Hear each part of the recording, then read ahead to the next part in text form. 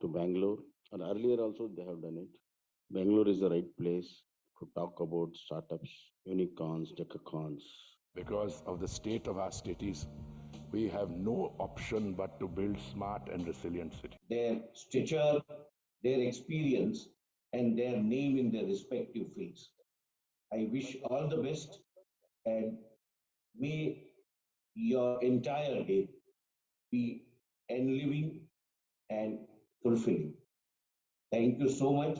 Covering a range of topics, BW Businessworld events look to create a strong narrative around smart cities, digital India, healthcare, Swachh Bharat, human resource issues, education, banking, and finance, among others. The world is fast changing. Best practices are available now on the net. Vikas development पूरी राजनीति में ये focus बन गया है. BW Businessworld events provide a speaking platform to the voices that matter. You don't have to be a technologist. You need to understand how technology influences the world. Mahatma Gandhi was a great man. He was the leader of the freedom struggle. We believe that e-governance and IoT will play a very, very important role.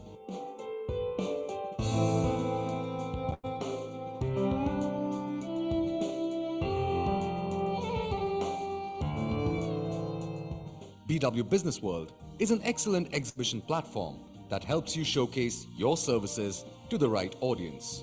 BW Businessworld's digital transformation went on the fast track in 2020, marrying its legacy of credibility and robust business journalism with the power-packed content like BW Dialogue Series, Festival of Life web series, and custom-created webinars .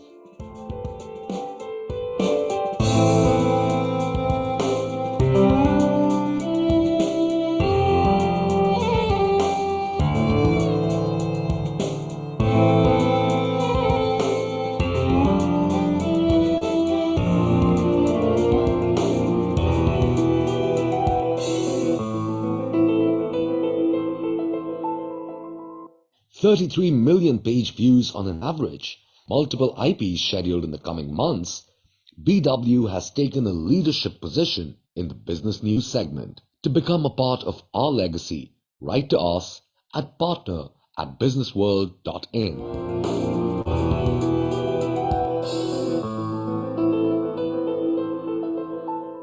BW Businessworld presents a rich legacy of curated events that enable conversations on policy issues in India. I feel that the Indian automobile industry's future is very bright. Presently, the size of the industry is 7.5.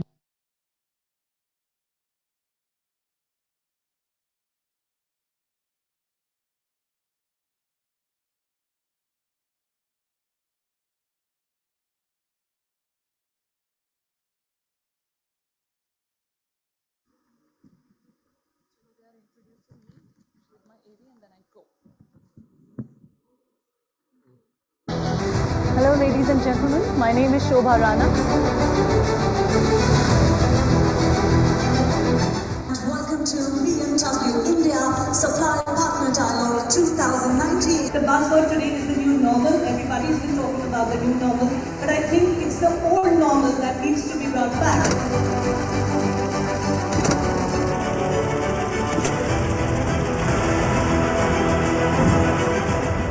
Whereas a winner's mindset is failure friendly. They're okay with the failures. They understand that failure is the part of the process.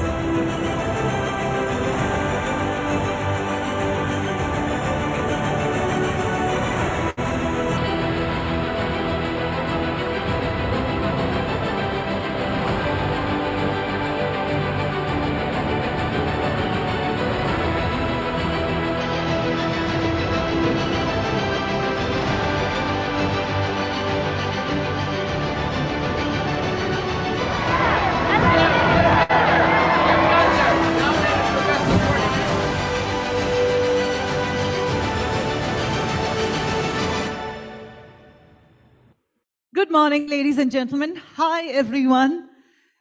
Good morning, everybody. Good morning, ma'am. Have you all had your shots of coffee, tea, your choice of preferred beverage or something? Are we bringing our best energy here today? Yes, only the backbenchers are shouting, like always. What about the front benchers?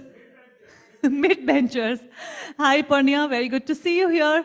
Happy to see you all here, ladies and gentlemen. Good morning to this lovely, fantastic, beautiful, and of course, stylish morning. Stylish, fashionable, and design-oriented morning. We have so much packed in store for you today. It's an absolutely spectacular day for all of us. This is the 4th edition for us, ladies and gentlemen. But before we unravel all about this event, let me begin with introducing myself. My name is Shobha Rana. I am your MC for today. I'm also a holistic wellness, yoga, and mindfulness coach. And today I look forward to meeting all of you here at this lovely event. Ladies and gentlemen, Bhutani Infra presents the 4th edition of the BW Future of Design Summit and Awards. This year, we focus on regenerative design. Thought leaders are emphasizing on regeneration of our economies and societies. We bring together design thinkers from across industries to discuss the focus on the regenerative design. The event is going to be a day-long conference session that is going to have panels, conversations, keynote addresses, and of course, a lot of ideas, thoughts will be shared here. There's a lot to take away for all of us from the conference part of the day, but also in the evening, we will be celebrating your excellence through the award ceremony. The awards recognize and felicitate the best prototype and finished designs by designers, architects, innovators, and businesses. This exclusive event is curated by us, of course, at the BW Businessworld, and we cater to products across industries, across verticals. I would now introduce you all to Dr. Anurag Batra, who is Chairman and Editor-in-Chief, BW Businessworld, and founder for Exchange for Media Group. Dr. Batra is leading this group, and he is making it the fastest growing business media house in India. With our network spanning across 21 niche business communities and 8 magazines, BW Businessworld is proud to entrench in various verticals in domestic as well as global business ecosystems. With the changing times, now BW, ladies and gentlemen, has a massive leadership on the digital fronts as well. And on that note, we encourage you to check out our digital pages across all social medias, Instagram, Facebook, YouTube, LinkedIn, all the medias. Do follow our pages because there's something getting updated every 5 minutes there. There are a lot of new people that you could meet. There are a bunch of events that we keep announcing. And there's a lot more happening across industries and sectors that we share across our pages. Also about today's event, please do join us using the hashtag BWFOD to engage into conversations on your social medias. We'll be very happy to connect with you on our social media pages as well. Also, ladies and gentlemen, our event is getting webcast, livecast across all our social pages. So if you open your LinkedIn, Facebook, YouTube, any of these, you will find the event getting live streamed. You could share it to your pages and do follow our pages as well.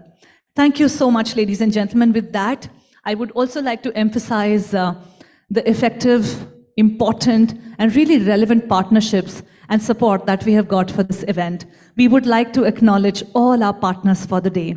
Our title partner, Bhutani Infra, our real estate partner, PLPB, our gifting partner, Blossom Culture, media partner, NewsX, Direct News Private Limited, our OOH partner, Buffering Agency, our event partners, Joy Travels Private Limited, Fandrum, Beanley Coffee, Just Bath AI, The Thick Shake Factory, Realty Plus, Exchange for Media, IWM Buzz, Impact Weekly Magazine, and Pitch.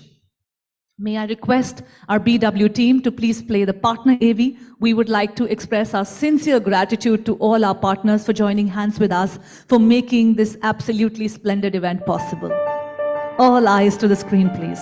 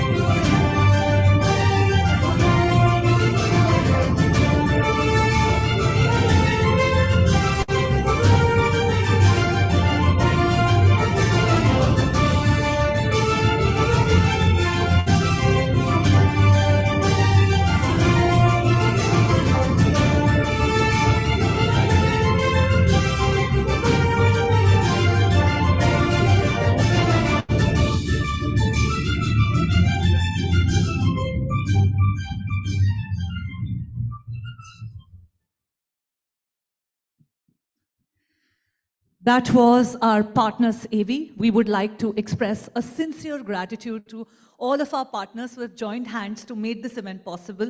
And also, it's already a grand success. Ladies and gentlemen, let's have a big round of applause for our partners and also for our partners in today's event. That is all of you guys present here right in the morning. This is going to be a day filled with learnings and a lot of rich insights to take from.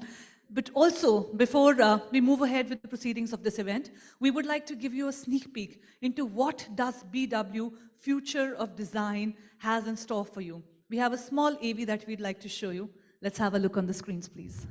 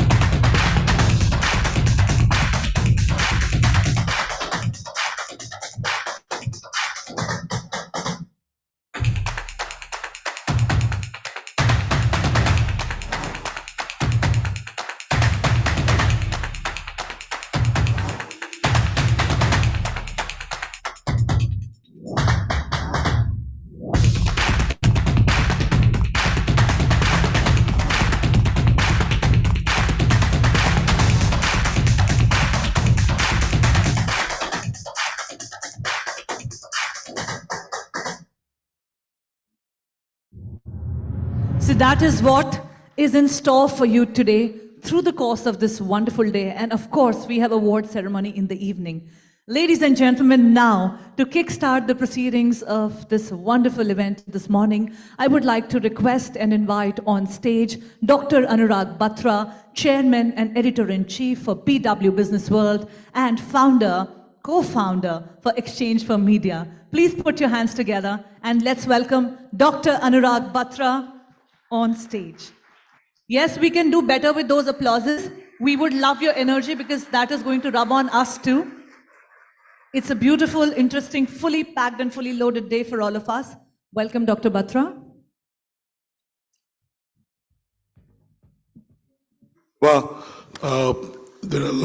you do a great job at anchoring, but I'm grateful to you when you say us, BW, though you're an independent person with warmth and I know with a sense of belonging that you talk about us, and we also think of you as an integral part. So Shova hosted our well-being festival yesterday, which Devika Kundu Sen Gupta curated, and she, apart from being a MC host, she is a well-being content person. She teaches yoga, mindfulness, speaks on it, does a show. So clearly, it was a fun, full day, and we learned a lot yesterday.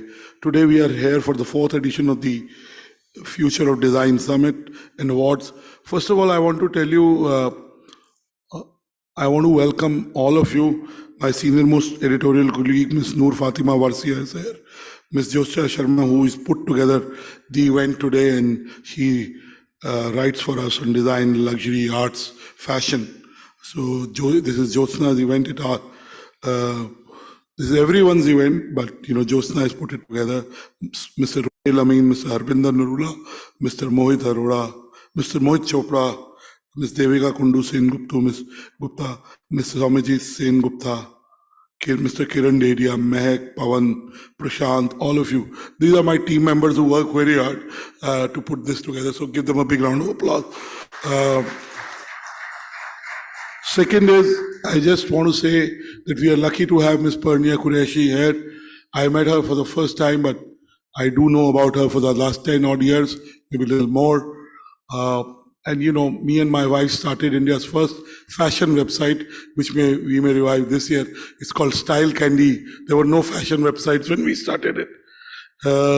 It's Style Candy, and it's right now just a URL, I just want to say that Jyotsna has put together a fabulous lineup of leaders, doers, entrepreneurs, design thinkers. It has been proven by various researches and by business leaders that good design leads to a better quality of life. Better quality of life builds a business model around it. It has every product, every service, everything that is designed better has a bigger impact. And that impact is in the way consumers interact with those products or services. It's the design impact is seen in the pricing, it is seen in differentiation. So really, I don't have to evangelize design to a group of people who really are at the front of creating design excellence. A lot of people say, how will India become a $10 trillion economy? And India is the brightest spot in the world economy, even with what's happening across the world. The reason is its own growth-led consumption story. But the fact is, two things will help India grow. One is building product companies, and second being better in design thinking and implementing it across the way we design. For example, the way we design our buildings, we don't look at disability. We don't look at special people, the excess, small thing. But if you go to Europe, you'll see almost everything is designed keeping special needs and specially able people, small thing. So clearly design has a business value. It can create value for a nation. And design is also about energy. Yesterday we were at the well-being event. We heard every speaker talking about energy and how energy impacts. Design creates that energy. And energy is everything. So design can enhance a product, a service. Design can enhance an experience. And people are willing to pay much more for experiences that are better in design. I mean, we all use an iPhone, and the iPhone story has been told a lot of time. But the fact is, the design of the iPhone, it's the way we initially interacted with it, and now also they stay ahead of the curve. I must tell you that it has been proven that real estate that is designed well, cars that are designed well, gadgets that are designed well, hotels that are designed well, get premiums. It's proven, I don't have to. So really, also in the last 5 years, we've seen this growth of D2C brands. When you get a D2C brand that you've never interacted with before, it's the packaging of that D2C brand that, apart from the product quality, of course the product quality has to be there. But I sometimes order food of, what is called these days cloud kitchens. Look at the packaging in which food comes and becomes part of the experience. The design of the, packaging, it just is another experience, So really, design has a functional value. But in life, not everything is about money and, it is about aesthetics. It's about enjoying. It's about experiences. So we in the BW Business World, over the next 2 to 3 years, will do much more in the luxury design space. This is the 4th edition. We're doing it in Mumbai. We started with our first edition in Mumbai. We had the jury meet upstairs. Today we'll also be rewarding design leaders and design work. Dr. Pradyumna Vyas, who is the jury chair for the 4th edition of the BW Future of Design Awards, will be here in some time. He led the jury for the 4th consecutive year. He's the former director of the National Institute of Design, somebody we all respect, and very high integrity and domain expertise. And along with a very, very eminent panel of jury members, Dr. Pradyumna Vyas has come up, we've come up with the list of winners today. All the 14 winners are coming. So it will be an evening which will be filled with hearing the stories of these achievers, these people who are building iconic design-led products and services for the future. I also want to say that we at BW Businessworld, I had breakfast with one of the winners of the yesterday BW Wellbeing 30 Under 30. She comes from a very big business family. I met her for the first time. I enjoyed meeting her yesterday. I enjoyed meeting her today morning. She's a young mother. She has a 9-year-old and a 2-3-year-old. And she said one thing to me. She said, you know, one of the reasons I met you is that many awards happen. And I love all media companies. My first business called Exchange for Media. It's in the business of media. And I want everyone in life to do well. Life is about abundance. There's enough out there. But the fact is, she said to me, my respect for Businessworld has gone up because your awards are honest. Nobody comes and asks for money. We do our awards honestly. We do a lot of things for commercial. We have 400, almost 400 people. So we have to make money from things. But there are things that we make money, but we don't sell awards. We do sell awards through a jury process in an absolutely transparent. I don't even know who the winners are. Josna knows. Sometimes I ask her who's coming. So I just want to emphasize on the fact that all the winners are absolutely through a process-driven, very high-powered jury who understands what's happening in the domain. I mean, notionally I'm part of the jury, but I didn't sit in the jury. I don't even know who won. I think when Devika Bajaj said this to me and Devika today at breakfast, it strengthened my resolve to make our awards even more aspirational, honest, and even more process-oriented. In a world when you can buy almost everything, our awards are not for sale. They are to be earned through good work and absolute honest representation. No awards are perfect because at the end of the day, human beings are judging, but they're honest. So I just want to emphasize on that. I want to end by saying at Businessworld, we're not just a magazine. We are a magazine. We are not in the business of magazines. We do events. We are not in the business of doing events. We have a large website, but we are not in the business of websites and, internet. We're in the business of building B2C and B2B communities through content. We build these communities.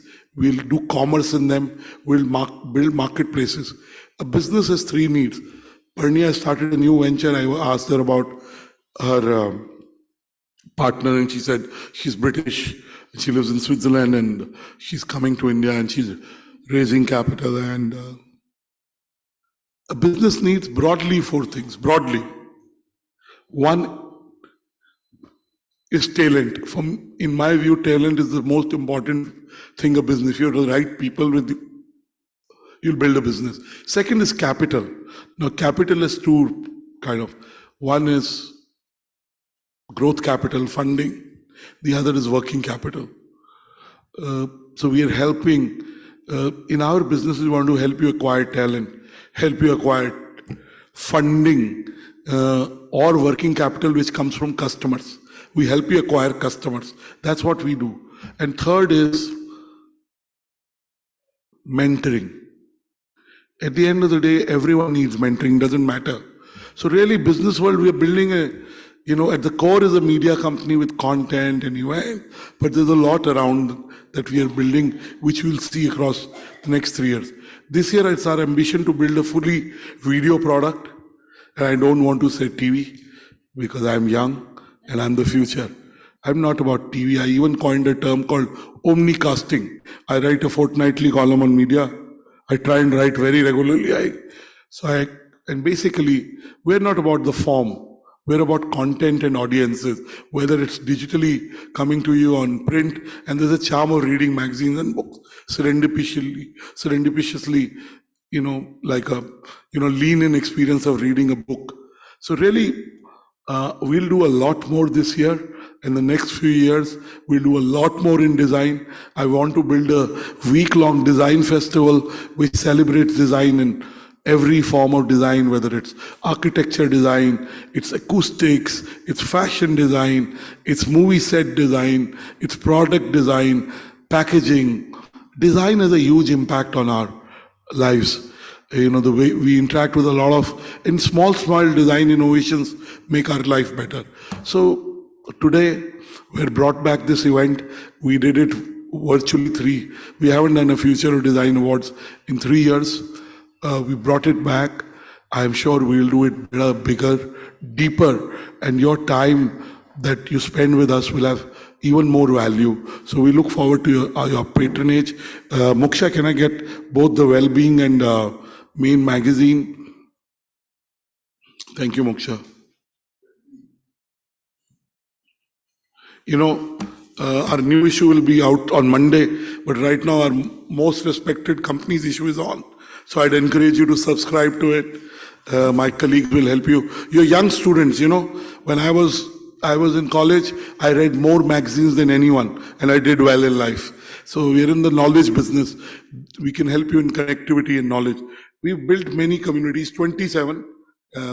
It's the old one which says 21. These are well-being.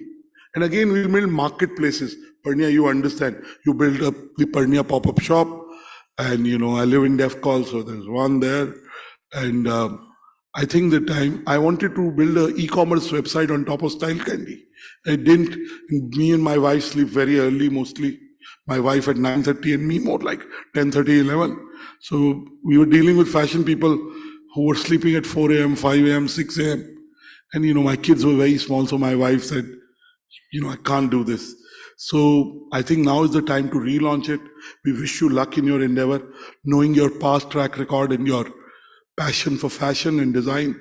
I'm sure you'll build a venture that will be impactful. Of course, it'll make money. Life is about impact. Money follows. So we wish you luck. We wish all the speakers who are here, you saw the lineup of speakers. So we'll engage with you in multiple ways. We also own BW Hotelier, which is the world's best hotel magazine. It's the JV with the world's #1. It's the 9th year of our hospitality community. We also own BW Legal World, which is the #1 legal community that intersects with business. And, you know, my saying that we are #1 has no value. When it reflects in the premiums, we get 4 times premium than the other guy, the second best guy, then we are clearly doing something right. We have a long way to go. It's a journey. We're enjoying this journey. You are co-passengers in this journey. I'm here throughout the day. Ms. Noor Fatima Warsia is here. Mr. Ruhail Amin is there. Mr. Mohit Chopra is here. Moksha is there. Ms. Suchitra Sail, she's our young colleague. Mehak is here. So Devika is here. Swamijit is there. Moksha, of course, Jyotsna, who's the pivot on which today's event has been built, is here. So we look forward to interacting with you. Today is the start of a relationship. We hope we collaborate with you. We have a meaningful space in your journey, both in terms of content, community, and commerce. Look forward to your address, Parnia, and everyone's address. Look forward to seeing you at the awards. And God bless you. Keep doing good work. Excellence leads to better design leads to better businesses lead to impact. So I wish you that you make much more impact. God bless you. Thank you. Thank you so much, Dr. Batra, for your inspiring and visionary welcome address and opening remarks.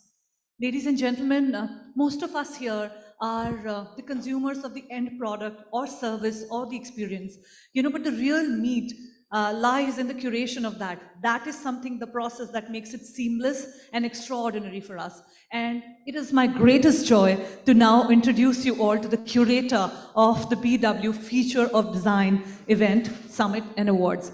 Ladies and gentlemen, I had the pleasure of meeting her yesterday, and I have truly been inspired by her energy, enthusiasm, and love for this subject of design. Please put your hands together and welcome on stage Senior Associate Editor, BW Businessworld, Ms. Jyotsna Sharma, the curator of this absolutely fantastic event. Thank you for being here, ladies and gentlemen. This is the 4th edition of future of design. We're fairly young. You might remember us from 2019. We had the future of design here at the Four Seasons itself. I'm glad that you're all here today. Our aim through future of design is to bring design thinkers together to talk about good design principles, to talk about innovation and creativity. And we hope to do that today. Design, as Dr. Batra said, is central to the success of any product and any service today. So, in fact, the global design head, your chief design officer, has a voice that is so powerful that most leaders go and talk to their chief design officer first before launching a product or service. And also, one more thing, I don't want to take up any more time because I know that we're running slightly late, but design is resilient. And in fact, even in scarcity, design shines. It becomes more innovative. My thesis was on design during recession. And I remember in that I used the example of Vespa scooters and cold spot refrigerators. And it was really interesting because when I was researching it, it was about the time when the Great Depression was there and how, design was really at the forefront of the best products and services. So I won't take up any more time. I hope you enjoy the day today. We've curated it such that we've got workshops, we've got some masterclasses. I'll hand the mic over now because I can see Shobha walking towards me. Thank you so much. Enjoy the day. I'm here for any help you need. Ladies and gentlemen, give a louder round of applause for the curator of this event, Jyotsna Sharma, Senior Associate Editor for BW Businessworld. It gives me great joy to be a part of this event, to be in the company of visionaries like you. Like Dr. Batra said, that design is something that creates the largest impact on all of us because that is the first step where everything starts. And now I am thrilled to announce our first speaker to you, ladies and gentlemen. Now, she created a brand in 2012 that was aspirational for every girl. Being in the showbiz for nearly 15 years now, that was a time when online wasn't a facility that was so common, and you wouldn't trust a designer you would see online, and that to an expensive outfit, right? But Purnia's pop-up shop made it all available. The delivery was seamless. I've been a consumer for her pop-up shop and have been truly inspired by her ideas and curation and bringing this whole thing alive and always staying ahead of her times. Ladies and gentlemen, in 2019, she launched Gur, which is a 100% sustainable clothing line. She also ventured into designing costumes for Bollywood with films like Aisha. And of course, her e-commerce website, Purnia's Pop-Up Shop, is a huge success as of date, and also has her stores across Delhi, Mumbai, and other streets across the world, across the country. Ladies and gentlemen, please put your hands together as I now welcome her on stage for her address.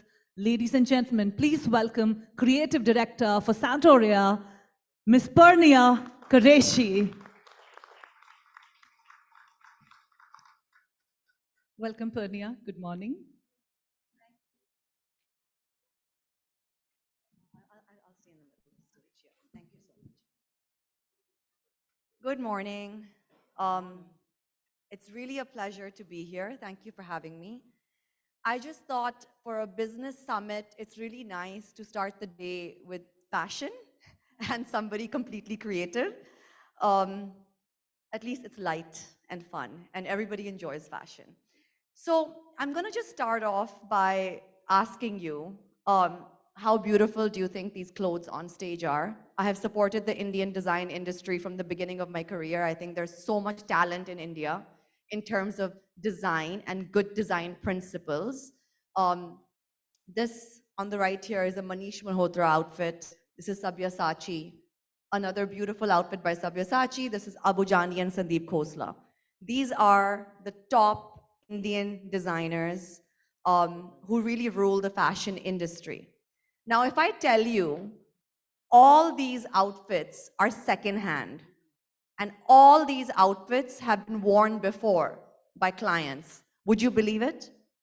Not really, because look how beautiful they look. The second-hand design industry has so much potential This year, Business of Fashion came out with a report that the second-hand designer industry is worth 130 billion worldwide. Now you can imagine the potential. So my forte and my love is to go wherever nobody has been and to bring amazing opportunities and businesses to India for clients and for people who can engage in them. The design world is so beautiful, and with Saratoria, my new venture, I'm the co-founder and creative director of Saratoria. What we are trying to do is to make fashion democratic, which means that these beautiful, expensive designers can be worn by many more people who may not be able to afford the prices firsthand. The second thing we want to do is to make sure that these beautifully designed pieces, have a longer shelf life. The idea is that when you have something which is designed well, it is made in good fabric, it's slow fashion, it can last a lifetime. Sometimes it can last many lifetimes because you can pass it on to your daughter, granddaughter. And the idea is that through Saratoria, we want to promote this cyclical fashion trend, which means that nothing should ever go to waste. These lehengas should not be lying in your wardrobe for years and eventually get thrown and end up in a landfill. The idea is to sell it back in the market and let somebody else who maybe cannot afford a first-hand outfit buy it. And to keep good fashion in a circular economy, And that way, we are actually encouraging women and men to make money from their own wardrobes. So if you have things in your wardrobe, you can sell them back on the market, make some of that money back. So you can be even earning money from your own wardrobe. So this business checks all the boxes. It has good design. It is sustainable in nature, which is a very, very important root of our business. And also, it's encouraging people to be entrepreneurs from home. All these lovely women are sitting on a gold mine, which they never wear. They can finally make money from it. I have to say also, we had the pleasure recently of having Katrina Kaif, who is one of Bollywood's top actors, sell her wardrobe on our app. So the Saratoria app is available to download in Android and iPhone. And we had Katrina. The thing about Katrina is that she's so forward-thinking. She's always had good style. Unlike a lot of other actors, she used to buy a lot of the clothes she would wear for promotions and appearances. So I met her once and she told me that, it's such a waste. It's all lying there. I've worn everything once. So I told her there'd be girls who would love to wear what you've worn. So we actually sold everything of hers that she uploaded on our app. The dress I'm wearing today actually belonged to Katrina Kaif. I had my eye on it from day one. And I was like telling my partner, if nobody buys it, this is what I want to buy. And this is a YSL dress, which is a designer from France. It's a very important label.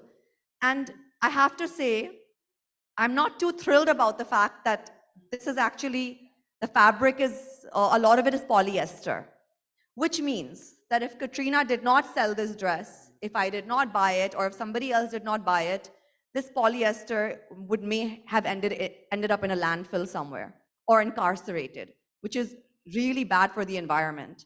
So I'm really glad that she chose to resell, and somebody else like me and then somebody else further can enjoy this dress. So coming back to why good design is so important is because in the fashion industry, the biggest issue is, I love this industry, but the biggest issue is that it's the biggest pollutant. It's actually the second or third biggest pollutant in the world, more than the aviation industry. So you can imagine. And going forward, I thought it was really important to be a part of a business which not only promotes Indian fashion, Indian design, but also is sustainable in nature, because we really have to, as people who are on the forefront of the fashion industry, we have to look at the future also. If there's, if you are affecting the environment, then there's no point. If you don't have clean air to breathe, if you're not living in a good place, then no matter what you're wearing, it really doesn't matter, And so being in the fashion industry, I thought it was really important to now be in a business which is sustainable in nature as well. 35% of all the microplastics in the world in the ocean are from the fashion industry. 85% of all the clothes that are made and textiles end up in a landfill or are burnt. You can imagine how terrible this is. When we saw these figures, my partner and I, we were so shocked by it. And I was like, you know, I don't even need anything new. We can just keep re-wearing things that are already made. So Saratoria promotes garments and designers that are making things beautifully, which can be reworn and resold. And that's our way of giving back to the community. Also, that's our way of helping men and women engage in designer fashion who maybe couldn't do it earlier. The future of pre-loved, we call it pre-loved because it's a much more beautiful term than secondhand. But the future of the pre-loved industry is very bright. If you go by the West, it's already a huge industry. And I think essentially really good design principle is basically something which is made slowly, which is made with care, which is made in a way that it can be worn forever. And it doesn't have to be by the same person. Thanks to Saratoria, the same thing can be worn forever by 5 people also. So this is what I believe good design principle is. This is what I believe the future of fashion should be. And all fashion is cyclical. Everything comes back into style. This is a shoulder pad. Now, 5 or 10 years ago, I would not be wearing a shoulder pad, but it's really cool again, right? It's from the 80s. It's like a very 80s style. So all good fashion comes back into style. All good design comes back into style. You should never feel like, okay, I bought something, it may not, you know, the style life of it is over. It'll always come back. You can sell it or you can keep it and you can wear it again. That is good design. And I believe one should invest in good design, slow fashion. Even if it's secondhand, it's better than going and buying something which is cheap and fast fashion, because that is 100% going to end up in a landfill. So here we also have European designers. We sell everything. Everything that an Indian woman could wear, from a lehenga, sari, to a handbag, Gucci, Prada, everything we sell on Saratoria. Because the idea is to keep fashion circular. If you have any questions, I know it's a new industry, it's a new business, so I thought I would keep 5 minutes open for any questions about what we do and about the business in general.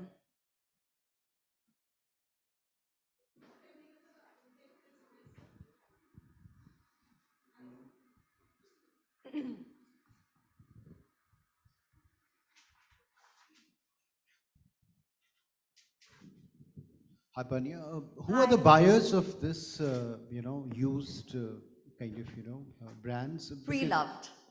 Pre-loved, yeah, that's the Yes. right word, yes. I mean, because there's a certain perception, and Of course. in the Indian context, people are very sensitive about. Right. They love to flaunt their dresses. Right. So who are your typical buyers of this pre-loved brand? So, our typical buyers within India, a lot of them are Gen Z. And Gen Z, for those of you who don't know, are just really young, cool people. They're in their 20s, like you, yes. So the best thing about Gen Z, and I feel the new generation, is that they really have no airs. They could be from the richest family, they could be from the most humble background. They are really cool. And they really believe in sustainability. They have no issues wearing pre-loved garments, secondhand garments. They, in fact, are very proud of the fact. Vintage is very cool. Thrifting is very cool. All these terms are secondhand, essentially secondhand clothing. It's a very cool thing to do. So a lot of our clients in India are Gen Z, but you'd be surprised. I have aunties shopping from us. I have Indians, the NRI community all over the world shopping from us. In my previous business as well, a lot of our clients were NRIs. Same, I think they kind of go along with me wherever I go also. Same here. For NRIs, they have so many events, as many events as we have. They celebrate Diwali, pujas, weddings, just like we do. Now for them to invest in these outfits, 10 outfits a year, it doesn't make sense. If you're buying it secondhand, you're getting it for half the price. It's just more practical. And let me tell you another thing. In the West, secondhand pre-loved businesses are very cool and they're very common. It's already a huge industry, so they already understand the business. In India, we are educating clients about what this concept is, but it's been a lot easier than I thought it would be. I thought I would really have to work hard to convince people, but people are really lapping it up. It's just so convenient. Look at this garment. It looks as good as new. It's just too convenient a business not to be a part of. Yes, sir. Hi, There's Purnia. a gentleman I in the have back as well. a question as well. So there's one coming from there.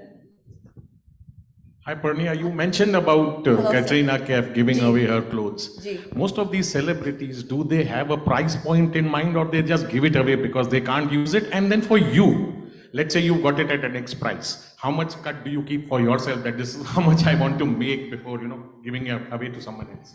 So we don't buy. Buying inventory is the death of any business in fashion, according to me. We don't buy. We are a marketplace. We facilitate. Anybody can sell, anybody can buy. We will help you with the quality check. We will help you with authentication. We will help you with shipping. We will help you with all those things, but we don't buy the garments. That's the number one thing. The second thing is that somebody like Katrina Kaif, who doesn't have much time on her hands, and she's being very generous by even doing this, our team does the research. We research that how much did this dress cost in the beginning, how many years old is this dress, what is the condition of the dress, and then we suggest a price to our sellers. Yes. Thanks.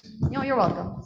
I also have a question there, Purnia, for you. So what is the kind of price slash that one can expect from, let's say, a top designer to the second hand? And do you also do third hand, fourth hand, and fifth hand? Yes, we do. We can sell it as many times.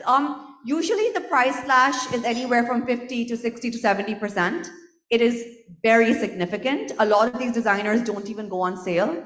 So it is very significant. There's sometimes I'm running to buy things also. Every business I start, I'm my biggest client. That's the problem. That's why I know it's going to be a success, because I know if I'm dying for it, other women will be dying for it. Because the prices are really significantly lower in most cases.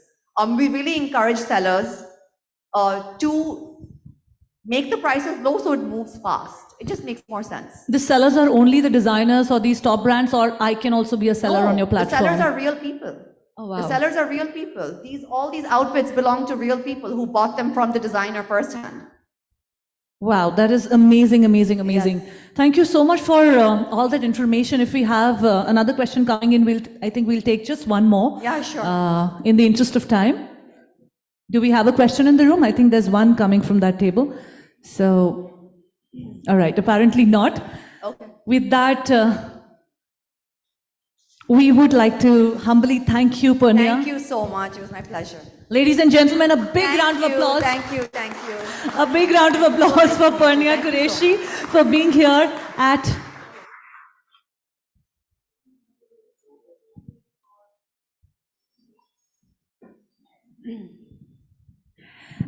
thank you so much once again, Purnia, for sharing your time with us, talking about the wonderful work that you're doing. I was reading a report in 2019 and it said that 14% of all the garbage or all the waste that is created in the world is through fashion and fast fashion industry. And this is 3 years ago, so it's only increasing. If conscious decisions and choices like the one Purnia is making are not made, you know where we are going. So let's try to love the pre-loved fashion, and let's try to believe in the concept of circular fashion. That's one term that I've learned from your session here today. We would like to felicitate you with our token of appreciation, a special gift for you from Blossom Coaches and Aroma Magic Company. May I invite Jyotsna, our curator of this event, to please come and present our token of appreciation, and love to Purnia Qureshi for sharing her time with us. Ladies and gentlemen, big, big, big round of applause.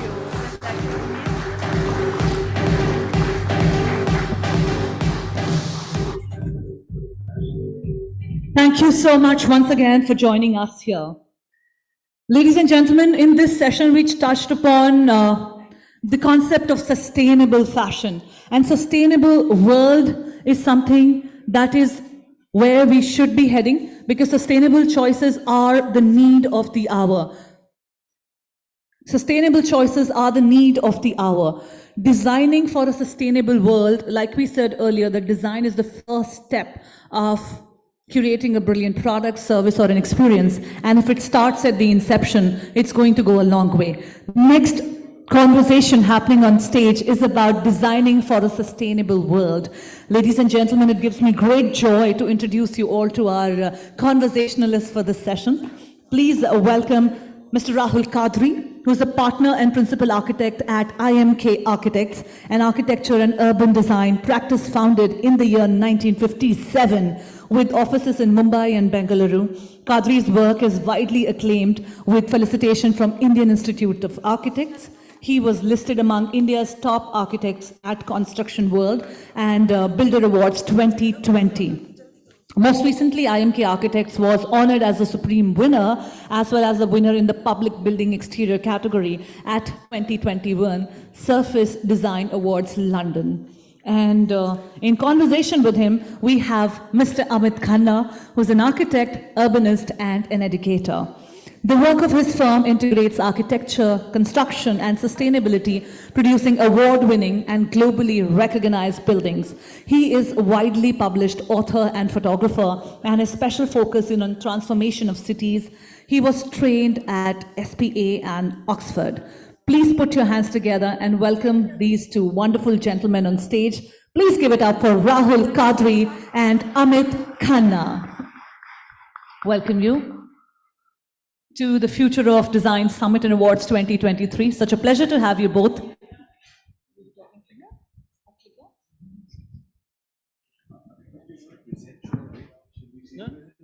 You should watch it.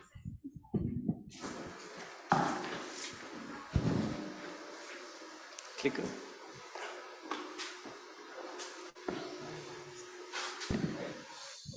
No, mic nahi, clicker.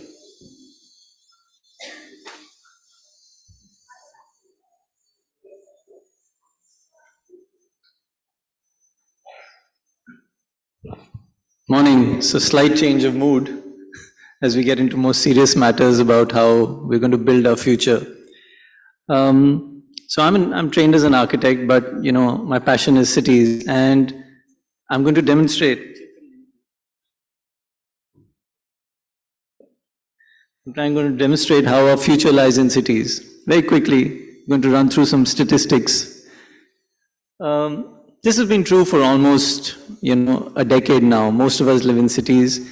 In India, that proportion is a little lesser. We're only 37%, but we're going to be there. We're going to be there in another decade or so. Most of the people who are going to come into cities are going to come into Asia and Africa. That means a lot of the urban migration that is going to happen across the world is going to happen within these two continents. Just in India, we're going to have 500 million people coming into cities. That's going to double the size, not just double the size of cities like Bombay or Delhi, but smaller cities are going to massively expand to sort of accommodate the number of people that are in here. And Dr. Batra mentioned that there's a lot of growth happening, and that means there's a lot of economic activity, there's manufacturing. All of this leads to a few things. There's going to be 1 billion square feet of covered area being constructed over the next decade in India. So, it's close to 100 million square feet a year. These are unheard of numbers globally. Within this background, you have the environmental degradation, global warming happening. This is partly due to the construction industry, because construction industry is the 3rd largest polluter in the world. And India is currently the 3rd largest producer of greenhouse gases, but there is, our per capita is still very low. And for instance, in the US, the per capita is 10 times what it is here in India.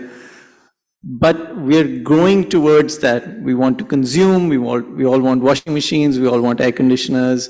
And so we want that life. And we're on the path to more consumption. And being ranked 3rd is simply because of the lower per capita. When seen as a total, as India becomes more prosperous, we're bound to be the largest energy consumer in the world. Within this background, how do you build, right? As an architect, what choices do you make? And what are the things that you derive your fundamental questions on? This is a very famous photograph by Johnny Miller. It's an aerial photograph of Bombay, and it describes the 2 ways our cities are built. One is formal, organized, it's It sort of works within the structures of government and technology and professionalism. And one is self-built. And a lot of our country is being self-built.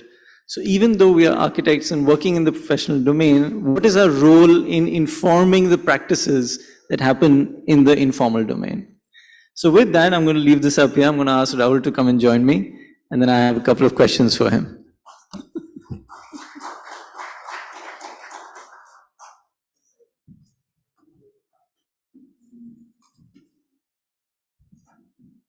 Thanks, Amit. That was a pretty good start.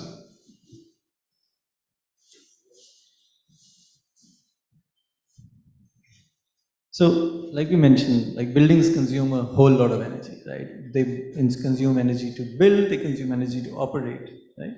So your voice is getting very muffled. Oh, is that better now? Yeah. Yeah. Okay, so I was saying buildings consume a lot of energy, both to build and to operate. Efficiency is one way that we can drive sustainability. So what are your learnings for driving efficiency in making buildings? Can I deviate from that a little bit? Two things. One is, I think we need to pay more attention to this migration that's going to happen, rather than the individual buildings we'll come to. That's more in our control. But if we're saying 90 million people are going to move into cities in India, I think it's a very serious thing for us to ask, where are they moving and where should they move? We know why they're moving. It's for economic reasons. There's a push from the village. The other question we need to ask is the world changing, with this whole work from home? Can there be a model? We've idealized the village over the centuries. Can there be a model by which we can be as productive as a city is by being decentralized? If you take in India, growth happens kind of on autopilot. And the maximum growth, as we all know, is not happening in Bombay or the large cities, but it's happening in the outskirts of the smaller towns. It's the outskirts of Solapur, Akola, all these tier 3 or tier 4 towns. That's where the growth is happening, and a haphazard growth. So,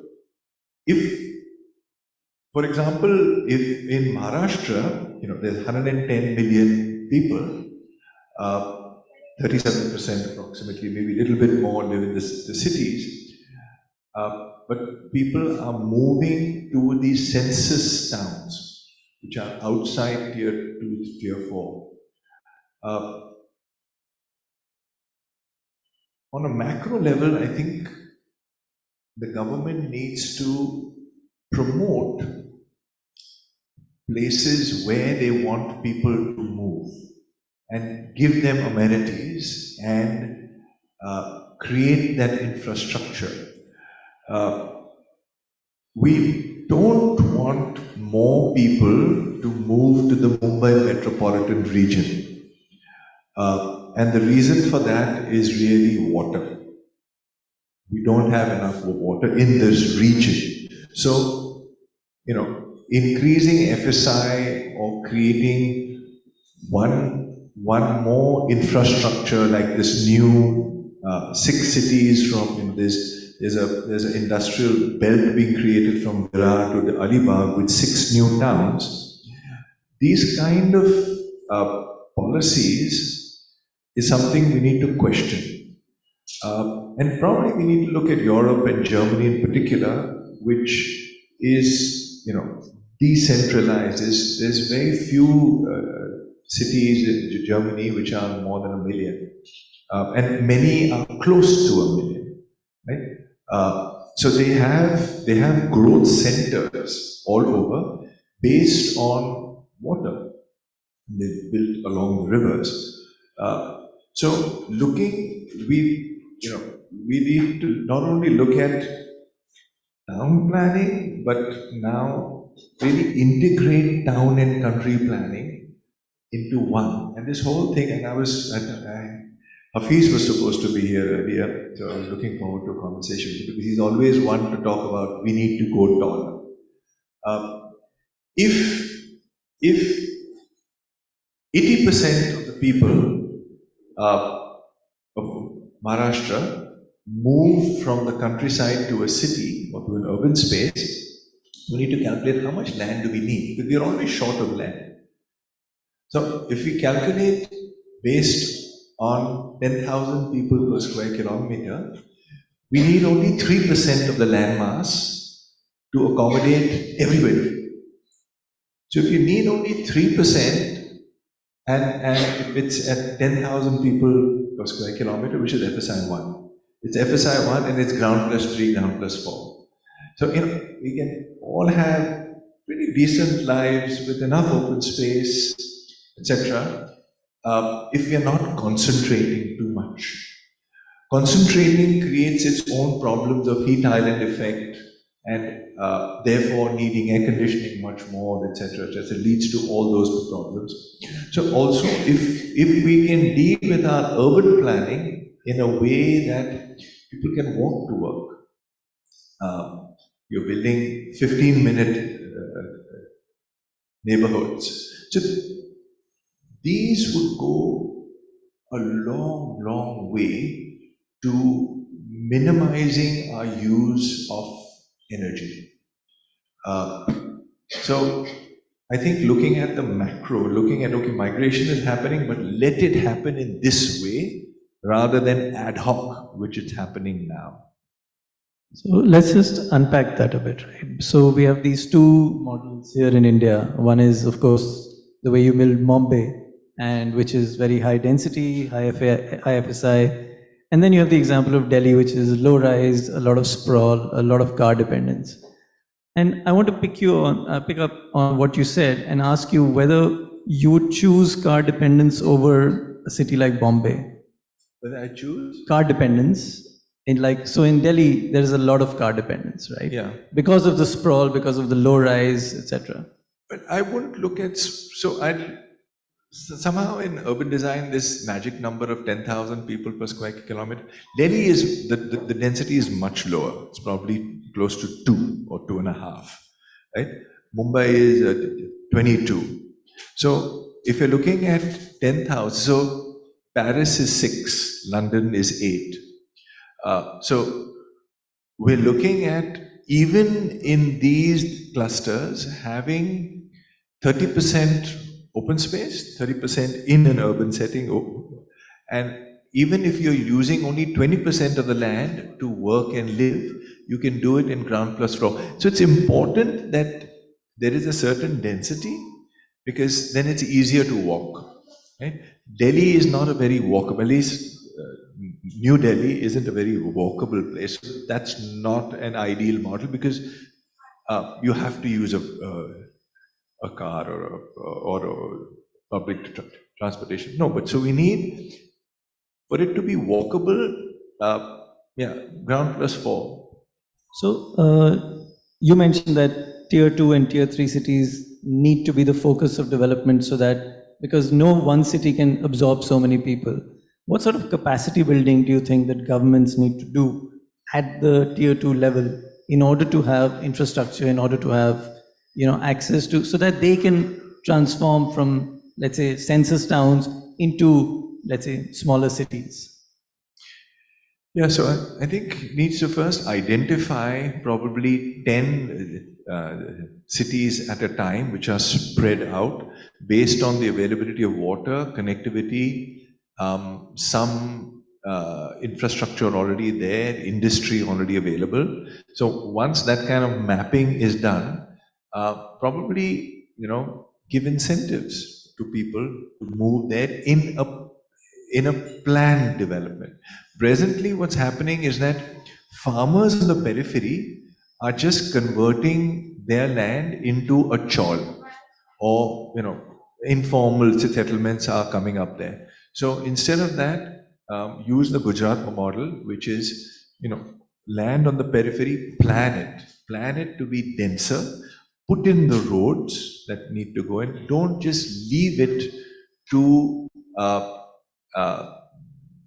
the public to do on their own. Just have planned developments to attract people. So one significant barrier is that there isn't a model out there, because, I mean, no one else in the world has this problem. No one else has so many people moving to so many cities right now. I mean, the closest example we have is maybe Nigeria, where we have a large, prosperous and becoming more prosperous population moving to cities. What you see instead in the media is examples like NEOM, right? And I wonder what you think of that. NEOM? I'm not the Saudi Arabian mile-long city. No, so that's ridiculous. So I think we need to plan wherein you're integrating nature, and this whole thing of rural-urban needs to be better integrated. I feel the correct model is city and country fingers, so that you've got dovetailing, right? So you've got a city which is long, and then agriculture or a forest coming in, and then you can alternate them.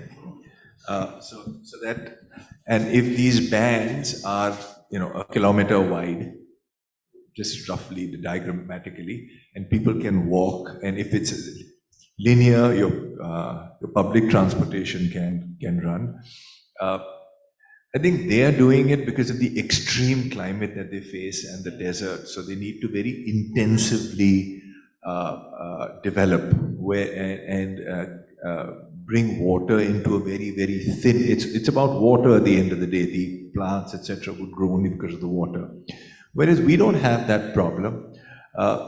So identifying it, you know, growth is happening along major vehicular routes.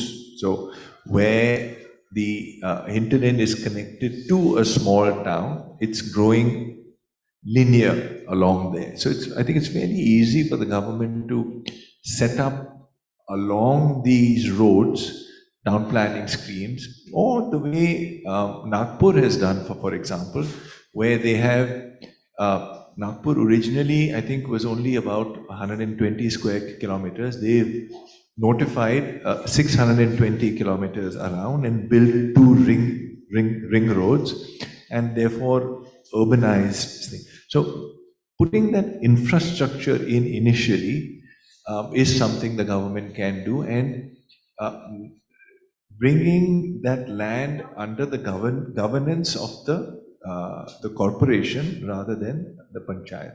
That change has to happen.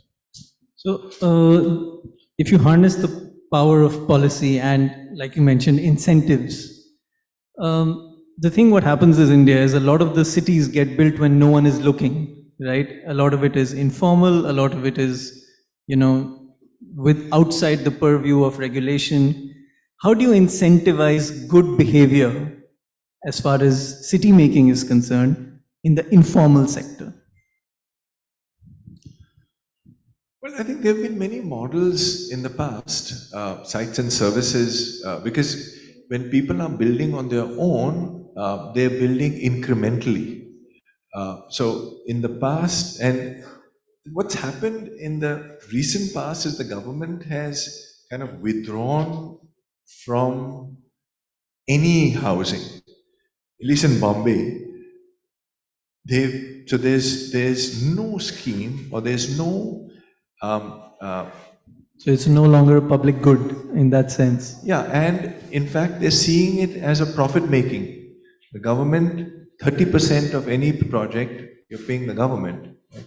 So the government is, and SRA is the only game in town.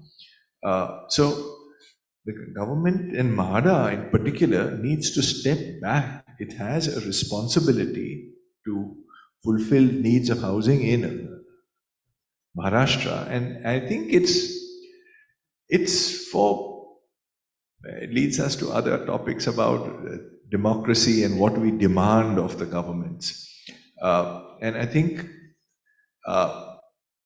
demanding that, there is so much you need to do, at least the sites and services, the roads, sites, services need to be provided, and people will build on their own.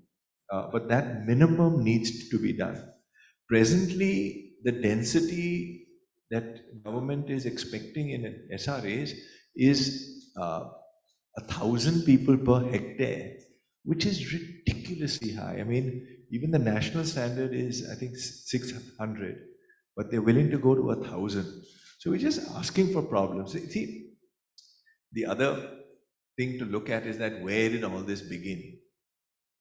All this began when we stopped being hunter-gatherers. I mean, when I say all this, I mean all this. Our culture as a whole, where did it start? Right? It started when we actually thumbed our nose to God and says, I don't care, you're not going to provide for me, I'm going to provide for myself, and I'm going to farm. And that's when everything started. And everything started with all our health problems, etc., started with the one thing, which is density. So controlling density is crucial. And that's the one thing government is not doing in the city today. So just to pick up on what you said about density, density is the new Ebenezer Howard, right? It's the new way to plan cities. Light rail is supposed to run around dense neighborhoods. You mentioned walkable neighborhoods of 15 minutes. What are we missing here? Why isn't everybody building more dense neighborhoods? Why are we still building, US-style suburban villas, etc.? Why isn't it happening? I think it requires a different kind of capital for that to happen, and planning. So there are two things here, right? We are building ultra dense in Bombay and the cities, and we're building urban sprawl in smaller towns where you're still building villas, etc. So really, I think it's about the government and regulation, because going forward to build a sustainable town, you can have, it's easy to have urban sprawl now, but that will only deal to higher consumption and more energy use, because your pipelines have to be longer, your power has to turn longer, the distances you move are longer. So I think, again, it's for the government to say that this is the sweet spot. This is the range of density that we want to encourage, and we're going to discourage anything else, and incentives is probably the way to go. So to some extent, China missed the boat on dense urban development that is sustainable, because they followed a Western model of development which was car-centric. India still has the chance, and India must do it, otherwise we're all going to hell. What is your one, if you had one wish list to instantly transform urban landscape, what would it be? What would be that one thing that you would implement immediately? Two things. Can I say two things? Two things. One is, actually one, we stop spending any more money on roads for cars. Literally zero budget, no more money. And so no more coastal highway. Till footpaths are built, because 50% of the people in the city walk to work. I mean, we know those things. So till footpaths are not built properly and are wide enough, we don't spend any money on roads. Also, we give enough space for the vehicle without sacrificing the footpath. I think that's the key thing. Also, spending more money on public transportation and the low-hanging fruit. I mean the BST bus, not a metro or anything like that, just the BST bus. Because right now our priorities are tremendously warped. If you take the numbers, 12.5 lakh people commute by bus. 45,000 people commute by car on the western side using the sea link.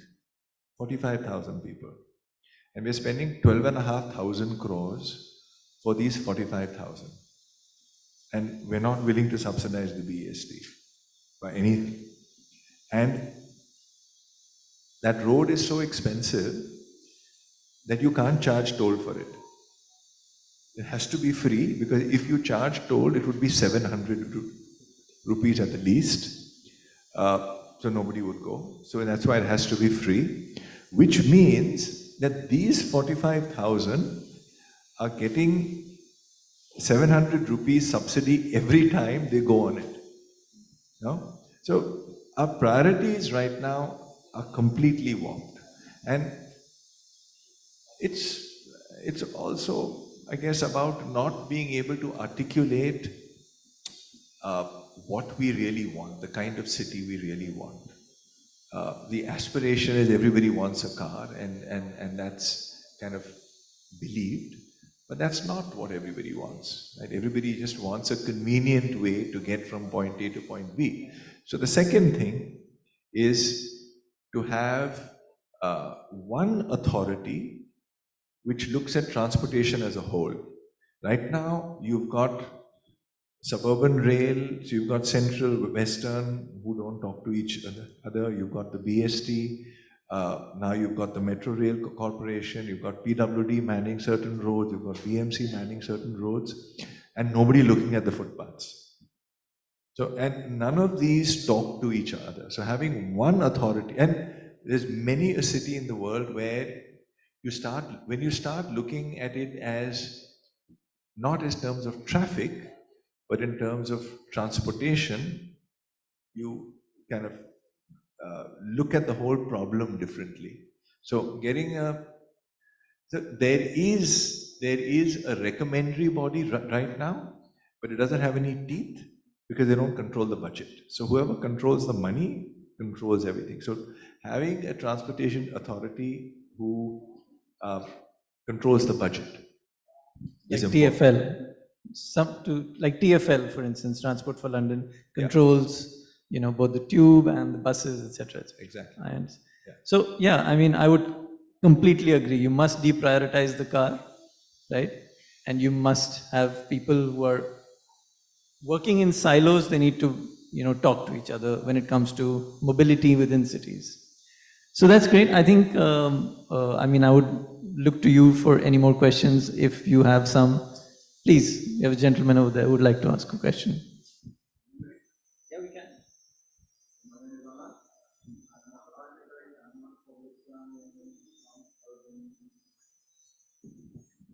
But thanks, Rahul, for bringing it up the concentration and the water aspect. I've been saying it for a long time that we are a water-rich country, and every March we stare at a drought. But the problem that might be more relevant to solve is to push the economic activity outwards, not just the water situation and the X number of people per hectare or whatever. Because if you are bringing economic activity to the center of the towns, the new cities, old cities, tier 2, tier 3, you're going to end up with that London of Dickens, whichever way it happens, whether planned or unplanned. So is there a policy shift or a policy focus towards pushing economic activity out, factories or whatever it is? We already have villages, we already have centers of structured life. So I mean, to some extent, the idea of the 100 smart cities was to generate 100 centers of activity which aren't really urban centers. But I'm going to let you answer that. Well, building a new city is really hard. So, but building on what's already there and encouraging. So, a few years ago, we had done a study based on density, water, transportation, industry. Which are the cities that the Maharashtra government should propose, should kind of invest in more and de-invest in others? And but these are not. This doesn't win elections. uh, what wins elections is projects, etc. So it's we need bigger forums or people who understand that this is important and kind of stop investing so much in Mumbai and start investing elsewhere and promoting that. So yeah, so that seriously needs to happen, but maybe it will begin to happen as different regions get leaders who are more powerful and can demand that, right? Can demand investment in their regions.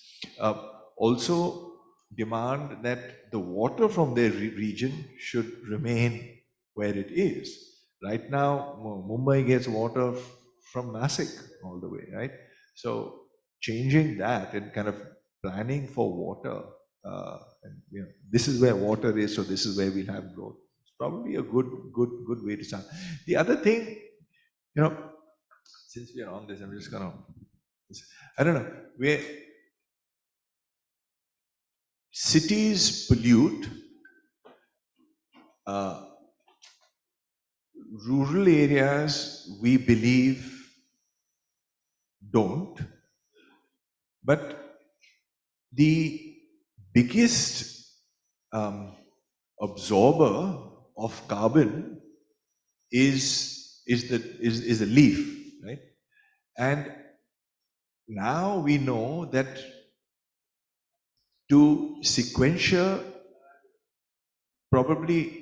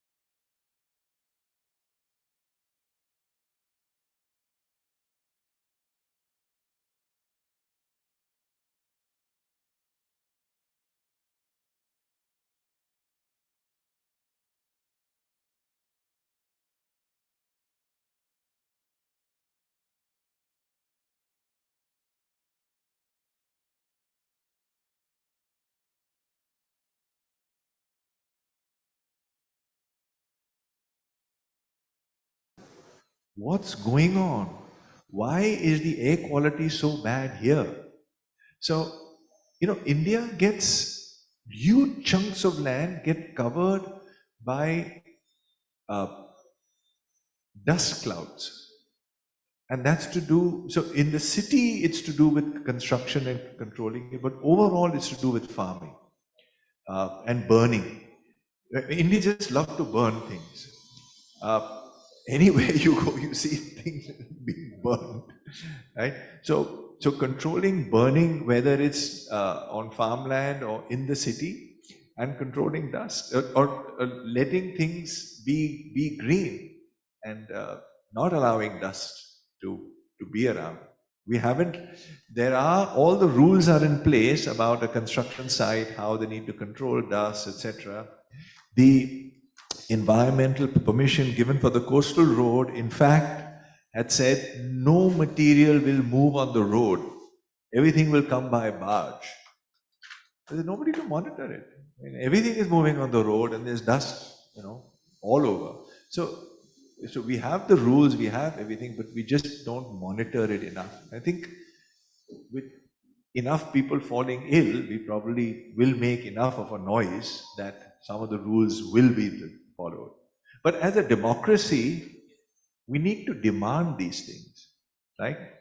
So keep saying this again and again and again, that when they come to us to ask for our vote, we need to say, these are the things we want. Are you going to do these things? We have to be ready with what we are asking for and be clear about that. And, so document that these are the things we want. Are you going to do this for us? That's the only way things are going to be done, because we'll get a government we deserve. Hi, I'm a car designer, a transportation designer. And a lot of the picture you've painted is the problem in urban planning is transportation. So what are architects doing to create a discussion with the people who are actually designing transportation? What are urban planners? You also talked about busting up the silos in urban planning, urban infrastructure management. So what are urban planners and architecture doing to engage with car companies or transportation companies or designers of transportation to improve urban living, urban solutions for the future, and making transportation part of the solution and not the problem? Well, what we're really doing is seeing how little can we depend on mechanized transportation.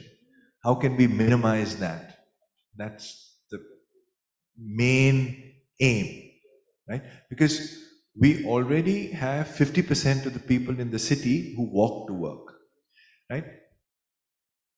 Most of the pollution created is created by 12% of the people who have private cars. If that 12% can become 8, it's a huge difference. Right?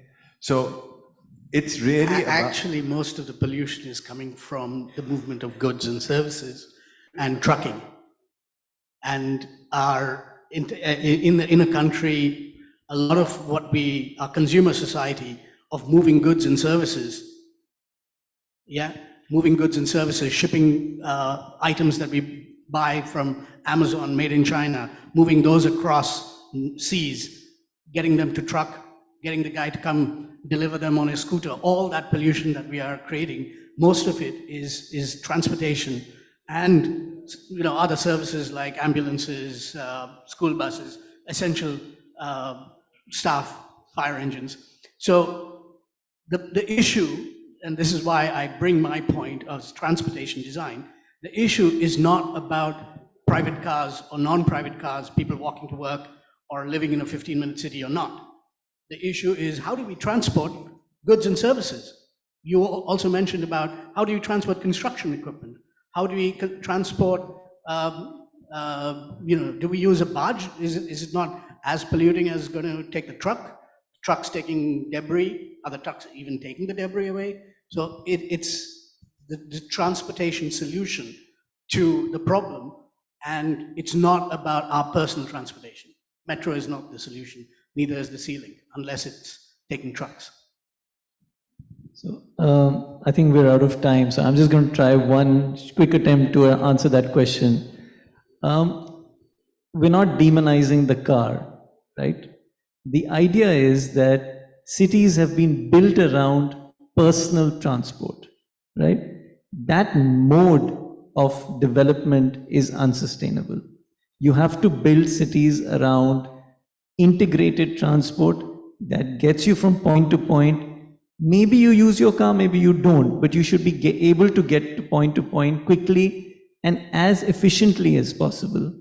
Yes, the car is a small percentage, but it represents this sort of mode of development which every city then aspires to.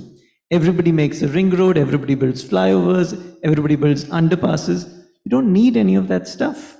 You know, someone in the car industry has famously said, maybe the right role of the car is what the horse has become. It's no longer a mode of transport, it's just something you enjoy once in a while. So we'll wrap it up at that, because I think you're waiting. And so thank you very much. Thank you, Mr. Khanna and Mr. Kadri, for sharing your thoughts on sustainable design strategies, what we can do. I think a lot of onus lies on us also as the citizens of this country, as the consumers and doers of the pollution and the things that we're talking about.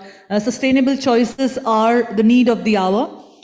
And now, to thank you for your time here with us and sharing from your wisdom, we would like to present you with our token of gratitude. And for the same, may I request Dr. Anurag Batra to join us on stage and felicitate our gift hamper by Blossom Kosher Aroma Magic to both of these gentlemen. Ladies and gentlemen, a big, big hand. Thank you so much. An absolutely enriching discussion here on making the world more sustainable.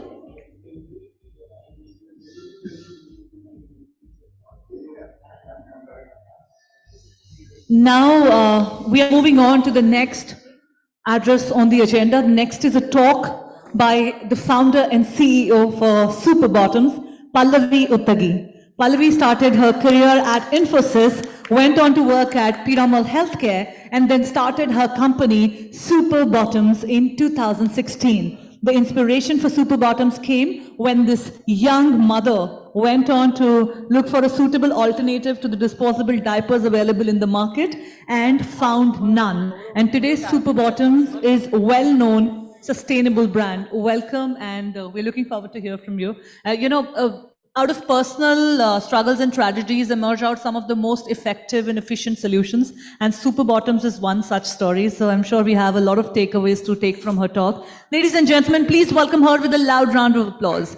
Yes, let's be the loudest we can with our applauses and share our energy with our speakers and people on stage. Thank you. Thank you. Thank you very much, and good afternoon. After a nice discussion on urban planning and high-end fashion, I'm going to talk about diapers and poop. So please bear with me. Jyotsna, there were slides? Yeah. So when Jyotsna, perfect, thank you. When Jyotsna reached out saying, I'll be talking at a forum around design, I was wondering how this is going to help or how am I related to it, because usually I'm a part of business-related things because we are a startup and we are typically a part of those. But I thought, when I really thought about it, half of my time goes in thinking about the product, thinking about how are we designing the product, how are we doing the product right, and how do we do it well. So, here you go. Oh, thank you so much. Yeah, I always have an advantage in showing my product away via cute babies in forums such as these. So yeah, we are a team of moms who thought that there needs to be, so there's a lot of discussion around sustainability, and which is really, really great. So what we thought was we need a solution. Diapers. We talked about waste management. We talked about waste management due to fast fashion. But do we really know how much waste are we generating because of diapers? So we thought we really need to find a solution. So we are a team of mothers who works on super bottoms. We are India's most fastest growing brand. Entrepreneur India has recognized us and all of this. However, this is now, we did not start like this. What we started with was this. You know, I was using disposable diapers on my baby, and every day there was a basket full of diapers going into the landfills, and it was giving me a lot of sleepless nights. It was giving me a lot of eco-anxiety. This is exactly how our dumping yards look like, and every disposable diaper sits in the landfill for 500 years. It's 500 years, people. So any diaper that has ever been worn in the world by anybody is still there somewhere. And to add on to it, the poop inside the diapers is never disposed. So that seeps into your groundwaters, and that is a huge groundwater contamination problem as well. A simple math, 2.5 crore babies born in India, 25 lakh in affordable class, 5 diapers per day for 3 years. We are talking about so many diapers going into landfills every single day. So what we thought was, is there something we can do here? Because you are not going to tell a new parent to stop using disposable diapers, because they are going to tell you that convenience over sustainability, ek diaper se kya hoga? So we thought, what if we really have to solve this problem? We'll have to come up with a diaper which combines the convenience of disposable but is sustainable, and all those organic diapers and biodegradable diapers and biodegradable sanitary pads don't exist. There is no 100% biodegradable diapers, so please, all of that doesn't work. So we thought, what can we really do? So coming back to, and something that Purnia really beautifully pointed out, reuse. And reuse is a great way of reducing the plastic pollution. So there's a lot of work that went into actually designing our diapers, and this is our product, which basically has a waterproof shell, a pad that absorbs for hours together. It can absorb for 12 hours, and it keeps the baby's skin dry, and it fits the babies from birth to potty training. We have of course filed a patent on it now. This is how our business started. It started literally as a passion project. I used to pack orders at night when my baby used to sleep, ship them out in the lunch breaks when I was working with a pharma company. Super crude way. This is how that's my baby, and we used to pack orders like this. Today, of course, we have a fancy ass warehouse, and this is where we service orders from, and we have been working a lot on taking super bottoms and fighting the giants of the world. We are of course put up fighting biggies over here, but what has helped us is of course that we have a moms team. We have moms love to talk to each other. If they like something, they tell 10 other moms, and that has been our strength. So today we ship close to 3,000 to 4,000 diapers out per day. And we have primarily been trying to grow via exhibitions and advertisements. I'll keep it short. This is our journey, but I think what has worked for us, and I'll specifically talk about the product design, is we have a community of 77,000 moms who we reach out to and keep talking to. I think that has been, so when we thought that if we have to fight the giants of the world, there's Pampers, there's Huggies and all of them, what is our strength? Our strength is that we can talk to moms on a daily basis. We have a community where we keep on asking them, what is bothering you? So a mom came and told us that, listen, my baby pees, and I can't put him in a diaper because he'll never get trained, and I'm trying to train her. So what can I do? The baby slips and falls. So we developed a potty training pant. It was a simple product, which was an underwear with padding and waterproofing, but it is our second biggest product today. So I think what we believe is very, very critical when it comes to product design is to involve the voice of customer into the design, into the entire process, and involving her in of course, improving your product as well. So yeah, all of this is, so what we did right, of course, was build a very, very differentiated product, because, and work on it continuously. So it's not that we launched a product and we left it at that. Every day we answer 2,000 queries from customer and keep on working on the design of the product literally on an hourly basis. That's, as a CEO of the company, 90% of my time actually goes into that now. Continuously innovating, building a community around the product, making customers a part of the team, so that there are people who are actually using the products in your team, and we kept things lean. So, this is what happens. We just say that, "Arey, ek diaper se kya hoga?" And that's what billion people say. And what we are trying to do at Super Bottoms is literally change the world one diaper at a time. And our little maths tells us that we have prevented almost 6 to 7 crore diapers from going into landfills till now. at a very conservative estimate. And the journey is just about getting started. Yeah, that's about it from my side, and thank you so much.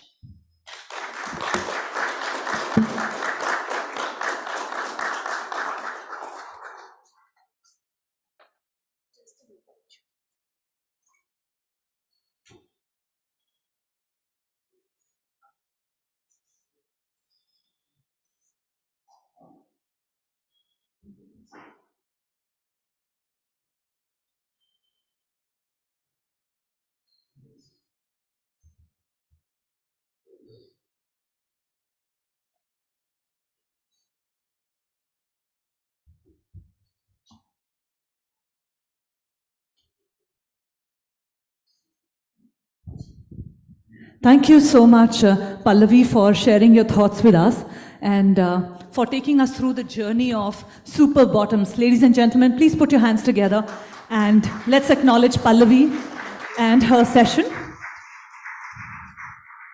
Pallavi finished earlier than her time, it looks like. Yeah, we like the speakers who like to save time. I can still see 8 minutes here on the clock. But thank you so much, Pallavi. It was such an inspiring story. Ladies and gentlemen, please give a big hand to her. And we would like to now invite Dr. Anurag Batra again to present Pallavi Uttagi with a token of our appreciation.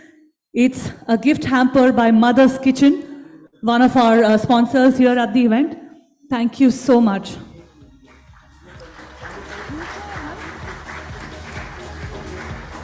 Thank you so much, Pallavi, for joining us here today.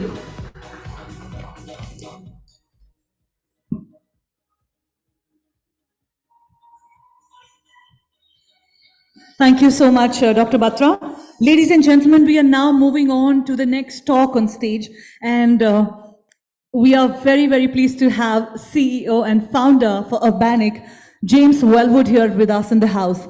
James Wellwood, a former professional rugby player with London Wasps, is a Cambridge graduate who has experience in emerging market business development within the investment industry. After spending over a decade and gaining valuable experience in the investment industry, Wellwood pivoted to fashion and became a founding member at Urbanic, one of my favorite brands. I love to shop from them, and really happy to have the CEO and founder for Urbanic, James Wellwood, here with us at the BW Future of Design Summit and Awards. Ladies and gentlemen, please welcome him with a big hand. Apparently, he's not here in the house right now. This is very uncanny. We usually are, behind schedule at the conferences and awards. Today, we are running a little ahead of the schedule, which is a great thing. Please welcome Mr. James Wellwood, CEO and founder for Urbanic. We are so thrilled to have you here. Urbanic has become one of the most household name for all women, at least, to shop their things at, and we are so grateful to having your presence here at this summit. Please. Thank you. Thank you all very much indeed. Can you hear me okay? Yeah. Apologies, I'm a little bit late. I was actually asked to go upstairs, and then I was late for this. So thank you all very much indeed for inviting me to speak here today. It's an absolute pleasure to be here. And I've had the fortune of traveling all over India over the last week and a half, and really understanding and experiencing what a special country it is. So very grateful to have the opportunity to be here and speak. So how do I, which buttons do I, the green one?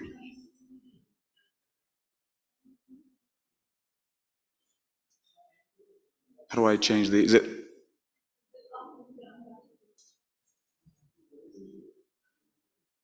That one. Oh, okay. Yeah, don't worry. I can speak. It's fine. So yeah, I'll speak anyway. I'm not sure the presentation's here, but my name is James Wellwood. I'm the founding partner of Urbanic London, and really what we are is what we have always been set out to achieve is we are a brand that brings fashion that sustains the idea of creativity and sustainability via advanced technology. So we make use of our proprietary technology and AI to ensure all assets and aspects of our business, be it community, sustainability, etc. So that's the core of our business. We were started in 2019, and always with a focus on emerging markets. So India was our first market in 2019, and since then we have broadened out into Brazil and Mexico as well. So we are currently in 3 markets, focused on the female consumers, mass market, so we're a mass premium brand. And really the goal since the outset was to enfranchise those who traditionally have been disenfranchised. So female consumers in emerging markets who have not traditionally had access to the latest fashion trends at affordable prices and at good quality. So that's what Urbanic is all about. We're trying to build, and I think we're fortunately having some success in building a community. And really that is at the beating heart of what we are trying to achieve and grow, is a community. And obviously there are many definitions of what community is and what community means, but the core commonality is a safe forum for people's voices to be heard, and that really is what we encourage at Urbanic. We want to make people feel happy and confident, and to express themselves via their clothes, and to enjoy the latest fashion trends, essentially, that we seek to bring them. So who are our community? Well, our community are, have I got the thing now? Okay, sorry guys. There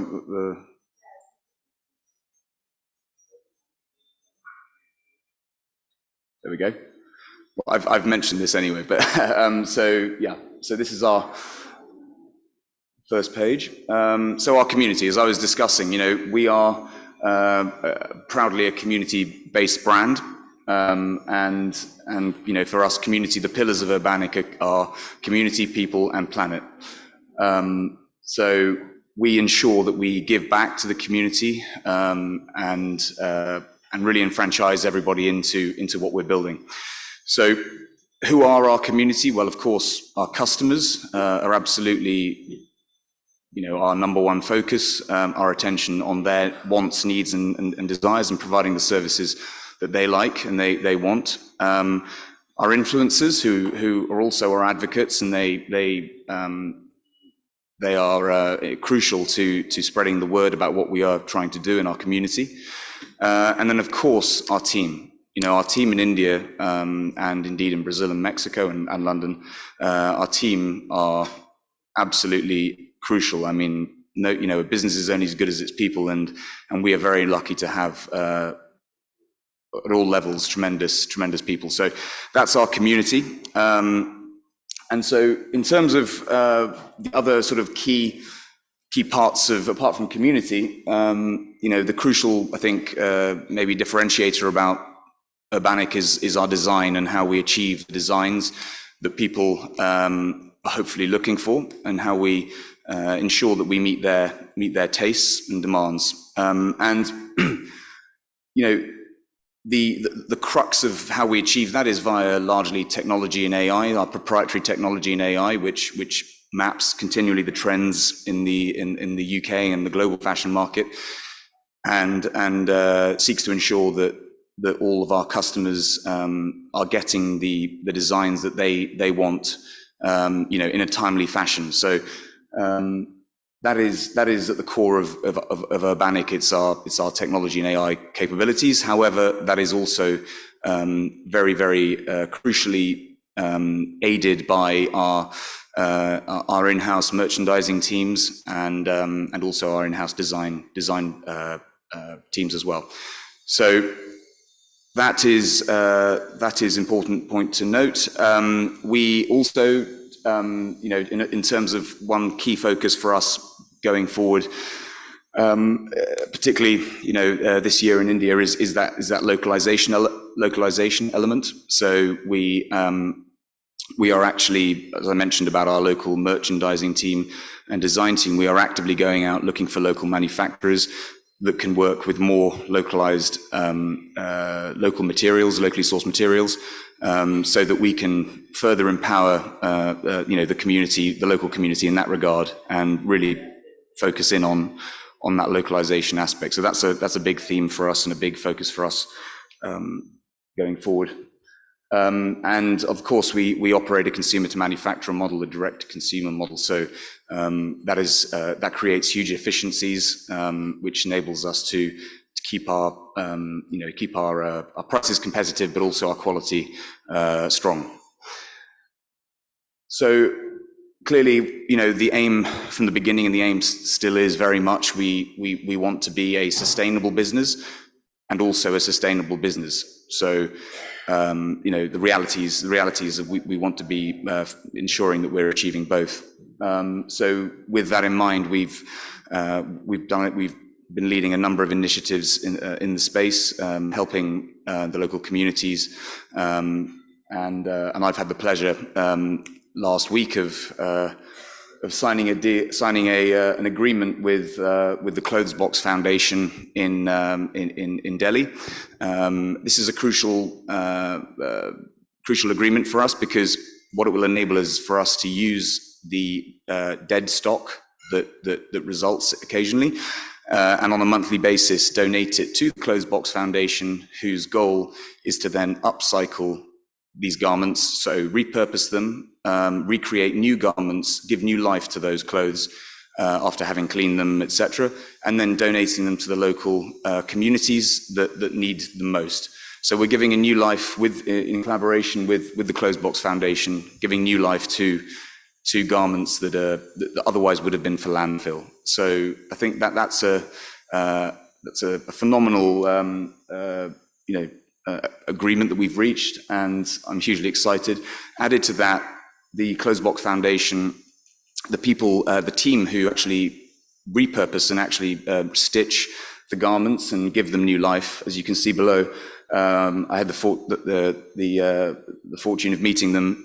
They are all women who have often, fought against the patriarchy in the house to actually be able to go out and have their own jobs, and so the Clothes Box Foundation obviously pays them, and they get to achieve a degree of independence, and it's a great community that they're building at the foundation. So that is some exciting news from last week, and equally just maybe a few other initiatives that we've been involved with in 2022. So supporting the Assam flood, the plantation drive with one of the NGOs, and teaching women in Gurgaon about educating them on menstrual health hygiene, and that was a collaboration with the Hemkunt Foundation.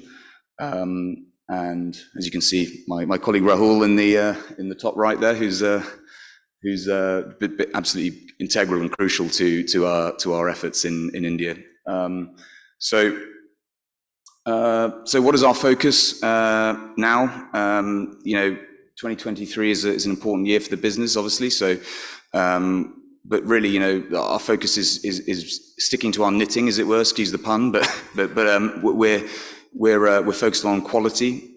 We're focused on product development, which obviously is partially enabled by our AI and technology capacities, but also further aided by our local merchandising and design teams. So that is a core focus, giving our customers exactly the designs they want, and also, obviously, ensuring that the customer support that we offer is absolutely on point. The customer is the most important aspect. So we have to absolutely ensure that we're doing better and better to provide the best customer service to our customers. So that really is what we're up to in a nutshell. And our goal really is, over the long term, is to be, hopefully, to earn the right to be called and known as a responsible fashion brand, acting for the good of the community. So thank you very much for your time.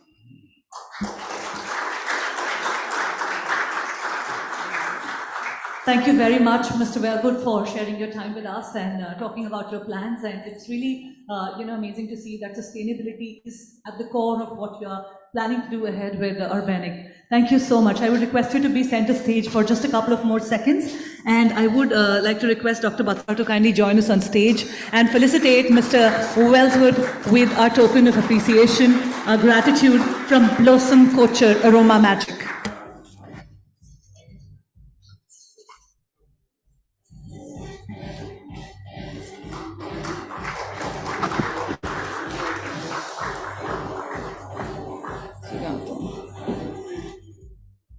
A big hand, ladies and gentlemen.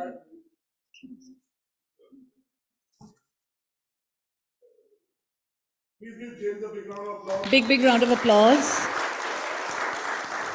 Thank you so much once again.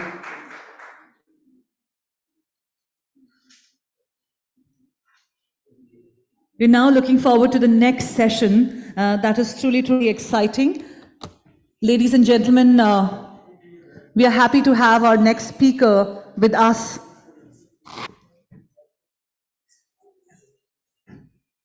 Let's try to be seated and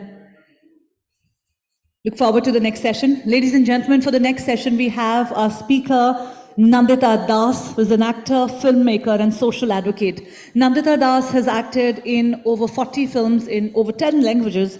She has directed 3 well-acclaimed films, Firak in 2008, Manto in 2018, and Zwigato in 2023. I hope I'm pronouncing that correct.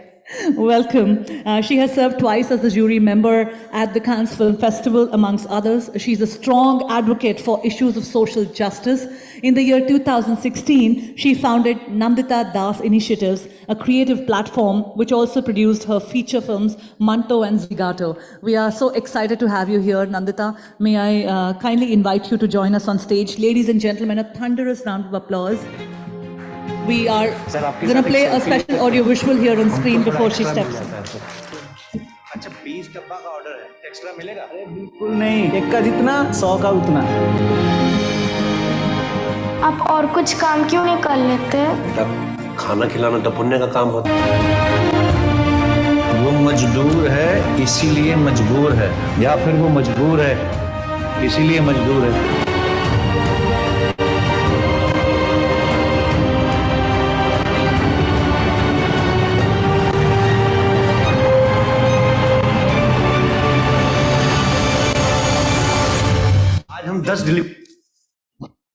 Ladies and gentlemen, that is the absolutely gorgeous human being, actor, director, Nandita Das. Please welcome her with a thunderous round of applause. We are so excited to have you here at the BW Future of Design Summit and Awards. And we have Dr. Anurag Batra leading the conversation with her in a fireside format. Let's begin. This is the main show, there's nothing side about it. And there's no fire. I know I can generate fire from here, but there's no fire. I'm calm and happy. So, Ms. Das, this is a design forum. Please call me Nandita. Thank you. I'm old-fashioned. So, Nandita, thank you for allowing me to call you by first name. This is a design forum. Yes. Design is all about innovation, creativity, seeing things differently. And you view the world very differently than a lot of people. I don't know you that well personally. I met you a couple of times. But you know we have common friends. I know your dad well. And I see your work most importantly. A lot of people speak through their work and the things that they lend their time, energy, attention to. So what is it that Nandita wants to do from where she is? You know, you look at the world differently. You're very innovative in your own way, creative. What is the next phase of Nandita? Well, I don't know. I mean, I see work as a continuum. You know, I don't plan too much. I think that's one thing COVID has also taught us, to sort of live more in the moment. Most things that I do today, I've stumbled upon. There's been less and less of sort of design, no pun intended here, but there's really not been much of a design in it. I did my master's in social work and then got into acting. I did Fire was my first film, but I didn't know there was going to be a second film after that. And then in a sort of being an hesitant actor, I still did 40 films in 10 different languages. And most people today would know probably 3 or 4 or 5, names because they are in Malayalam and Kannada and Bengali and Marathi and Telugu.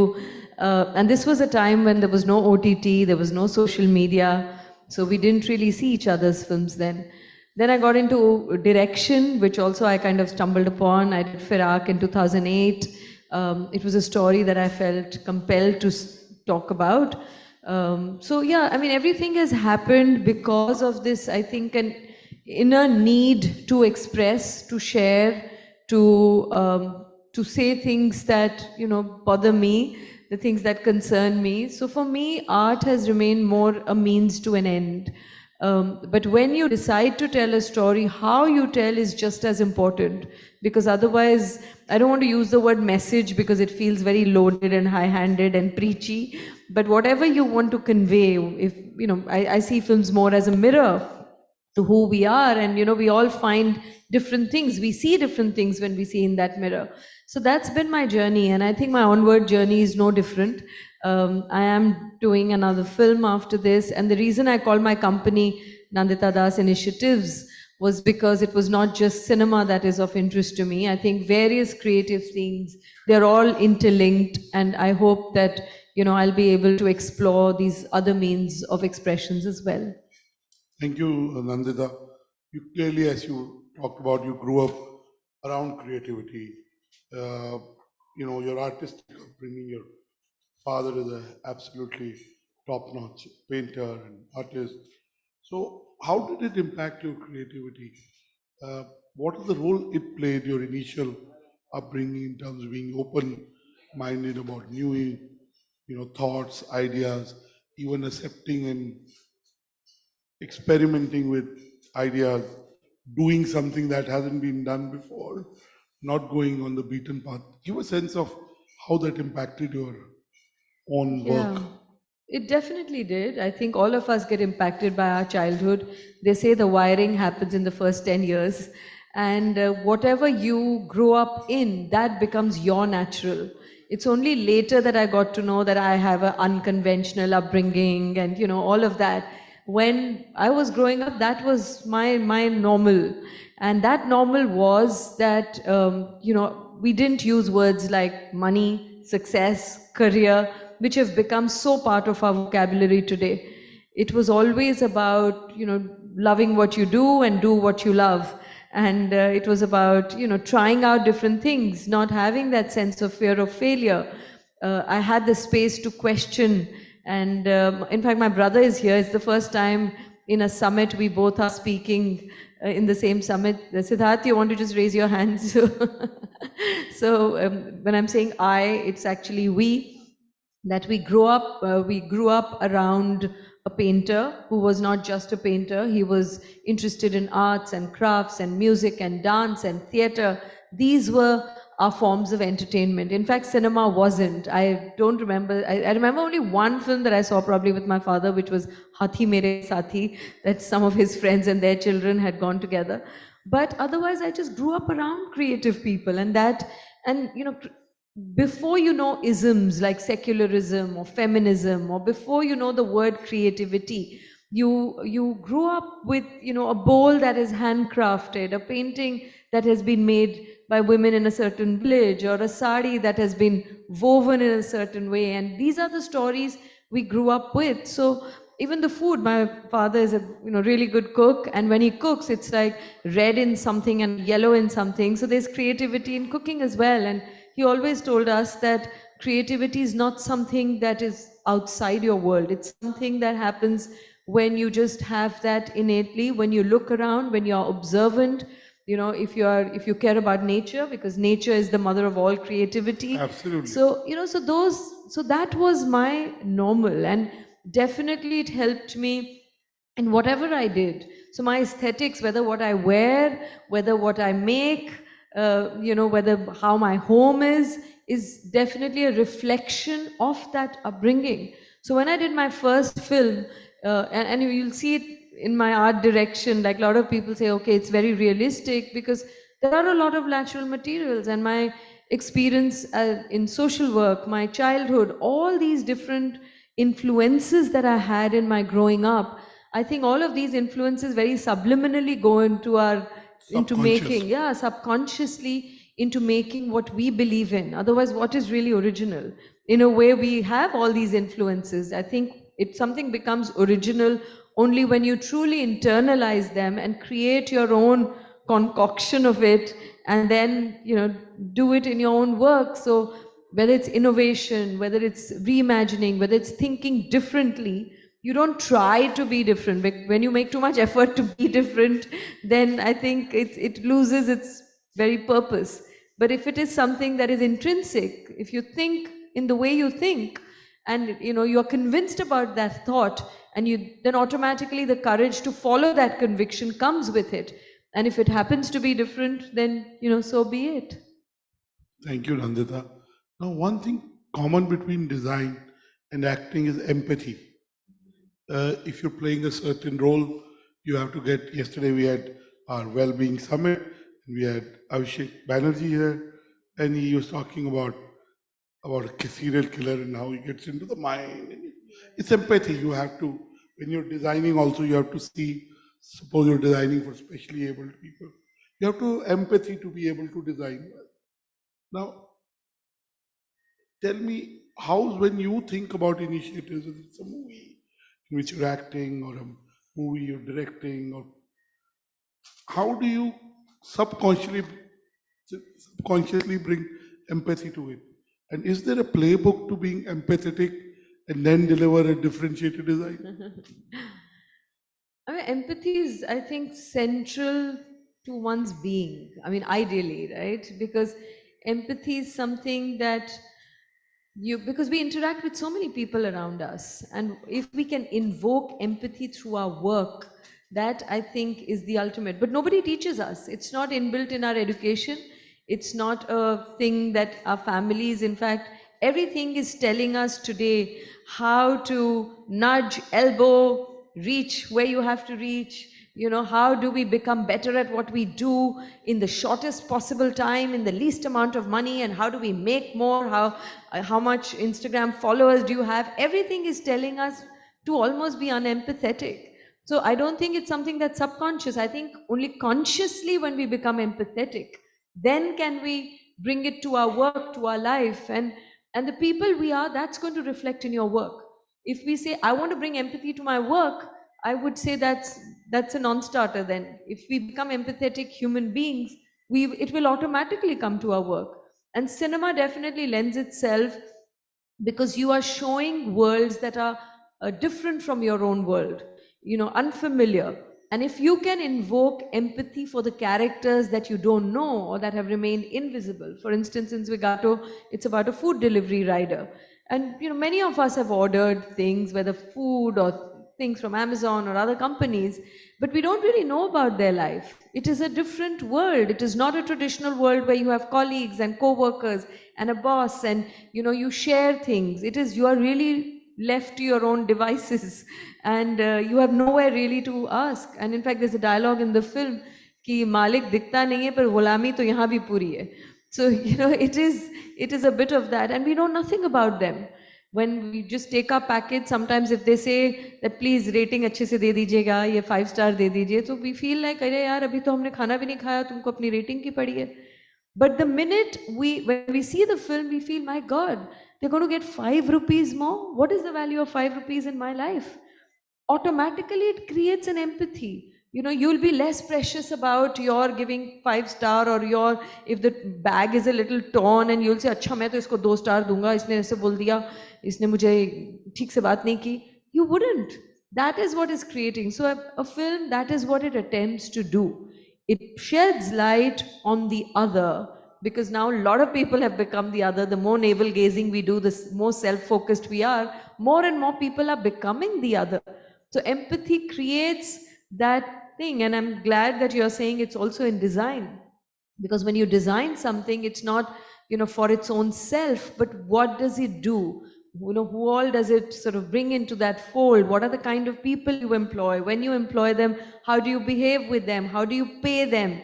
All, you have so many big designers, fashion designers and others, and often you hear stories also of great exploitation. And then you have more sustainable art, and now these things have become also a bit of catchword, but how much of it do we really do? So I think empathy should be central to art, to science, to living, to everything that we do. Ananta, it's so refreshing to talk to you. I grew up in a middle-class family. My parents are academicians. Anyway, they were very happy with life. So there was never, ambition was not very big. Ambition was, I grew up in Old Gurgaon, used to go to Delhi to eat at Roshan Di Kulfi in Karol Bagh, and so on and so forth, or buy little bit dry fruits, pine nuts, chilgozas from Rupert. Those kind of, watch a movie with my older sister, those were very simple. Of course, as I grew, I went to a business school, then I started a venture, I meet business people. So my metrics also have become like valuation, money, they have. I'd be dishonest if I said they're not. But I'm glad I'm talking to you and reflecting on things. You've done a lot.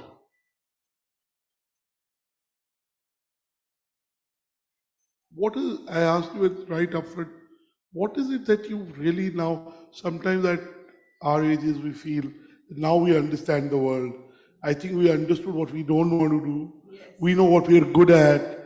So what is it that you want to do from there on?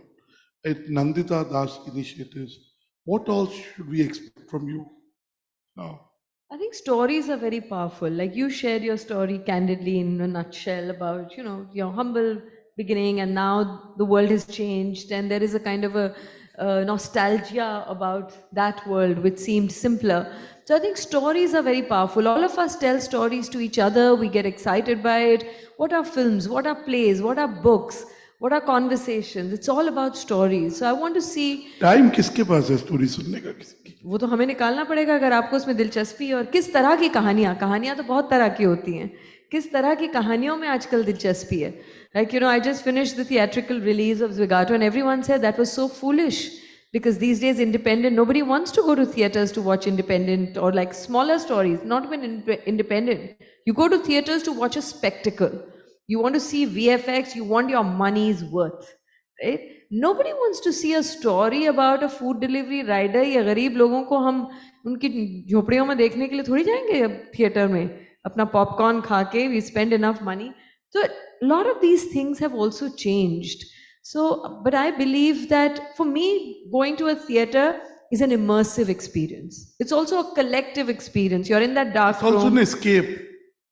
Maybe I haven't grown up watching mainstream cinema, so, maybe it's a bit of an aberration. But for me, it is something where I want to forget that I'm watching a film.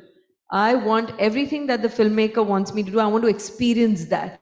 And that doesn't happen in every film. So for me to watch stories that are rooted in reality, that reflect a life that I'm less familiar with, is very exciting. But maybe to a lot of people it isn't. But I know that it's one life. And, the freedom to say no, or the freedom to make choices that you really want to do, even against all odds, or sometimes it doesn't give you what, it's supposed to give you, that's okay. I have no disappointments. The people who watched it, the kind of heartwarming messages, the kind of reviews, things that people have written, they've not just said, I like it or I don't like the film. They've written like paragraphs and paragraphs sharing, telling me about my own film, that us scene mein aise tha na, so I felt this. And so that for me is heartwarming. So I think I will continue to be a storyteller. And till now, I've kind of stumbled upon, bumbled around, been a bit hesitant, but it's only after Zwigato that I feel that this is what I want to do. I want to make more films. I want to act once in a while in between. I've become a little more choosy. That's why you see less and less of acting work from me. And I don't know, I'm happy to maybe bring out a book at some point. I did a book after Manto, the last film that I did. I wrote something called Manto and I, which was just the whole journey of making the film. It's a big coffee table book with lots of images. And so I don't know. I mean, the world is an open canvas. And I hope to also have some interesting collaborations. If there are people here, sometimes from different disciplines also, we can come together and think of interesting ideas. Thank you, Nandita. Now tell me, how did you ended up casting Kapil Sharma? Though it worked out very well, I must say. Yeah. But how did that come about? Well, maybe because I didn't have the burden of knowing that he's like the biggest, sort of comedy man in television, and he hosts this biggest show. Of course, I knew of him, but I don't have a television for several years now, and I hadn't seen any of his show. He popped up on my screen when I was surfing for something. He was presenting an award with Karan Johar, and I just saw him and I thought, wow, he looks really natural. There's something easy, vulnerable. He was making jokes as a common man, even though he's no more like an ordinary person anymore. But that humor and that connection he had with people was quite incredible. So I just got his number, messaged him. He responded immediately. I went and met him. And in our first meeting, both of us knew that we were going to work together. And no regrets at all. And, he has done theatre before as well. And 30 years of his life was also very humble. He was from Amritsar. In fact, when we went from our promotions to Amritsar, he took me to the place where he used to do plays. So, and he hasn't forgotten those roots, and I'm sure he drew from that life. And also acting or any part of filmmaking is a collaboration between that cast and that crew and the filmmaker. In India, people don't know what directors really do, because when you see a good cinematography, you think it's a cinematographer, good performance, it's the actor, good art direction, it's the art director. What does really a director do? But it's like an orchestra without a conductor, So it is in fact a filmmaker's medium. So together you create something that you believe in, that you have crafted, that you have thought of. So yeah, it was wonderful working with him. Even in television, it's the script writers. Yeah, writers are finally getting attention, because writers for the longest time, कि किसी ने लिख दिया, आपने बना दिया, सब उसी की बात करते रहते हैं. In fact, actors are perceived to be much larger than they are. I've been on the other side, and I hope to continue to be. But we only see that. But the people who make it, we don't give that much due to the entire crew. Now, design or anything post-pandemic, what has changed in the world? What has changed in the world in cinema? What has changed in your outlook? And what do you think needs to change that has still not changed even after pandemic? I mean, pandemic has taught us a lot of things, but I think we also have such short-term memory. It's like every time we go to a funeral, we say, oh my God, life is so unpredictable, so fragile. आज हैं, आज नहीं. उसको 4 दिन लगते हैं, किसी को 1 हफ्ता लगता है उसको याद करने में या उसको भूलने में. And then you are back to cribbing about small things, fighting with people, nudging people and trying to get ahead. But I think all of us have experienced pandemic in different ways. I'm sure some of us have been more reflective about where we want to go with our life. Some of us have realized the value of relationships. Some of us have sort of rethought what we want to do in terms of our work. I think one thing definitely all of us probably have understood, that our lives are deeply interlinked. Something that happens in China can have its impact here. Something that happens in Antarctica can have its impact here. So we cannot continue to be as selfish as a race, as human beings as we are, because otherwise it's going to catch up. Whether it's climate change, whether it's this overconsumption, overdrive on that, all of this is going to bite us very soon. Many of us are parents, I'm assuming here as well. So by the time our children grow up, we are going to regret even keeping all these lights and all this stuff. Like the way we spend our money, the way we spend money is still just a paper. But these natural resources are going to go sooner than we know. So I think as designers, unsolicitedly I'm talking, but as designers, what is truly sustainable, what is truly ethical, these kind of moral issues that are not just moral in air, but in real terms are going to impact our lives. And I think that's something that I try to imbibe in my life. It's tough, because what was a luxury 5 years ago has become a necessity. So, but how much can we push those, and how do we make, whether it's design, whether it's cinema, whether it's writing, more rooted? Because now with so much exposure, there's so much happening everywhere. How are people original in creativity? Now with Chat GPT and AI, the world is going to be a different place in 5 years, not even in 50 years or something. In 5 years, it's going to be unrecognizable. And the only way we can truly be relevant is if we are empathetic and if we truly internalize all these impacts and, remain truly creative and rooted and original. Thank you, Nandita. One of my favorite movies. Last 7 months I haven't seen a movie. I've been working super hard.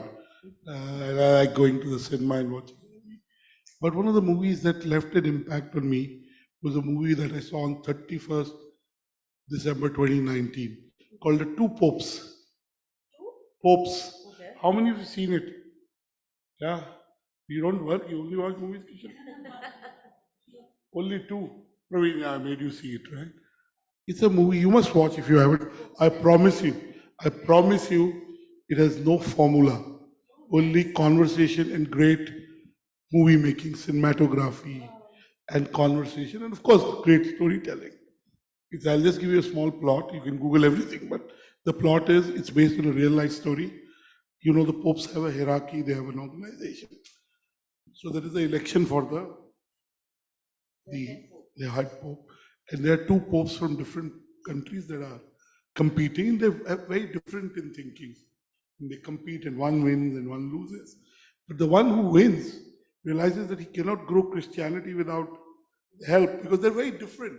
So it's about respecting views of other people, of collaborating, of seeing the value in other person and changing mind and keeping ego aside.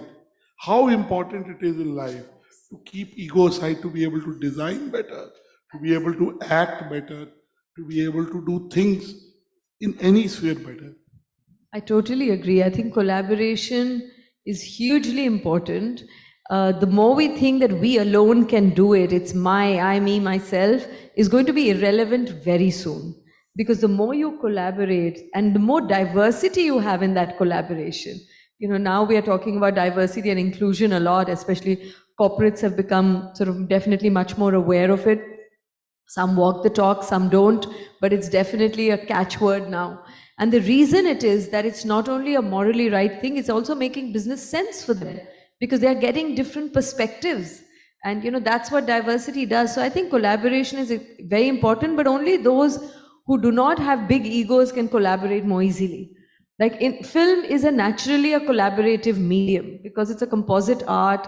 Many people are required. You alone cannot do, even if it's a filmmaker's vision, you cannot implement that vision alone.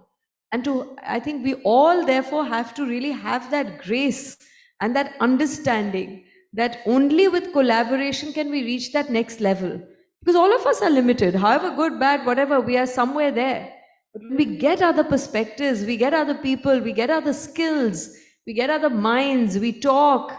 Some of the best things happen when we talk. I take up a lot of these conversations like this because for me, it's also I'm hearing myself before I'm even telling you. And I don't know what I'm saying. I don't know what my next word is, but I'm hearing myself. Some of it is reaffirming. Some of it is a reminder. So I think it's really important to have a dialogue, to have those conversations, and together to have that belief that together we are definitely stronger than we are ourselves. My last question, I'll take one or two audience questions. Does Nandita Das have a bucket list? I know it's a little cliche question, but I do have one. Long bucket list. यहाँ जाना है, वहाँ जाना है, ये देखना है, ये खाना है. एक तो बता दीजिए जो आप बता. बहुत सारी चीजें करनी हैं. Something that you can share with the audience. But I'm not someone who sits and regrets or makes bucket lists. It's just that I have. If I don't end up, if you tell me from tomorrow you'll never be able to make another film, I'll say okay, I'll do something else. If you say you'll never be able to travel again, आपका passport confiscate कर दिया, तो ठीक है, हमारे देश में बहुत अच्छी जगह है. So it's not that I'm not sort of hung up on anything, but I love traveling. I like meeting interesting people. I'm curious about many things. I love going to different places because I like listening to different languages, different खाना. जहाँ जाती हूँ वहाँ का मुझे खाना अच्छा लगता है. तो ऐसा नहीं, bucket list तो इतनी आपको लंबी है। लगता नहीं है कुछ खाना खाती है? नहीं, बहुत खाती हूँ। जैसे मैं अपनी बीवी का आपसे शायद थोड़ा कम, but खाती हूँ काफी।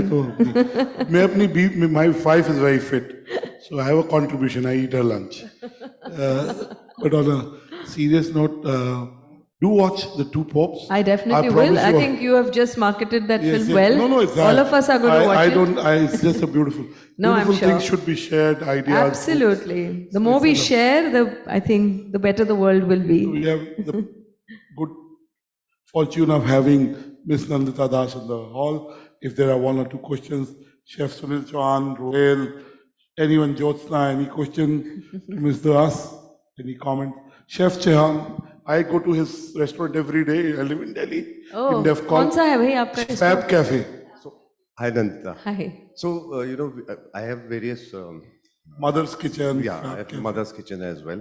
I'm a chef entrepreneur. Oh. And I really, really liked your, your comment and your thoughts on empathy and the stories. And I feel that and what I want to state here, I have no question though, but I'd love to chat with you in terms of, highlighting me as a chef. I think it's my responsibility also to highlight what chefs go through. It's a huge industry. Hospitality industry is a big industry. And all of these people have to be on their jobs with a smiling face, regardless of the fact that as to what they have to go through. And it's celebrations happening around them. And then there is a story where, they are working inside closed rooms, inside yeah, there's environments. Definitely a story there. Absolutely. Environments where they don't see sun. I mean, when I was working at a time, there was a time when, if I got a chance to see the sun during the day, natural light, it was a treat for me. Because we used to get inside the kitchens and go out when everything Kapil Sharma said the same thing, by the way, because he said, मैं घर जाता हूँ, घर से show, और वापस आता हूँ, मुझे भी धूप पहली बार मैं देख रहा हूँ when he came to the shoot. So I guess a lot of people. And that is where I'm coming from. And I think, you've done a beautiful job in terms of showing, and the one that you're working with. And it's a thankless job actually at the end of the day. Yeah. And it's an art, I'm sorry to say that, but it's an art in terms of our chefs. What we create gets flushed in the morning. Absolutely. No question about it. It gets, but the problem is that it gets flushed in the morning as well. And it's so, therefore I feel that, from a story perspective, there is a lot that can be, and I'd love to connect with you and Sure, and over a meal. Very empathetic person. How about connecting over a meal so we get to eat some nice food? Love to do that. He cooks. He's a very empathetic person and he cooks lovely. I'm sure. And he's got me addicted to his coffee, which he makes from almond milk. And उसमें मीठे के लिए he puts. अरे वो तो मुझे आप जरूर बताइएगा because I don't drink dairy. He put dates. So I every day go to almond. And wow. All his staff is very friendly with me. I talk to them. But don't you think chefs are now, in fact, still being recognized more than before? Like now there are a lot of these star chefs. They've also become entrepreneurs. There was a film that was made also in chef. Now there is that master chef. I mean, at least, I don't know how much of their real story comes out. So yes, very true. Thanks to the phones and thanks to the media and thanks to the now in terms of from a technology perspective, yes, we are more aware, and therefore chefs as a community or hoteliers or people. So if you look at this industry, 10 years ago, 15 years ago, whether it's the hospitality industry or whether it is the FMCG industry where food is being done, there are no chefs, entrepreneurs or business owners. It is now that it's started happening. But yes, that's a very, very small fraction. True. Thank you, Sunil. But think of all the women, all our mothers, aunts, dadis, nannies who cooked so amazingly. Absolutely. उनका कितना thankless था, आप किससे compare कर रहे हैं? Absolutely. No. They made such amazing food. Their recipes died with them. Their great, skills died. Nobody even knew. I totally agree. I totally agree. And there is very, very interesting thing that we are doing. And in fact, we must discuss it over coffee. I'm doing something on that front as well. Oh, that'll be in terms lovely. of liberating, I don't want to call it women from the kitchen, but it is the sad reality is it is the kitchen, it is the women who are in the kitchen. So I'm doing something very interesting on that. They should cook by choice, not as a compulsion. Yeah. And also in India, we have so many different kind of cuisines.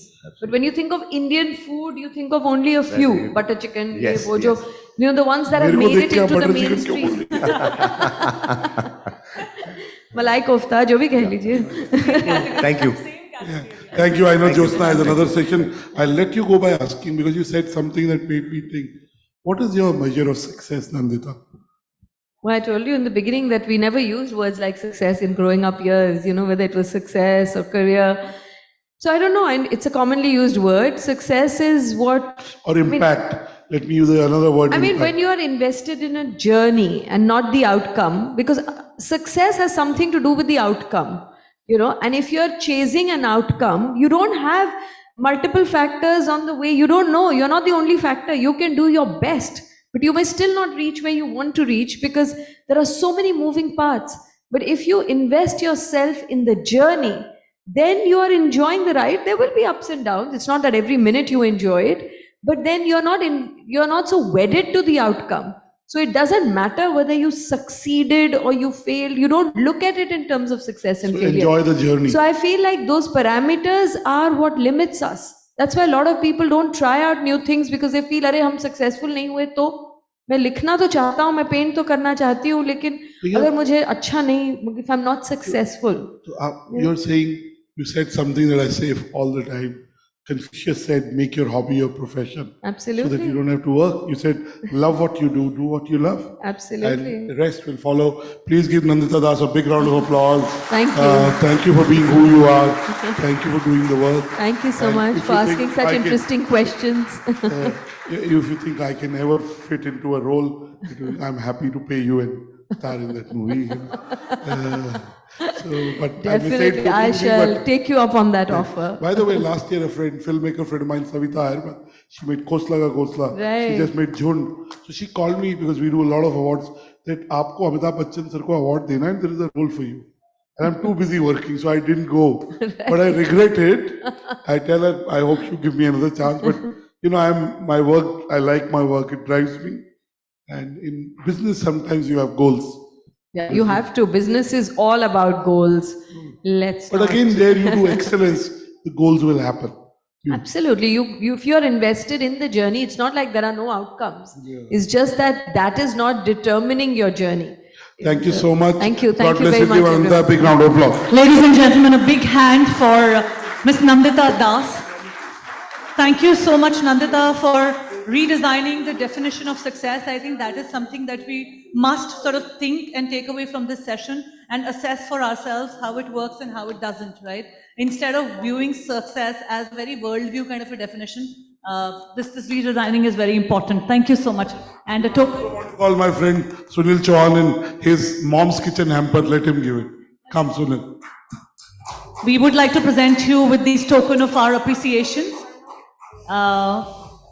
One is by Mom's Kitchen and the other one is by Blossom Culture Aroma Magic, our sponsors for these gift hampers.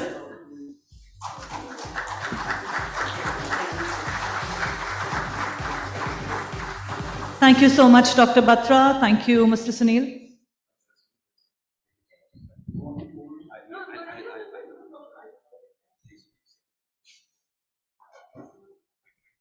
Thank you so much. Ladies and gentlemen, next lined up is a very exciting session because this session is all about taking a pause and reflecting upon what we do, why we do, by flowing into the state of meditation. This session is curated by the Isha Foundation. Isha Foundation has been doing tremendous work in the space of human upliftment, conscious upliftment of the planet. And they have a support of over 17 million volunteers across the globe.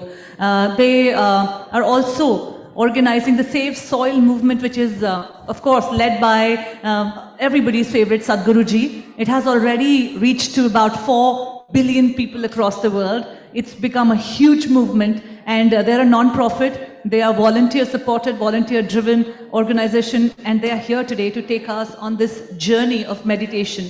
They will be teaching us some simple techniques of meditation to introduce well-being, or rather to design well-being as a part of our overall wellness program. Please welcome the Isha Foundation on stage.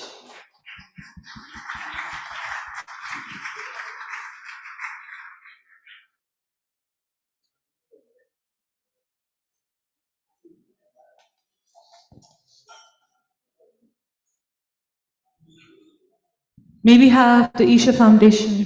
the physical team. world, whether it's your body or a blade of grass or the planet or whatever. The physical universe is all about geometry, isn't it? Just to give you an example. This about 3 years ago maybe, and I'm walking through the yoga center, which is… people generally think it's very well, its architecture is unique and different. So I'm walking through for various details, looking at it. Then I see, in a place where lots of people come every day, there is a tree branch which was in a certain… this thing. So I looked at this and I said, please cut this tree branch. I did not explain to them, I just said cut it and I went on. Then the next day I was leaving the country and I was not there for about a month and a half. Then after 2 or 3 weeks, they wrote a very apologetic note to me, saying that, Sadhguru, you asked us to cut the tree branch. But we thought, why would Sadhguru want to cut a tree branch? When always I'm talking about, you are not going to cut anything which is not absolutely necessary. We didn't cut it, but the rain and winds came and it fell down. Fortunately, there were no people. If there were people, things would have happened, you know. We're very sorry, we don't know why you asked us to cut. See, how long something stands or how well something functions physically is only a question of geometry. I'm saying even your body. How you sit will determine how long the different parts of your body will last. How you stand, how you walk. Today, for runners and others, do you know this posture correction has become a huge science? They got machines. They got all scanning machines which will tell you if you stand like this, how your vertebrae are, how your ribs are, how… if you do like this, where is your stomach, where is your liver, all this, because if you run the wrong way, you will damage yourself. This is coming to sports in a big way now, but yoga is always about this. The whole system of yoga is about aligning your geometry with a larger cosmic geometry so that you can function with least amount of friction. If you say a machine is well engineered, essentially you're saying its geometry is well aligned. A misaligned geometry means lots of friction, isn't it? So this goes for your body, this goes for every shape and form, everything that is functional in the universe has to be geometrically in sync, otherwise it'll cause disturbance. People don't notice that. But the very shapes and forms that you have around you has a certain impact because you are also a physical form. And how this physical form is, how this is, how that is, all this has a certain geometric impact. Most people don't understand, don't notice anything about themselves. They only understand the consequence. They only understand, I'm not feeling good. They don't know why they're not feeling good. I'm sure many of you have felt this, especially the girls probably would feel it more. If they walk into a building, oh, I don't like this, just like that. You know, it's always when men and women, husband and wife go to buy a house, the husband sees all the brochures and says, this is good, and it's priced well, it's fantastic. She walks in and says, I don't like it. Why? I don't like it, that's all. Because she doesn't feel good. That's all she knows. She doesn't know why she doesn't feel good. She doesn't know what is the shape which is causing this, but she knows this doesn't feel good. So, the shapes and forms have a significant impact on you if we paid enough attention. We know this for plants and animals and everything.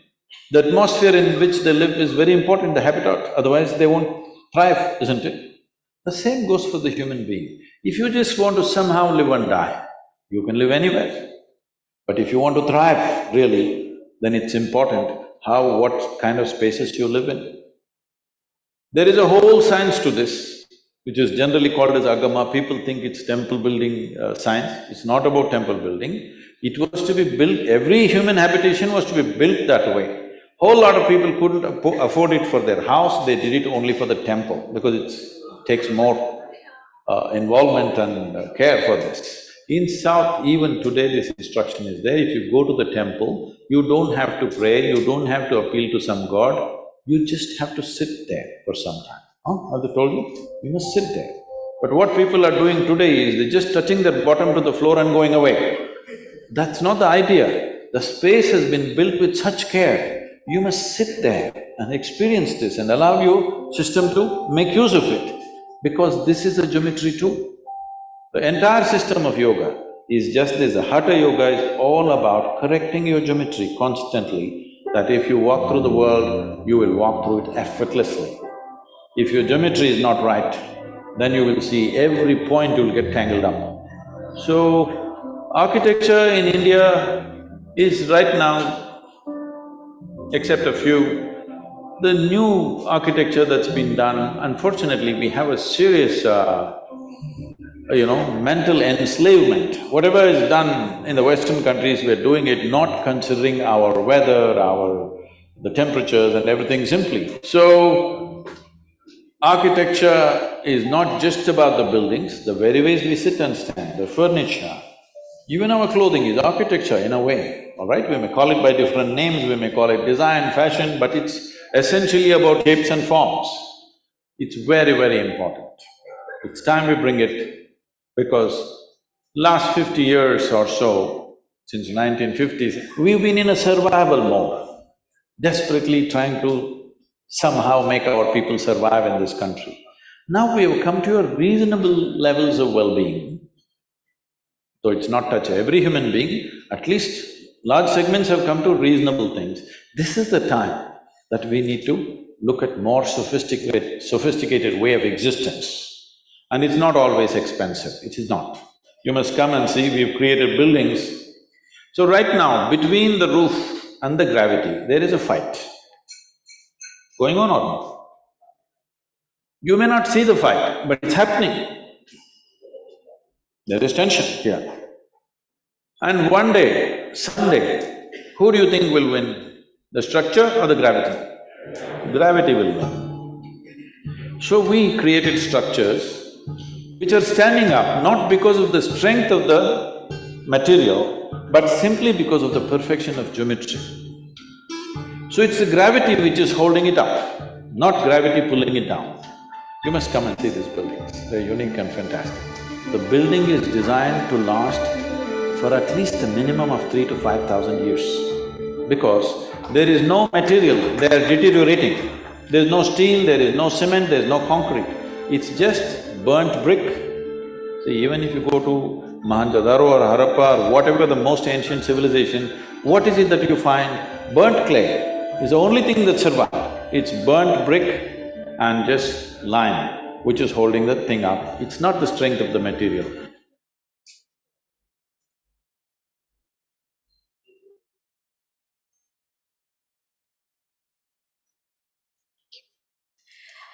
Namaste and a very warm welcome to all of you. My name is Preeti, I'm a volunteer with Isha Yoga Foundation. I'm by profession an interior designer. I have done my inner engineering program with Isha about 15 years back, and I have been practicing it regularly. It has benefited me immensely on both physical and mental fronts. Physically, it has made me much more energetic. I feel as energetic at the end of the day what I would feel first thing in the morning.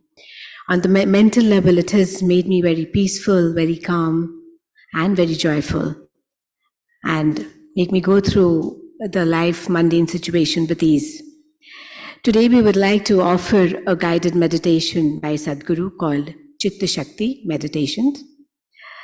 It is very simple yet very powerful process, especially in today's challenging and situations. It can prove to be a very powerful tool.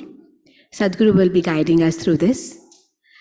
You can please keep your hands and legs uncrossed, palms facing upwards on your thighs. Keep your back rested, but do not rest your head. If you are wearing socks, best if you can remove them. If you are wearing spectacles, please keep them aside. Please keep your eyes closed during the entire process. But our personal desires cannot be easily wished away. They may be extravagant or mundane, ambitious or trivial. They may be inconvenient, they may be too personal to share, but they are ours. And for us, they are real, they are precious, they are urgent, and deeply significant. Here is a rare offering from Sadhguru, a mystic who embodies the wisdom and clarity of profound realization. It is an offering that enables each one of us to become our own alchemist, that empowers us to transform long-cherished desires into reality. Sadhguru offers this with the intention that once these desires are fulfilled, we will turn towards the larger goal of our ultimate well-being. Chitta Shakti meditation for success.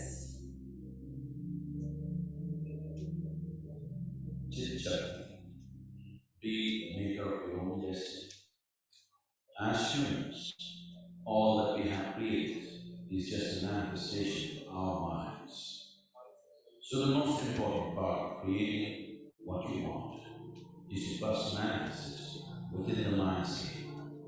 What is powerfully established in the mindscape is bound to find manifestation in actuality. Chitta Shakti meditations are tools to create what you desire in the landscape, an internal reality, a way of creating and manifesting what you really care for in your life. May you know the power of being the master of your own destiny.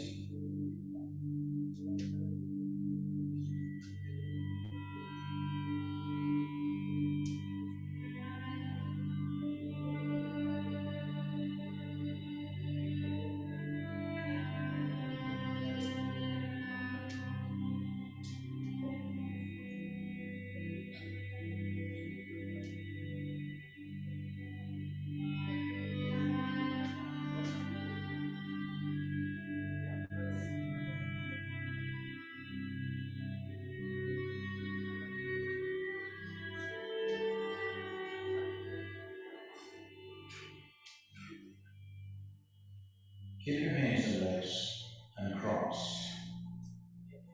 Place your hands upon your thighs, facing upward, loosely placed. Close your eyes, sit comfortably. Take a deep breath, and as you exhale, relax into it.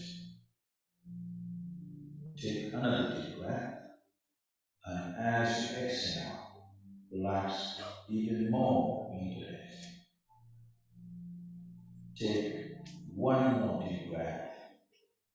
This time, the relaxation should be total. Now, tense your feet alone. Tense, tense, tense. Relax. Now tense your calf muscles only, about your ankle, below the knee. Tense, tense, tense. Relax. Now tense your thigh muscles. Tense, tense, tense. Relax. Tense your hip and stomach muscles. Tense, tense, tense. Relax. Now tense the muscles on your chest, shoulders, and your back. Tense, tense, tense. Hold the tension. Relax. Tense both your arms. Tense, tense. Make a fist and create tension. Tense, tense.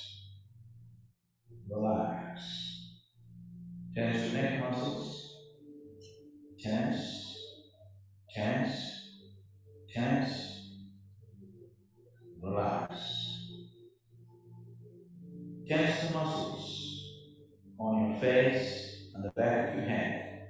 Make a face and create tension. Tense, tense, tense. Relax. Take a deep breath. And as you exhale, relax. Feel relaxation spreading right through your body, from the top of your head down to your toes. See yourself climbing to the peak of a mountain. Feel the cold air. And as you climb, let your breath go in deep and rapid rasping gusts, like breathe this way. Deep and fast, rasping breath, deep and fast.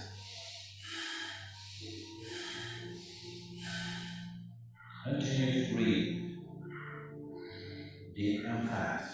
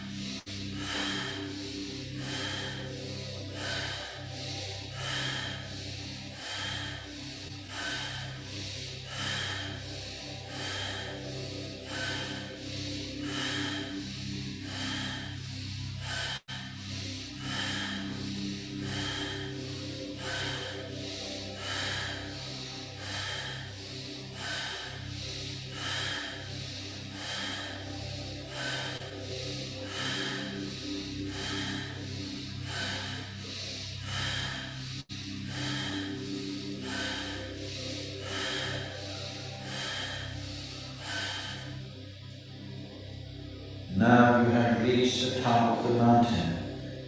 Your breath continues to rasp in rapid gusts.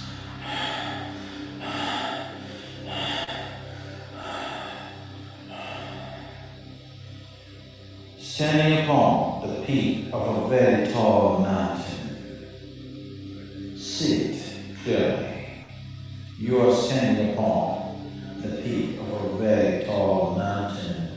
As you look down at the other smaller peaks, the valleys, and the dwellings of those who do not dare to climb, slowly your breath settles down to normal.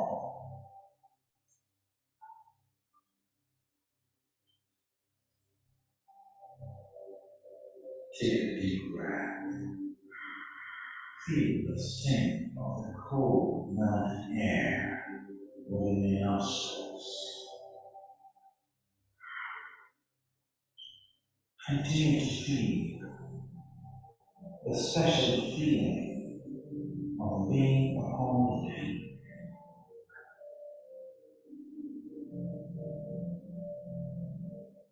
See a small spot of bright light up here in your forehead. See a small spot of bright light. See it growing into a beam of light. This spot of light from your forehead is projecting itself into a sharp white beam of light. It is growing.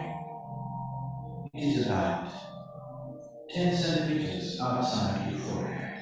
See it growing. About a meter in length. 3 meters, 10 meters, 100 meters, 1,000 meters. See this beam of light, a bright white beam of light projecting from your forehead into the horizon.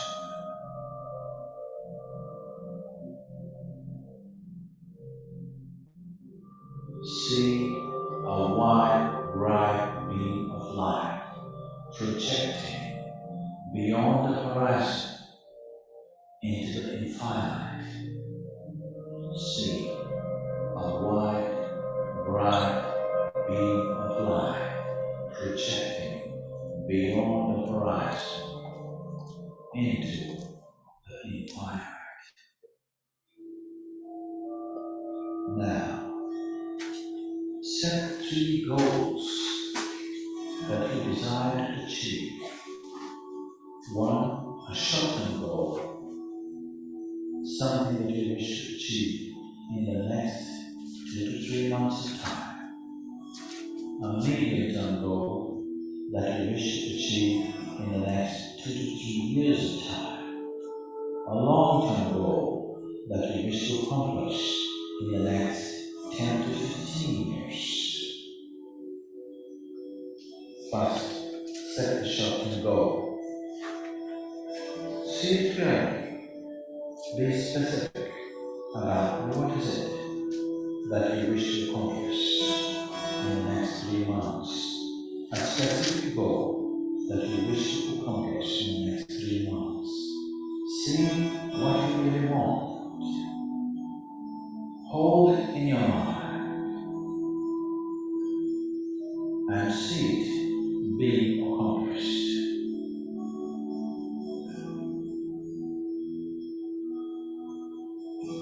Now, the medium-term goal. See what you wish to accomplish in the next 2 to 3 years' time. See what you wish to accomplish in the next 2 to 3 years' time. Be specific about what you wish to accomplish. See clearly that which you wish to accomplish in the next 2 to 3 years' time. A specific goal. See clearly and see it being accomplished. See how it feels to have your goal accomplished. Enjoy it, the power of it. Feel it.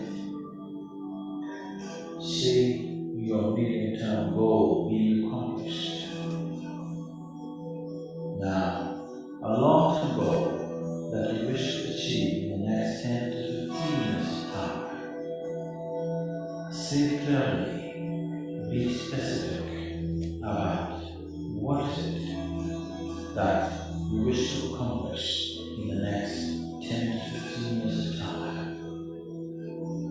It is best that your long-term goal is a more inclusive process. It is best that your long-term goal includes everybody's well-being. See clearly a specific goal that you wish to achieve in the next 10 to 15 years' time. See clearly. Hold it in mind.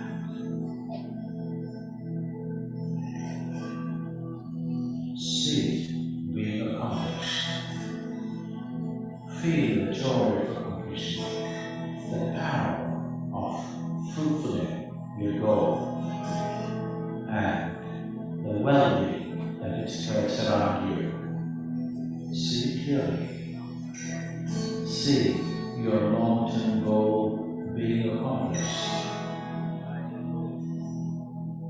Feel the joy of it, the power of it, and the well-being that spreads around.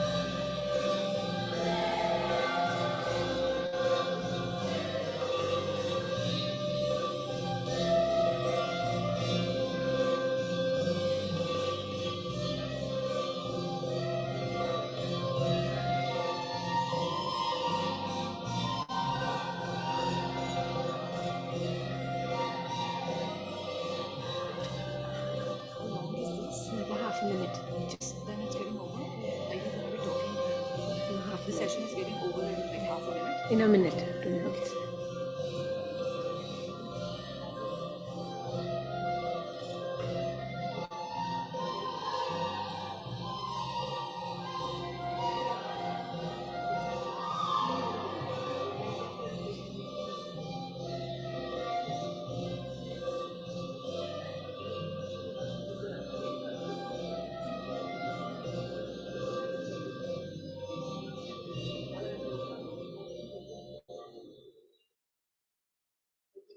You can slowly open your eyes. We thank all of you for joining us for this. Namaste.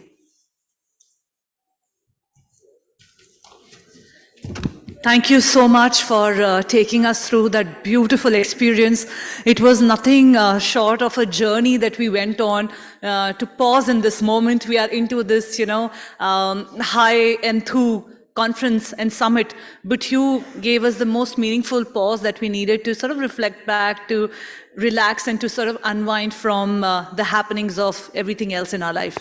Ladies and gentlemen, with this now, we will break for lunch. The lunch is going to be 30 minutes outside in the pre-function area. Please do join us for that. And post that, we shall be having more sessions in this very room. So see you on the other side. My name is Shobha Rana. I also run a podcast called The Journey Within Podcast. It's available on YouTube. So please do subscribe to the channel. The channel is all about this meditative aspect of our life, taking the journey within to understand our inner world better, because from there our perceptions and outlook towards the life is sort of decided and depicted. So you could check that out on YouTube. It's called The Journey Within by Shobha Rana. Thank you so much. See you after the lunch.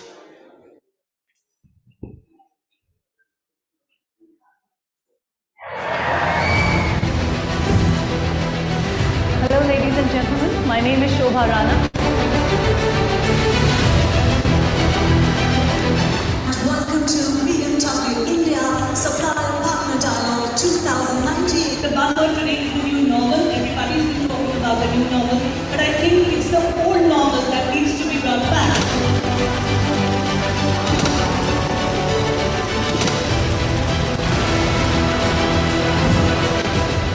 Whereas a winner's mindset is failure friendly. They're okay with the failures. They understand that failure is the part of the process.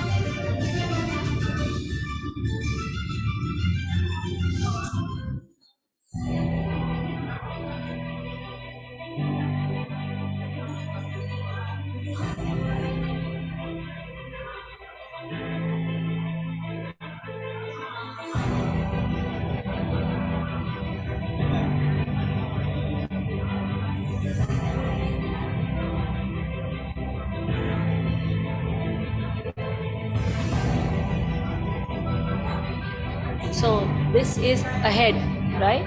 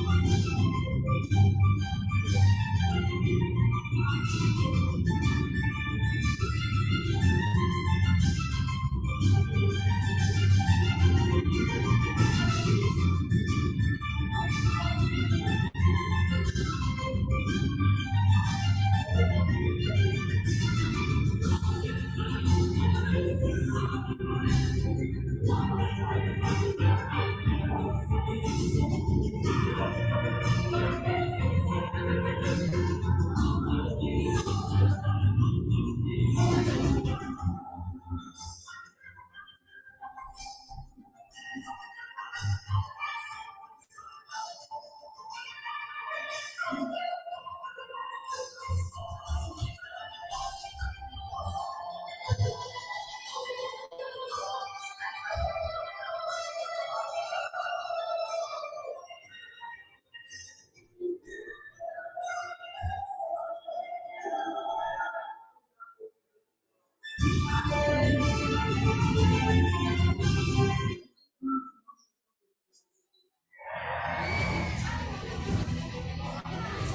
ladies and gentlemen. My name is Shobha Rana.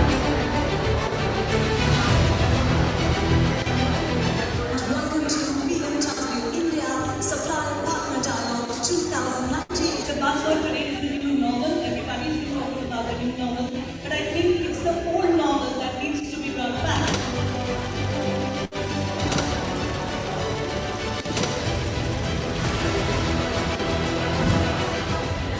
When it has a winner's mindset, it's failure friendly.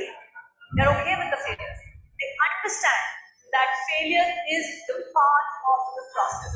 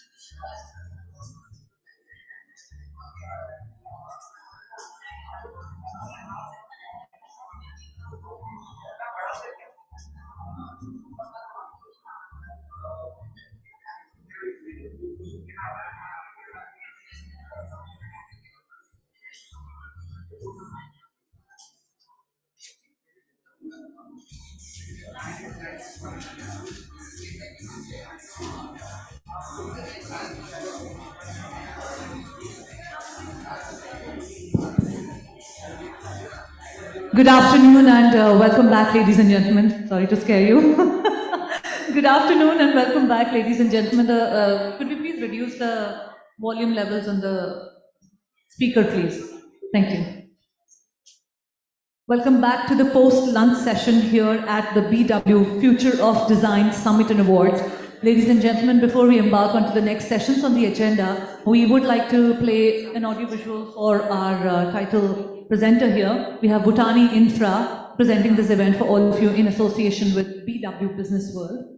Ladies and gentlemen, please pay attention to the screen. We will be playing an audiovisual clip for all of you. Thank you.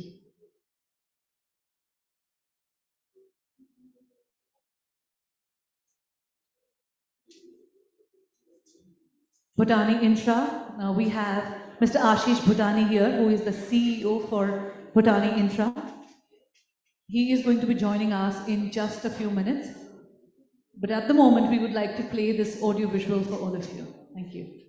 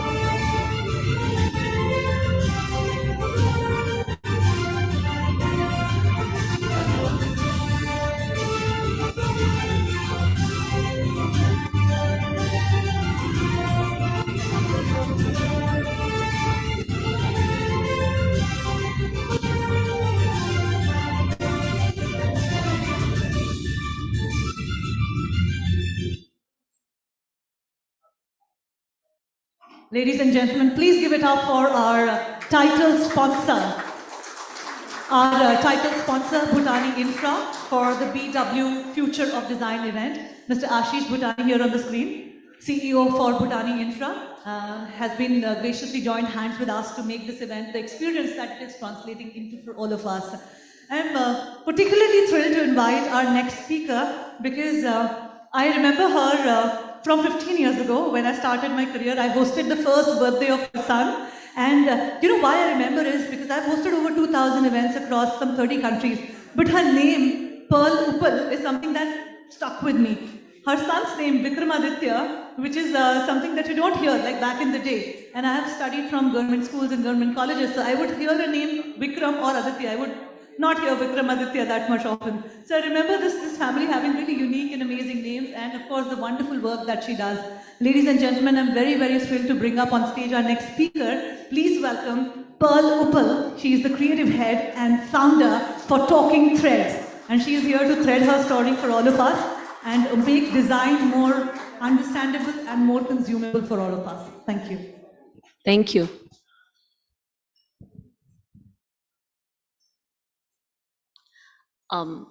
So I come from an industry which is absolutely one of the most polluting industries in the world. It does more damage to planet than many industries, and it's probably also not very famous for the social justice it brings about. So when this event concept came along, I was like, this is something that I would love to do. Would love to take the audience here through how a brand can, if it wills, to make a difference, to make sure that it designs its systems, its services, its products with an eye to regeneration and sustainability. So just a quick word about who we are. Sorry, I'm going to do this. So Talking Threads, it's a design label. It celebrates culture and fashion and exceptional craftsmanship. We always say, what are we inspired by and what are we moved by? So we're inspired by our tradition. We're inspired by our culture. We're inspired by our heritage crafts. What we're moved by is the modern world, the future of our crafts, and the sartorial dreams of brides and grooms. In reality, we love making beautiful things, but we also want to make sure that whatever we're doing, we do it in a society positive way. In a sense, we make the artisanal relevant to the modern consumer. We're a young designer luxury brand, and we serve 6,000 customers in over 65 countries. So a young label, and what is it doing, and what does it do every day, and how does it implement regenerative design and sustainability? So, when we all keep talking about sustainability, but regenerative is definitely something which got me thinking that, and this is how I just read about it, that it's a life-conducive, holistic approach to designing products, services, and systems in a more than human world. So what does a fashion design company do to do that, right? Its creative processes must prioritize sustainability, circularity, and regeneration. We must use our creativity to replenish our environment and social justice. And this is something, I'm not putting it out because I'm here, but this is something that as a brand, we've always believed in right from the genesis. I read it somewhere that the modernity of our time is sustainability. And as a brand, our DNA is sustainable. Primarily, we come from the world of slow fashion. So that itself brings products to market which are rooted in sustainable, ethical design and production. As a company, what we do is that when our design teams are charged with collections, these are the principles which must make their tick marks before even a collection can be brought to the approval stage. It must meet the cultural aspects where craft meets modernity. It must have significant artisanal contribution. It must be ethically produced. Very importantly, it must be made to last. It must never waste. At a core level, we have a philosophy which says never waste supply chain. There can never be zero waste, but can we have a design process which even designs out of wastes, right? So that's the level to which we go. Our design always prioritizes local materials, crafts, and communities, and we're very proud of that. Production is minimal impact, it's handwork, it's minimal impact to the environment, very low use of machinery. Social equity, as a company, we prioritize wage standards. I think in the industry, if there was a benchmark done, we'd come out to be one of the highest paying to our craftsmen. We do little things, right? In our DNA, we end up saying that if our artisans were to show us financial proof of having transmitted their child's education fees this month, they will get an additional incentive, right? So right from how we bring about empowerment of our communities and how we design, sustainability is at the very core. A wedding dress, when this opportunity came along, I said, okay, this is a wedding dress. Anyone can argue is one of the most unsustainable purchases you can make, right? However, we can, even in industries which are considered wasteful, we can prioritize environmentally friendly thinking without compromising the dreams. So these are the kind of questions we ask ourselves. I've already talked about minimal impact to environment. How can we make our manufacturing processes more restorative to the communities and to the environment.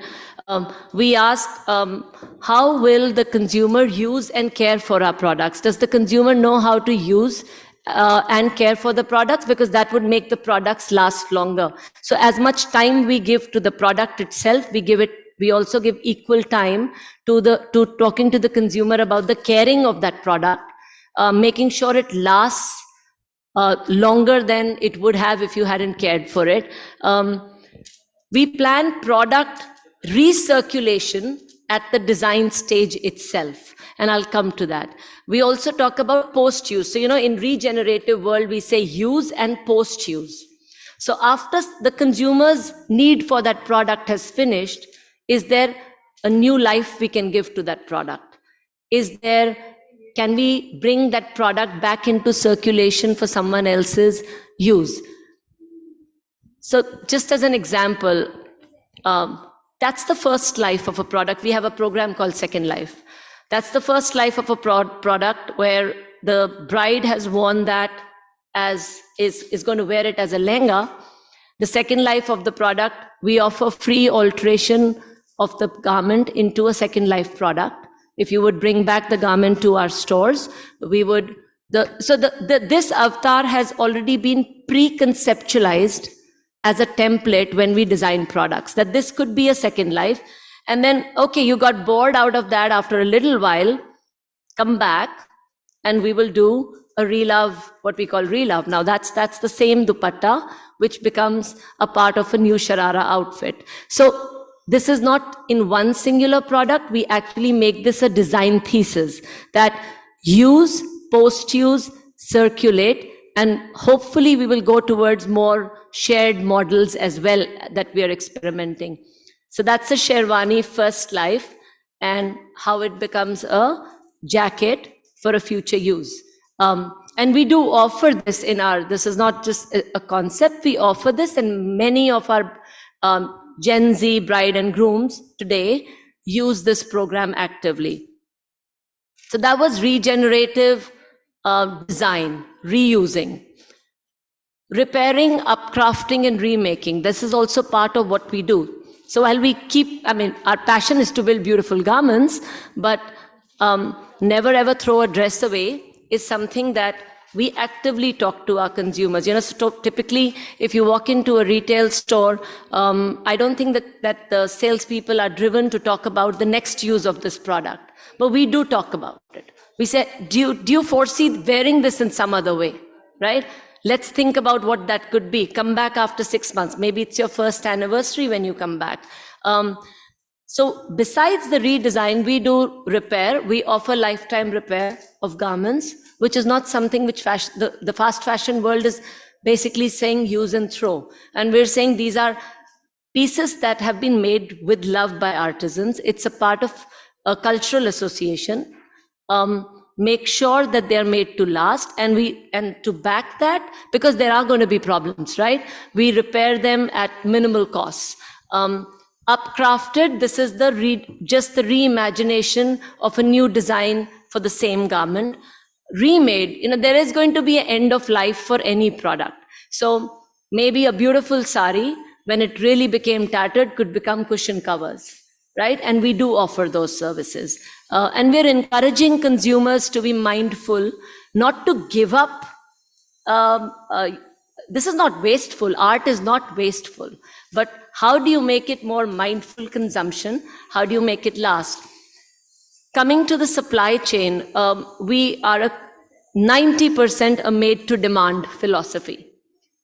We build samples and we will only build product to an order.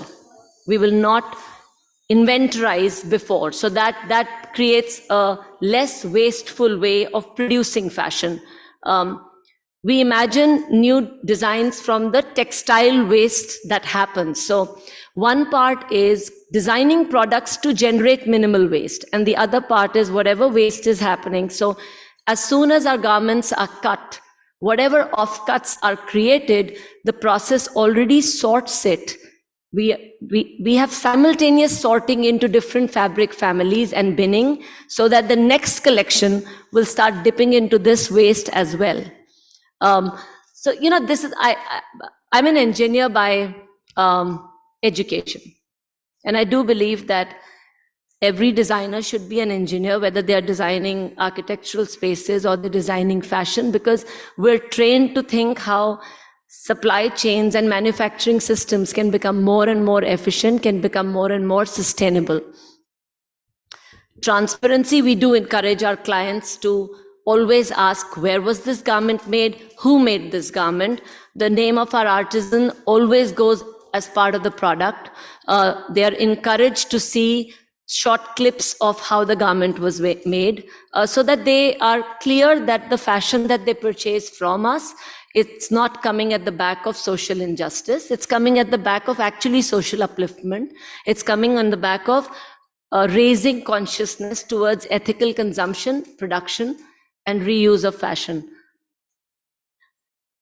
Inherently, because we are largely handcrafted, nothing can be 100% handcrafted, but inherently, because we are largely handcrafted, this is more than couture. And just knowing the kind of effort that went into the garment makes people stay on with their garments much longer. And I do believe that that's the way fashion must go. Heirlooms is a big part of our clothing line. And once again, the reason I brought out this example is because, heirloom fashion itself, it regenerates itself. The past goes into the present, the same piece is handed on. In my wedding, the dearest garment that I wore 23 years back was actually something that my grandmother's outfit was incorporated into my garment. And it's still, that's the only piece I've actually kept. Everything else has gone somewhere. So by the fact that we revive craft, these heirlooms are anyways regenerative. They are transcending time, right? So the Patch of Love program at Talking Threads, this is what I was talking about, that we encourage brides and grooms to bring any of the heirloom. Maybe it's not even in a shape that it can be worn, but we can see how we can incorporate it into the garment so that that piece did not go to the landfill. It regenerated into the next generation. So yeah, that's what we do. We're making couture future ready. And we do believe that regenerative design is not a trend, it's a movement. We must all do what we can to make this move forward. Thank you.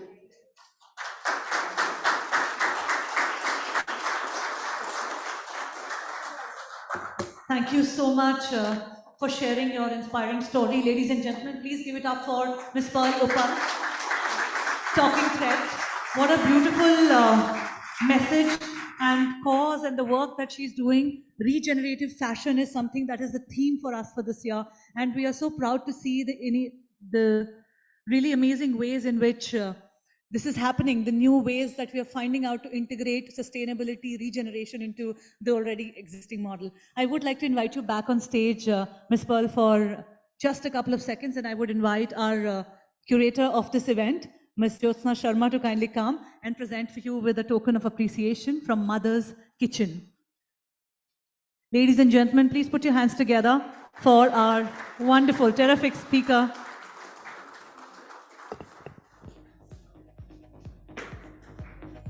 Thank you so much for making time, for sharing time with us here. And now, moving ahead. This summit here today has been full of just innovation. There are so many creative ideas, those are getting shared from this stage. And it gives me particularly a lot of joy to announce for the next session, because if I tell you to imagine clothing, imagine your home furnishing without tools, stitching equipments, or even machinery, can you imagine that? Can you imagine wearing clothes those don't use any of these techniques?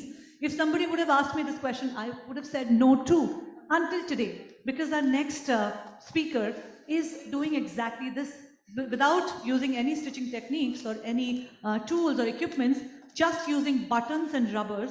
He's trying to bring alive clothing. He has been a part of some of the international global conclaves and conferences as a speaker, and also his story, his clothing line has traveled to exhibitions and shows across the world because he's doing something really, really imaginative, creative, and amazing. Ladies and gentlemen, please put your hands together and welcome on stage Mr. Anuj Sharma, who is the founder for Button Masala. Hi, it's such a pleasure to meet you. We are so excited for this session because he is doing a workshop right here, right now in front of us, and maybe we'll have things to learn. And in my next show, I might be wearing a Button Masala couture. If you model, then you'll be wearing one now. Okay, I'm up for learning. I'm sitting right here in the front bench. Ladies and gentlemen, let's give a warm welcome and let's get this. Thank you. Thank you, Businessworld. Thank you, Jyotsna. Thank you, Pradumna, for inviting me here. Button Masala is a very simple technique. It's not gimmicky. It's very. I studied at National Institute of Design, and I thought design was drawing, so I went there. But when I went there, I realized I was the worst drawing guy, and figured out that I have to do straight stitches. I have to do a lot of stitching, straight lines, and I figured it's not my capacity. So I tried very hard to make clothes in different ways when I was a student. Wasn't really possible at that point of time. In 2007, I started doing Fashion Week. In every single Fashion Week, I made a collection, which was a different technique, because I didn't like the idea of stitching, cutting, pattern making, having people working for you. I come from Rajasthan, where I automatically learned sustainability. So it's not like I design for sustainability. I design because I enjoy being convenient for myself. So I quickly will tell you about Button Masala, and then I'll show you how it's done. And then we have buttons and rubber bands and gamchas placed in each table, so you can try a little bit for yourself.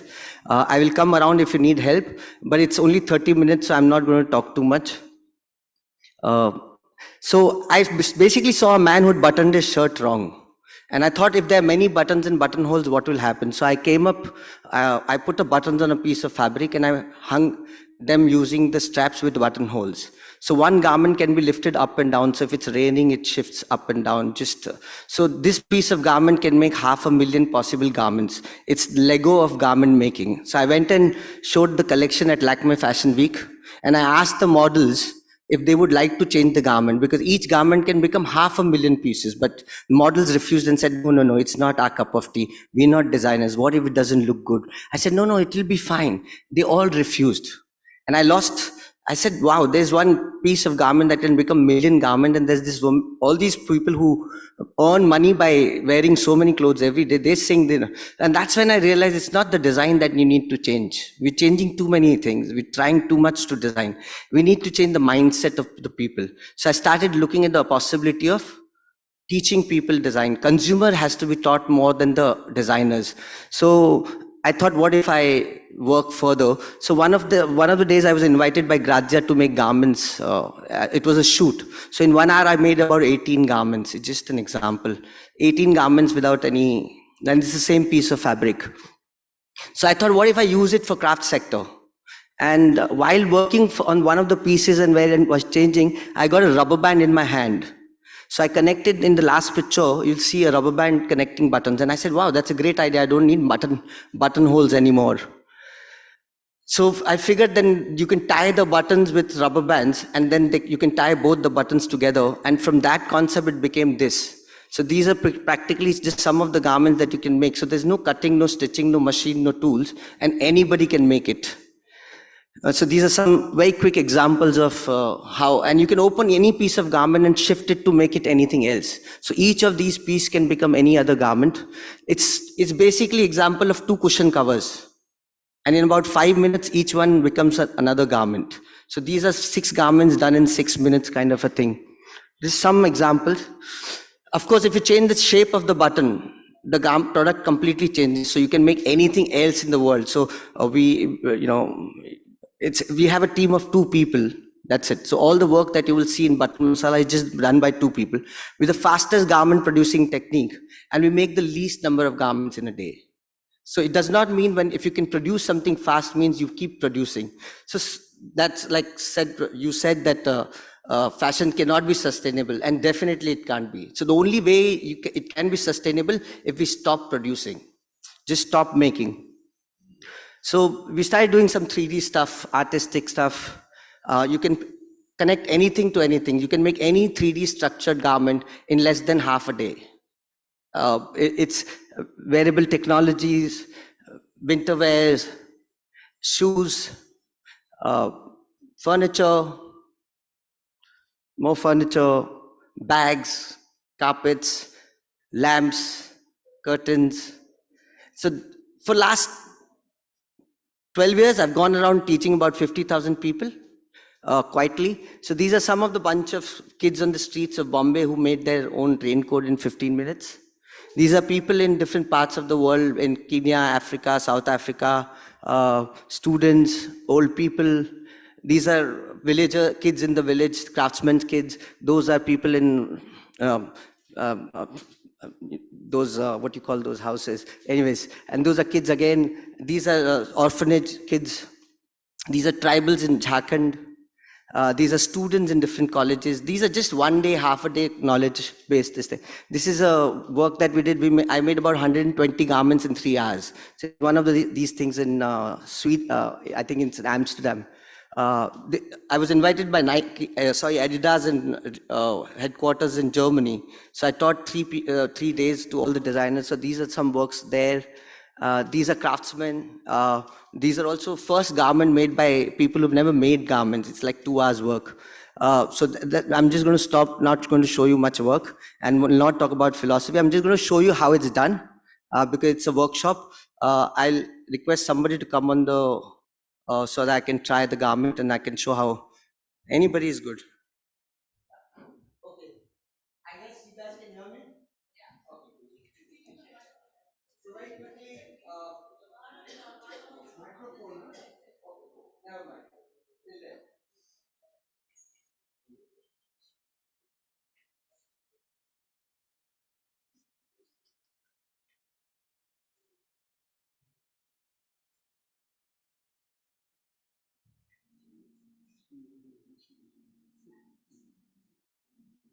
So you use anything round. You can use any coins, stones, anything round. Something that doesn't tear the fabric. And rubber bands, which are very easily available. So these are dental rubber bands. Yeah.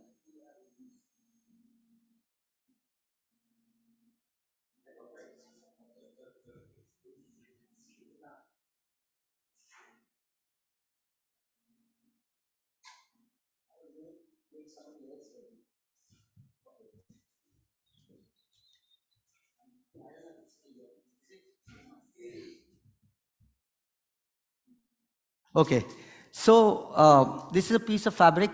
Quickly, so it's basically nothing, just tying the fabric on the.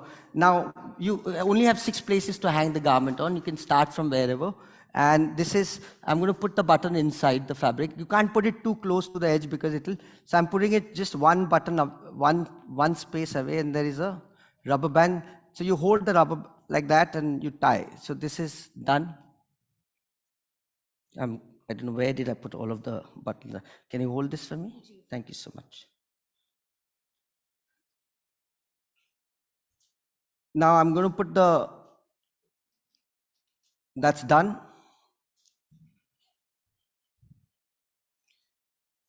Now that's the starting button, but now if I have to attach this, then I'm going to put this button here on the corner.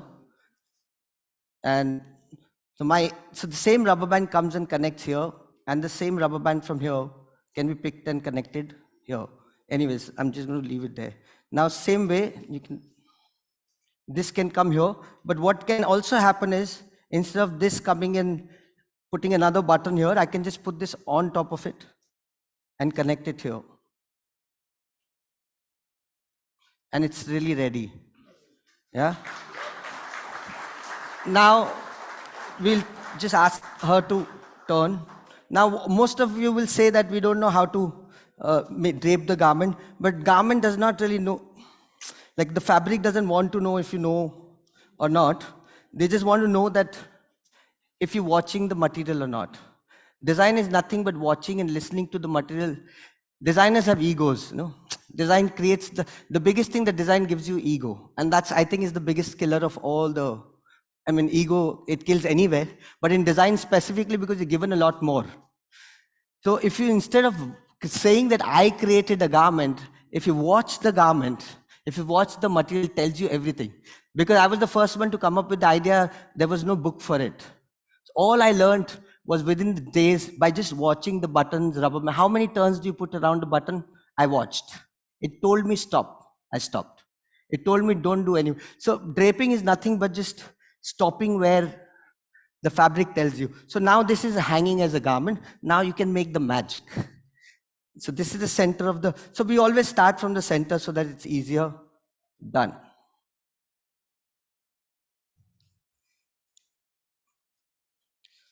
It's also a great, now no marking needed. See, it tells you where is the center. Done. One more.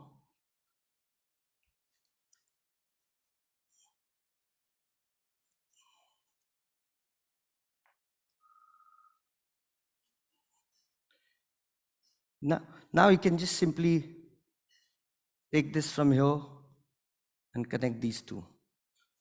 Changed. Yeah?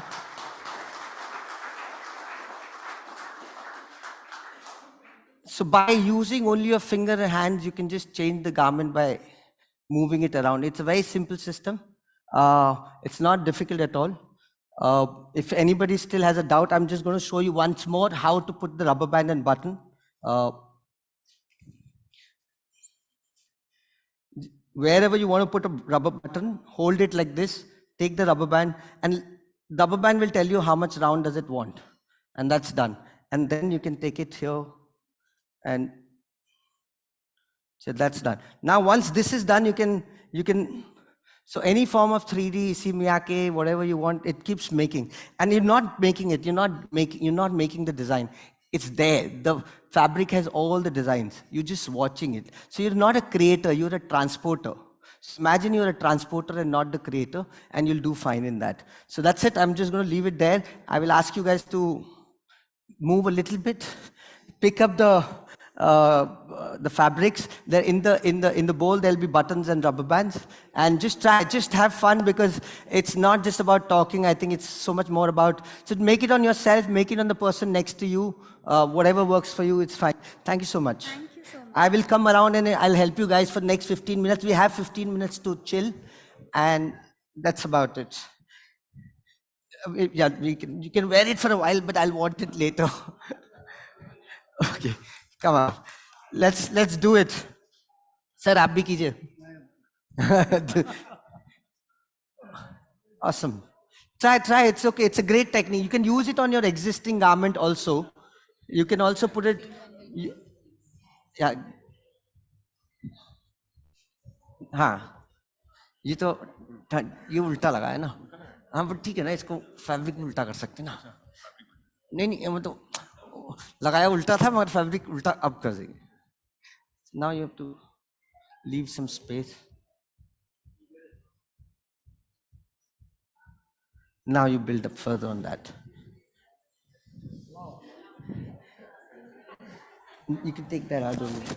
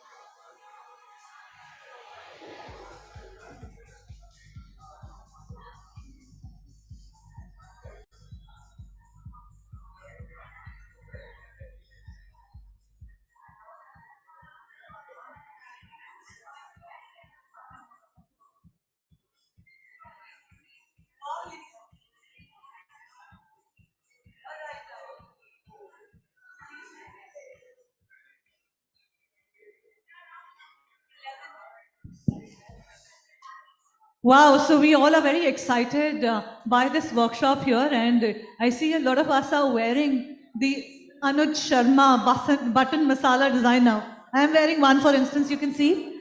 One the designer himself has done, one I have very poorly managed a version of it, but I think I'm looking quite cool, and my pants needed this trim. So thank you so much for doing this so creatively. And I would like to invite you back on stage. Anuj, who's the founder for Button Masala, to join us on stage, because we'd like to present you with a token of appreciation for coming here at this event and bringing so much of creativity, a flush of innovation. And this literally was done in a few seconds. So I'm really inspired by this session. Ladies and gentlemen, a big round of applause. I know all of us are busy turning ourselves into designers, but for the actual one, for the innovator, for the disruptor, you did a tremendous job. I have done some job. It looks fine. You approve? So my outfit is designed by the designer, approved by the designer. I think I couldn't have asked for more. We have not done the back. That's the lazy me, not doing the job properly, but that is also done. You have so many models here in the house. Yeah? People tried. Yes, yes. It's a beautiful, beautiful session. Thank you so much once again, Anuj. Please be with us. I would like to invite Mr. Harbinder Narula, who is just waiting to be a model, to don one of your... Please come and let's felicitate Anuj with our token of love and appreciation, a gift hamper from Blossom Culture Aroma Magic for joining us here at this conclave.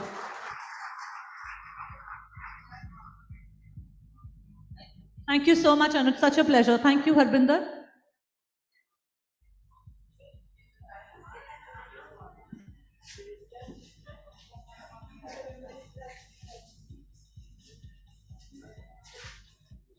Thank you so much for designing my outfit, Anuj. All right, ladies and gentlemen, moving ahead to what's next on the agenda. But before that, may I ask you to please take your seats. I know we are very creative people in the house today. We are designers. We are the people who envision it in our head before it comes to life. So a session like this does spark that, innovation and creativity and imagination in us, and it's difficult to control. However, due to the paucity of time and what's lined up next on the agenda, may I request you to please take your seats. Thank you so much, ladies and gents.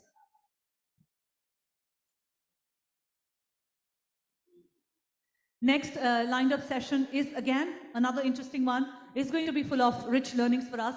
Ladies and gentlemen, please welcome our next speaker. We have Mr. Ajay Jain, who is the head global strategy design for Tata Motors, joining us on stage. Please put your hands together. Let's welcome head for global design strategy, Tata Motors, Mr. Ajay Jain on stage. Welcome you, sir. He's just prepping up to join us on stage, and he's someone who has asked a bunch of questions to our designers and innovators so far, so please prepare your questions ready for his session. Ladies and gentlemen, let's get started.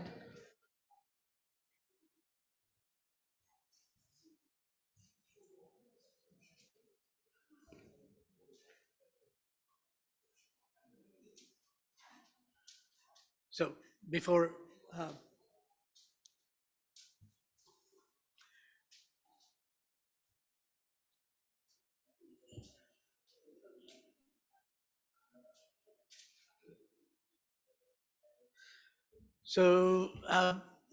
quickly, while I'm having a malfunction, which is not by design, I'd just like to say thank you very much for having me here. This is a wonderful event, and I'd like to just introduce myself as a car designer, which is a little unconventional as far as design and understanding of design as a creative discipline goes. What is a car designer? Actually, I'm the person that is between some of you who are the architects and the fashion designers. Car design is the way you project yourself. A car is what you wear. A car is how you dress yourself. But at the same time, it's a space. It's a space in which you live, in which you commute, in which you move and you live. Okay. Is there a way to switch on the video? There's an audio video. So I'm going to go a little bit off script. And maybe going off script is getting to the point. Because I've heard quite a few things in the audience, and I hope those will talk about design. So the best way to give you an example of what is sustainable design and what is regenerative design is taking your Pearl's example about engineers. So the moment we switch to electric cars, we reduce pollution. We reduce the number of moving parts by 10 times. And automatically the solution became sustainable. But designers don't look at solutions. Designers look at opportunities. So when we created at Tata Motors Avinya, which in Sanskrit means innovation, we looked at not what electrification gave to us in terms of sustainable mobility and transportation, but what it gave to us in terms of opportunities. Starting with putting India in the middle, in the name, the India is in the middle, and the inside is now the core of what the vehicle is. Before, we would just style a vehicle from the outside and make it look cool. So we approached this new solution that we had in a way that we looked at it as a new organism. And one of the things designers do is we breathe life into inanimate objects. And by creating almost the spirit of this vehicle, that technologically it's a cold electric vehicle, it's a car, it's got 4 wheels. But we tried to create and infuse a spirit in it. Coming back took inspiration, Avinya, the inspiration is from India. This is a beautiful picture from Leh that influenced the electrical screens and the interface and the immersive interface that we have.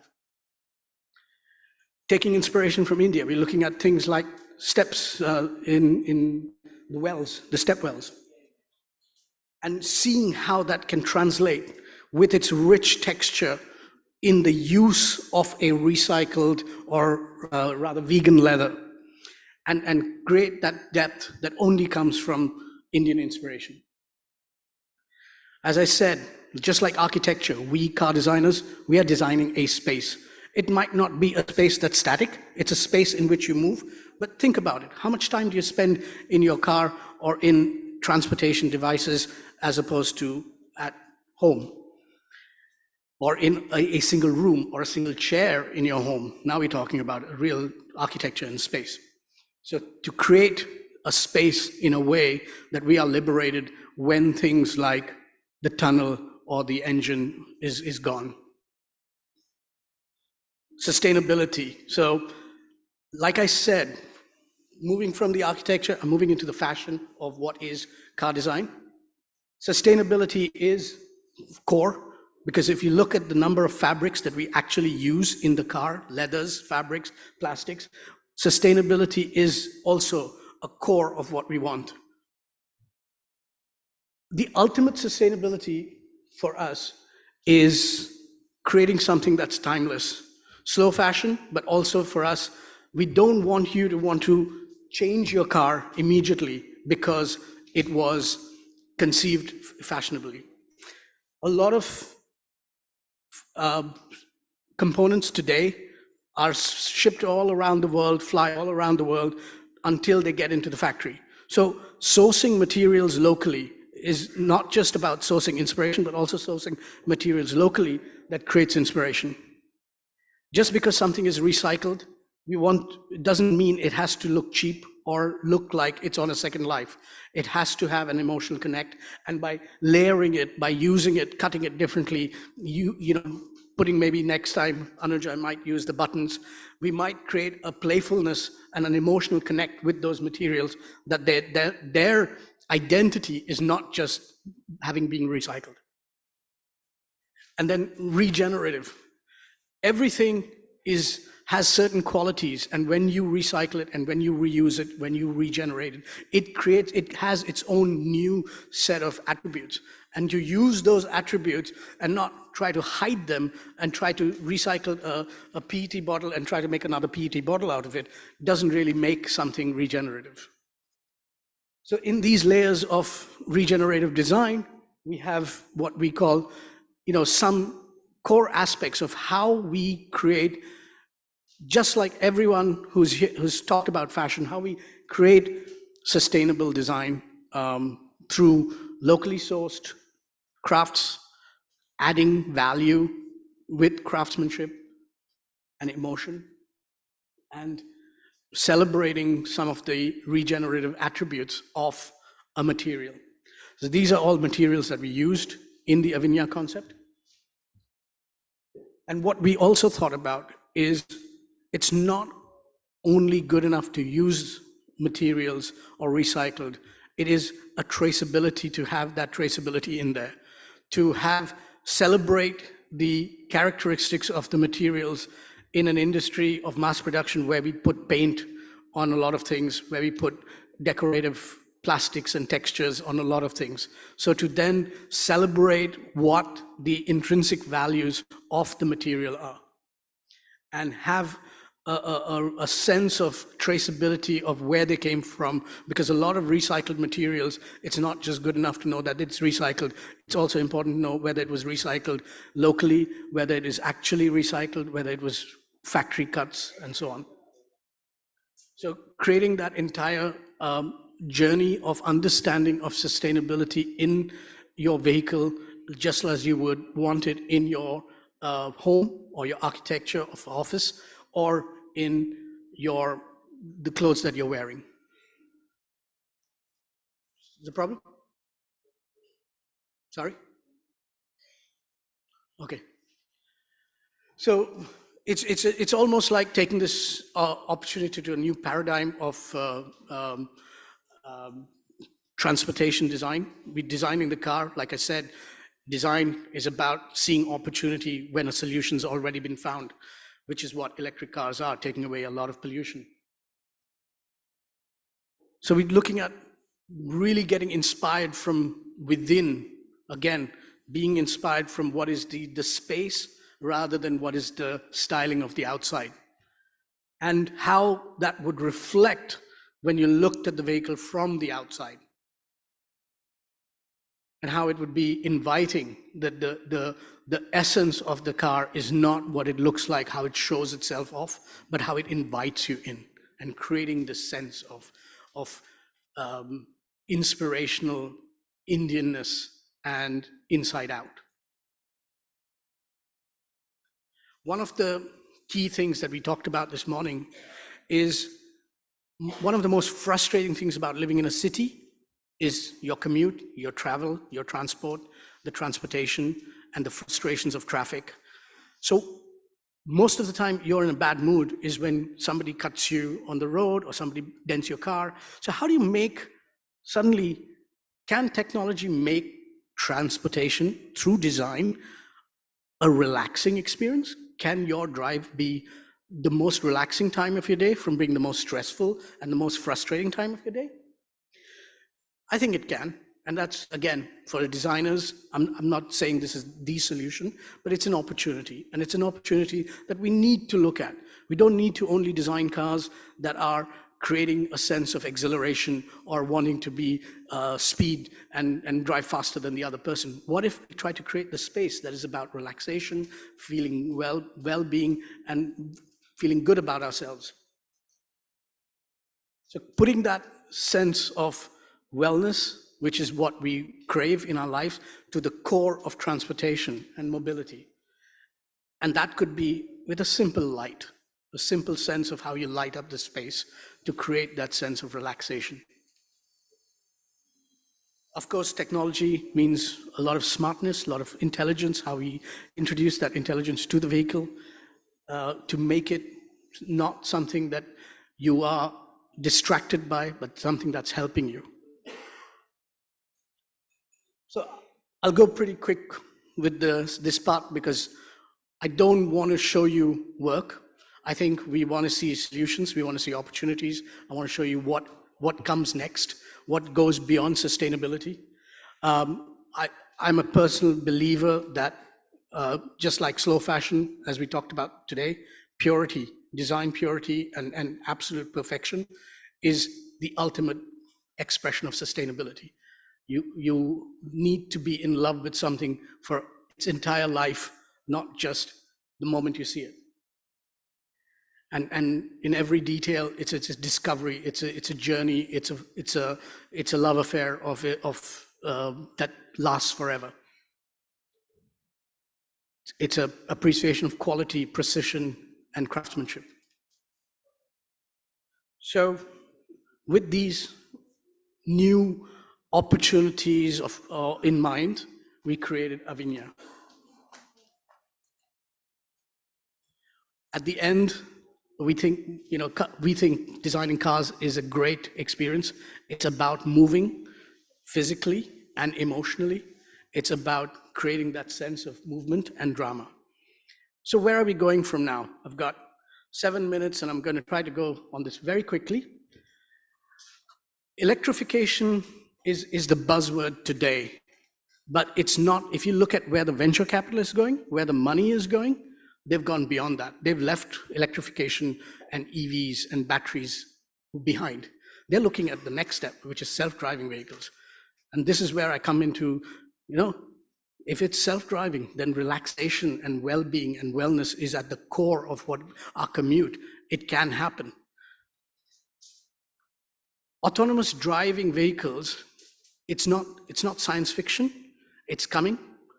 And what it means is that like a swarm of starlets or a school of fish, the cars would never crash, which means you don't need something in front of you. You don't need to be looking at the road. And 100 years of automotive development, which is about crashing, 125 years of urban development to create roads with signs don't need to exist. Yes, we can reclaim the entire space with cars that are self-driving. And these are just some examples of what they do. Not only in the exterior shape, but creating the space. You no longer have to face out. You can face each other. You can create an entire space that becomes a communal environment. Of course, it's all about electronics and electrification, which is what creates other opportunities to the use of this technology, not just to drive the vehicle. They can communicate with the entire world. They can communicate with each other. They can highlight their journey, and it's not just about interacting with them through a screen. Think about your journeys. There are journeys you take every day in an autonomous vehicle when you get into an elevator. You take this in an autonomous vehicle that goes vertically up and down, and you share that space with strangers. And it's a very short journey, but it is quite a distance. So autonomous vehicles are a space and environment that we're already very familiar with. But later on, you don't know who's driving the train, couchette, or the carrier that you're going in. You don't see the driver. You don't even know if the driver actually exists. And that's how that seamless transition will happen as we move into autonomous vehicles. And you will share the space with strangers. You'll share the space with team members, or just have a space with your family, or an intimate space. So that opportunity, again, designing a car as an interior space for different kinds of social interactions is again an opportunity. Visually, the car doesn't crash, so it doesn't need to be steel, it doesn't need to be metal, it doesn't need to have girders, it doesn't need to have these structures. It needs to be an interactive space, a space where you can have a sense of community. You might not even have the differentiation between the seamless of the exterior or the shell and the interior. They could be almost homogeneous and seamless. They could be made out of buttons and rubber bands and textiles because, again, they don't crash. You don't need to be protected. So the opportunity of using fabric, tensile materials is enormous. Any kind of space will have to become, if again, 90% of a car or a vehicle that we have today sits in a parking lot and it's wasteful, it's taking up road space. And if you really want to be sustainable and regenerative, we should be able to use it when we want it, and then somebody else uses it when they want it, and it constantly, it's more of a sharing economy. I mean, we've just scratched the surface with the ride-hailing apps and sharing apps, but if we do have this kind of a system, what's the biggest drawback? Why don't we use it? Because we're worried about health, safety, and maybe cleanliness and hygiene. But we can design ourselves out of that. That jacket over there is made out of copper fiber, and it is sterile. You can have ultraviolet light, and there's plenty of opportunities that we can have and to create this sense of reality, mobility, and create solutions.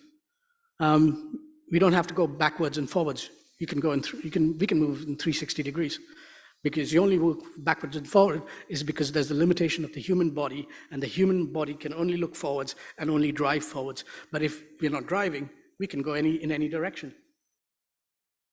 Lights created to talk for us to see the road, but what if these lights became something that they communicate with the rest of the environment, become part of the environment? So you don't have street lights, but all the autonomous vehicles are lighting up the street for other people.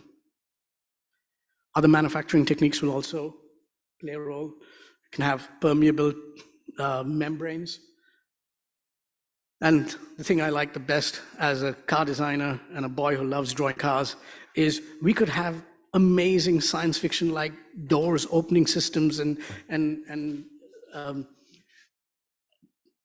basically access to the vehicle can be quite a dramatic and inspiring every day.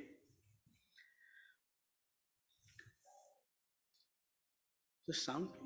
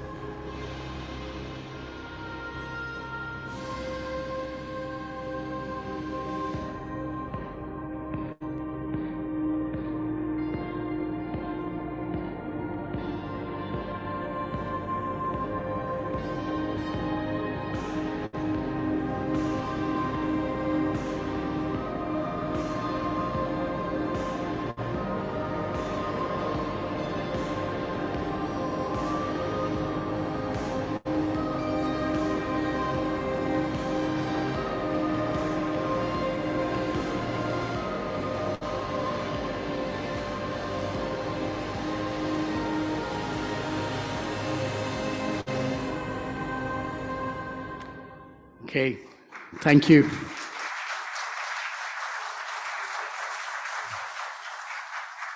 Thank you so much for that tremendous presentation, and especially the way it ended. We were also glued to that video, and all the innovation that you talked about, and the sustainability factor that we must factor into all kinds of creative designing is one big takeaway from this summit and awards here, ladies and gentlemen. Thank you so much once again, sir. And I would like to invite you back on stage because we have a token of appreciation to be given to you. And for the same, may I please invite Ruhail Amin, who is Senior Editor for BW Businessworld.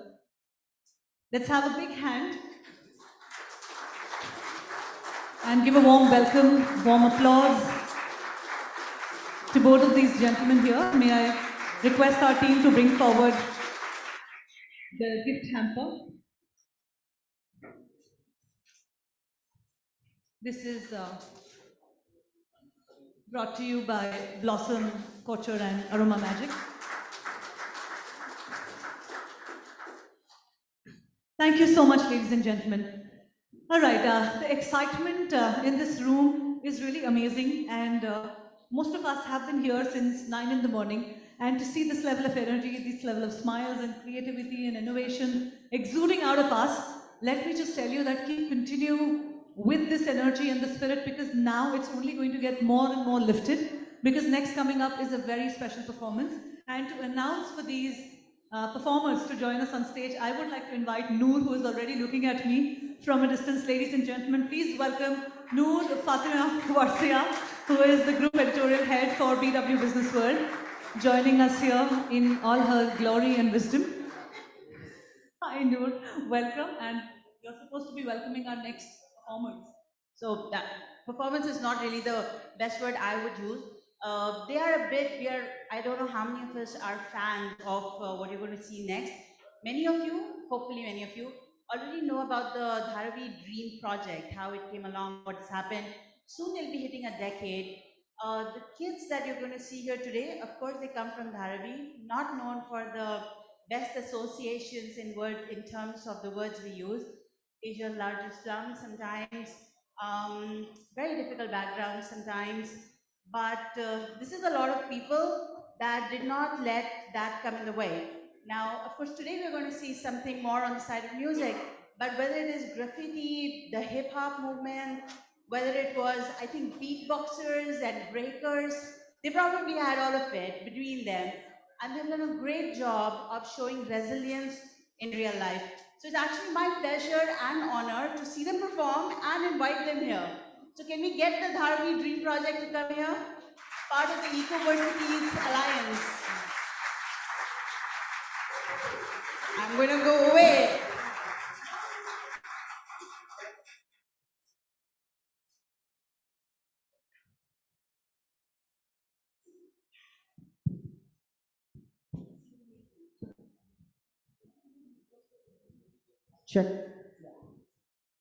Thank you. तो कैसे हो सब लोग? सब सही? बहुत अच्छे दिख रहे हो सब लोग यहाँ पे, बहुत अच्छे।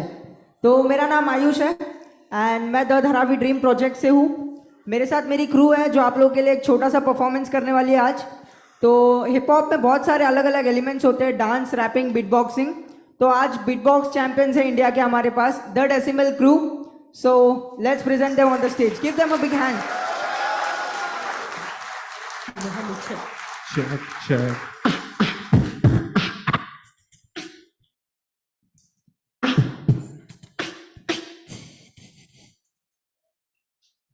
Are you guys ready? Let's We go. want this to be fun and we want you to make a lot of noise. Okay? Ready?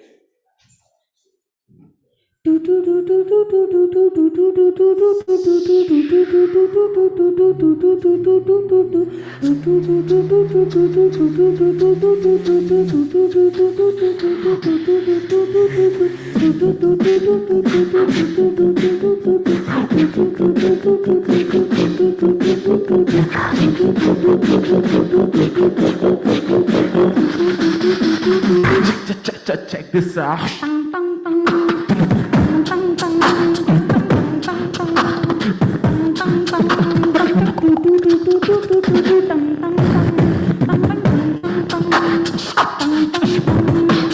They look once of a hidden different decibel. On the force with the hit is but it's glaciers. Damn serious, the instruments are mythical. Solo me deputation, shot the commentary hub. Solo me in it as a crew, but we so heat. How did the concrete? Solo on the drum beats, picking up the drum beats, kissing in the solo, now we solo with this bass. Everybody goes, oh no. This is way better. On this vocal line, she is a predator. I've been having the body in this room like. And if I am just in the bite, the LOL, spinning fire like a comeback weapon. If they come back later from the bait, we just make them way too deep like a one-line flu with water, food with the decibel crew. You should be that.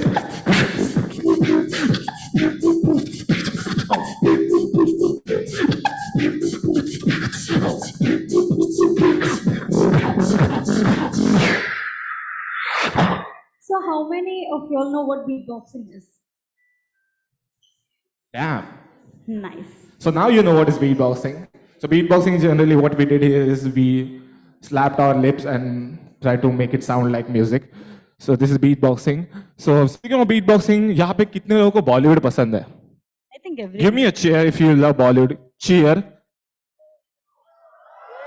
Yes, that's more like it.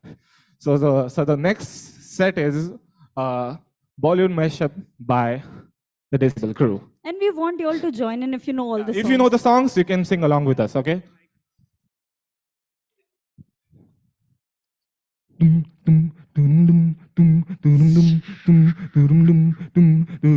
Oi hoy hoy, oi hoy hoy, oi hoy hoy, oi hoy hoy, oi hoy hoy, oi hoy hoy, oi hoy hoy, oi hoy hoy.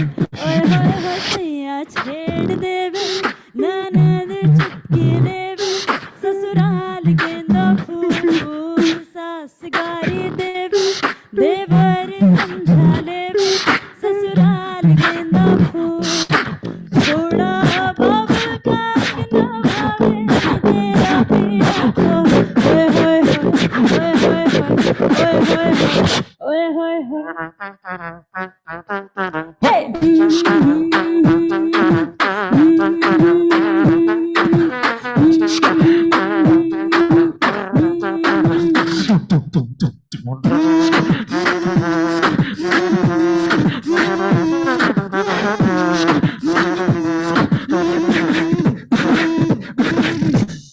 Oh Hamdam, oh Hamdam, oh Hamdam, sunniye re, yeah, oh Janiya, sunniye re, yeah, oh Janiya, शाम को तेरे किस्से चोरी चोरी नंगे पाँव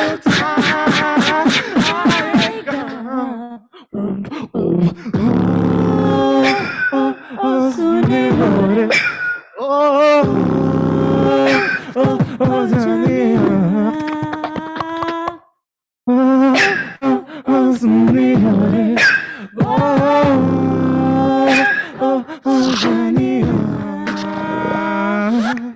Oh, I'm done. Come on, clap your hands.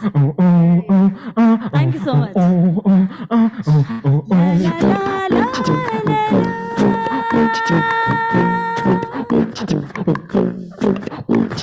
La la la la la la.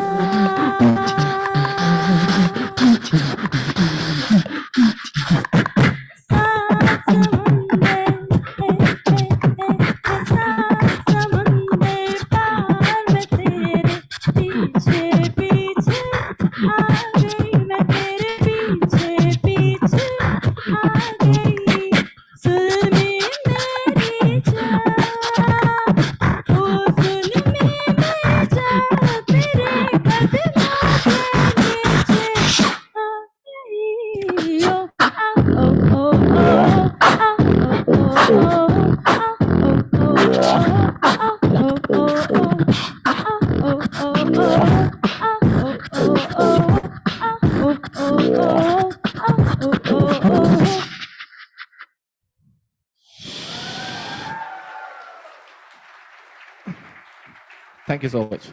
This next one is special.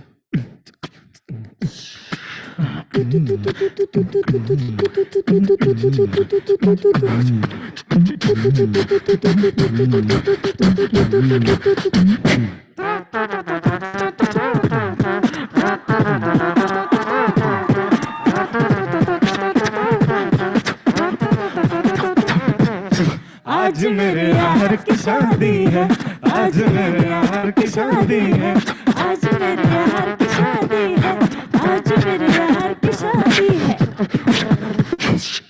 Next one is Garba. You all know this.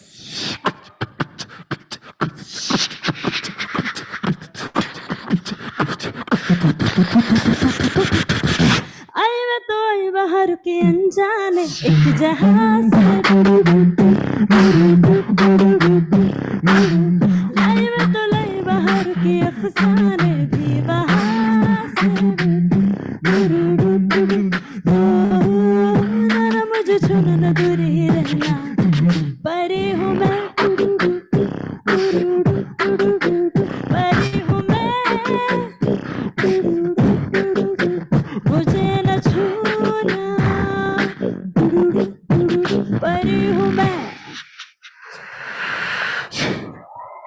So, okay. So before we end our set, I want to ask you one question. Ask. How many of you all like to party? You like to party, right? Hey. That's Go. right. So this is the decibel party. So I hope you guys have fun. Let's go. Let's go.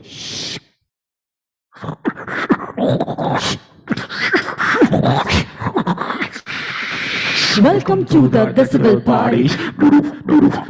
What?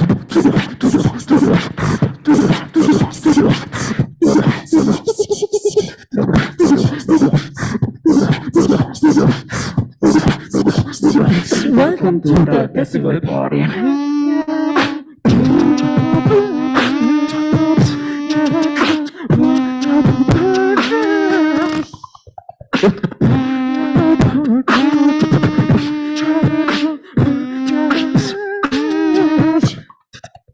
D-E-S-I-B-L-E.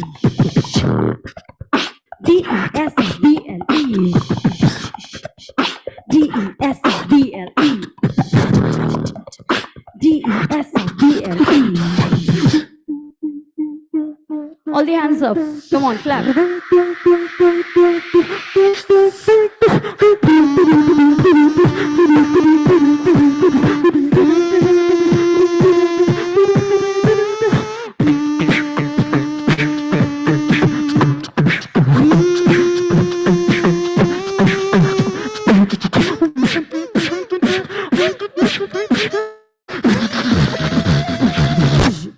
One of the speaker.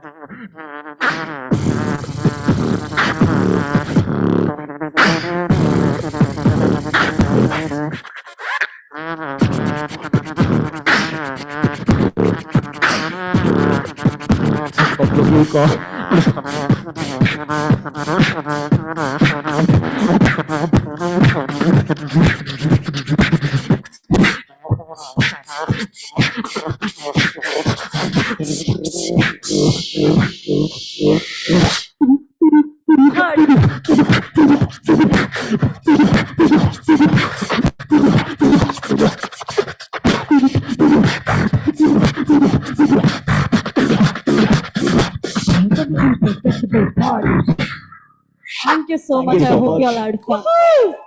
Woohoo!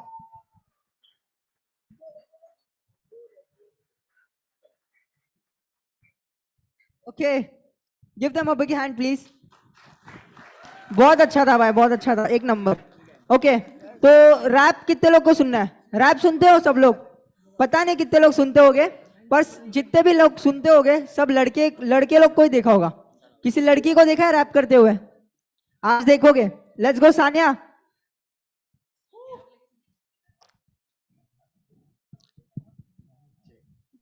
Let's go, play the track.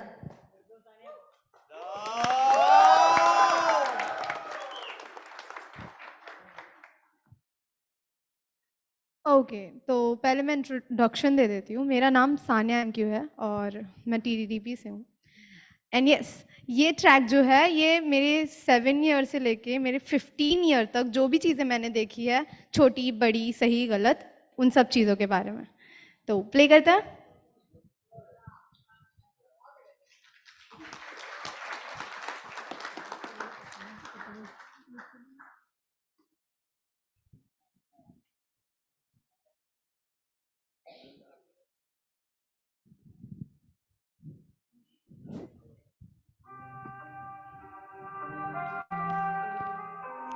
Sir ढक के चलने वाली निकली है sir उठाने. अब क्या ही कर सकोगे जो चाहे कर जमाने. कल हाथ कांपते थे आज कलम बोलती है. अब कोरे कागजों पर है लिख रहे अफसाने. नाम सानिया थी जिसकी उम्र 7 साल था, जिसका ख्वाब बनना टीचर मगर बहरहाल कि जो बस जानती थी सीखना ही जिंदगी. अब खुद जवाब चाहे उसका किया हर सवाल. ठिकाना ढूंढता था रहने जिसका परिवार. नई जगह पर रहने लगे थे वो लोग 4. लकड़ी की नींव डाली कीचड़ की जमीन पर. उसी जमीन पर है आज भी घर बरकरार. हाँ उम्र 12 जानी जिंदगी करीब से. जाना रिश्तों को पैसों से भी खरीदते। शराफत देख ली जो लोगों में शरीफ से। माँ ने बताया ना कि हालतें न ठीक है, आज चीखते खुद गर्ज, मैंने देखी खुद गर्जी। असल की बात करते जिनके काम फर्जी, नजर बदल ली किसने किसकी आंखें तरसी। हम जाने कैसे बीते जिंदगी सबर की। उठ अभिमानी है तुझे हार नहीं, उठ अभी पहुंची तेरी पुकार नहीं। उठ अभिमानी है तुझे हार नहीं, उठ अभी पहुंची तेरी पुकार नहीं। हाँ ज्योति बेखबर के क्या घर के हालात है। हाँ ज्योति सोचती कि अपने क्यों न साथ है। सवेरा ढूंढती उम्मीद लंबी रात है, ना थी जानती अभी तो बस शुरुआत है। उम्र के साल 15 और यादें बेशुमार, कमजोर दिल के पुल में मुश्किलें है बरकरार। दिल के सुकून को जरूरी ना थे दोस्त चार, बात कलम से मैं कागजों पे दूं उतार। हाँ मैंने अपनों के रिश्तों में देखे फासले, फरेब देखे मैंने लालचों के सिलसिले। देखे जुदा जो सालों के है वास्ते, दरारें है पुरानी जाने कब कहाँ मिले। मैंने बूढ़ी माँ बेटों पर बोझ देखी है, नए पहनावे पे पुरानी चोट देखी है। देखी शिकायतों को बनते हुए नफरतों में, जज्बातों की गहरी खरोच देखी। पर उठ अभिमानी है तुझे हार नहीं, उठ अभी पहुंची तेरी पुकार नहीं। उठ अभिमानी है तुझे हार नहीं, उठ अभी पहुंची तेरी पुकार नहीं। हाँ सीखा जिंदगी से जीने के तरीके, सीखा मुश्किलों को कहना चलो ठीक है। बीत गई बातें जैसे लम्हे बीते लोग देखे हैं मैंने, समझो तो मैं जीते खैर। लगे सब कुछ हो गया है मैस्ड अप, कभी लगी गलत कर रही हूँ मैं सब। मेहनत मुश्किलों में होने लगे वेस्ट जब, जहन भी कहता है बस करो खत्म अब। अच्छे अल्फाजों में भरने लगे डायरी, बातें वो भी है जो मैंने कभी ना कही। बोलू कम जब होने लगू अनसुनी, ना गलती मेरी फिर भी मांगू माफी। आजिज़ी शांति पसंद शांत मन शांत में, सिर्फ हम ही रहते हैं आखिर अंत में। ये उलझने तो खेल है सारे मन के, कर खुद को बुलंद खुद सहारा बन के। क्योंकि उठ अभिमानी है तुझे हार नहीं, तेरी पुकार नहीं। उठ अभिमानी है तुझे हार नहीं, उठ अभी पहुंची तेरी पुकार नहीं। नहीं जाना गलतियां सुधारनी है अब ठीक। आई विश के होने लगी सब ठीक।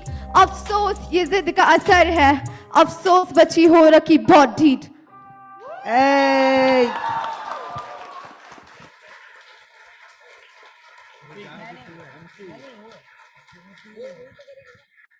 Okay thank you so much, बहुत ही प्यारी ऑडियंस है। और इसी के साथ साथ हमारे एक और रैपर आ रहे हैं, बॉस शिवाजी।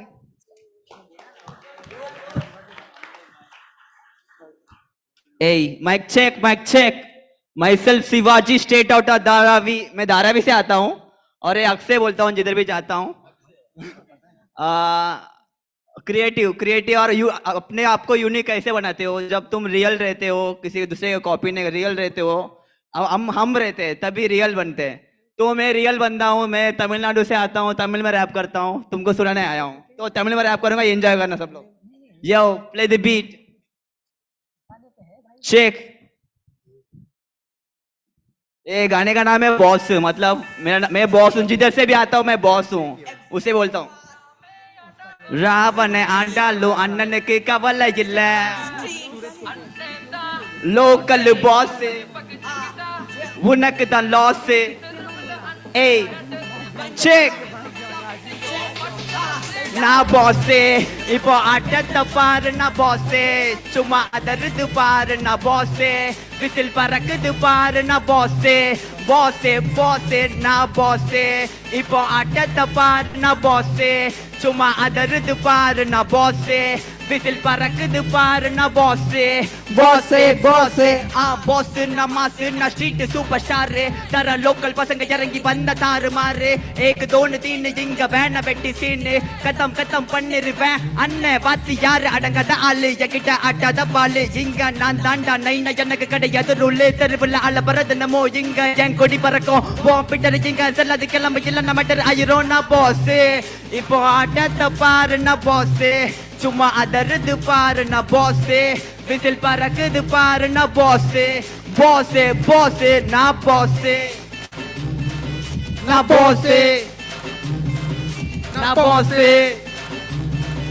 ना बॉसे आ मून வேலை சோறு திங்கு வேலை இல்ல தண்ட சோறு தெருமனை இல்ல டீக்கடை இல்ல என்ன பத்தி கேட்டு பாரு திருந்தாத தருதலன்னா இறங்கி வந்தா எல்லற சந்தில சிந்த பாடிருவைய கிட்ட வேண மாப்புள்ள கொலர தூக்கி விட்டு கெத்த சுத்துவோம் ஏரியா ஃபிகர் கிட்ட மாசு காட்டுவோம் கலப்படம் இல்லாத கெட்ட பசங்க நாங்க Kasi yulati yunanga boss danga na bosse. Ipo adat par na bosse. Cuma adarad par na bosse. Whistle parakad par na bosse. Bosse, bosse, na bosse. मेरे साथ बोलो ना bosse. Na bosse. Hey, hey. Na bosse. Bosse, bosse, yo. अच्छा लगा? ठीक है, ये तो बस शुरुआत था. इसके बाद आ रहे हमारा next rapper B boy Ayush.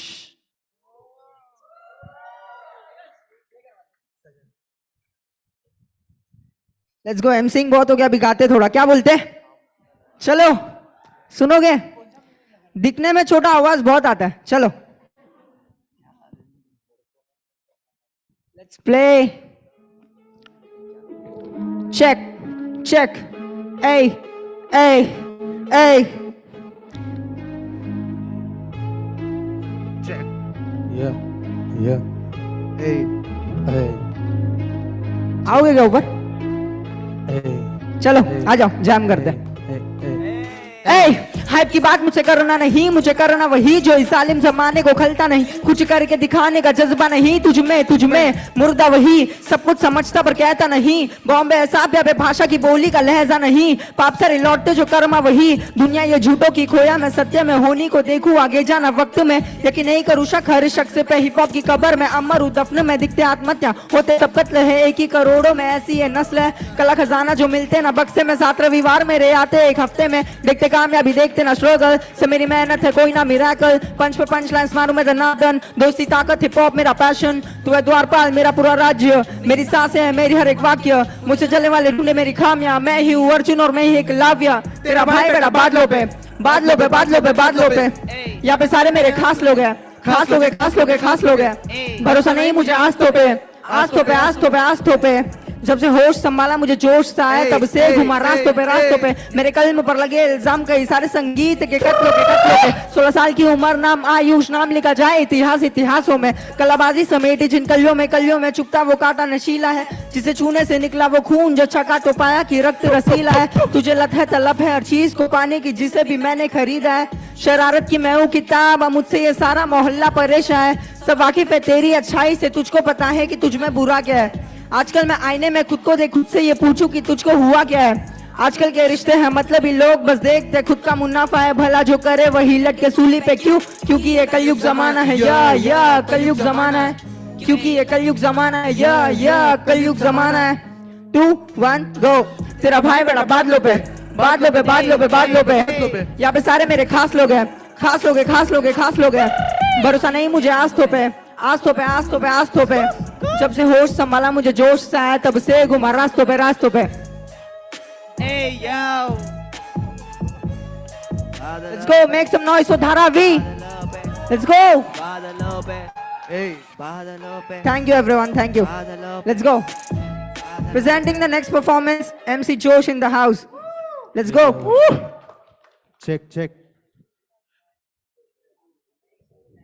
सब कैसे हो? सब कैसे हो?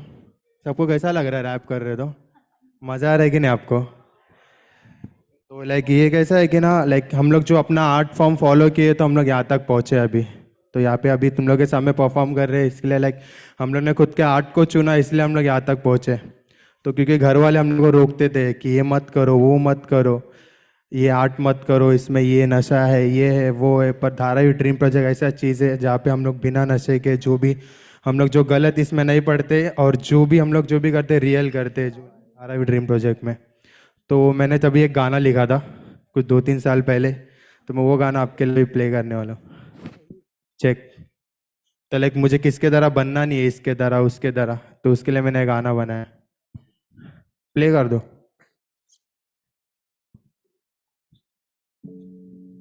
Check. Yeah, my name is Joshua Joseph.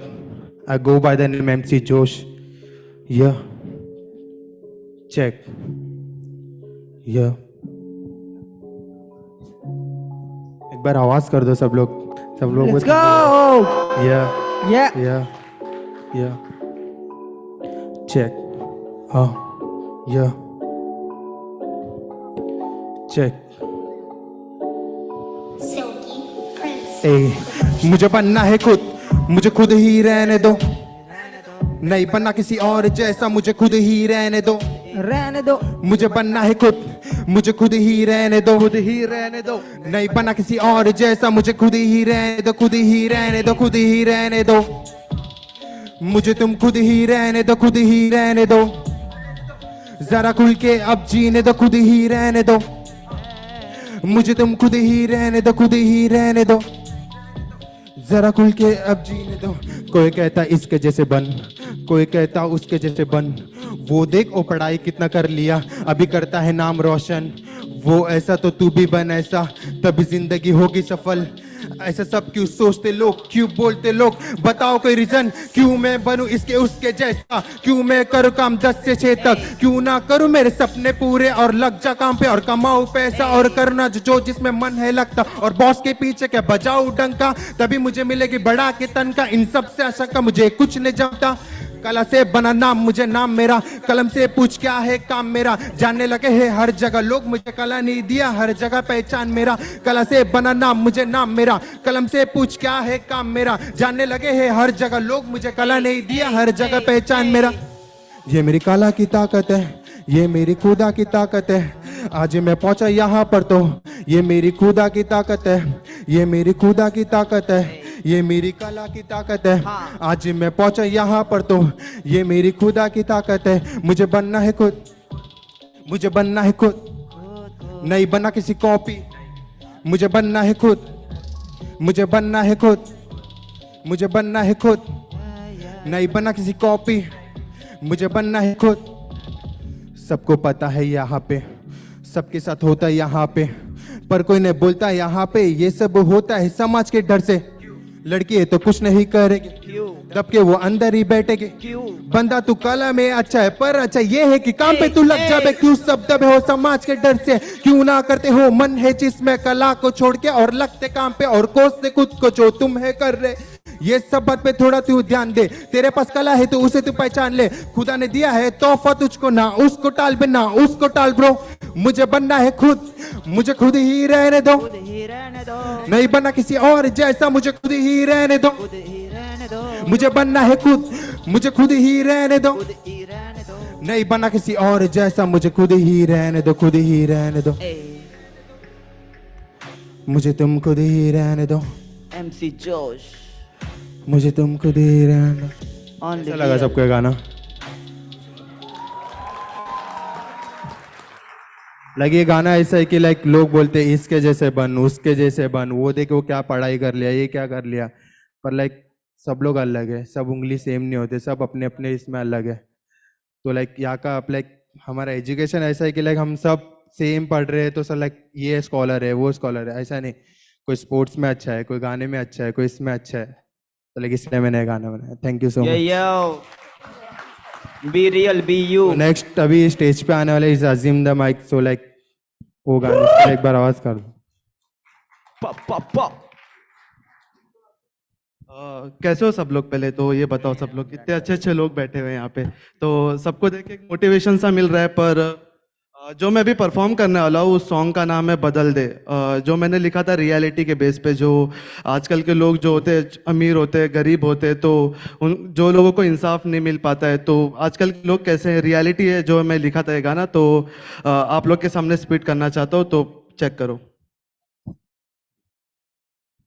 Let's go. Hey, this is reality, this is reality, check.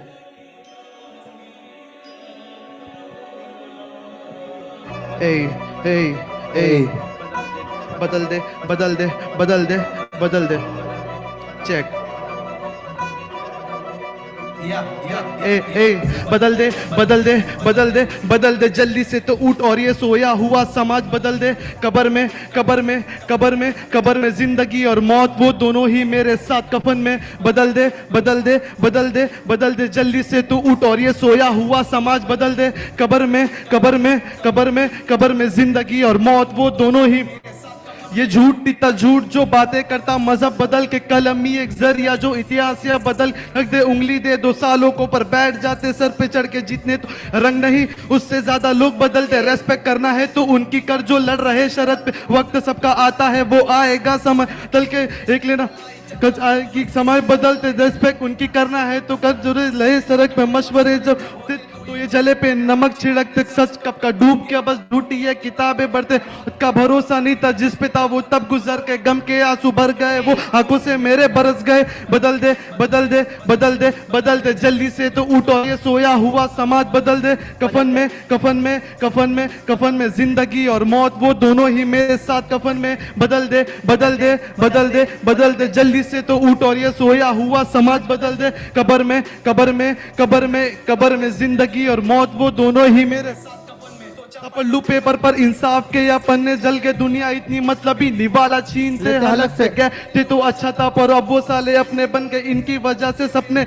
सपने सारे सपने रह गए बेटी जब या पैदा होती क्यों रखता उधर मन में बेटा हो या बेटी यहाँ देखा जाता क्यों कलर से देख लेना यहाँ पे आएगा अच्छा दिन इस दिन ये बेटा ऊंचा करेगी तेरा सर फकर से तो ये लिखा था मैंने जो बेटी होती है जो बेटी कम नहीं होती किसी से वो हमेशा नाम रोशन करती है और पूरी दुनिया बदलने की ताकत रखती है अपने अंदर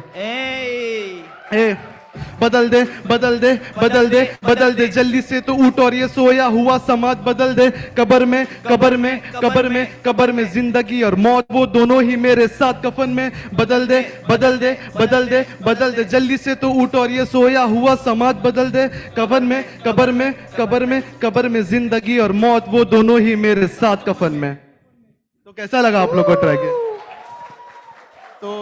तो ये ट्रैक मैंने लिखा था जब जो वो टाइम पे बहुत वो हो रहे थे अपने दंगे फसाद बहुत हो रहे थे तो वो टाइम पे जो गरीब जो था वो टाइम पे वो और मतलब नीचे जा रहा था और इकोनॉमिक भी बहुत कम हो रही थी देश की और वो टाइम पे मतलब जो बेटी होती है वो बेटी किसी से कम नहीं होती है वो एक माँ होती है वो बेटी होती है तो वो हमेशा मतलब संसार को बदलने की ताकत रखती है तो मैं उसके लिए ट्रैक लिखा था और उनके लिए डेडिकेट किया था ये ट्रैक तो thank you so much.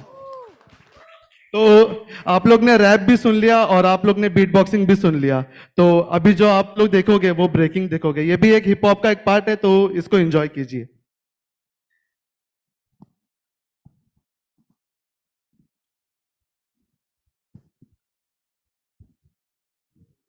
You are now about to witness the strength of street knowledge.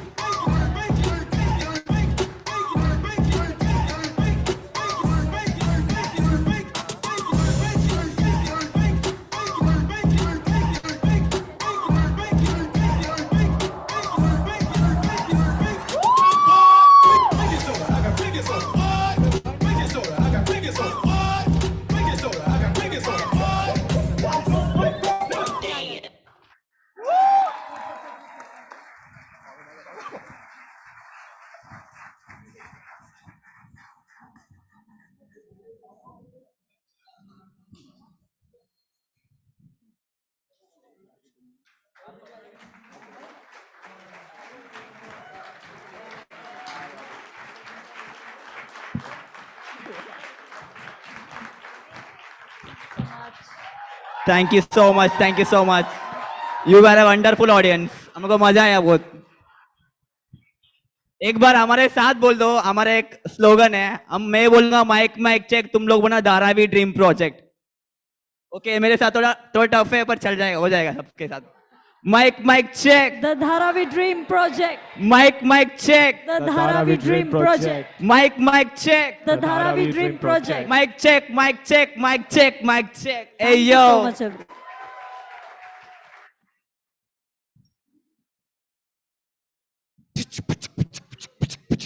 That's the kind of beatboxing that I would do. They've inspired me to do this bit. I truly don't endorse it for myself. I'm just the worst at it. But ladies and gentlemen, you've been such a phenomenal audience. And please give it up one more time for these amazing kids. Dharavi Dream Project. You know, Dharavi is one of the largest slums in the world. And it's marred with violence, substance abuse, illiteracy. But these young people from there are trying to shower their dreams and make it into something which is all-encompassing, which is talent, which is just coming in the front and talking about the things that they believe in, voicing it out in the form of rap, art, dance, hip-hop, everything else that they did on the stage. So thank you so much, guys, for coming here. And now, ladies and gentlemen, we are moving on to the next conversation here on stage. And next, I'm going to invite and introduce on stage a visionary leader. He is one of the most loved, one of the most inspiring, and one of the most revered leader across the board. Ladies and gentlemen, I am talking about the co-founder and managing director at the Hiranandani Group, Mr. Niranjan Hiranandani, who has earned himself the degree of a doctorate by working relentlessly in the space of real estate. Ladies and gentlemen, he is Dr. Niranjan Hiranandani now. He is also the National Vice Chairman at Naredco, has been doing some pioneering work in the space of real estate. He's also the man accredited behind redefining the skyline of Mumbai. Ladies and gentlemen, a thunderous round of applause for the much-loved visionary leader, Dr. Niranjan Hiranandani. And of course, our very own Dr. Anurag Batra in conversation. First of all, my honor and privilege to welcome all of you on behalf of Jyotsna and the Businessworld team to this Future Design Forum. Some of you have been engaged with this forum for a while. Jyotsna wanted to bring it back, and she's brought it back with so much energy and, the right leaders being in the room. But I want to acknowledge the presence of Dr. Pradyumna Vyas, who's been the chair of our Future of Design Awards jury. I met some new friends. I've known about them from Jyotsna and from what I do. So to all the jury members, to all the speakers, a gratitude note from me. But right now we're going to talk to a man who's seen many seasons, and for the last 5 decades or so, he's been creating icons. Excuse me, gentlemen, can we request, and ladies, can we request you to sit? It's distracting for me if you stand there. Gentlemen, on that right corner. My parents are professors. I have those jeans and I'm wearing jeans between these two. Please sit down. Thank you, Noor, for doing that. Yes, that's much better. Thank you. Thank you for being so respectful. Mr. Hiranandani, first of all, he just told me when is his birthday. It's a very important day. It's a very important day for people on this table, even for Ruhail. He's born on the Women's Day. I thought you'd be able to guess that. I said it's even important for Ruhail. That was a cue. But on a serious note, Dr. Niranjan Nani, design is about innovation. You've been an innovator. You have been a futurist in the sense you created a city so much ahead of time. Now you got into the data center business, which is everything is going to be on the cloud. The need for data centers will grow. So you've seen things ahead of time. What are the things that are going to happen in future that you are seeing that you'd like to share with the audience? Thank you. It's always a pleasure to be with you. To be honest with you, that you are the favorite editor of mine, so I can never say no to you. So thank you, sir. You're very kind. Thank you for inviting me over here today. The future, first of all, we have to think what is the future of India. The future of India is going to be leadership beyond your and my imagination. We were a developing nation, and we will continue to develop at a pace which is going to be one of the fastest in the world. We have an opportunity to stand out of the entire world and be leaders in so many parts of the world. We have infrastructure. We're growing roads at the pace of 35 kilometers per day, national highways. We are having a growth of GDP, which is faster than most of the countries in the world, barring 1 or 2 countries. We are the fastest. We are going to have a position where you will find that the prosperity of our people is going to be immense. When you have prosperity of that kind, you will see that many things that we do, whether we do townships, whether you work on buildings, whether it's on architecture, whether it's on roads, whether it's on gardens, all that design becomes important. After you have catered for the basic necessities of life, roti, kapda, makan, and that's why I'm in makan, the next level becomes extremely important to take design into consideration. Look at this room, how it has been designed in order to look attractive, to be functional, because it has to have a certain size and depth and other things. It has to have a certain height, and it has to have certain items which you do. It's not only about lighting, it's also about how you project this lighting. So design is going to be extremely important for the growth of this country and every aspect that you do. You walk into a store, if it is not well designed, you will not buy anything, because there are going to be stores which are beautifully designed. If you walk on the streets, you will see that now, of course, India, we don't have pavements and other things, but you come to Powai and you will see how we design pavements.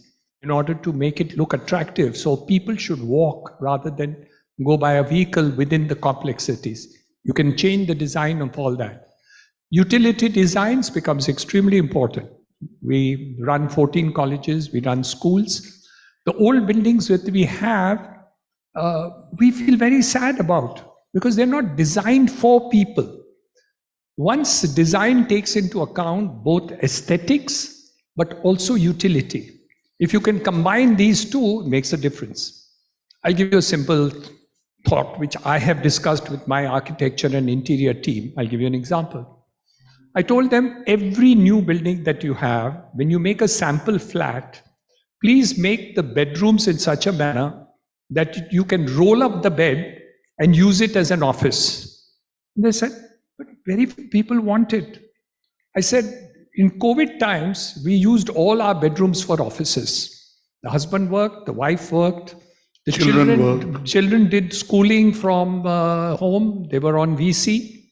If you could make every room into a room where when you get up in the morning, you roll up your bed and do it. So we have a sample flat now in Powai and in Thane, where you will see a sample flat with a roll-up bed. Now, what does it mean? It means that you're dual using this by a concept of design thinking. The architect will say it's a bedroom, but the design person in the architectural team, whether it's an interior designer or an architect who looks at the interiors with a different design concept, can make and convert this into something different. So design will, over a period of time, become the most important thing. Now, can you imagine? I double my house into utilitarian from a room, from a bedroom to an office room. And you can put on a VC and the person will look at you as if it's an office room. So you can work from there as your own office and you can work from there also into it. The design concept is going to become more and more important. As you, once you complete the bare necessities of life, everything design will become important. Whether it's a car design, whether it's a seat design, whether it's a chair that you're looking at, ergonomics in terms of the chair, very important. But design with ergonomics of the chair becomes doubly beneficial. So you don't only look at the functional part, which takes care of your back and other things, which it should, but the second part is how do you make it look good? So every aspect of it is going to be extremely important over a period of years, and everyone concerned with design to do it. The Apple phone that you look at as far as this is concerned, they did 100,000 pieces were done differently. Research was done and design was finally picked up because it had to be not only utilitarian, but also the design had to be functional, but be looking good, aesthetically looking good. 100,000 different pieces of Apple phone were created and one design was chosen. The importance of design becomes very important to do it. I'm not saying utility is not important, of course it is, but design means including a utility of a product. So I think the design thought in everything is going to become much more important in the future than we have had in the past. And today, after we are exposed to the best in the world, if you walk and go internationally, everything is done in terms of design. So all this and in the future. So my congratulations to you and this program for design. And I think it has a great future in terms of our country because we have already moved to the next generation. Thank you so much. I'm sure Dr. Vyas and every design leader in the room agrees with you that design thinking needs to get better in the country. And you know, how you design buildings, how you design acoustics, how do you design schools, how do you design gadgets, has a functional value. But more importantly, we live not only for functional value, we live for appreciating better things. Now let me come to what has changed in real estate post-pandemic. What are the changes that have happened in real estate? And hence, this community should know about it. First of all, you have to start valuing your home. पहले तो क्या था कि you go to the office, you're working, and then you come back late in the evening, you're quite tired, you have your dinner, you may do a couple of things, and you go to sleep, and then back it over the weekend, you want to go out for dinners, you have to go out for some place, you go to functional. Your home was like सोने के लिए, रहने के लिए. It was not really very important segment. Today you value your home. So let's say in the new buildings that we are making, everybody wants 2.5 feet more in the length and 2 feet more in the breadth of their room. They need a smaller, little larger design in terms of quantification, if you can afford it. The second, if you have and want a quality which is aesthetically appealing, it doesn't have to be ostentatious necessarily. You don't really need ostentatious design, but you need a design which is appealing and things. Something you can go back to look forward to and be comfortable with. We do find that when we look at things in the past where we did it, we didn't need to do too much to do it. Today, everything is too little. No matter what you do is too little. So when we talk about lighting, they want dimmers. They want to be able to do the curtains with on the iPad and the phone. They want the cameras in your room so that they can monitor things. So you'll get all sorts of things to be functional along with the looks and feel that you want. I do believe that we are not used to in India to look at standardization, but it's coming. Earlier in the day, everybody said, I want a flat which is absolutely designed and changed the way I would like to do it. But today, when we make hundreds of apartments at one time, we do find that once you have made aesthetically, beautifully, and well-designed apartments, people are happy with the standard amenities that you give. But if you don't up the ante in terms of what you're delivering, or you don't do the best in class, there's a problem. Let me share a story with you. 25 years ago, when I met a customer and client of mine, he came and even touched my feet. He says, क्या मकान आपने बनाया है, कितना बेहतरीन लग रहा है, कितने अच्छे बने हैं, कितना मार्बल अच्छा है, ये है, वो है. He kept on giving me compliments. I met that same fellow after 10 years. नाराज था, बोले कि I'm not happy. So I said, what happened? Is your building leaking? So some problem over there, electrical, ये वो क्या है क्या? Because I knew the building is in a good condition. So what are you complaining about? And you were the very happy person, aren't you the same person? He said, yes, I am the same person. I have seen your new building. वो मेरे building से इतना बेहतरीन है, उस समय मुझे ऐसे बिल्डिंग क्यों बना के नहीं दिया? So whether you're working on construction in terms of real estate, or you're doing a design of the apartment or whatever it is, you cannot afford not to upgrade. So whatever you have done yesterday, if you're not looking forward to make an improvement today, and if you're not making much more improvement day after tomorrow, you're out of date.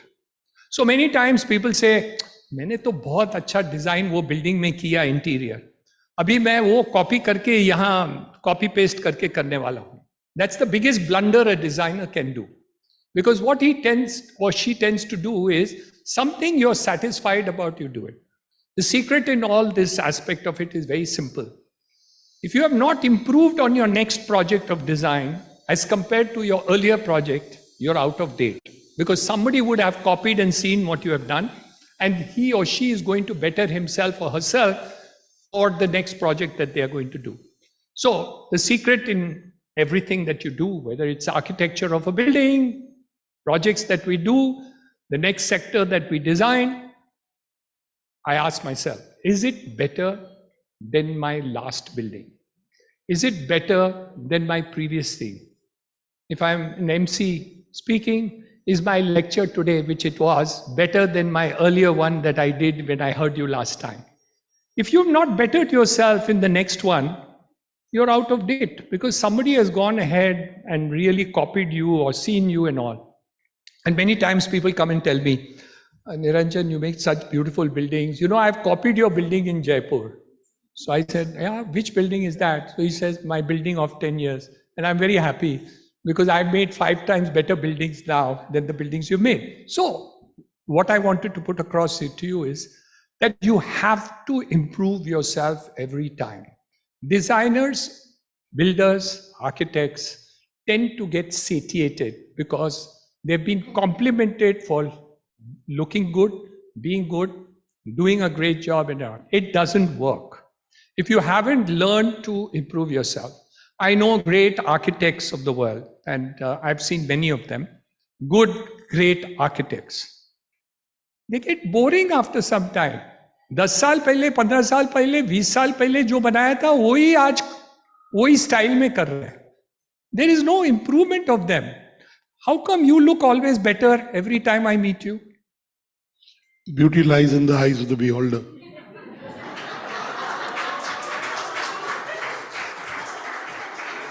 Maybe, but the reality is that you have always improved yourself. Your magazines have improved. Your things have improved. Design secret is change. You have to improve yourself. You have to change yourself. You have to guide yourself. And you have to make those changes, not for the sake of being different, but being able to aesthetically be more attractive, utility be better. And all this combination needs to be done, of course, at a cost. So we all have to worry about costs because in all these cases, cost becomes very imperative. And that's how it is done. So when we are talking about design, what is it that I have done in my buildings to improve from my last building? What is it in the design of whatever I have done, whether it's clothes design, whether it's interior design, whether it's a design of anything that you're talking about, I think we lose out. चलता है यार, अभी हमने पहले किया था वो अच्छा बना है, इसलिए अभी हमको ये भी वैसे ही बनाना है, क्योंकि वो बहुत लोग मिस्टर बात्रा इतना कॉम्प्लीमेंट किया इसलिए मैं कॉपी पेस्ट यहाँ भी वो कर रहा हूँ.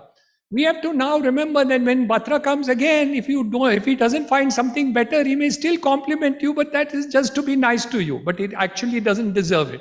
So we have to earn that compliment from Mr. Batra, Dr. Batra, that he must actually feel that yes, Niranjan is improving. You as a designer are improving. You as a designer have moved above. And that is what all India is all about. That is what our Prime Minister is all about. देखिए ना, Prime Minister चाय वाला था, right? It's a matter of reality. That man has become Prime Minister of India. 2 times. If so many times, yeah. So if I was just a chai wala, I would have been a good chai wala. I would have been a better chai wala. I would have been at the most a restaurant wala. Would I have thought of continuously improving to become the Prime Minister of India? And now he wants to be a world leader also. Which he will be. Which he will be. So what I'm saying is, if that is the best example that we have, why as we as designers rely on कि Italy में होना चाहिए? Beautiful example. You know one thing I tell you, the Prime Minister thinks of scale. I'm not saying you don't take inspiration from Italy. Of course you should take inspiration from Italy. Just those who have not been, just go to the Geo Exhibition Center for women's clothes fashion. It's worth seeing. It's open up to June. So you must go and see it. It's all about Indian materials, Indian everything used throughout the world, in India and outside the world. And they've got all the examples and of course showcased very, very beautifully by Nita Ambani. But what I'm trying to say is you have to aspire to move up the value chain. And if you do that, India will be the best and you will be someone very great sooner or later. Slowly but steadily, surely. Definitely you will. Thank you. And I must tell you, the Prime Minister, this is not a political debate. You may have a point of view, I may have a point of view. But he thinks on scale. I've had personal, he thinks of scale, he thinks of transformation, he thinks of really things that normal people don't think of. In terms of impact, in terms of thinking ahead 30, 40, 50 years. And I think in design, you have to think of now and in the future. I must tell you, before I ask a question, in real estate, the top largest 10 developers and the top 10 richest developers, imagine which country are they from. How many from which country? I want you to make a guess. Top 10 developers or 10 richest developers. How many from which country? Huh? Which country has most? Yes, how many? How many? 9. And they've only worked in China. Why I'm making that point? I promise you, the real estate, because of RERA, GST, all that cleanup has happened, right? And today, for the first time, real estate developers, I'm not talking of you, but a lot more, are talking of what does the consumer want, trying to build that quality. India will see a real estate boom in the next 20, 30 years, next 5, 6 years, that it has never seen. He's given you the reasons. I just want to tell you, as you know, the tax net is really small. As the tax net will, in the next 3, 4 years, expected to go 6 times, 5 times. This government is very focused on doing that. If it moves from 3-4% to 30%, imagine what will happen to real estate, because once you're a taxpayer, you'll buy a property in your name. I mean, you know exactly what I'm talking about. So real estate is going to be, Mr. Hiranandani is going to be even more impactful, rich and wealthy. He's wealthy. The difference between being rich and wealthy, he's wealthy, but more importantly, he lives for impact. Now let me ask you, office spaces.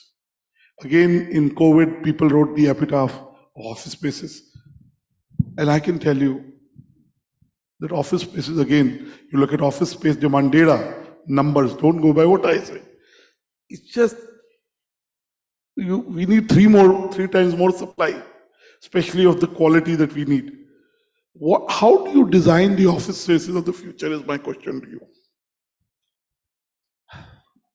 2 aspects. If real estate GDP of India will grow, demand for commercial real estate will grow, irrespective of what else you say.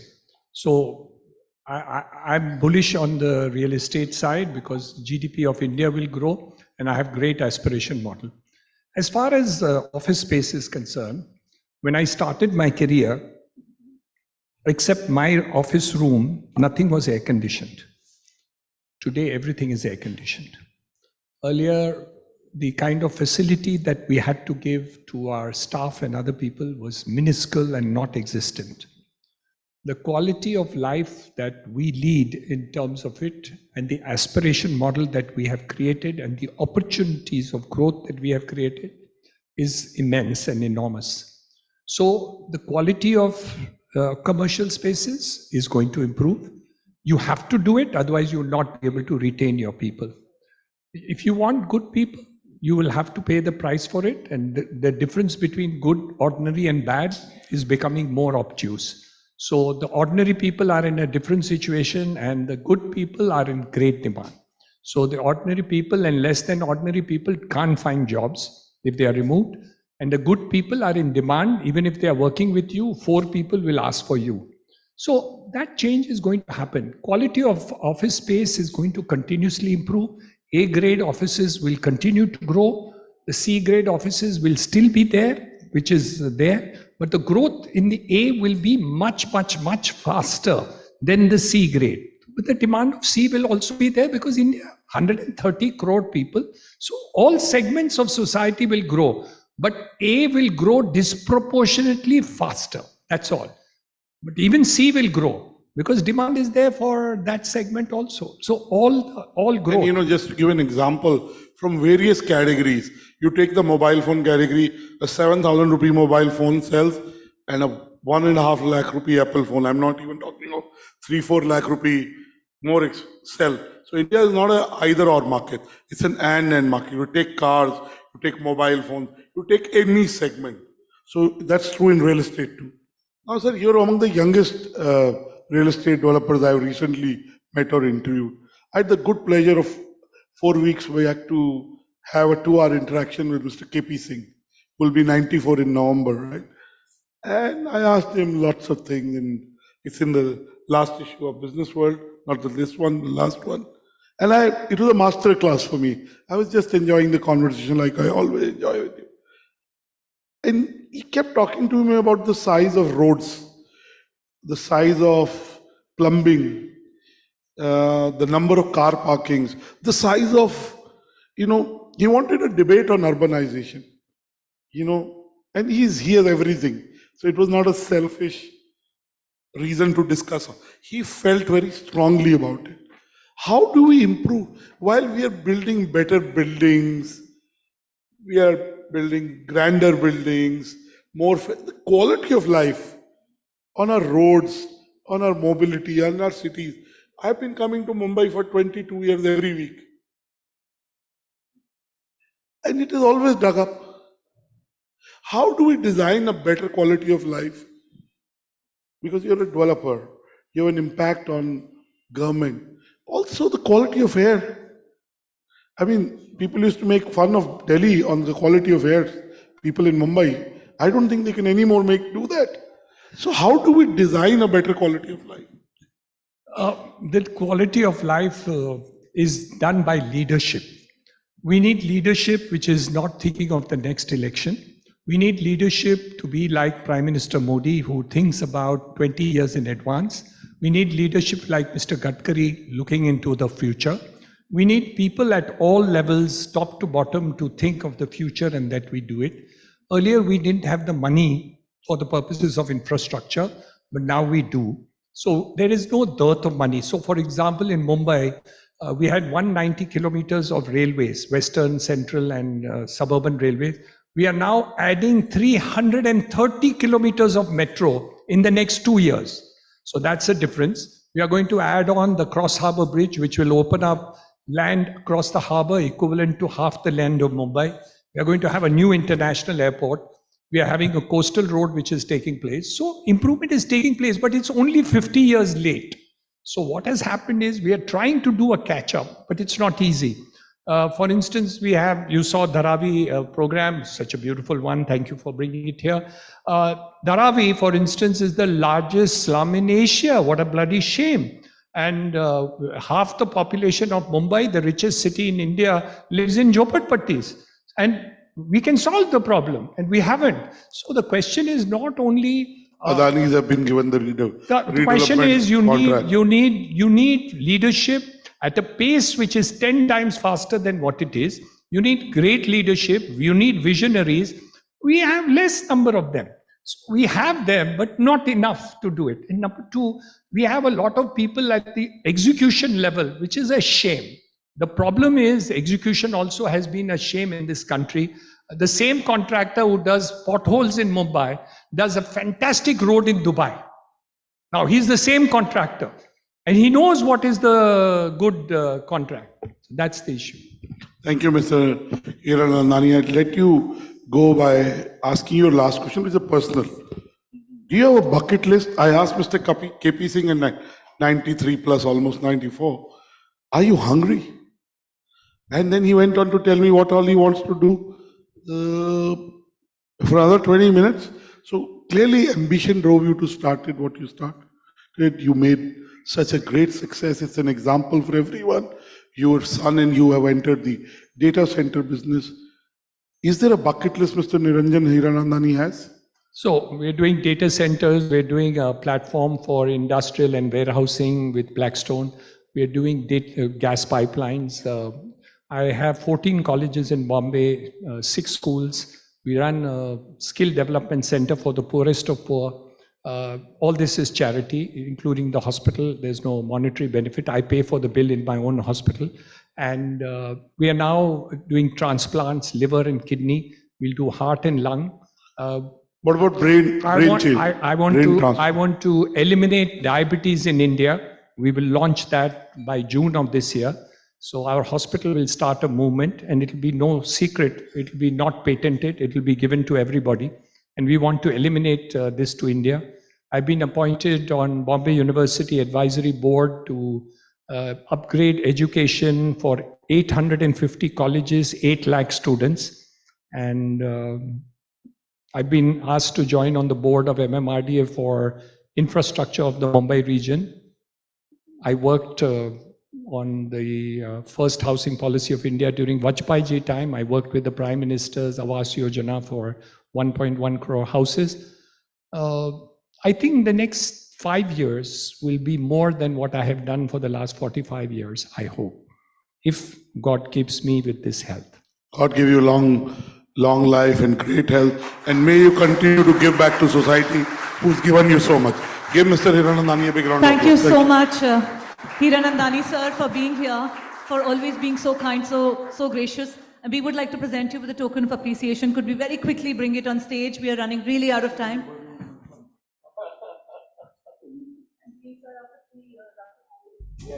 Faster. Ladies and gentlemen, please give it up for Dr. Niranjan Hiranandani. Chef Sunil Chan and Shivani, where are they? Shivani, Mom's Kitchen.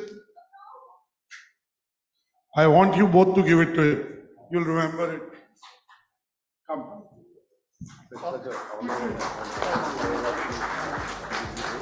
Give them a big round of applause.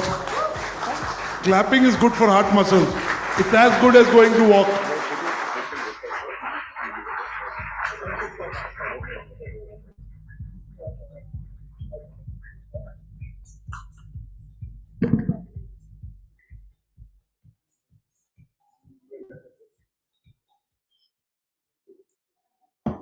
Wow, this day just keeps getting better and better and better. Ladies and gentlemen, we are now moving ahead with what's next on the agenda. And next on the agenda is another address. It is by Mr. Siddharth Das, who is the founder of Siddharth Das Studio. He has been working in the space of architecture and design for about 24 years now. And he has been a crucial part of designing some of the world-class museums, facilities, installations across the globe. He is here today to share his thoughts, ideas, and design principles with us. Ladies and gentlemen, please put your hands together. Welcome, Mr. Siddharth Das. Hello, everyone. Yeah, thank you for having me here. I'm going to make a small presentation, and after the whole exciting Dharavi presentation, I hope everyone's a bit more awake after the food coma. So will you start? Oh, yeah, perfect. My journey's been, I started out by studying history and went back to my school to teach. I was a kind of a lost 19-year-old, was trying to find my way.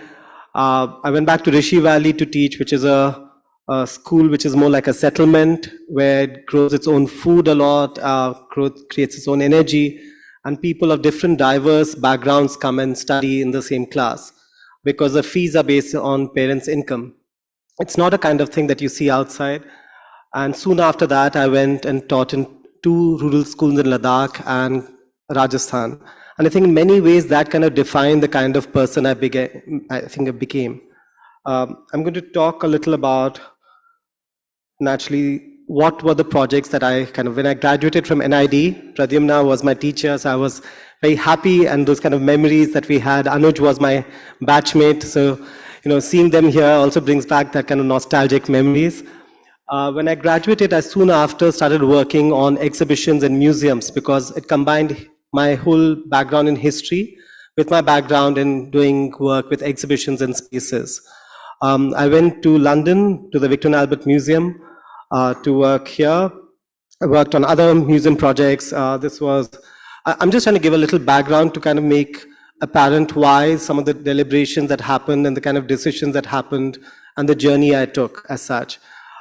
These were more museum exhibitions, trying to kind of see how do you bring in education and outlook of how do you look at India and the West and the kind of combination that we all are a part of. So just different kind of projects that brought spatial design. I'm going to go later into 3 or 4 of these projects. So now I'm going to say much over here. We're doing a whole bunch of interpretive spaces, looking at jewelry making, looking at cultural identity, looking at regions. This is a jewelry gallery we're doing in Jaipur. We collaborate a lot with people. We very rarely work in our own bubble. This is a project with an architecture studio called Studio Lotus that does really inspiring architecture. We are working on 2 very exciting projects together. This is one of them. They're doing the entire building and we're doing the gallery. So I'm now going to dive into a few of the projects that we're doing. This is a project which is, this actually happened about 13, 14 years ago. This was a beautiful readaptive usage. So I tried to pick out projects that looked larger in the larger sense of not just regenerative, like I think Anuj spoke earlier and Nandita spoke earlier about what does it really mean to be responsible and to be sensitive, and how do you bring those kind of aspects into your work. So this was a beautiful building, historic site in Jaipur that was built in 1870s, and we were asked to readapt it to be having a different usage. So we started working with a whole bunch of artists from within 100 kilometers of Jaipur. So this was my first also attempt at working in Rajasthan and with miniature painting, with the kind of crafts of Rajasthan in a space that was about, that celebrated the kind of that era. So these were based on my drawings of different flowers that I came across, different monuments, and the kind of creepers that you see, which are ubiquitous in a lot of kind of Rajasthani Havelis and palaces, to the kind of thing that we started working with. So it goes back to the, if you remember the building that we see, the light changes from different parts to different parts. So you have the sunrise that starts on the other side and the sunset that comes to this side. So the light kind of cascades through the arches. And we thought that it would be lovely if it kind of makes artwork which is almost feels transient. So it kind of glows as it comes in. And then the final artwork in the arches. And then we wanted to think about how did courtly arts function? The whole kind of patronage that there was of creating these beautiful paintings and beautiful artworks, which were created through albums, creating a whole series of mock-ups, and we wanted to be working like that. So from there, it went on to creating and conceiving art that would feel like it was made in the 19th century, but naturally these were very new pieces and all very collaborative. So there were about 50 craftspeople and artists who we worked with over 2 years to create these kind of spaces. There's a very beautiful word in Sanskrit called samaveg, which is aesthetic shock. So that every time you turn a little corner, you have a layered kind of experience of how you see the space. So the kind of details, here there are 7 different kinds of miniature school traditions that are combined to create this lovely feeling of the clouds and the joy of rain that comes to an arid part like the Western Rajasthan. The details of the kind of the celestial being showering rain, and then the whole joy of the rains that goes on, and then working with other craft forms from different parts of the state. This takes me to another kind of readaptive reusage project we did, which was this beautiful 100-year, almost 90-year-old building built by the same architect who made the Umaid Bhavan Palace in Jodhpur. So built in about 1930s. We were asked to redevelop this place as a museum based on a project that we done with Jal Mahal a good decade earlier. This is how the building was. It was sadly like a lot of our old kind of heritage, really kind of ramshackle, decrepit, and lying waste. And this is how it looks now. So the idea was not just about aesthetic colors, about making design look just classy. Those things are very simple. It's like, dressing well doesn't make you a good human being. So we were really looking at how do you tell a story that's riveting. And then we looked at how do you bring in the current services that we want. So if we were living or sitting in a place that was as humid as it is outside, it won't be salubrious kind of weather that we have right now here. So it was similarly over here, the way we brought in the air conditioning, the lighting, the furniture. So it was really to look at this whole building in entirety and really to tell a story. We set up a solar microgrid on the top. The entire building gets its own energy from what it produces, and the whole space itself. So it was like a typical regional museum, but hopefully trying to be a lot more accessible than others maybe. So yeah. So just different spaces, and we curated and designed it over a period of 2 years. And then we started working on the formal garden around it because it situates itself within a 23-acre garden, and we wanted to create this 1-acre landscape garden and plant about 1,500 saplings. So we were successful in planting these 1,500 saplings that would create a lovely microclimate of flowering trees. And with the trees and flowers would come in the birds, the insects, and the people. Sadly, the elections happened, the government changed, so all the saplings are planted and we don't know what happened after that. One strand of our work looks at this whole kind of cusp between art, architecture, design, and craft. We do a lot of installations around the world. This was something we did in the South Bank Centre, which is the largest cultural centre in the UK and one of the most important cultural centres in Europe. We wanted to do something that celebrated the crafts and textiles of the country in a way that brought in tradition and modernity together. That's the piece when it's on a 7,500 square feet ballroom, and it spans almost about 13 meters by 2.5 meters. And when you draw up all the curtains that go to the Waterloo station, you actually see the translucency of it. And then the making of it. So from far, it looks like a flat piece. Then you have textiles, you have pleating, you have welded works, and all of them together create a little bit of magic. I got fascinated by crafts from the whole aspect of livelihood projects. A lot of us who were young and graduated from NID were idealistic. One of our favorite professors was MP Ranjan, who set up this amazing initiative called the Tripura Bamboo Mission. Tripura is one of the poorest states of the country. At that point, the entire GDP of the state was 30 crores. They put in 5 crores, imagine 1/6 of the GDP, in working with bamboo. So we felt immensely proud to be kind of part of that mission. I spent a month every year for 3 years on the Bangladesh-Tripura border, working in a small little village. We came up with a whole bunch of things to create. So we started working with a whole series of steam bending. So we thought, how do you bend something? What is the technology? Can we do something that can be done with 500 rupees? Can we look at one of the things that's ubiquitous across India is people like to drink tea, like a lot of us are here. There's a chai kettle. So we could get a kettle, which will produce steam. We will use the wood chips from bamboo to create the fuel. We will take a large piece of bamboo to be the steam chamber, put in a hole, put in a sink pipe from the kettle, and actually bend the piece, and then bend it around really quickly on a kind of jig that we would have. And as a proof of concept, we wanted to create something that was quite lovely. So we created this tool, which was then, I'd won some kind of an award in London at the 100% design. So we had a stall over there where this was displayed, and Priya Paul of Park Hotel placed an order of 150 stools. So it was such a lovely story that here we were sitting in this little village in Tripura and trying to create something with 500 rupees. And then we could come here, make this thing, and have it go to different places. And it's naturally a knockdown. Here was another lamp that we did, which was then shown at the Victor and Albert Museum in London. But again, here we combined 2 different craftspeople to work with each other, a potter and a bamboo matting person. A person who would normally make a matting for a fence, here was making a matting for a lamp. So, and this takes me back to some other things, the whole idea of light. Light is such a lovely thing. You know, you create darkness, you create a sense of discovery, but you also create a sense of depth. So with this whole sense of depth, we were creating a whole series of art installations. So someone spoke about, so sometimes you're lucky, you get a project which is indulgent and there's a wealthy man who wants to do. So this was actually in the Adani residence. So the gentleman who created a lot of the beautiful art that you see at the Bombay Airport, Rajiv Sethi, and I were commissioned to do a whole series of art in that incredibly affluent house.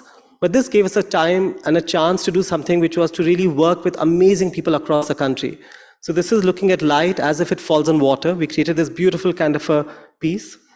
And then we started translating it into very finite kind of grid.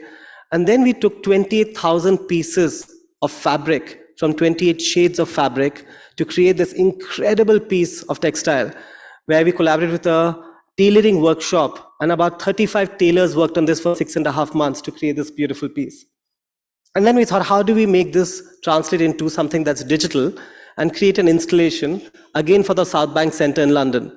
So we repurposed it, did something else, and did something that could again function.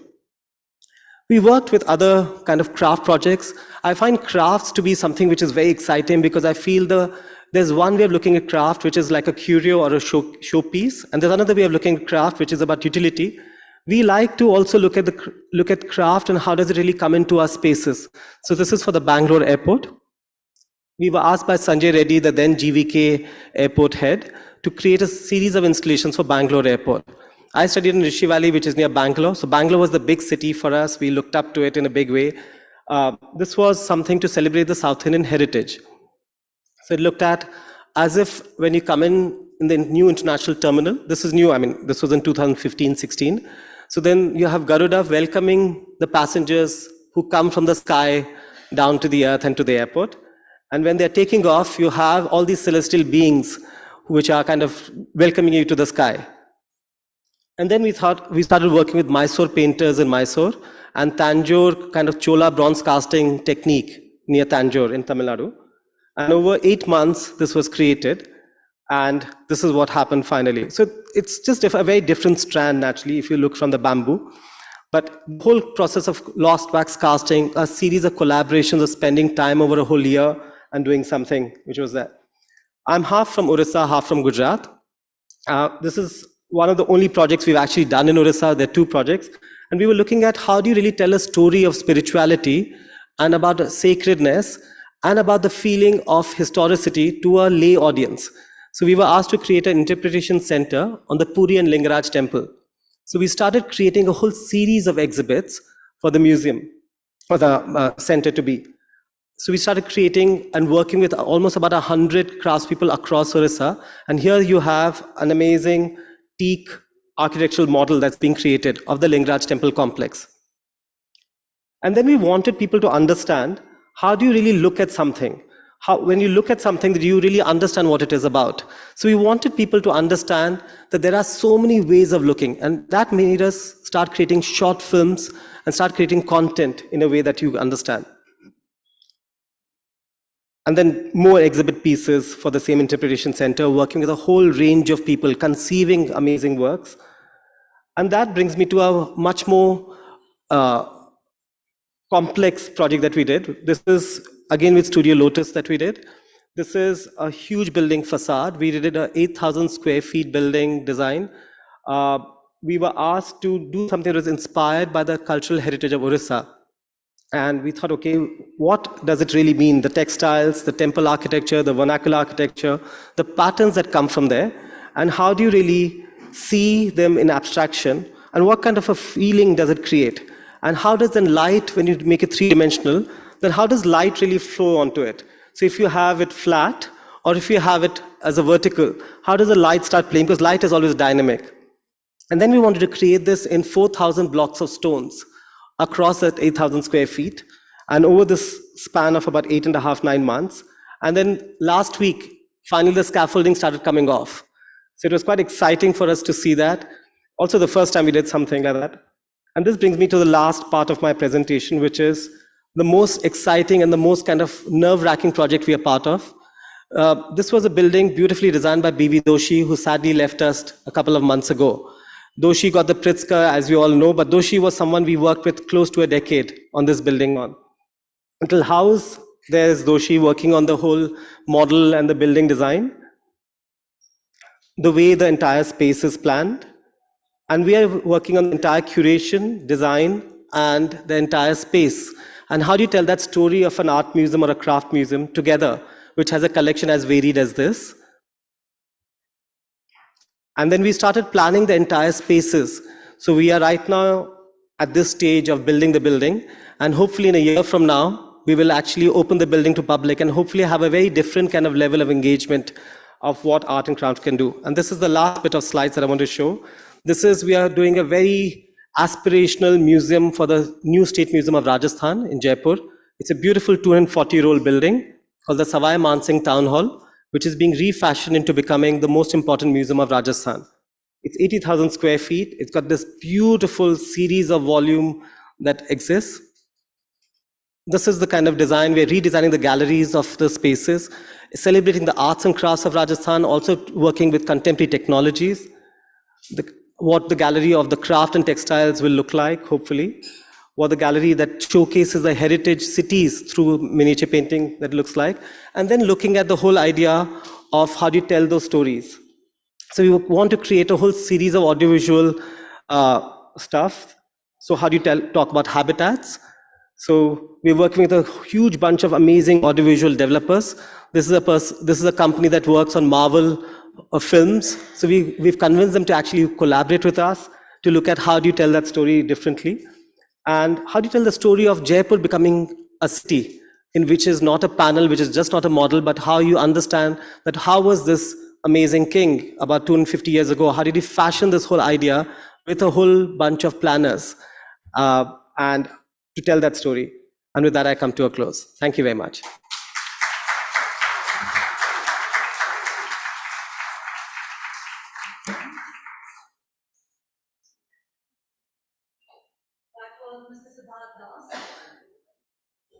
That was Mr. Siddharth Das, and I would like to invite you again on stage because we'd like to present you with a token of appreciation.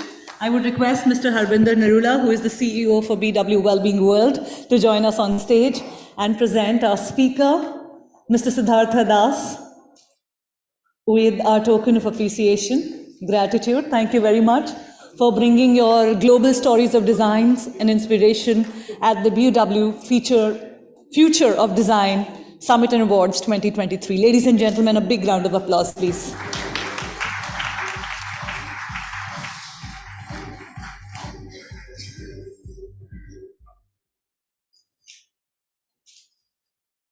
Thank you very much once again, Mr. Das, for joining us.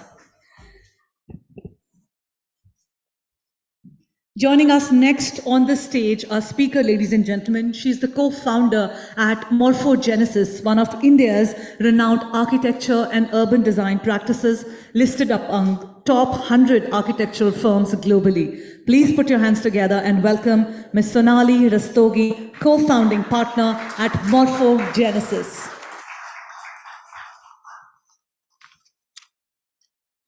Welcome you, Sonali.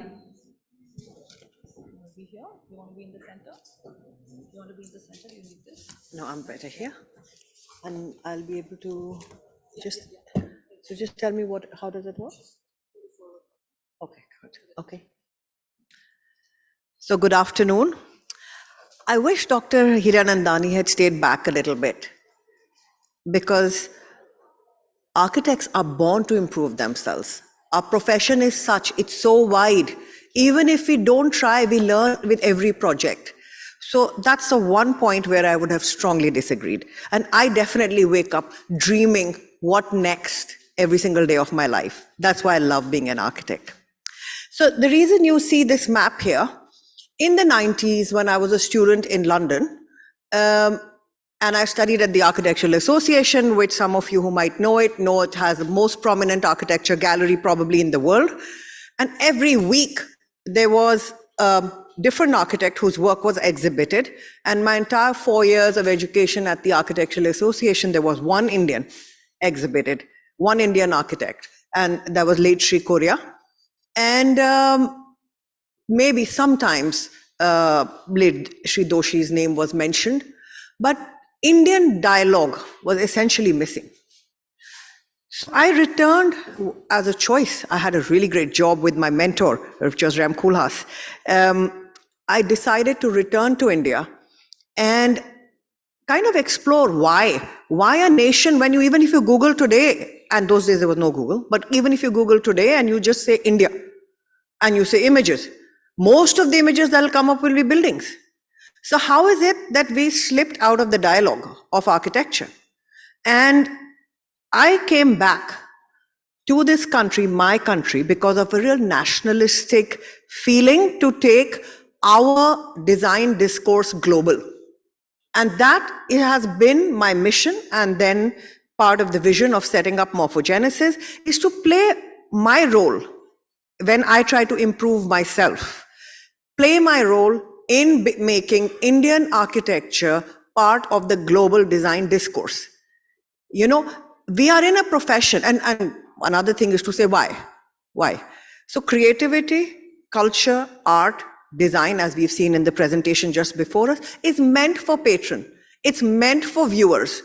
So if you disappear, what is the point altogether?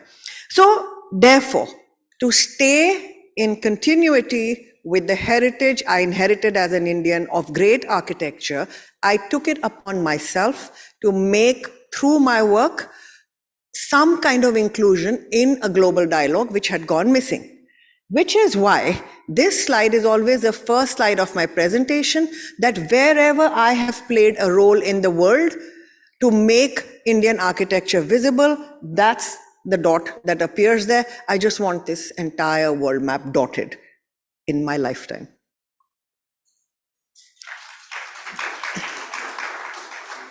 So this slide, somebody earlier today talked about not having ego and learning from the fabric. This slide is egoistic, but it is egoistic because it is part of my mission. So the awards, the publications, the variety comes from wanting to be everywhere as far as possible. And therefore, awards are a global recognition of that. So this is part of the story. Okay, and a lot of this is firsts for an Indian architect, in contemporary Indian architect today. A lot of these are firsts. Guardian, wallpaper, SIA gets laureate. I'm the first Indian to ever get it. It's considered, I'm told it's considered the Pritzker of Asia. So that's the reason. That's the reason. Beyond the ego trip, that is the reason. This reason is the most important reason. When we set up practice, I was told that, you know, as my partner was a man, I was told, okay, you know, it's advisable. No, let me go back to that slide. Yes. It's advisable that you look after institutional, interiors, private residence, that kind of portfolio, because no developer will take a woman seriously in this country. Okay. That day, we said that's not going to happen. We are going to be the most successful practice for all developers, except Dr. Hiranandani, not as yet, but he'll learn soon. And we decided that day that this practice will always be more than 51% women under any circumstance. And no developer is going to define that that boardroom doesn't include women. And we kind of just said it and did it. And then in a global survey done by Design, it turns out to be that we are the only firm in the world which has got a pay parity positive towards women.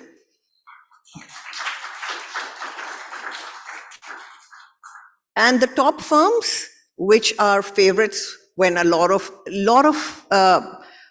companies in India say foreign architect lake, and then let the Indian architect be the local architect. A lot of those foreign architects don't pay the women. So over the years, other than this mission, the other thing was how to make a difference. So slowly, eventually, not necessarily from day one, these are the 4 principles. Sustainability, which means to achieve 50% lesser energy consumption than the best green standards. Optimization, how to get the best out of the resource you use. And unique is to understand the context. The moment you're building in the Indian context and different climates, we will get something unique. And livable is be smart about who's going to be using it and be able to predict a little bit of what Dr. Hiranandani said today. Understand the need and be able to predict. So this was the first building we did in 2008, which was the first Indian building to win at World Architecture Festival. Some of you might be familiar with it. It is the Oscars of architecture per se.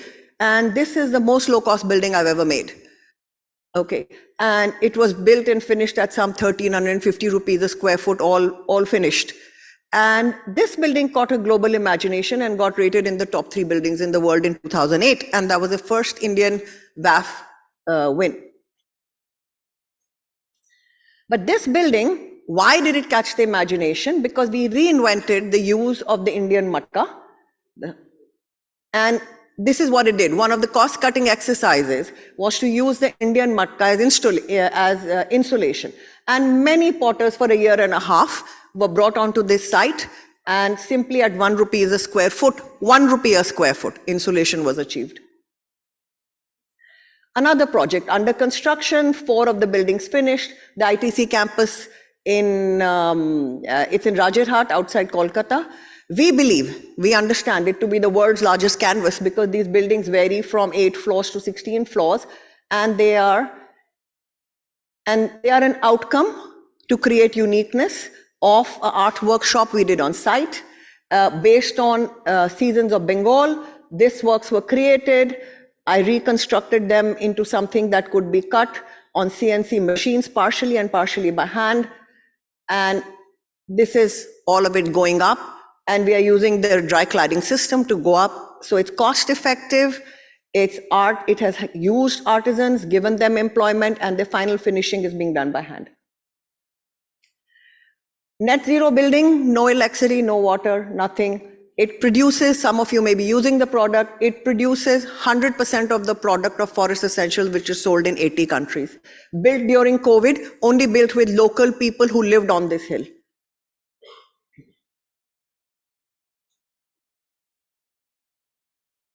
So use of indigenous material and people from the hill. No, we had only 4 people who had ever built before on this project. And it works as a Forest Essentials production unit and works as a daycare center for the children of the women who work here. And this project, this is Surat Diamond Bores, built during COVID. Of the 4.5 years it took to build it, 2.5 were in COVID. It just finished, waiting to be launched by Prime Minister Modi. It is the world's largest building. Okay, do we even know sitting in this hall that in India we are building the world's largest building? No, the world's largest building before this was the Pentagon. This is the world's largest building. And it has been built in 4.5 years, 2.5 of it COVID, built in only 4,000 rupees a square foot, all inclusive. That is, so we just do this in this country and nobody talks about it, nobody knows about it, it just happens. So this is how the world's biggest buildings feature.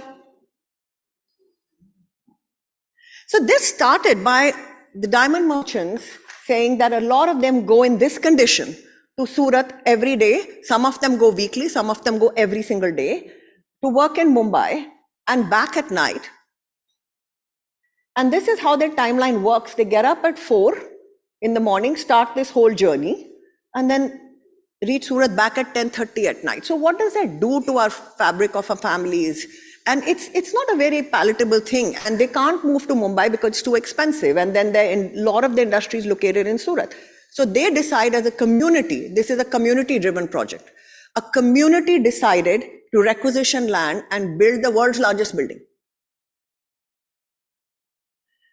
So these are the people who are relocated in that building.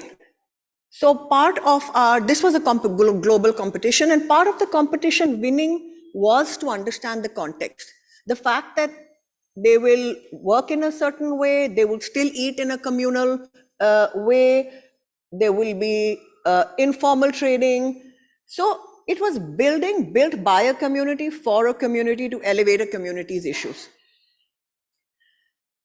So it was intended to protect the livelihood of diamond workers, restoring community life, because the families never saw the men traveling other than on Sunday. Diamond trade will boost regional economy because from this building, 92% of all the world's diamonds anywhere will be going through this building in some form or the other. Passive design strategies resulted in 15% saving in CapEx, 50% saving in OpEx, and 50% lower energy consumption. Now you'll ask me lower than what? This is the highest LEED Platinum standard. This is all 50% lower than that. So how do you let in people? Like, how do you let in? This building is larger than most of the airports in the world. So how do you let in people and they get into the office within 7 minutes? Because efficiency of human capital is also an efficiency, not just floor plate area.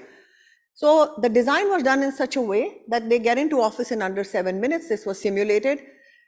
75% of the workspaces are daylit, 5 to 7K reduction in perceptible temperatures, and of course, resource optimization.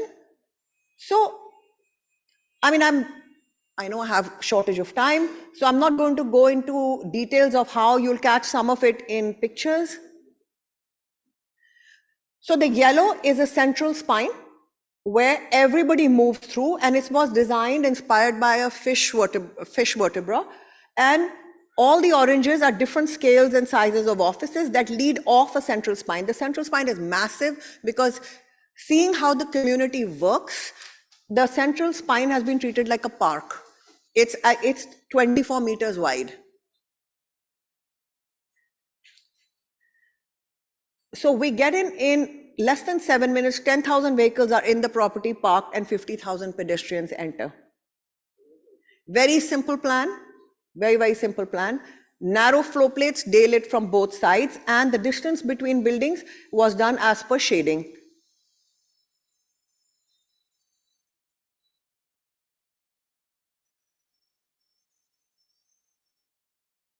%75% daylit floor plates, that's why they were kept so narrow. 9 different courtyards, at least 4 courtyards are in shade at any point of the day throughout the year. So that's why we call them microclimate controlled. So one, they are in shade. Secondly, the plantation done at the lower level has been done very human-centric, like tree sizes where 2 people can sit inside, even though it's all on a podium. And this entire central spine is naturally ventilated, and I'll come to it in a minute. It's also, it's entire microclimate controlled, and it's about 7 degrees lower. And they are green lungs because to simulate parks, and that people can sit around and carry informal transactions, like they'll have potleys or diamonds and they're getting exchanged in the park. So this is a section through the building, and using simple building physics, get the air to move, and then you can see those sections through the parks, which are in the center of the building. And this is a spot section here. This radiant cooling. So simple technique of radiant cooling was used. We did not import radiant cooling at all. This was created in India, and this is the world's largest radiant cooling installation. So which is how 50% of the OPEX has been dropped. Now this is through the course of the project. So interesting, small anecdotal things. In COVID, other than 2 months, they were never shut because once they were shut, they realized the building won't finish. So they made an entire colony on site. And parts of the building were the colony during the construction of the project. This is some in construction visuals.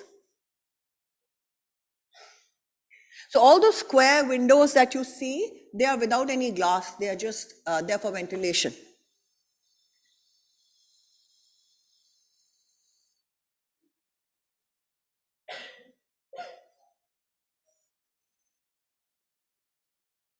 So these are the gardens. Pictures a little bit older. They are now even richer. And people sit in between them and they carry on informal business and activities.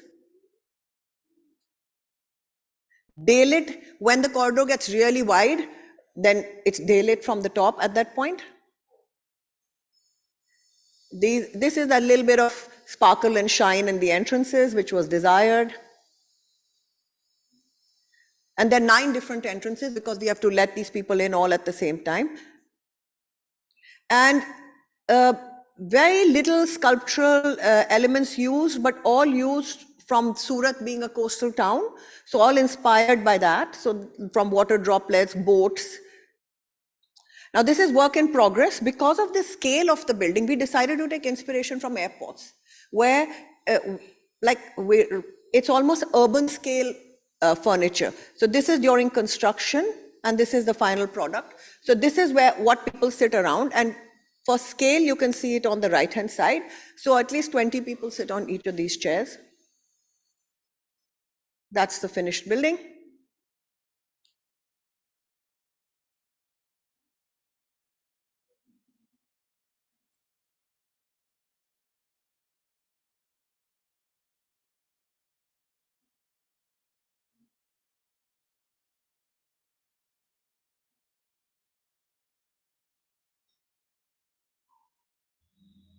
It's a short video.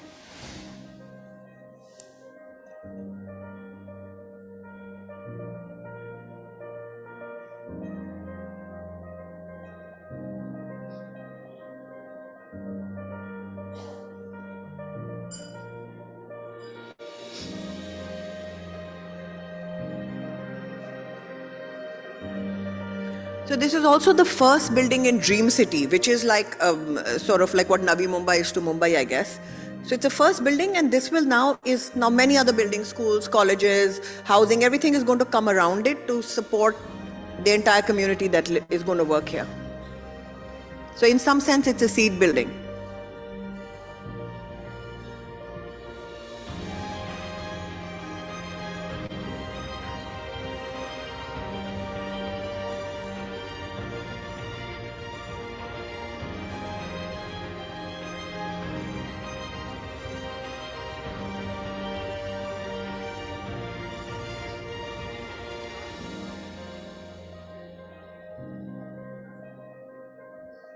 Thank you.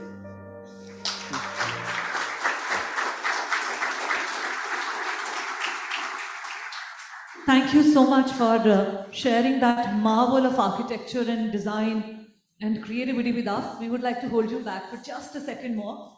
We have a token of appreciation to be given to you, and I would request Mr. Harbinder Narula, who is the CEO for BW Wellbeing World, to kindly join us on stage and present our speaker, Sonali Rastogi, with a token of appreciation.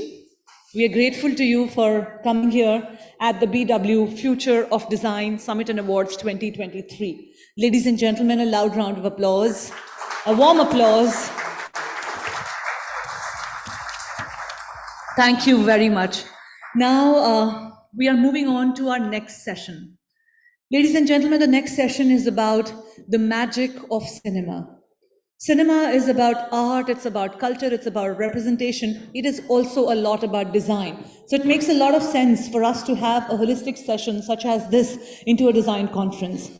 In the next session, we have stalwarts from the world of cinema, and of course, our very own Noor to be conducting or moderating this session.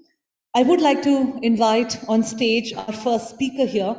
He's a very popular actor. We all love him. He started in 1984 with the Delhi theatre group Chingari. Apart from his abiding interest in acting, films, TV, and theatre, Rahul Vora has an understanding of Indian folk and classical arts and the world of aesthetics, theatre, and cinema. First, as the founding coordinator of Sarthi, a voluntary group set up to address the rights of traditional artists and artisans, and since 1999 with his own independent company, Apostrophe 99, Rahul Vora has directed productions with troops of performing artists, craftspersons from across the country, showcasing their work in various parts of the world, including France, Spain, and Hong Kong. Rahul has acted in many Hindi short films and also French, English films. The Indian audience knows him for his performance in Meera Nair's Kama Sutra and Monsoon Wedding. Please put your hands together and welcome on stage, very talented, very dynamic, Mr. Rahul Vora. Welcome you. Thank you for joining us at this summit. Please take your seat. Ladies and gentlemen, now I'm going to invite Ms. Himani Mehta Dharavi, who is a costume designer for film and theatre for the past 20 years. She has worked on films like Bhopal Express, Monsoon Wedding, Born Supremacy, Dance Like a Man, Outsourced, and recently No Fathers in Kashmir and The Sweet Rakim. The play Much Ado About Nothing at the Royal Shakespeare Company was also designed by Himani. She is passionate about Indian textiles and photography. Please join your hands together and welcome on stage our speaker, Himani Dharavi, costume designer. And lastly, I would like to invite Noor Fatima Warsia, who is our group editorial director, BW Businessworld, to moderate this session. Thank you so much, Shobha. Thank you so much, Shobha. Thank you, everyone. We have a screen that has begun with times up because we are really running very late. So we, between the three of us, it's like probably 80 plus years of experience. It's important when you see somebody like a Dharavi project, a dream project doing what they did. But it also comes with, if I get them speaking on a point, they have a lot to share. Therefore, I'm going to directly get in Mudde Ki Baat. Which is, just for this audience benefit, Rahul, why don't you just kind of give them a sense on, we're totally focusing on the cinema, the screen part of the conversation today when it comes to design and the difference it can make. So I'm going to make Rahul talk to us a little bit about production design. Just what does it encompass? Very quickly, so that they understand what we're speaking. Okay, so basically, if I was to define production design, it's all the visuals that go into making of a film. You know, everything that is visual about it. For me, in my personal opinion, my humble opinion, the production designer is the closest to a film director, the closest to translating his or her vision into reality.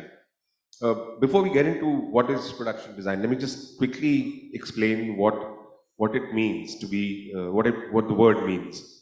So we have very often what we call a film set, right? So anything that is nailed either to a wall or to a floor is called a set. Anything that we have in the hand which can move around is called a property. Okay? So we have properties, we have sets, we have costumes, we have visuals, we have lights and shadows, we have various other, if we have a vase like this, we will have flowers in it. So there's an accessorist who's doing the, what we call a hands-on prop man, you know, he's there, standby props is there, they're giving you props.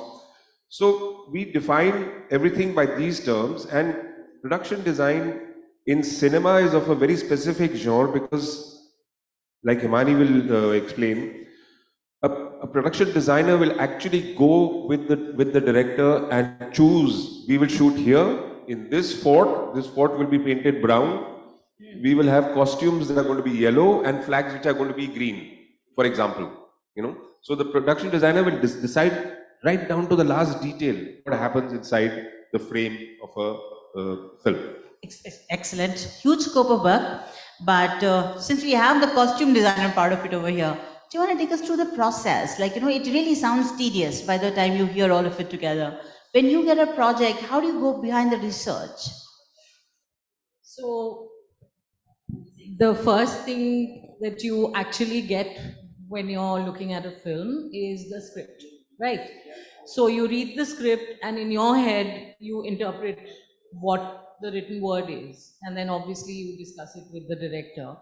And like Rahul said, there's a production designer, there's a cinematographer. So all of us the director already has a vision of what they want to make and how they want it to look.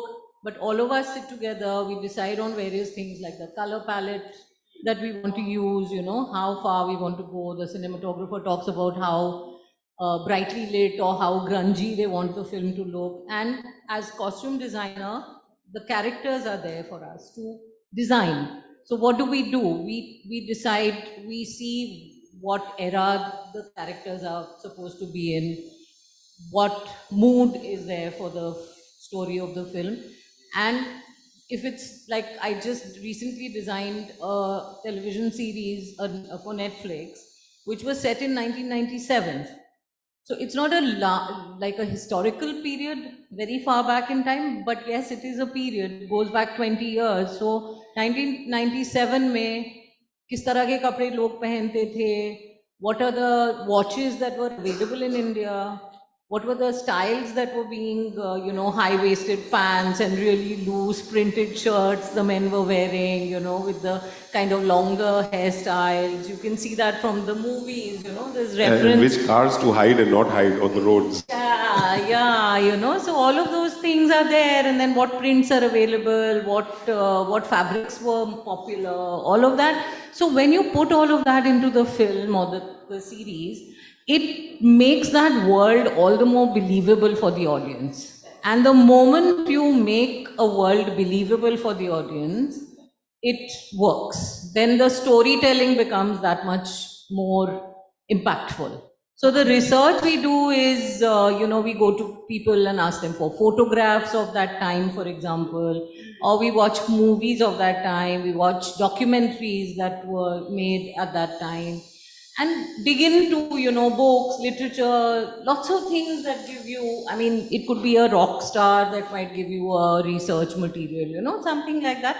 So there's a lot of research that goes into every character, even when they're looking like regular people, and everybody will say, "Arey, aise log to main janta tha. Meri to mummy aise kapde pehnti thi." But to make that actor look like the mummy of that person is to make it relatable. Job. Yeah, basically, the whole idea of production design is to immediately suck in the audience into a narrative.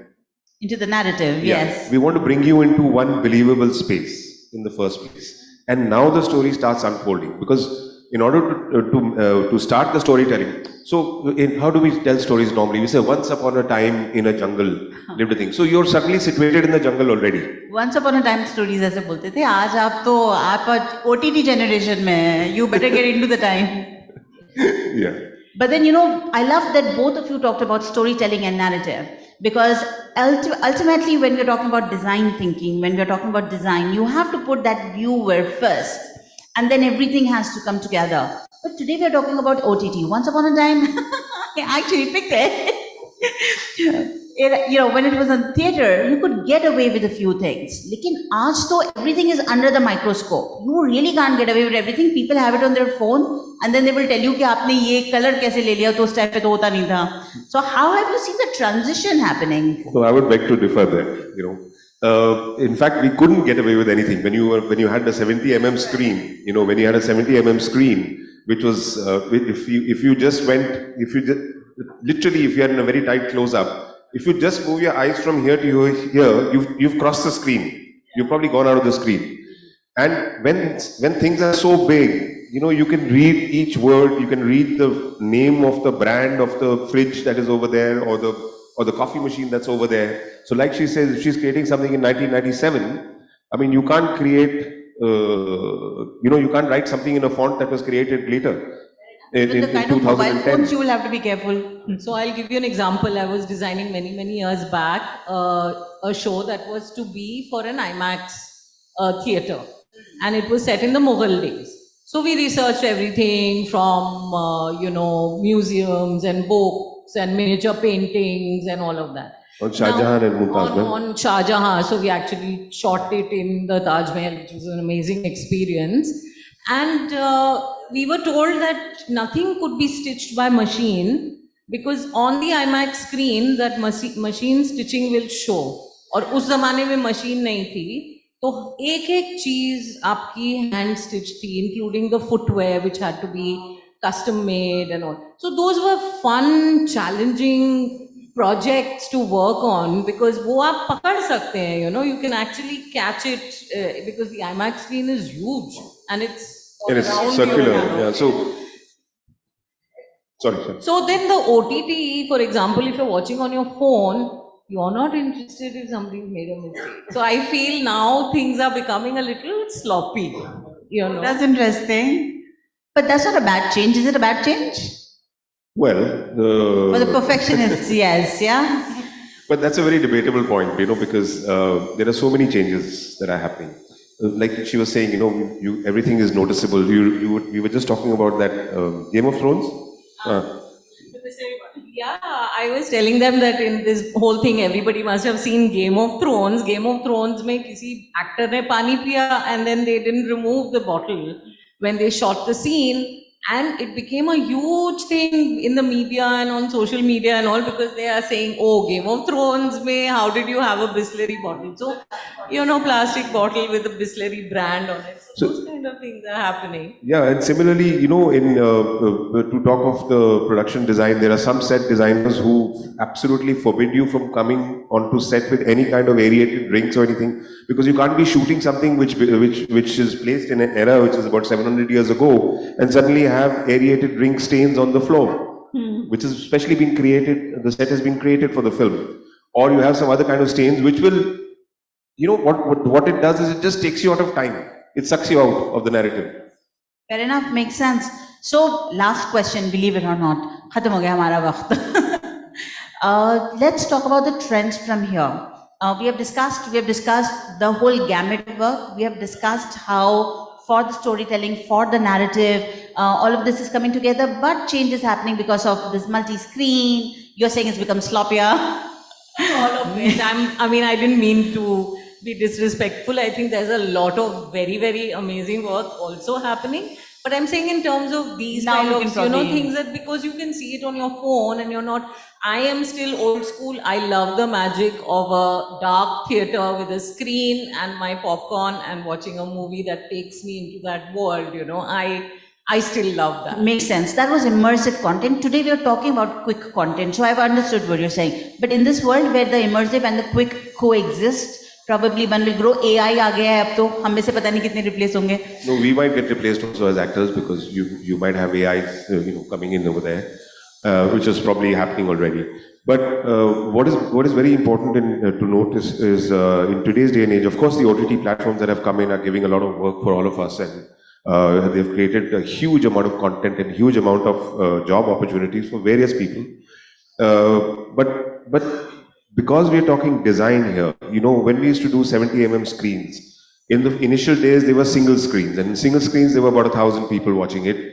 Sound was mixed and mastered according to 1,000 people. After that came the multiplexes. So you have 200 people or 150 people in the screen. Now the mixing and designing is done for 150, 200 people, right? And now when you're coming into mobile phones and small screens, even 55-inch screens, the mastering is done differently. You can't play that sound elsewhere. So if you're going to show that same sound in a large screen, let's say you're going to show an OTT platform's program in a large screen, you will not have the same sound. It's not going to have the same depth. So designing has changed. Designing for the small screen is changing also. For the better again, I'm guessing all of this for the better. So it's all different, it's all evolving, and it's all a learning experience for us where, for example, again, I'll give you my own example. My method of working is still to write everything by hand because I find that when I'm designing, I need to put pen to paper, and my thought process is that today there are many other tools that are available which I love, and I love having people who can do that for me and make beautiful presentations, and there's so much technology evolving which is allowing you to quickly show your vision to somebody, fat se baith ke aap kar dein. So it's being helped by the technology that's coming. The new things that are coming in now help us to do things much quicker in a way or whatever, but it's a combination, I think, of both. Like I would like to be able to, I like the process of sitting with the textile, the fabric, the touch of the fabric and everything, and not just have to sort of do it on a computer screen, I like that the texture, the fabric, the color, and the whole conversation, and also the kind of smaller films that we used to do. Somebody mentioned Sweet Requiem. It was a Tibetan film, Tibetan language film that was made on a very shoestring budget by documentary filmmakers actually in Delhi about the Tibetan community. And it was a fantastic research project because you research the Tibetan community, their migration from Tibet to India to Delhi, where they were given a space to relocate themselves. And it was a very passionate project, So I feel those kind of projects are super exciting to work on because there the design is a team effort. Everyone is involved together. Excellent. I can see both of you are very passionate about what you have been doing and continue to be very optimistic on the way ahead. मैंने बड़ी कोशिश करी कि इनसे कुछ बुलवा दूं जो headline बन जाए वो नहीं हुआ. But it's always nice to see that the community is bullish and optimistic about the youngsters, many of them here today. It's almost a wrap for us. We're on the last 1 minute. I'm sorry, I've been very strictly told no audience questions. I mean, Shobha threatened me in English and Hindi both. And when she does that, she's serious. So I'll have to let it go. But may I please request for a very loud round of applause for my panelists. Thank you. Thank you.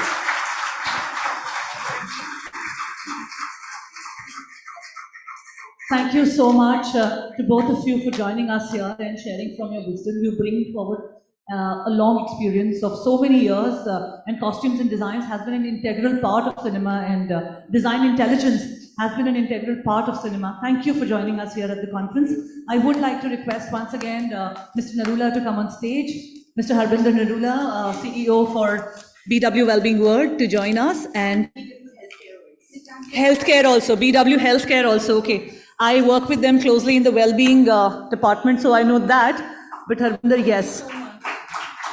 Ladies and gentlemen, please give it up for our guests here today, Mr. Rahul Vohra and Ms. Himani Dehelvi, and of course, Noor on stage from BW Businessworld. Thank you so much for joining us.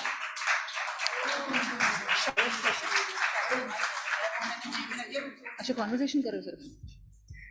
Ladies and gentlemen, moving ahead on the agenda sheet, next lined up is another interesting session. It's going to be a conversation. And joining us for this session, we have Mr. Sharad Agarwal, who is head Lamborghini India. Sharad Agarwal is an accomplished business leader with over 2 decades of rich experience in the industry across companies and has been associated with Zuari Industries, TVS Motor Company, Mahindra First Choice, and Audi. His expertise is in strategic planning, leadership, business development, and team building, and is known for his strategic thinking. Thank you so much, Sharad, for joining us here today thank you so much. I've seen Sharad at multiple forums.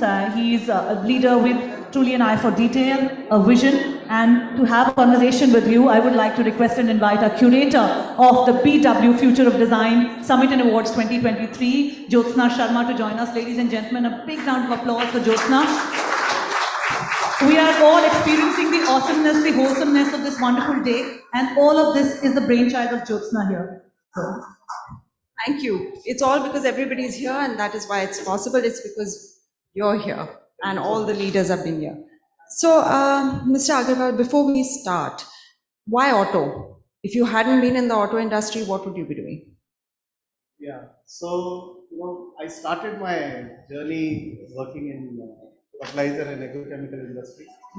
So auto to me, it happened by chance and not by choice. Really? Yeah, so I was selling fertilizers with Zuari, and then one day my friend called me and he said that we are looking for people who have understanding of rural market and consumer who would like to take up this project, and this was TVS. So that made me to move to my first assignment in auto, and then I think I kind of started enjoying the ecosystem what auto brings, and that's what then I continue. I worked across different segments, businesses ranging from two-wheelers to pre-owned to mass volume to premium cars, and now at the top of the pyramid, these super luxury cars. So it's been a very exciting journey.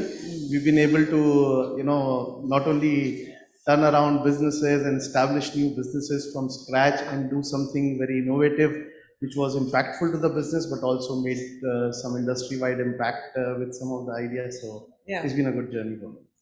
And now you're the head of Lamborghini India. Yeah. So coming to Lamborghini, tell us a little bit about how the brand and how Lamborghini has evolved in the last few years. So, if we talk about Lamborghini as a brand, and especially when you think about it, it is the innovation which has been the part of our DNA since the day the company was born in 1963. And we always rely on our history of this consistent innovation in design and in technology. Okay, so right from the earlier models, if you look at the Lamborghini Miura or Countach or LM002 to Diablo, or to the current models that we have, which is the Aventador, now we have Revelto, which we launched a few days back, the Huracan or the Urus, all these models, they became icons because, with each one of them, we brought an innovative design, a cutting edge technology to the world of automotive, which was not existing before. Okay, so that has been the DNA of us. And in last 5 years, what's happening is that we are now faced with a new challenge. The challenge is very unique because on one side, we are facing limitations from regulation because they want our cars to be more sustainable. And on the other side, we have a challenge of customer expectation because, as a brand, we make dream cars. Okay, we don't make cars for commutation. And our customers, they expect very clearly that the performance and the emotion what they get from a new Lamborghini is going to be better than the predecessors. So the challenge with us is that how do we find a fair balance between both? And what we have been doing is that we set up a new roadmap. We announced our new strategy 2030 in 2021, which we called in Italian the Direzione Cortiori. So it is the path towards the sustainable future. And as a first step, we are hybridizing our entire model range. So we launched the first hybrid in Lamborghini a few days ago on 29th of March, the new Revelto. I don't know if some of you have already seen the pictures or the videos of this, beautiful, amazing, sexy-looking car. And then by 24, we'll hybridize the Urus and the new V10. So we'll have the entire model range hybridized. And then by 28, we will bring the first fully electric. So we are moving towards hybridization. We are investing 1.8 billion euros towards this future. And what we are always keeping in mind that while we are doing it, we will remain true to our DNA. So the performance from our models will always be on the top. So the driving dynamics and the emotions which the customer expects to be better in a new model will always be there. So that's the direction we are taking. You spoke about innovation and your focus on innovation. What are the 3 key aspects that have been, the key focus for the brand? So, whenever we are looking to design our cars, okay, one of the key aspect which is always kept in mind is that you always follow the principle of form follow function. The other principle for us which is very important and which guides our design or technology development is that how do you make customer feel like a pilot? So it's another important part. And the third and the most important part is that we always remain true to our DNA. So when you see a Lamborghini, you should be able to see it from a distance and say it's a Lamborghini. It has to be a head turner. It has to remain true to our DNA when it comes to driving dynamics, emotions, and the design what we bring to us. So our innovation is driven by that. At the same time, we are also looking at, when we are looking at innovation, that how do we look at leveraging the capabilities which we have in our group, because we are a part of large industrial group. And also at the same time, we are looking at that how do we collaborate with the large university spaces, which are the innovation hubs. Like, for example, we are working in collaboration with MIT, with whom also we did a patent with making the hybrid technology using supercapacitors, a very innovative and a new way to do a hybrid car. So something which nobody thought before. So these are the things which are at the core when we are looking at innovation and thinking about. So what can be, you spoke a little bit about how the hybrid version has been just unveiled. What are the few things that we can expect from the brand in, say, the next couple of years? Okay, so like I said, that right now our path towards the future is that we are going to hybridize our model range, and we will move towards electrification. But at the same time, we will also remain true to our DNA. So when we want to do electric cars, we are very clear that as a brand, we don't want to be the first one doing it. But when we do it, we want to be the best, because we will never compromise what the customer wants from us. This is at the macro level. Now looking at India perspective, how we are doing it in the market and what will be our priorities for next 2 to 3 years time is that we are working already on a 4 key pillar strategy for this market, which has worked very well. It's the fastest growing market for Lamborghini for last 2 consecutive years. We are among the top 15 markets in the world. And does Urus account for 60% of the India sales? Is that correct? Yes, so Urus does account to 60% of the India sales, and it's a very revolutionary concept because it's the first super SUV what we designed for our customers. Again, it is showing that how we are innovating and bringing new concepts and design to our customers. So what Urus did is that we combined 3 different souls together, which are 2 different worlds apart. Okay, so for the first time, we bought a Lamborghini which comes with the versatility of everyday drivability, because before that you always had a Lamborghini which you can drive on a weekend. It's a 2-seater car. Okay, but for first time you had a car which you can enjoy with your family, with your friends. Second is with Urus, we also bought the driving dynamics and the emotion what you feel in a super sports car for the first time in an SUV. Okay, and third, we bought with Urus a lot of spirit of adventure with the kind of design, the technology, the driving modes, so that you can enjoy the car on any kind of terrain, on any kind of environment. And this concept made it very unique for our customers, and that is why you see that today it is contributing to 60% of our volumes. What is also interesting that more than 80% of Urus buyers are first-time Lamborghini owners. So it is clearly expanding our reach both in terms of demography and geography. Yeah. So yes, it's a game changer for us.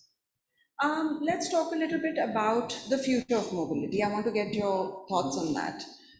What do you think is where we're headed?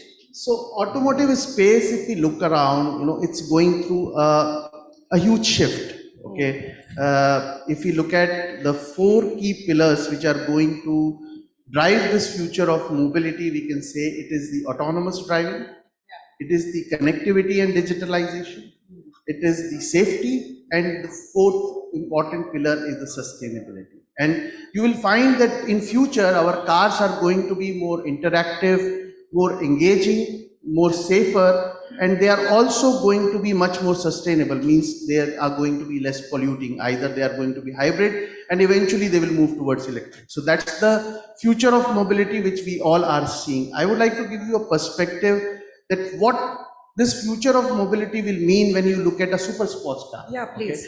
Okay? So when we look at a super sports car or a brand like Lamborghini, we will apply these pillars in a way so that we meet the aspiration of our customers. So for us, yes, we would like to apply the digitalization, transfer the phone to the car.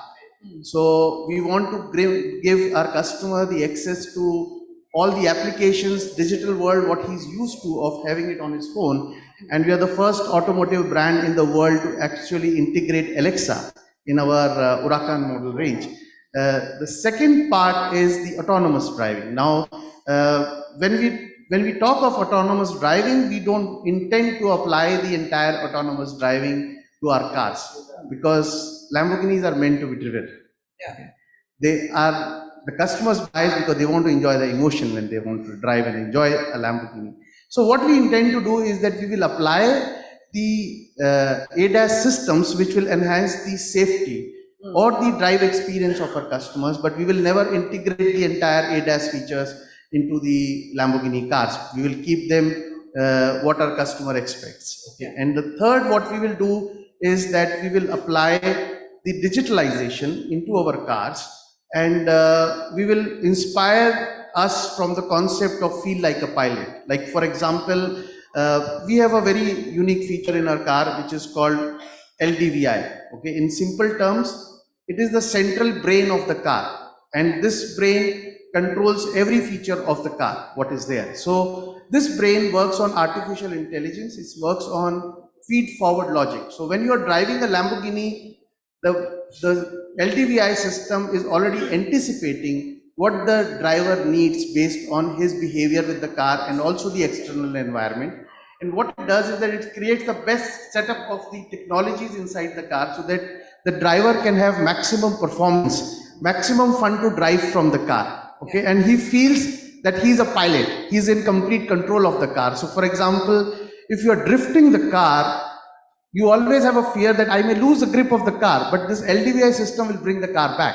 Okay, and the driver will enjoy that emotion of drifting the car. Yeah. Similarly, we also have features like telemetry system. Now we have the onboard cameras on the car which are connected to the cloud system, and the customer can see that how he can improve his lap timings by following the right lines on the car. So it is a feedback which he can see on his phone, so that next time when he goes on a track, so how he can improve and have more fun, more experience with the car. So we are going to apply a lot of digitalization into our cars. So that is how we see the future of mobility in Lamborghini. Plus, yes, we are also creating a complete ecosystem on digital, so that right from the stage when they configure the car, okay, they can configure the car with the application on the phone, they can order function on demand with the unique Lamborghini Unica app, which is accessible to them, and he brings himself to a part of the exclusive Lamborghini owner club worldwide. Okay, so this is what we will do on digitalization. And the last piece is electrification. And here we are very clear that, yes, while we may move towards electrification, but we will always remain true to our DNA, and we will not compromise on the driving dynamics and the emotion and the performance of the car. So the performance will remain at the heart when we move towards the DNA, and parallelly also we will explore the new technology, the new fuels, the e-fuels which are under this. So this is how we foresee the future of mobility when it comes to a superstar. This is also wonderful. You've spoken so much about what you all are doing. So if I wanted to, can you sum up how Lamborghini is embracing the concept of good design? So, for us, when we say a good design, and like I was talking earlier, it has to follow simple principles. The principle of form following function. Yeah. The principle and the concept of how do you make driver feel like a pilot inside the car, and also most importantly to be connected to our DNA. Like for example, if we look at our designs, they are inspired by the contemporary and the distinguished design lines what we have on our legendary model. If you all recall the Countach, okay, and Countach, which was launched in early 70s, it has inspired the shape and design of every Lamborghini even today, okay, including the current model. So that's the DNA. What you have some art pieces which are always relevant at all times, and the design and the form of Countach is one of them. It was always ahead of its time when we launched it. The single longitudinal line which you see on a Countach, which connects the front and the rear of the car, is the design line which always inspire all the designers at Lamborghini when they look at the design of a new Lamborghini. And this is how we have our concept of design when we look at a new Lamborghini.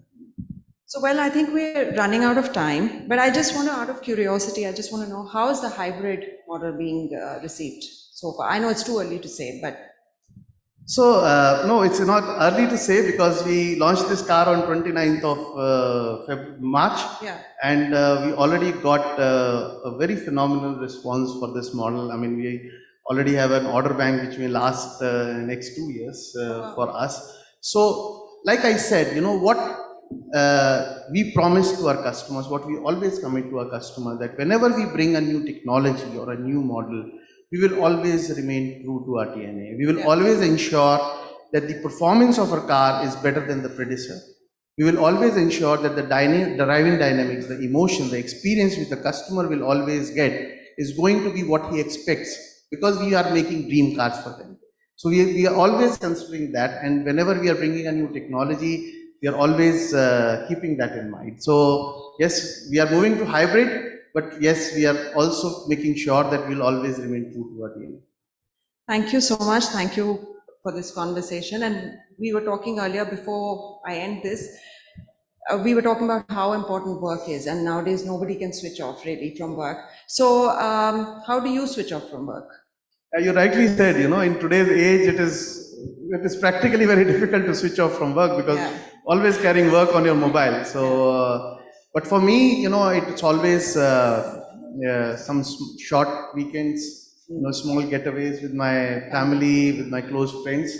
That's my way of switching off from work. That's my way of energizing myself, coming back with a fresh perspective, and that's what I do. I try to do it every 2 to 3 months so that I keep recharging That's my wonderful. batteries. And there's a weekend, we're right at the weekend, so. Yes. Yeah, thank you It's a so long much. weekend. Thank you, Mr. Thank you. Agrawal. This was lovely.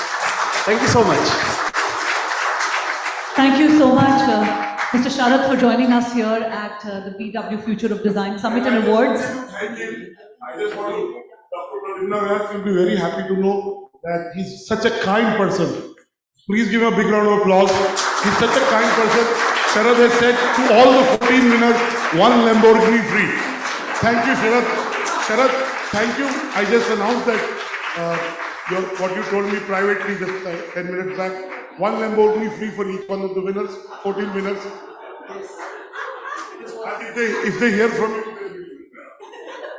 I'm asking my designer to start sketching one for each one of you.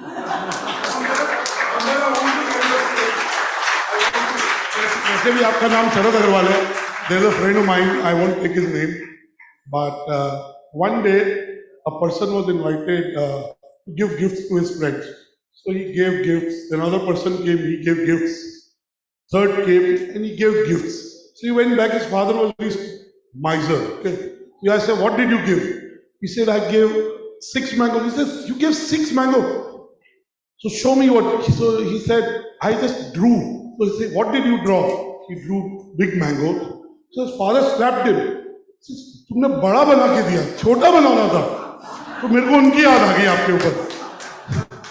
I must say that I'm sure I must have gifted a Lamborghini in your dream for tonight. So please imagine the better one, bigger one, and I'm sure with all your passion and with all your hard work, one day you will have it soon in your garage. And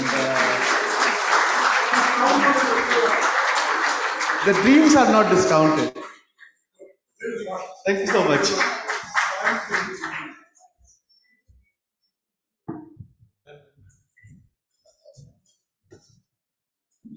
Thank you so much, Mr. Agarwal. Please stay back with us for just another second. Since we've spoken about Mr. Pradyuman Vyas, sir, I would like to invite you on stage. He's also one of our jury for the awards tonight. Jury chair for the awards. Thank you for correcting me, sir. Please join us. We would like you to help us in giving our token of love and appreciation to Mr. Sharad Agarwal here. Thank you for making time, joining us at VW Future of Design Summit and Awards 2023. Thank you so much. Ladies and gentlemen, a big hand. The set is already laid out for what's coming up next. Next coming up is a very, very inspiring session, ladies and gentlemen. So ladies and gentlemen, joining us next on stage is an award-winning film director who's best known for drawing exceptional stories, crafting them and making them come to life through his cinema. And these stories have stayed with us. They have moved us in more ways than one. Ladies and gentlemen, he has been the main man behind the wonderful, wonderful movies such as Ek Tha Tiger, New York, Bajrangi Bhaijaan. That is also one of the highest grossing Indian films as of date. Please put your hands together and welcome the most dynamic, the most amazing film director, the man with a cause who stands for a cause and has brilliance into his work. Please give it up for one and the only Mr. Kabir Khan. Welcome.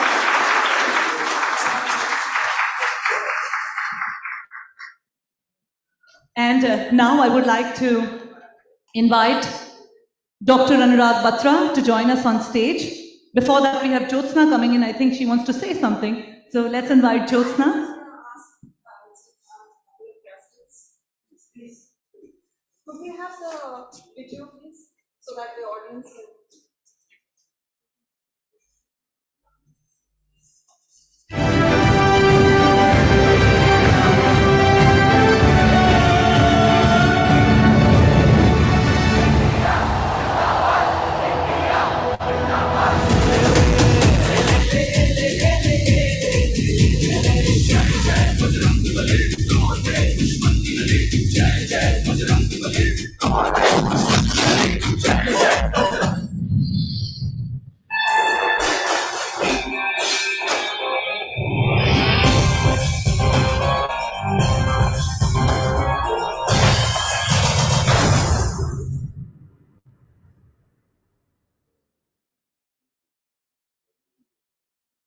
Wonderful. This is really wonderful. Just looking at it is making one feel really amazing. Thank you so much. Well, I just wanted to ask you a couple of questions, and then our editor-in-chief and chairman, Dr. Anurag Batra, will continue the conversation. How did you get into filmmaking? And how did you get into filmmaking? So for me, I sort of really drifted into it. The entry point was actually joining film school. Post-graduation, I was contemplating many things, continuing studying economics, in which I did economic honors from Delhi University, and then I thought maybe I want to be a lawyer. Oh, wow. And then my elder sister was very clear that she wanted to be a filmmaker, and she was applying for film school, Jamia, in Delhi. And I said, why don't you pick up a form for me? And she got that. Fortunately, both of us got into film school, and that's in a certain sense how the journey started for me. But initially, being in Delhi, I was doing a lot of documentary work. Yeah. I was really lucky and privileged to associate myself with a very senior journalist at that point in time, Saeed Naqvi, who used to report from, he was obsessed with reporting and telling stories of international affairs from an Indian perspective, from a sort of South Asian context, because he felt that we are consuming international news only through the prism of BBC and CNN. And I sort of latched on to him at that moment in time.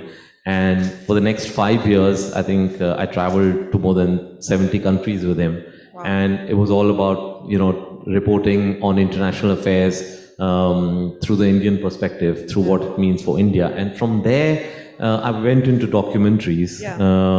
And at some point, I got a little frustrated as a documentary filmmaker, because at that point in time, there were not too many platforms where we could, showcase our documentaries. And that is the time when I was doing a lot of work in Afghanistan. Yeah.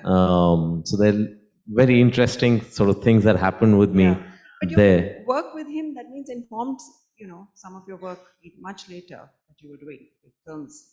Saeed, I call him Saeed Bhai. So my initial years with Saeed Bhai completely shaped me as an individual, because just traveling to so many countries around the world, meeting people, and most importantly, being able to see stories that we consume on as I said, on BBC, CNN, being able to see them and realize that there's always a perspective, and there's always a gap between a story that was told to us and a story that should have been told to us. Yeah. And that, if you see some of my early work, whether it's Kabul Express or whether it's New York, or even if it's elements of Ekta Tiger, all those stories lie in that gap. Kabul Express really deals with the part of what was happening which was not really being told to us. Yeah. And of course, Kabul Express was a first-hand experience, because I had spent many months as a documentary filmmaker in Afghanistan. So Kabul Express is, in a certain sense, autobiographical of what happened with me and my friend Rajan Kapoor. But yeah, that ability to see that what's behind the headlines literally came from Saeed Bhai. Yeah, so it carried on.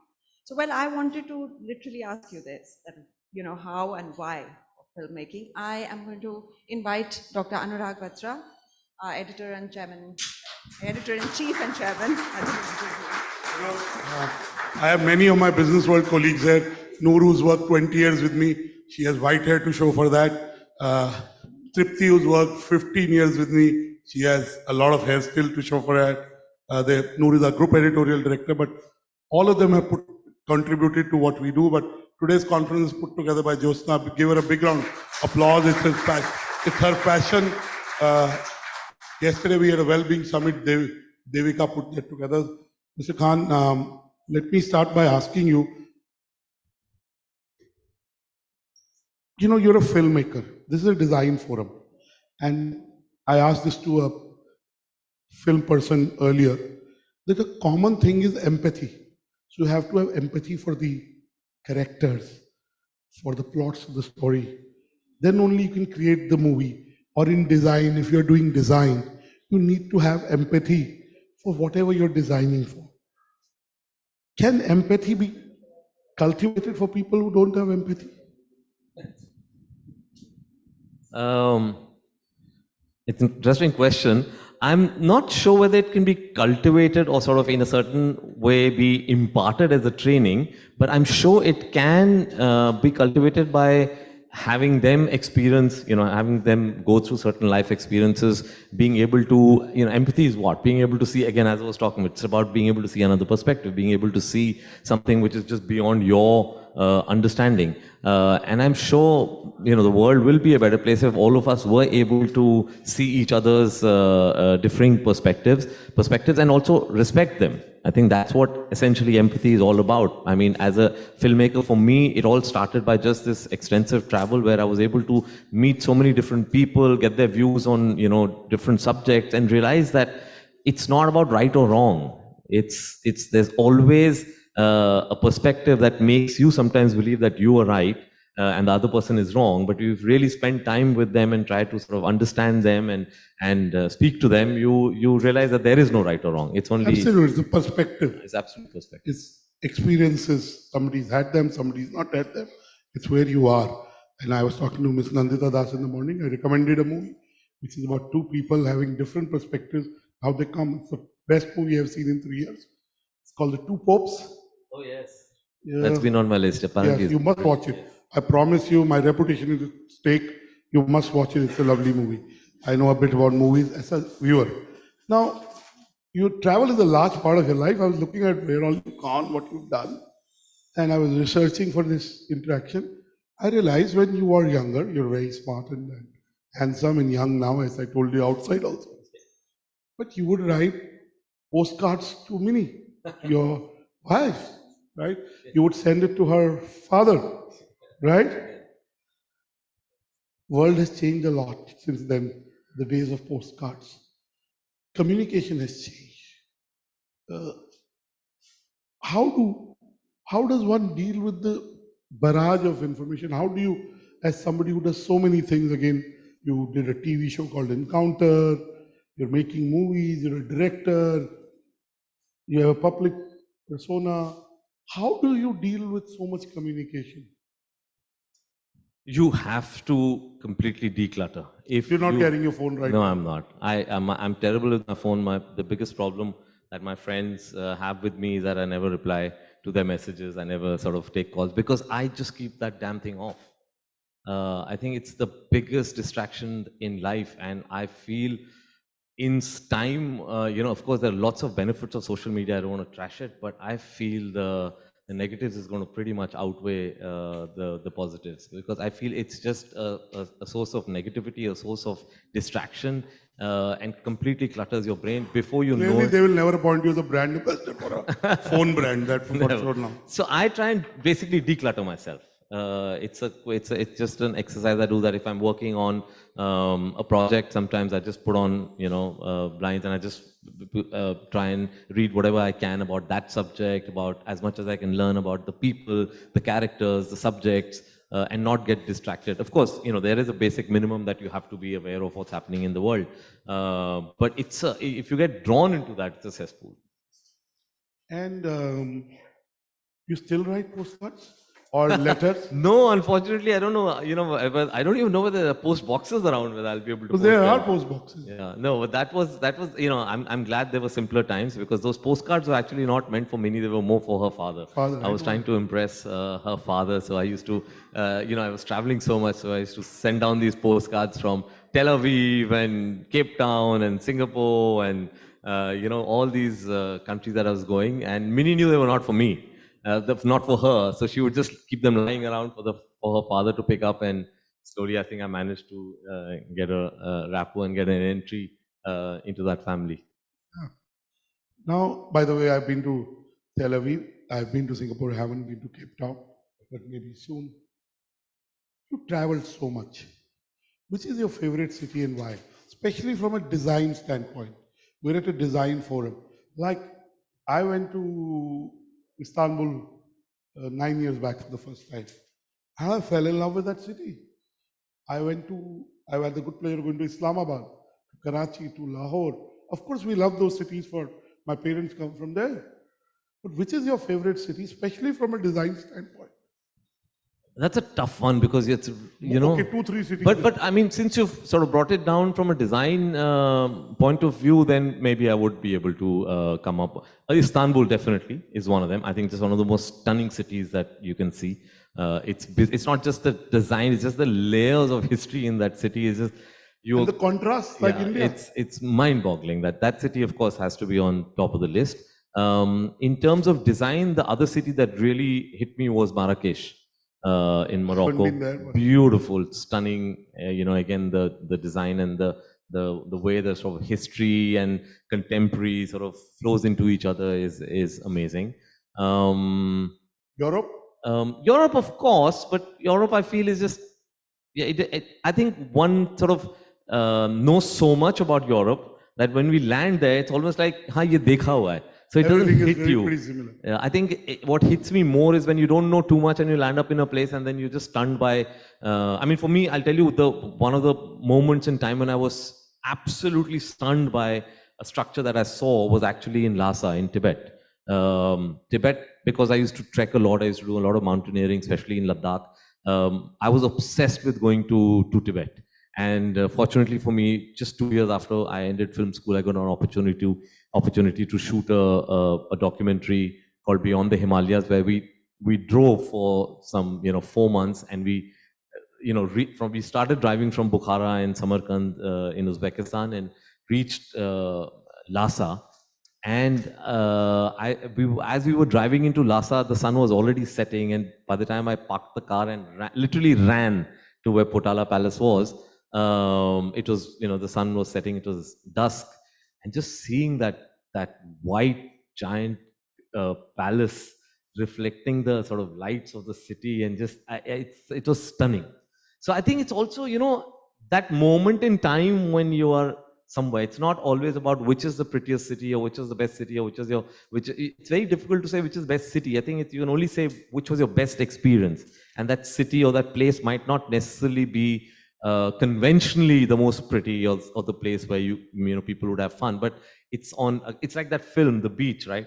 There is no perfect beach. It's about what you are feeling at that moment in time on that beach that makes that beach the best. Absolutely, it's what's in your mind. It's not the beach.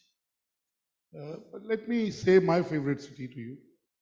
It's a city called Göteborg, the second most populous city of Sweden. It's called Göteborg. They call it it's Gothenburg, Göteborg, different pronunciation. And it's almost picture perfect. It's got the gondola rides.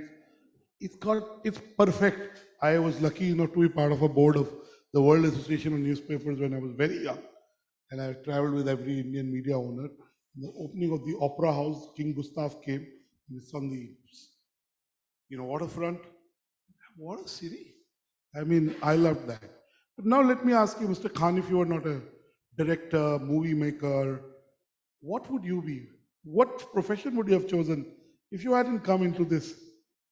As I said, I was a drifter. So I was just drifting. Maybe I would, if my sister had not got that form for me, if we had a fight like we used to fight every single day, if you didn't bring that form for me, I don't know, maybe I would have been a lawyer. Maybe I would have continued my studies in economics. I remember as a child, I used to be one of my... You started Kirodiman. Yes, I did economics there. And I remember as a child, I used to be obsessed. I wanted to join the UN. One of my uncles was in the UN. And I remember that oval light blue tag on the car used to fascinate me, and then I realized that okay, you can join UN if economics would be a good base. So at that time I was very seriously considering economics. It's just that the Delhi University Economic Honors is so bloody tough that I think I lost the courage to sort of pursue that. But I'm glad I drifted into films, because the moment I went into film school, I got the camera in my hand, I realized this is exactly so that therefore I feel I've never worked in my life. I think that is for me, I think the most fortunate thing in my life, that I feel I've never worked a day in my life. Exactly, same like me. You're doing what you love and you're being paid for it. What else can you ask for? I swear, in other people's eyes, I work super hard, 16-8, but I'm not working, I'm having fun. I'm getting paid. So that's as important. Ms. Nandita Das said in the morning, do what you love what you do. So if you make hobby or profession, you don't have to work. Confucius said that, not me. But you were born in Hyderabad, right? You studied in Delhi. Mumbai is, so to say, your karm bhumi. Which Indian city from design? Hyderabad, again, has so much culture, so much heritage. Which Indian city from design fascinates you? I would approach these cities. See, for me, my first love was actually still photography. So whenever I approach these cities, when I look at the design aspect, that was Mini. No, for me it's still photography. Absolutely, it's like photography is the name of a girl, or oh, you mean Mini came, I think, about 5 years after my love for still photography. So she became the subject of my lenses, but Yes. yeah, I think the still photography Go on. still holds that place. So for me, just a design is a dead element unless there's a human element attached to it. I don't like when I go out on streets with my cameras, wherever I'm traveling, I cannot take a photograph of a beautiful building unless there's a human element involved. So therefore, for me, one of the most fascinating cities is actually Banaras. Oh, beautiful. It's just there's so much of intermingling of human form, human elements with design. That's what makes it a dynamic place for me. Beautiful. I had the good pleasure till 2013. I used to go a lot to Pakistan. I have lots of friends. So I went to Karachi. I've been to Karachi more than once. And I've been there once. Yeah, Karachi, as you know, if you take away their dress and the long beards, it's like Moti Nagar in Delhi. Parts of it, and parts of it are like Chandigarh, and parts of it are like civilized, you know. And Lahore is like Delhi. I grew up in Delhi, so for me Lahore was like Delhi. Cleaner Delhi. The city that impressed me most was Islamabad. When I first went to Islam, I've only been to Islamabad once. I did a huge South Asia Media Summit there, huge. I took the top 50 guys of India there, 70 of my friends, 120 people. And I said, how can you bomb this city? It's so beautiful. I've never been to Switzerland, but it was so pristine. I have no other word to use. But now let me shift gears. Again, when you research for a movie, when you have a topic in mind, you have a subject in mind, what is the creative process like? What is your typical playbook to approaching a subject and then converting into a project and then a movie? Is there a typical process that you follow, or every movie you've evolved and it's been different? I would say the latter. It's that there is no typical approach to a film. It all begins with that initial sort of gut instinct of hearing something and saying, this sounds really exciting, I want to follow this. It could be your own personal experiences, as in, say, a Kabul Express. It could be newspaper headlines, like in the case of New York, which started off the process. It could be just material that was shared with me, and then sort of after I read it, got obsessed and started digging and spent 2 years researching it, as in the case of 83. So it's really that, you know, or in the case of Bajrangi Bhaijan, it actually started with the newspaper story about how, you know, a girl from Pakistan had come and the Indian doctors refused to take, you know, money from that family, and then that Vijendra Prasad, he started developing that story and then shared it with me. So it could be anything, but yes, one thing that is common is I tend to do, I guess that's also because of my documentary background, and I guess also because of, you know, my father was an academic. So this whole culture of research was very ingrained with me. So I always try and do as much research as I can about the subject, about whatever character. And then, of course, we take our creative liberties. But it comes from a position of knowing where you're departing from fact. So that has always helped me. In the case of 83, I couldn't have made that film without the 2 years of research because, you know, as you know, in our country, unfortunately, we don't really have a culture of archiving very well. So there was nothing here. I would meet journalists, the 5 or 6 journalists who had actually gone to cover the 1983 World Cup. They themselves didn't have copies of their articles. I finally found everything at the Lord's archives, you know, because they really archive everything down to the ticket stubs to the articles. So that was for me a gold mine, and I just spent 2 years bringing that out, and then a lot of primary research, right? You go out to people and you uncover stories which otherwise nobody knew. Like, for example, with the context of 83, in the famous Tunbridge Wells, when Kapil Dev broke the world record, that's the match that there's no footage available of, and yet it's that iconic innings that everybody talks about. And now suddenly it's my responsibility to recreate that innings, and everybody will, for the first time ever, watch that innings on screen in my film. So I had to go out there, and what I did was that I invited some members of the Kent County where Tunbridge Wells is, and I said, can you just please invite members who were present that day in 1983? And these, you know, gentlemen came, and the kind of stories they gave, that's what made the match. Like, I met the person, I met the man who said, you know, Kapil smashed the windshield of my car. And now this is something that even Kapil Dev didn't know. None of the players knew that. Did he charge him with interest? No, I think that everybody was so euphoric on seeing that innings that, yeah, they were. But so then I got the story that he, you know, Kapil smashed that windshield, and then there was a stampede in the car park to get their cars out because, you know, Kapil Dev was on a rampage. So these are things that you can only get through primary research, right? It really ultimately makes the story. You seem like a perfectionist. And you are, right? First, you're a Virgo, so half job is done there. I like to sort of take things to, you know, as much attention detail as I can. Yeah, I do like to sort of get all the information I can and then start writing. So that's again common with design. My last question. You know, some movies do commercially very well. Some movies don't do as well. They still do well. what goes through your mind when you put in so much passion, research, effort? Movie does well, but not as well as you. And sometimes your expectations from a movie are lesser, and it does well. Give us a sense of what is it to be in that position? So, for me, firstly, the fact that we are in this industry and it's always going to have its ups and downs. And this is an industry where the highs are really high and the lows can be really low.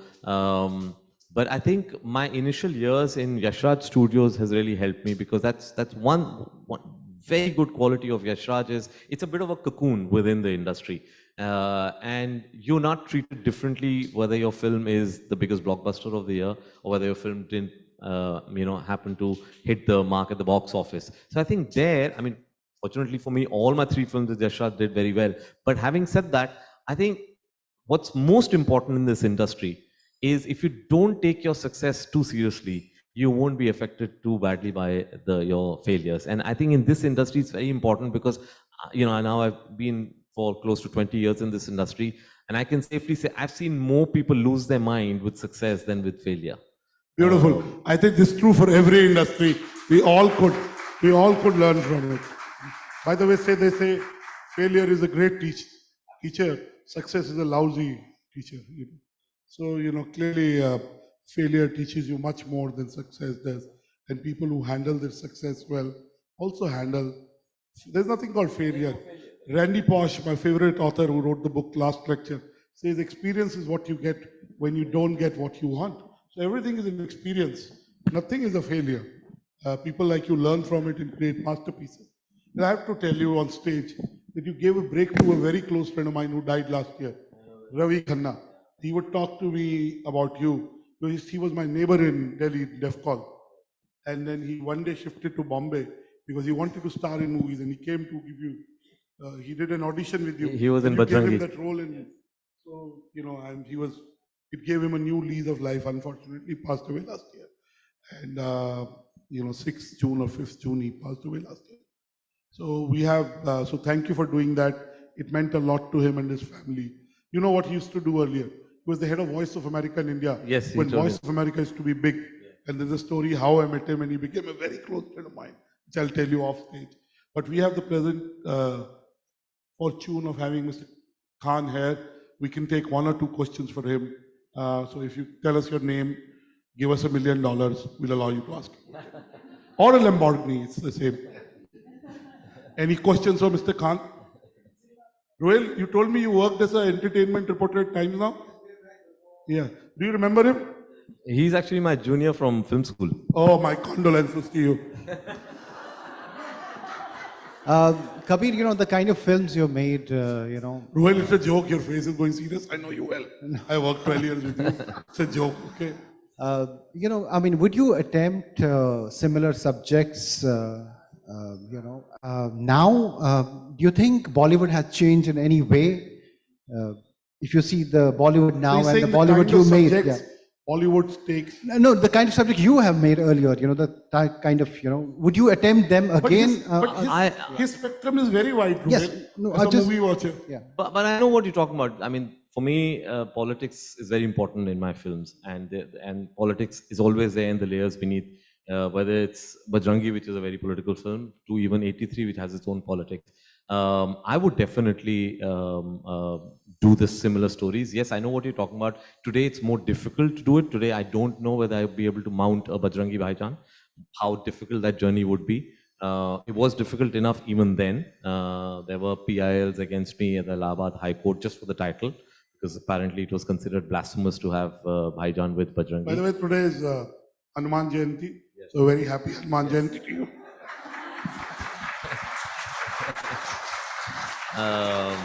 But yeah, I would, you see, it's ultimately because of the platform I have, which is mainstream cinema. You have to be able to tell your politics, but then you have to maneuver, and how you tell it is the most important thing. One of the greatest industries, film industries in this world, the Iranian film industry has arisen from being able to say what they wanted to say, despite all the restrictions that were put on them. So as artists, I think we have to be able to learn how to say it, because it has to be engaging and entertaining also. It's not about, we cannot give a speech out there. So whatever the circumstances might be, we have to find ways of saying social messaging, especially in today's time where there's so much intolerance, there is so much division, and there are certain leaders who will fan that. I think it's important to get message out. Any other question? Harbinder, Devika, if you can keep question ready. Anybody else? Shobha? No. So, Harbinder is the CEO of our healthcare. It was very interesting to understand your journey, and there was a question which was about, your well-being. You just said that while making the movie, there were PILs filed against you. How did you manage that stress of trying to create a movie? He's married for many years. See, I have these bad ones. So how did you manage that stress while making a movie, but handling all these issues on the side and still come up with something that you really are now today proud of? It's difficult to answer a question like that. I can tell you, I just somehow believe in that line that this too shall pass. I never get overburdened by stress, and I don't take it too seriously. I know that whenever I'm setting out on a journey, whenever I'm setting out to make a film, there'll always be hurdles. It's only be a dream scenario that you embark on a journey and there'll be no hurdles in your path. So in some way you prepared for it. Sometimes they're much bigger than, the biggest hurdle I've faced was actually my first film. Within 10 days of landing in Afghanistan, I got death threat from the Taliban with our sort of names up there, and they said, we'll make an example of what we do to people who are going to make films in Kabul. So I think that was baptism by fire. After that, everything looks like a teddy bear picnic. So I think, that's the way I approach all my projects and go ahead. Because for me, also it's very important that it's very important to also enjoy the process. And so therefore, then you won't take that stress, because at the end of the day, you're doing something that you really love. And as a filmmaker, my ambition was, when I came to Bombay, that I want to make that one film, that everybody wants that one film. Ek bari apna naam uppar parde pe dekhna hai. So I got that. And so for me, every project after that is a bonus. And I just enjoy that. And I love that. Beautiful. By the way, Kabir Khan, the screenwriter, the Kabir Khan, the filmmaker, the Kabir Khan, the director. But I see a philosopher in you. I see. I wish. You are. You may not realize it. Maybe, yeah, a homegrown one. Profoundness in what you say. I know it because I've been married for 22 years. You become a philosopher. So when I see one, by the way, I learned a new word, all of us, in the morning. Our opening keynote was Parnia Quraishi. Parnia Pop. Yeah. And she gave us a new term called second love. Pre-loved. Pre-loved. Sorry. And then you said... I was thinking of you, that's why I said second love. Second love. Pre-love. Pre-loved. Yeah, that means second hand. Yeah. Ruhail today that's a term for clothes. I know that they do that. That's a new pre-love. term I learned. Pre-love. It's on my mind since the morning. Ruhail is on your mind since Ruhail morning because pre-loved. Ruhail is always He has earned the title today. The song is there. I can sing that song also by Aha called Always on My Mind. Another day. I don't think in a relationship you can say I've been I would just ask. Mr. Khan, I wanted to ask you your favorite childhood memory. Has he grown up? Have you, sir? A memory that you cherish. I had a beautiful childhood, so I have great memories from it. But I'm a product of a mixed marriage. I had the best of both the worlds. So my childhood memories are full of sort of my mom's side, my father's side coming, and us being able to access everything and all. We used to celebrate Diwali. When my father's side used to come, we used to go to the masjid. I didn't know how to offer the namaz, but I used to mimic and copy. And so it was just such a lovely way of growing up for me and my sister. But there's one very special moment in my childhood is also linked to film. So I like narrating that story. Yeah. I was, I think, about 10 to 12 years old. We used to live in Delhi, in central Delhi, Pandara Park. My father was nominated to the parliament, so we were right very close to the India Gate. And I was cycling around, and I remember seeing these thousands and thousands of people coming off buses, trucks, and marching towards India Gate. And I was really intrigued. And I started cycling towards India Gate, and at one point I was stopped, and I said, "Why are you stopping me?" And he said, "No, your clothes are not right." So I said, "What do you mean?" He said, "No, there's a film being made over here." And that was the first time I realized, how big a film is. Which movie was this? I'll just tell you. And so I said, "What clothes should I wear?" He said, "Wear anything white and come, and we'll allow you in." I went cycling back, wore white pajama kurta, came running back, yeah. And finally I was let in, and I walked in. So in the opening scene of Gandhi, which is taken from the top of the India Gate, amongst those 250,000 people is me. Oh, wow. See, I'm a quizzer. That's great. See, I watch a lot of movies and I'm a quizzer, so I get that. Beautiful. It's a beautiful movie. It's one of my all-time But can I favorites. tell you another favorite movie of mine? Not many people know. I have not seen a movie in 7 months. So I'm very choosy about the movies I watch. But I watched this movie called Roberto Benigni movie called Life is Beautiful. Oh, one of my favorites, It's about, because he said happy memories as a child. It's beautiful. It is happy memories in a very tough space, One of my favorite movies. So I must, since you mentioned it's a favorite movie, I must mention the emotion that film generated was the motivation for me when I was writing Bajrangi Bhaijaan. Because it's a film where if you can make people laugh through the film, but make them get up with tears in your eyes, it's the most incredible emotion a filmmaker I know a bit about movies. That's a brilliant film. Yes.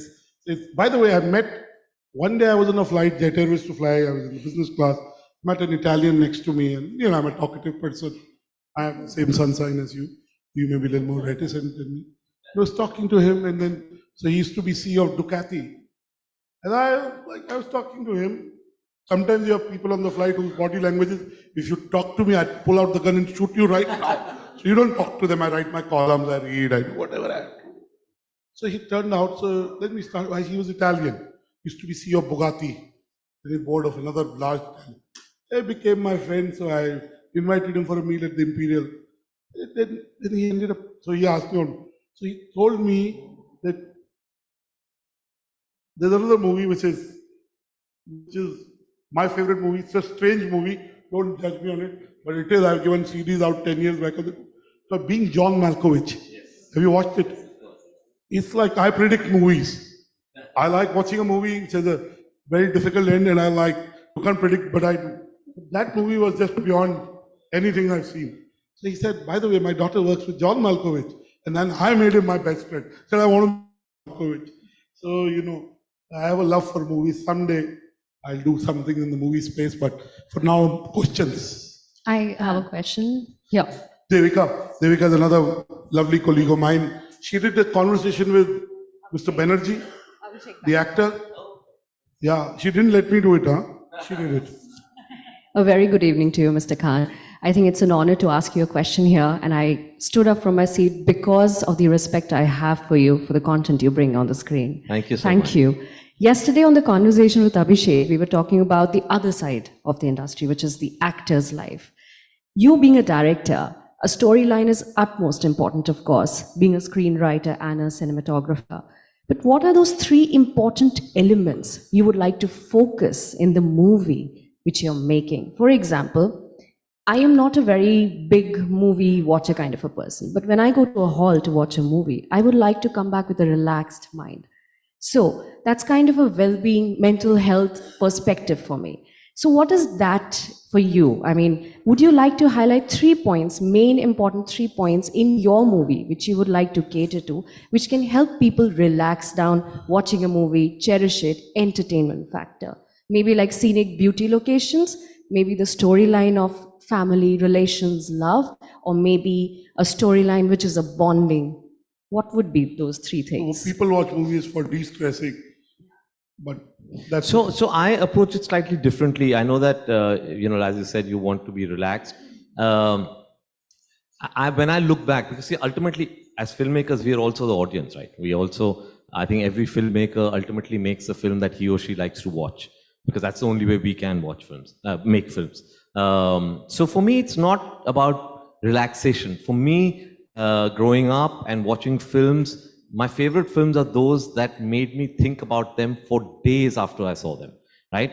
They could also be the ones that made me very uncomfortable, and therefore I thought about them for days. So it's not always for me about, oh, I came back with a very happy feeling, which is, for example, Life is Beautiful. It's a beautiful film, but it didn't make me smile. It made me cry for days because it showed it through humor, and I just feel that humor is by far the most profound way of actually expressing emotions. But what it said, it was disturbing. So that's what I try and sort of create sometimes in my films, and sometimes I get it, sometimes I don't. But if I can make a film that you will wake up the next day and think about. I'm not one of those who says, oh, come to the theaters, haso, maze karo, or chale jao, and then forget about it. Then I feel my film's not really affected you the way I wanted it to. So I would like to say that my most successful films are those that you will think about for days after having seen it. Can I reply? No, I mean, my view, but I think I know a bit about movies. Not many people know that side. But, you know, movies are like a roller coaster ride. They take you through an emotion of sadness to feel what's happening and then make you happy. Like Life is Beautiful is a great example. And, you know, so movies have to be like a roller coaster ride and messaging. He writes, all his movies have a messaging. All his movies. They're a message, you know, about... I'd like to actually just narrate one simple line from who I feel is one of the greatest writers our industry has had, Salim Khan of the Salim Javed duo. And this is actually, I haven't spoken about this ever before, but there was supposed to be once, actually that song was released, but it wasn't part of Bajrangi Bhaijan. It was a sort of a nice, like an item song where everybody is singing, dancing, which at some point Salman said we should put it at the end of the film. And I said, no, there's a certain emotion you get up with in that film. This film will completely spoil it. So he said, no, that's the reason why I want to put it, because I feel it's so emotional. Everybody's crying by the end of it, that let them finish that, let them have that catharsis, and let's sort of enjoy the song and walk out. So I was dead against it. So he said, okay, why don't we try it out on some of the test audiences? So we did that. In one of the prints, I put this happy singing, dancing thing at the end of, for those who have seen Bajrangi, you remember the end, right? That emotional end where the girl is picked up by Salman and thrown in the middle of the border. And we put this, and that's the screening, thankfully for me, where Salim Saab came. And he saw the film, and he was the last to get up. And he came, I was waiting for him, and he came out and he said, "Bete bahut achhi film banai hai, I think it's Salman's best." And he said, "Ek baat bolu aapko bura na lage to." I said, "Ji bataiye sir." He said, "Ek bahut achhi film और एक all time classic में एक फर्क है." I said, "क्या sir?" He said, "वो गाना." तो I said, मेरे को समझ में नहीं आया. So he said, so I said, "Last वाला गाना." He said, "हाँ वो क्या जरूरत है?" तो I said, "सर एक्चुअली बिल्कुल जरूरत नहीं है, हमें तो नहीं डालना है." So he said, "आपको नहीं डालना है?" तो I said, "नहीं." तो he said, "तो आप तो डायरेक्ट हो." I said, "नहीं, हम ऐसी टेस्ट स्क्रीनिंग कर रहे थे." So by which time Salman realizes, you know, so he came in and he said, "नहीं dad, हमने सोचा ना मुंह का मजा." So this line I'll never forget. He turned out, he said, "क्या रबड़ी बेच रहे हो जो मुंह का मजा चाहिए?" ऐसी फिल्म है कि 4 दिन का आदमी सोचता रहे और रोता रहे. रबड़ी खाए भी. हाँ, so that I think is very important. You know, मेरे को तो वैसे भी नहीं खानी रबड़ी की याद दिला दी जरा. But we'll take more. Shobha, you want to ask? Yeah, I want to ask you one question, Kabir. Your movies are based on mostly social causes, and they have the message that moves people. You inspire people through your cinema.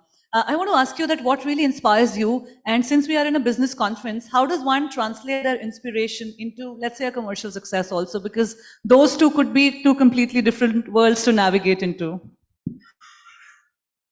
One can't aim for commercial success, I believe. Honestly, I never, when I was making Bajrangi, I didn't know it's going to become Salman's biggest grosser and do 1,000 crores. I think one can only, and for me, the way I approach it is the story that captures my imagination. If I'm able to do it, and that for me is a true definition of success. As long as I can continue making stories that excite me, I'm successful. The day I'm going to be told, no, not this, but this, and make it, that's, I know when my sort of downward journey has begun. So for me, again, it's not about the issue. I don't think one can go out and make a story about an issue. Ultimately, it has to be an engaging human story, because that's what your audience are going to latch onto. You know, your characters and the journey of the character. But yes, there must be the politics in the layers beneath. And I feel that it's not necessary for every part of the audience to get those layers. I think you can watch it at face value and should be able. But if you do get the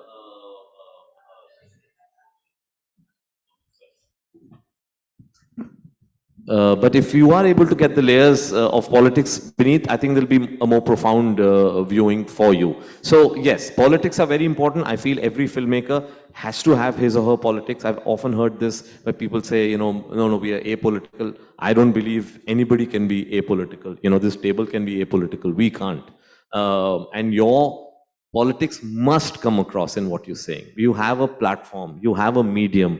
If you're not able to speak about your ideology through the story that you're making, then I think it's a waste of a platform. Absolutely. So well said. Mr. Amit Sharma is there, Dr. Pradyumna Vyas is there, Mr. Siddharth Das is there. You want to ask him a question? We have him. Yes, go ahead.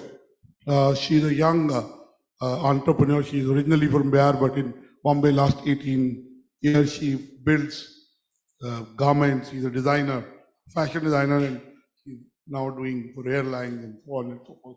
Don't know her well. So I'll go straight to the question.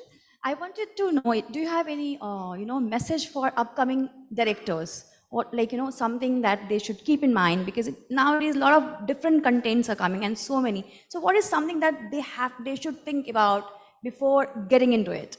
So in a certain sense, extension of what I was talking about earlier, you have to break through the clutter, right? There are thousands of people wanting to make films, thousands of people wanting to make web shows. So what's different about you? That uniqueness and that USP about you has to come out. And that's the only way you'll be able to break through the clutter. If you try and just replicate something that's, successful, and then, I need, like if it's a friend of yours and you see his or her film, you should be able to say, this can only be said by so-and-so. That's the only way, that signature of the artist has to be there. And that's the only way even us as, say, producers or studios, that's what we're looking for, right? We're looking for the new voice. We're not looking for a replica of a voice that already exists. There's no point, because the original is still there. They'll still be making it. So we're always looking for that new voice. And if you see that, rest assured, you'll definitely get a break. Okay, any other questions? Dr. Vyas, I'll get you this mic. Dr. Pradyumna Vyas is former director of the NID. He's on the World Design Council. He's a board member, chairman of our jury. Hello, sir. Among the most respected voices in design. Actually, Dr. Batra talked about empathy, and you mentioned about the research going deep dive in subject area. And I have been watching this documentaries by Mr. Saeed Naqvi, and he's also gone too much into very troubled areas and other areas. And you did talk about that the viewer who the impact should remain 2 days, 3 days, 4 days. But as a director, when you are really deep diving in the research and the human tragedy which you are coming across, I'm sure it must be affecting you very strongly. And how do you really come out with that which we may be seeing it through the screen, but you have witnessed it through research and through all real life tragedies? And I'm sure this must be kind of, as a human being, one is doing empathy, will shake them up. So how do you process that kind of thing? It's always a very difficult process, because in fact in my earlier days as a documentary filmmaker, there was one film that I couldn't complete because of what you just mentioned. It was the first time I was going to Afghanistan, and I'd been commissioned by the Red Cross to do a film on the effects of war on children in Afghanistan. And I was there for close to a month, and what we saw, I couldn't complete that film. It was just too much. And then I think gradually, as one has more experiences, we begin to be able to, so in a certain sense, not separate ourselves or distance ourselves from what we are seeing, but be able to process it in a different manner so that we are able to tell that story, because that story is also very important. So, shutting down that documentary is not the best option. Ideally, I should have been able to make it and bring that pain to the audiences. But I think I myself went through, in a certain sense, a sort of trauma, having witnessed all that. And I was at that time really young. I was, I think, 24, 25. I was not able to handle it. So it is, in a certain sense, you take that 1 degree of separation, you start looking at it as a story and saying, okay, how best can I convey what I'm feeling to the audiences? Because if it's hit me emotionally, if it's made me feel in a certain way, I need to be able to capture that emotion and translate it and send it out to the audiences. And I think that only comes with experience and, as I said, more research, more being able to speak to people, more being able to understand people's point of views, and then being able to sort of put it down in a script and put it forward. But it's a completely an ongoing journey. It's never, you can never at any point in your career say, I know how to do it. You never really know how to do it. You'll always only try your best to be able to take that and then put it forward. Thank you for your question, Dr. Vyas. Any other questions? Anybody has a question? If not, now let me ask you 3 quick questions and we'll end it. One is, आपके नाम में कबीर है और आपके काम में भी कबीर है, तो एक कबीर का दोहा तो सुना दीजिए. I'm sorry, but growing up, I only was constantly had a barrage of the non-vegetarian Kabir ka doha, so my muscle memory might slip up. If the house gives permission, I have no problem. I'm above 18, I must tell you. I look like a young guy, but I'm above 18. Okay, any other? Okay, now let me ask you, I'll not put you in. You're unique. Every person is unique. I am very, very unique. And people who work with me know that, or my friend. I'm super unique in every way. So I'm not stereotyping you. But are you the Steven Spielberg of India? Are you the Christopher Nolan of India? Are you the you're not the Martin Scorsese of India? Are you are you the James Cameron who takes 10 years to make a movie? What are you? Which is a Hollywood director you look up to? I'm just working towards a position, maybe some years down on a similar platform in some other country. Somebody can be asked, are you the Kabir Khan of this country? Wow, I love that. Yeah, that's right. By the way, I don't miss a Steven Spielberg movie I watched. But all the names you mentioned are people I admire. Miss a Martin Scorsese movie. Absolutely. Oliver Stone, though sometimes I find them very over the top in terms of blood, gore, violence. But they keep you gripped. You can't just get up. And I have to tell you a small story. I have 2 children. One day I told my wife, I was at a party before I was introduced. I have 4 children. So my wife said, I only know 2. So I said, exchange for media. That's my first company. And Businessworld. So I have 2 more children. My daughter is about to be 19. I think she was 5, 6. And we took her for a movie. We took her for Race.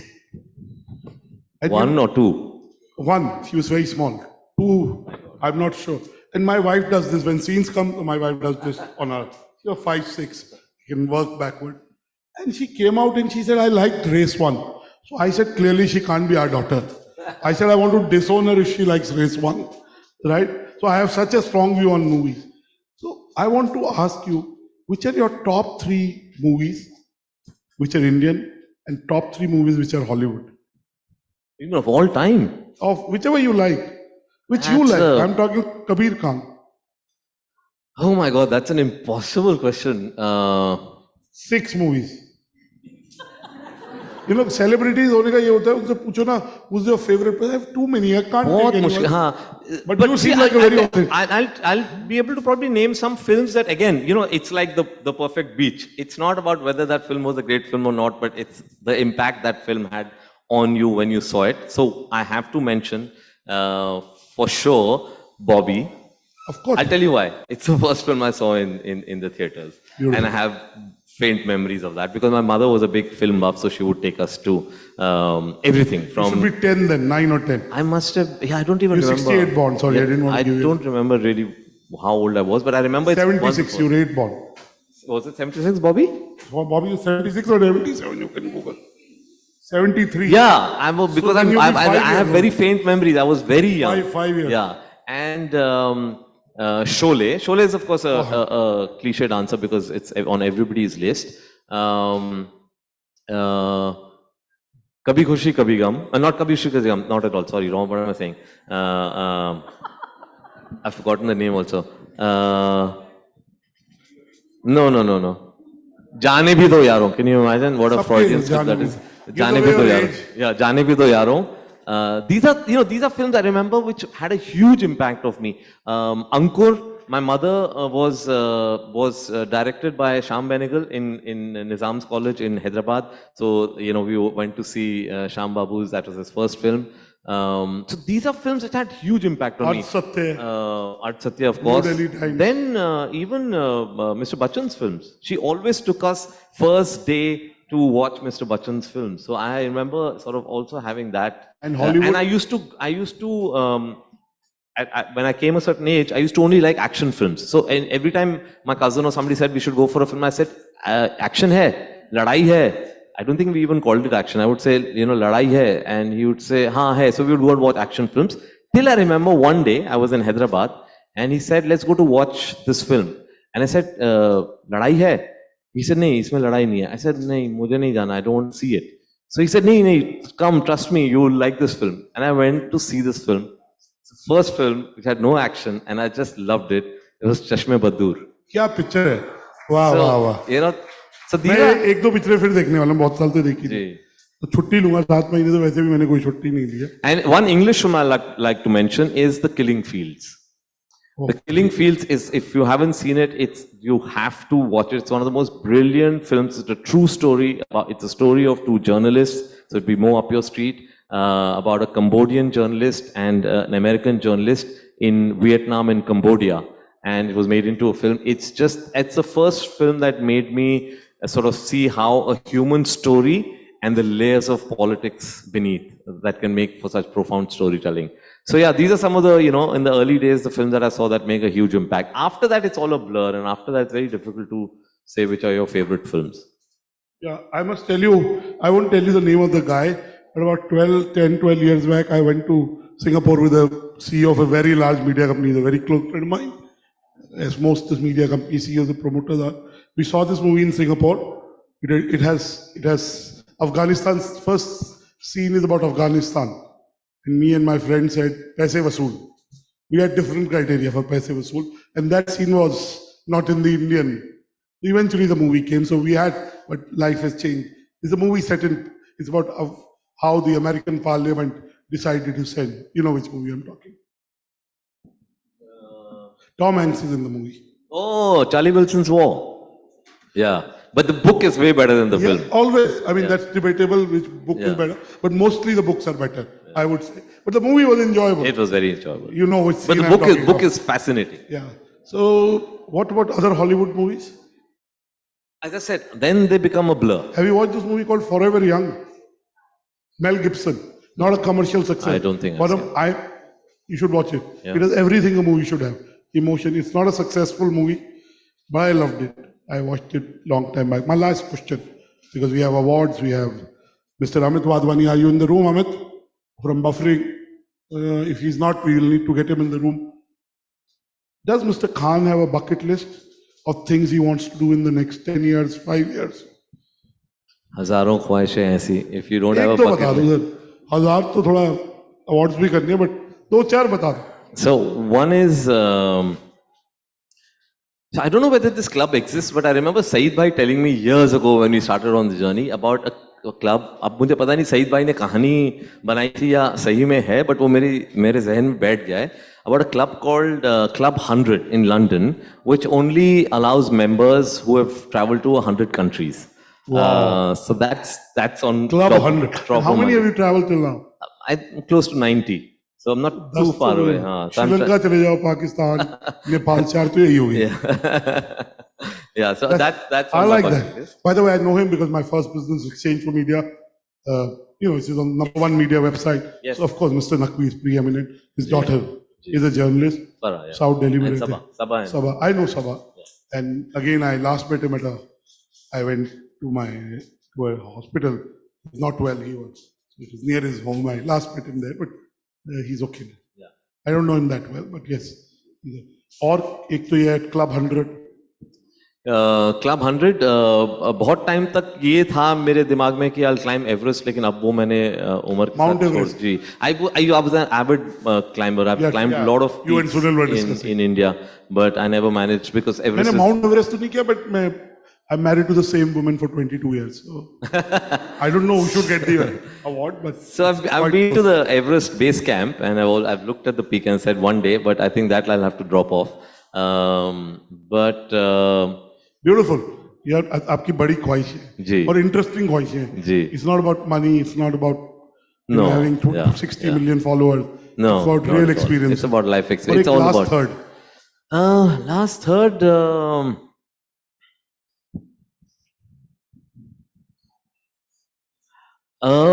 It's again related to travel. It's a place that I've always wanted to go to, but I've not managed to. मैंने एक यशराज में joke होता था that Kabir writes into his script the countries that he wants to travel to. So that's how Cuba happened, because I was obsessed. My father was one of the founding professors of JNU, so obviously left-leaning. So Fidel and Che were our heroes. So I said Cuba तो जाना ही है. आपको पता है मेरे एक दोस्त अर्नब गोस्वामी ने अपने बेटे का नाम शे है उसके बेटे का. जी.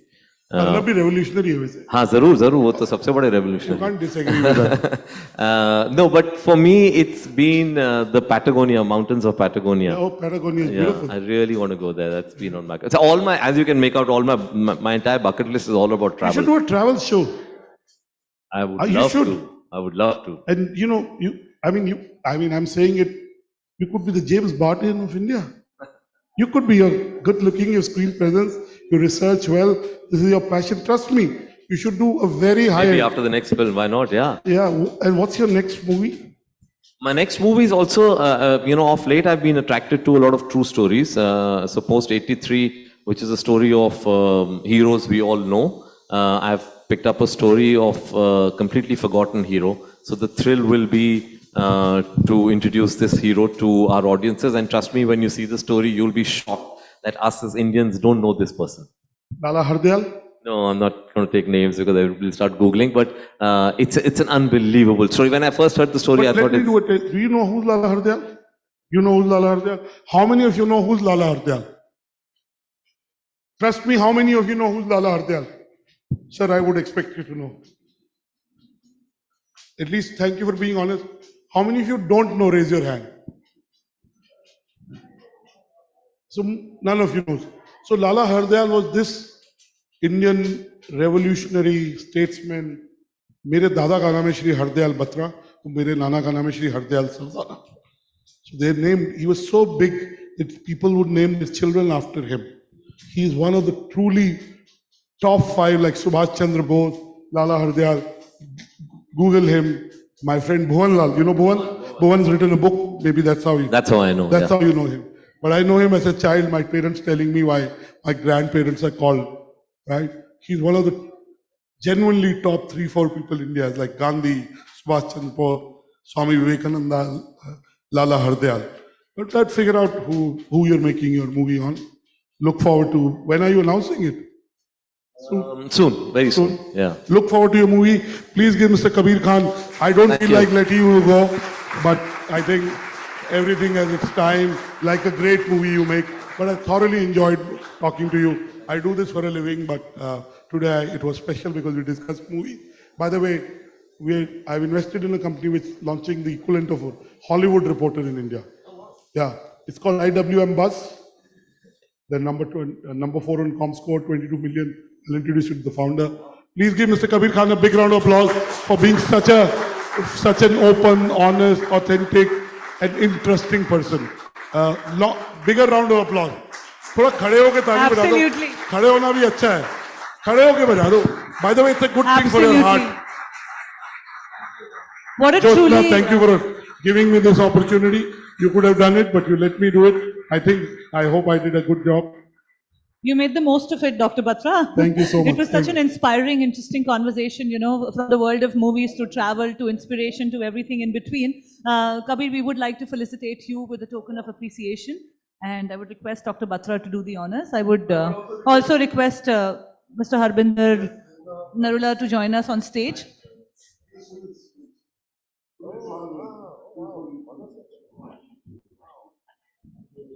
Ladies and gentlemen, please give it up for Mr. Kabir Khan. Devika आप भी आ जाओ, नहीं तो मेरे को बाद में प्रॉब्लम. आ जाओ आप भी. मैं आपको अच्छे से जानता हूँ. आ जाओ. All my colleagues are special, some are a little more special. Devika is one of them. She did our well-being event yesterday. 600 people, there was no space to stand. Yeah. So please give them a big round of applause. Shobha shares her birthday with my son. I keep snatching the mics from him because he spoils all the pictures.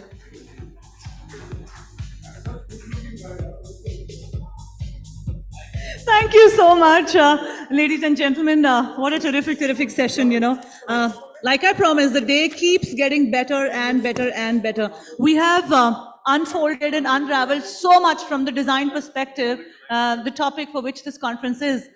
We have covered multiple industries, right from textile to design to automobiles, and we have more coming your way because now next session is really interesting and special. We have Mr. Ajay Vadhwani in the room. Do we have you, sir? Sorry, we have Mr. Amit Vadhwani in the room. Do we have you here, sir? Yeah, he's right here with us. So Mr. Amit Vadhwani, he's founder director for Buffering Media Tech. He's here to share his thoughts with us. Once we settle down, then I'm going to invite you. So let's just take like literally 30 seconds. May I request all of you to kindly take your seats? The event is not over yet. We have a lot more remaining. Ladies and gentlemen, for the next talk, please welcome on stage Mr. Ajay Vadhwani. Sorry, my apologies. I'm a little carried away, it seems. Mr. Amit Vadhwani, who is founder director for Buffering Media Tech. Please give it up for Amit Vadhwani, ladies and gentlemen.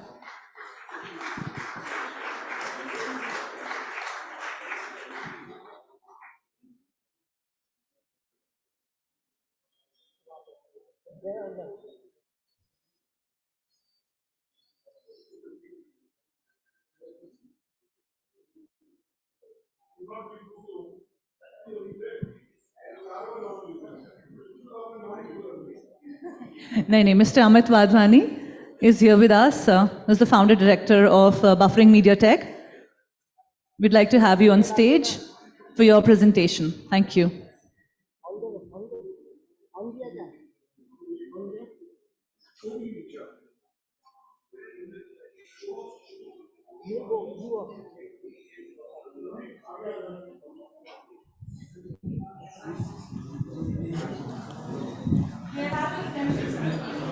May I have your attention, please? We will be serving the food and beverages really soon, but for that to happen, we'll have to sit now, let the proceedings of this event continue and finish. We have just a little more to go. Some really amazing knowledge-filled sessions are going to be happening on stage, and then we have, of course, the Future of Design Awards. So there's still a lot remaining to this evening. A humble request. Pradyuman sir, may I request you to please take your seat. Mr. Sharad Agarwal, Mr. Rahul Vora is here. May I request you to take your seats. Mr. Khan, please join us here. And yeah, everybody else. I don't know the names of everybody in the room, but whoever you are, wherever you are, please take a seat. And let's just make some noise for Mr. Amit Vadhwani. Hi, very good evening, ladies and gentlemen.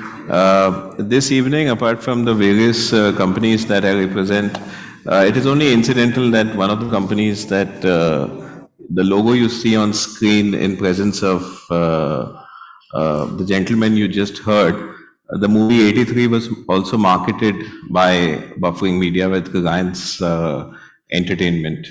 So we have built various brands in the last, say, about a decade and a half or so. And in the year 2018, we realized that a lot of 30 under 30s, a lot of 40 under 40s and entrepreneurs spend a lot of money on the ATL and digital space. And that's where we gave birth to a company called Buffering, which started off as a psephology company, which provides intelligence and data and media to structured politicians and teach them the concept of psephology. We cater to three industries. First is Bollywood, second is politicians and the ideology, the science of politics, and third is sports. So all the IPL branding that you see, as I mentioned, Sir's movie 83 was also marketed with Reliance Entertainment and buffering together. Of course, we had the iconic star Ranveer Singh in the movie, and then we went on. We take up 93% of the market share of the entertainment space. So all the branding that you see, all the data that is used to get content delivered to you by Netflix, Amazon, Viacom 18, Colors, Woot, MX Player, T-Series, Reliance Entertainment, and various other SKF, lot of other clients use the buffering media technology and above the line marketing to distribute their movies to Indians in India and abroad. This is a small AV, which will take about 2.5 minutes. India's fastest growing and most reliable online and offline media tech platform. We provide a technology-led amplification of your business, finding and designing reliable, future-proof digital solutions for Bollywood, corporate, and beyond. Buffering has redefined outdoor advertising with several projects in 2 years of operations. We have a network of 10,000 plus display holdings across Tier 1, 2, and 3 cities in India. With leading locations, the industry's fastest turnaround, competitive rates, and the best planning team. At Buffering, we have an unparalleled advantage in digital marketing with our database of millions of users, and we use 57 filters to create cutting-edge algorithms. Our pan-India presence provides 360-degree expertise with an excellent network of service providers and venues to cater to an immense-scale outdoor marketing activity. With a state-of-the-art audio creation and marketing team, we create a backbone customized solutions for our clients. Excellent relations with top influencers help us drive the growth of a brand and scale, leaving all expectations behind. Our data and technology-first approach have gained exclusive access to 400 million users who can be reached directly via email, WhatsApp, SMS, and call marketing. We have created one of the largest communities regarding end users, content creators, and marketing gurus. We provide outdoor marketing, display hoardings, lit hoardings or billboards, ATL marketing, events and PR campaigns, display vans, IEC, digital amplification, email marketing and newsletters, quality data-led campaigns using AI, SEO or Google marketing, SMO, social media and more, WhatsApp and SMS marketing, push notifications, web browser-based marketing, influencer and Bollywood collaborations, revolutionizing the media tech space. Buffering, buffering.in. Buffering. Thank you. The idea to speak with everybody in the room here is we have taken equity in various companies which are startups which do not have the required capital to utilize the above the line marketing, the digital spends, because not everybody is able to raise capital.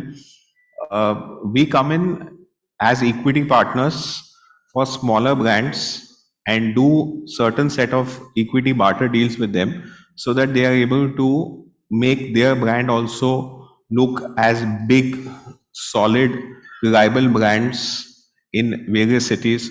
Because if you see the IPL jersey today, it is not necessary that every brand is making money, but every brand is raising capital based on the equity value and the reach that they're able to manage with the kind of perception that is created in the minds of the people who are looking at the logo or the brand.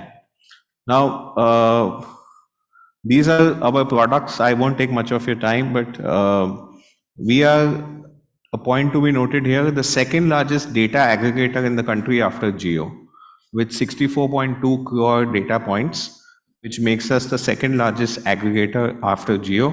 On an average, we do almost out of 10 big movies releasing in a month, we do about 8-9 movies. Our recent most movie that will go live tomorrow will be Kisi Ka Bhai Kisi Ki Jaan. And of course, you've seen the IPL, which is there in the market live, the Amazon Prime, Amazon mini video. These are So there is Rohit Shetty's Circus, there is MX Player, there is Panorama Studios, then there are FMCG brands, of course there is BCCI and Amazon. These are all our clients. We've done about 200 odd assignments in the last fiscal year, and our major revenue comes in from data, sales of data-related technology, and above-the-line products offered in 104 cities around the country.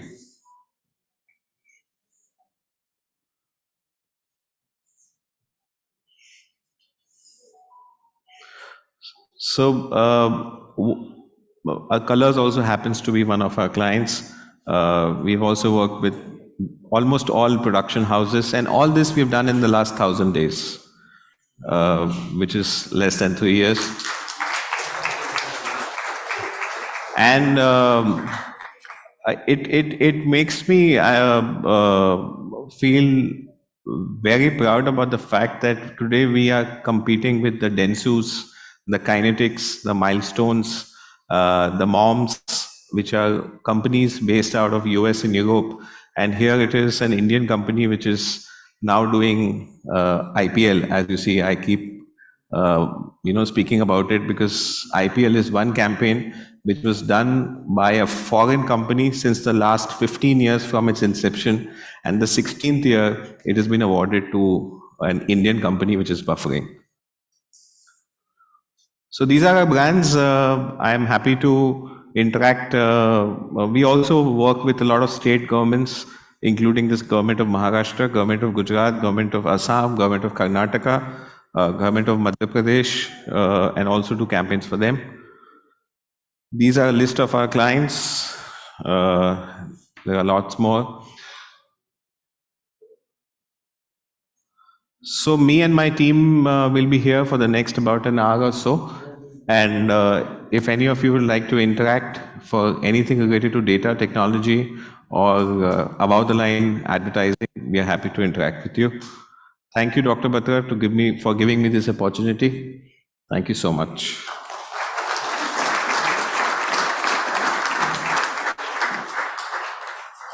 Thank you very much, Mr. Wadhwani, for joining us and sharing your presentation with us. We would like to hold you back on stage because we have a token of appreciation to be given to you. For the same, may I invite Ruhail Amin to join us on stage, and may I also request BW team to organize for the gift from backstage. Thank you. Let's put our hands together for Mr. Amit Wadhwani and also Mr. Khan, who's just leaving the room. Thank you very much for making this event such a great success already. Thank you. Thank you. Now moving ahead, ladies and gentlemen, next is a very interesting session. It's on creative thinking and creative designing. And for the same, we have National Creative Directors of Leo Burnett India joining us. Please put your hands together. Welcome Mr. Sachin Kamble, National Creative Director, Leo Burnett India, and Vikram Pandey, National Creative Director again for Leo Burnett India, to join us on stage and navigate us through this conversation on creative thinking.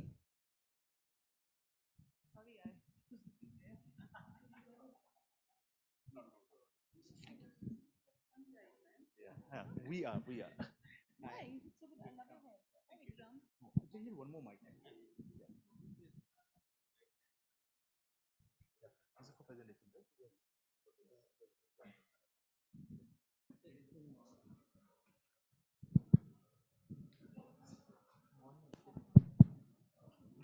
Thank you. Hi guys, hi everyone. So I'm Sachin, this is Spiky. We also call him Vikram. Okay. We are from Leo Burnett. Leo Burnett is multinational ad agency. We have offices worldwide, almost like more than 40 plus offices. In India, we have 3 offices and more than 700 people actually work in our agency. So we are the National Creative Directors. We take care of all ideas, whatever work which happen for clients and all creative work. So generally responsible for the cool stuff that gets out. All the bad stuff that happens is somebody else in the office. Of course. Yeah. So like any other advertising person, we also saw some jingles when we were entering college. We saw some jingles, we saw some print ads. We joined advertising. Okay, we will be doing this. But when we got into advertising, the scene was different. Okay, so print was changed to film, TVCs. Then okay, well let's keep moving on. Then film, TVC became digital. Then digital became activation. Then activation now became like something called, we are fighting with AI, like ChatGPT and DALI, all these AIs. Okay, so only thing what we did in last 20 years, we just accept that change, which was happening in advertising, and the communication design, which was changing every time. Cool. So could you fire up the presentation, yeah. please?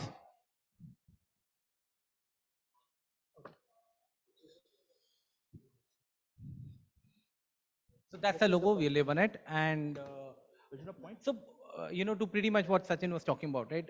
We've been adapting to the changing environment all this while.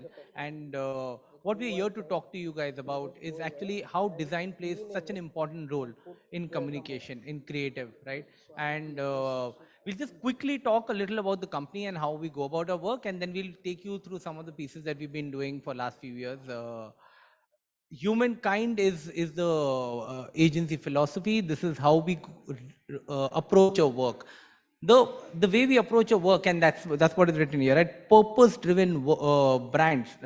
We feel that for a brand to be able to make headway with consumers today, it needs to find its purpose. It's not important for them to talk about what they do or how they make it. But what's important for them to communicate today is why they do what they do. Why do they get up from the bed? Why do they go to the office? Why are they making such cool products? Why are they really investing insane amount of money in tech and bringing in new solutions?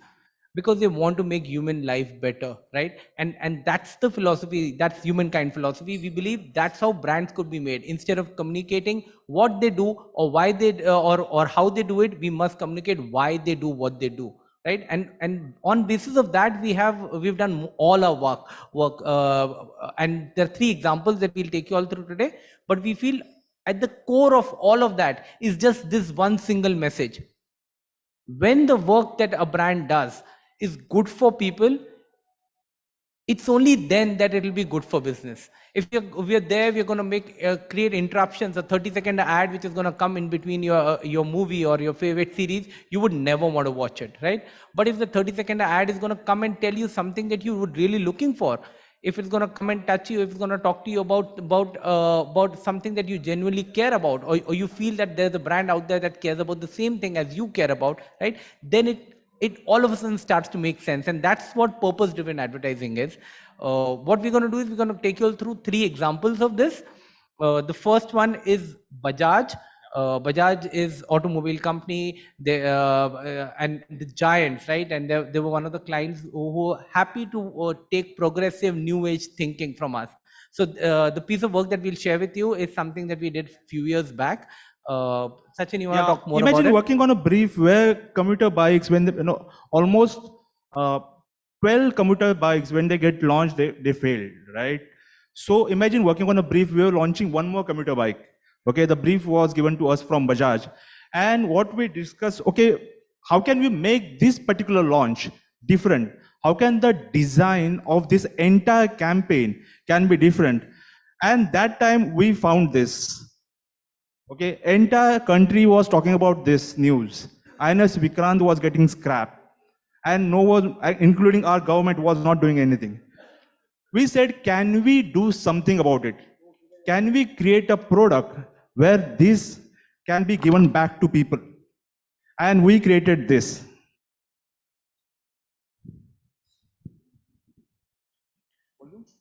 Audio. Flagship of the Indian Navy, our first aircraft carrier, the legendary INS Vikrant, was hauled to a breaking yard where she's being ripped apart and reduced to scrap. Do we, as a nation, pay lip service to the memory of our war vets?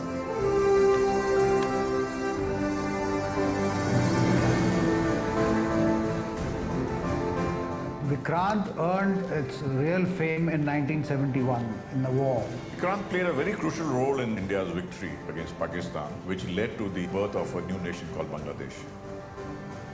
Vikrant in one word, mother. Floating airfield, floating city, powerful weapon. Pride of our nation. She was a national hero. My first reaction on Vikrant's being scrapped was of dismay. I was very sad, very sad. Protests in front of Lion Gate against the Navy to move the vessel to a ship-breaking yard. To send a ship to the scrapyard is almost like condemning a human being to execution. The country could have afforded to have maintained her.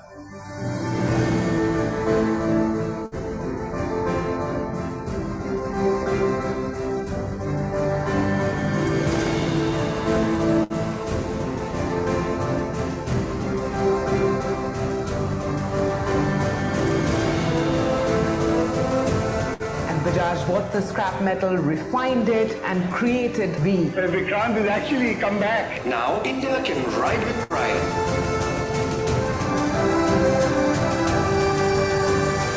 There cannot be a better tribute. I've never seen people inquiring about a product without seeing it. I can own a piece of history now.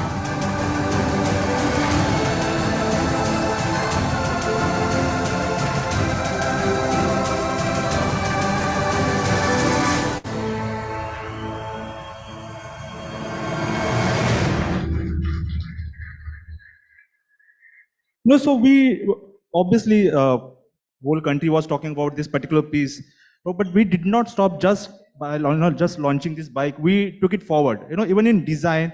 So we found people who are actually doing good things for the society. Dada Saheb Bilore, Karmul Haq, even Agun Paki, who was in Calcutta. Okay, these people on their own, they were helping society. We said, can we give them Vikrant? Can we give them Bajaj V? And can we design Bajaj V for their whatever they're doing? So we created, this is 2014. So we created first bike ambulance. We created for Dada Saheb Bilore, we created a bike which can carry cement and actually fill the pothole. Then we created a bike for Agun Paki, okay, which can become like a firefighter engine, which can go to small lanes. And all this happened in 2014, and now all these ideas are getting adapted into society. These are all true stories, right? All three of these individuals were out there wanting to help the society, wanting to bring about a change. What we did is with Bajaj V, we tapped into them. We designed a new vehicle altogether for them, right? Customized for them for it to become an ambulance, for customize it for it to become a fire engine, which would go into the smallest lane in those remote areas, right? And that's how that's where we feel design came into play, and it really changed the game for Bajaj V on this particular platform. And we feel the larger point that got made with this campaign was that we used design to help India own a piece of national treasure, right? It's a big thing to be able to ride a bike that's made out of metal which was used in a warship Vikrant, right? But while you ride that every day, pride being used to sell a bike was a new conversation. It had never happened. Everyone spoke about mileage, everyone spoke about shock absorbers, but nobody ever spoke about pride as a new way of promoting a commuter segment bike. In fact, one of the stories which client told us, they had one consumer who bought the bike and said, I bought it for my son. So, who is just 7-year-old. Okay, but he's just a 7-year-old, but don't worry, wo jab bada hoga tab chalayega. That time I don't know if this bike will be available, but my son should have this piece of history with him.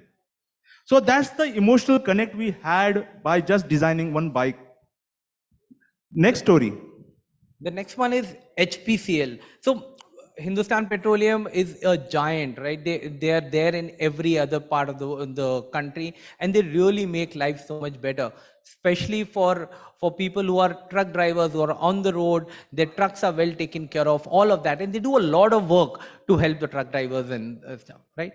But when we got into it, we realized that yes, while you do a lot for them, what has happened, a country or our infrastructure is such that it's just exploded in a way which was not well organized, because of which there are huge number of highways where there are these dead turns, the really steep pin turns, right? And because they're made in such a way that if you are not to be able to control your vehicle properly, you would end up meeting an accident, especially where there would be a dead pin where you would not be able to see what the other vehicle that's coming from the other end. And there are many of these, especially when you go up north in the mountains, right? So we came across this data point, which is where this idea was born from. The data point was very simple. There are black holes, they call them black holes in the mountains, where on an average every month there would be 10 to 15 accidents every month, and some of them were deadly, right? The trucks would fall down steep slopes. We said, what if HP could make those roads safer? What if we could use design and technology to make it safer, make it really nice? And we came across this instance which was really nice.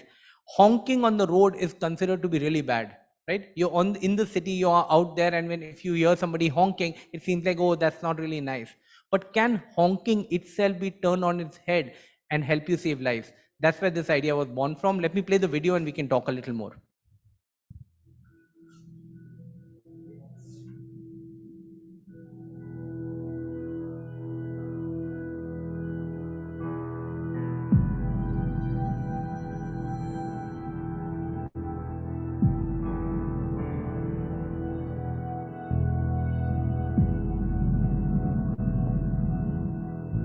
एक kilometre 1.5 kilometre वो नीचे नाले में चले जाती हैं गाड़ी, बड़ी बड़ी खाई है इस रोड पे। गाड़ियाँ जो आती हैं बेंड्स पे ओवरटेक करती हैं या स्पीड पे होती हैं, एक दूसरे के साथ ब्रश हो जाती हैं, तो उसमें काफ़ी कैजुअलिटीज भी होती हैं।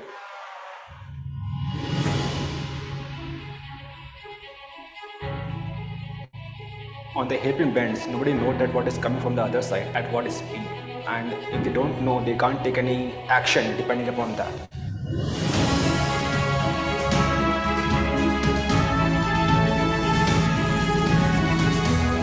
We created smart life poles with radar technology that communicate with each other to alert drivers on both sides of the blind curve with the sound of a horn.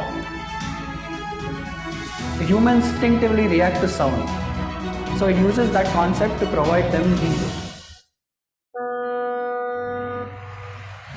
The radar on the smart life poles reads the speed of the vehicles and communicates with the smart life pole at the other end. They alert the drivers on both sides by honking, indicating them to slow down and cross safely.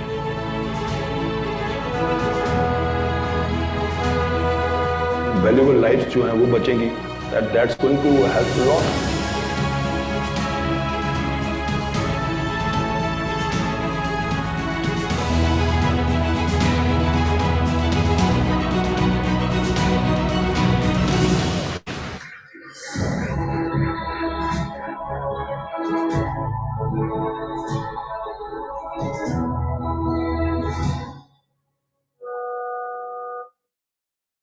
This is a piece of work we took on a few years back, and using radar technology, using design, using human understanding of, a honk always makes you slow down, right? All of that came together for this piece, and the results have been fantastic. HPCL with the Indian government could put these poles in various parts of the country, up north of course, but even down south there were quite a few mountains, quite a few these steep floors that we could manage. To an extent, the success of it was so good that government from other countries approached us to ask for these poles. We haven't managed to supply there because there are enough and more to be done in India itself. But once that's done, I'm sure we'll be able to affect lives around as well. But again, the larger point over here was design is so wonderful, is so fantastic, right? So we use design to create India's first anti-collision system, right? Making Indian roads safer in places where it could be really, really dangerous, saving human life, which is invaluable, right? And all with the help of just design thinking, human understanding. So we are talking to 4 countries actually, and obviously discussions happening. We are also working on this particular element where AI is now started, generating its own ideas and is evolving every day. It started, taking whether it's cow, whether it's human, whether it's car, everything is like getting evolved every day while that pole is there.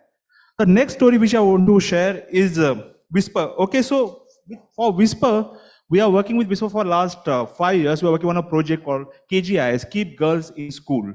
Okay, because of there is no information, there is no education about periods. There are almost like millions of girls are dropping from school. They're dropping out from the school. And Whisper PNG, they are trying to retain these girls in a school. Last 3 years, 4 years, we created films, TVCs, which you generally see on TV. We created videos. This year we thought, can we do something different? Can we actually go to the real cause of the problem? Can we go to the education system and see if there is a chapter in it? So unfortunately, we did not find, like most of the syllabus, they don't have particular chapter. And even if it's there, teachers generally, they don't teach about it. They ignore. They just go to the next chapter. So we thought, okay, can we use, because this is like a topic which is very taboo, right? People don't talk about it. Can we use culture? Can we design something, okay, which can take into people, and can we give this particular message to people? We designed this one chapter, okay, missing chapter. We use this particular red page with all the information, and we take this one element. We took it to all our campaign elements like film, print, everything, right? And what we did is we went to instead of going for tech, we went to traditional medium, which is wall art. Okay, oldest medium in India, right? Because we thought that was the right medium for people when we're talking to. They should see this. This chapter should be put on a wall so people can see it. And this is what we created. In India, an alarming 23 million girls drop out of school every year at the onset of puberty. My mother never told me about it. I was so scared, I thought I was dying. Periods. A topic so taboo, even the National Council of Education never printed this chapter, leaving girls with no source of information. So, we created the missing chapter.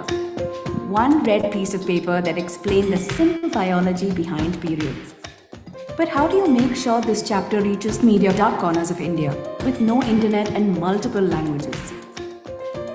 We use wall art, a medium deeply rooted in Indian culture, and for the first time, used it to spread period education. We adapted the chapter in 28 native art forms with local artists and digitized it so the chapter could be put up on school and village walls across India where no girl could miss it.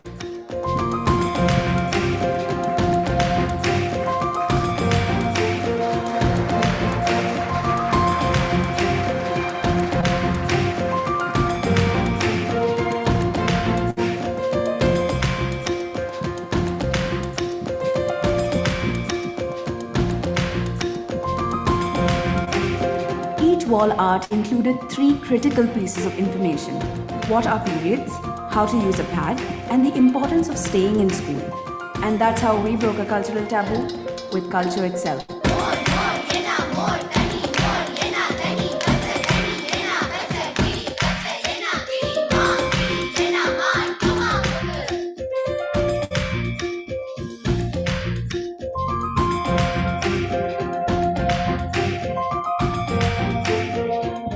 My daughter can now learn what I could never talk about.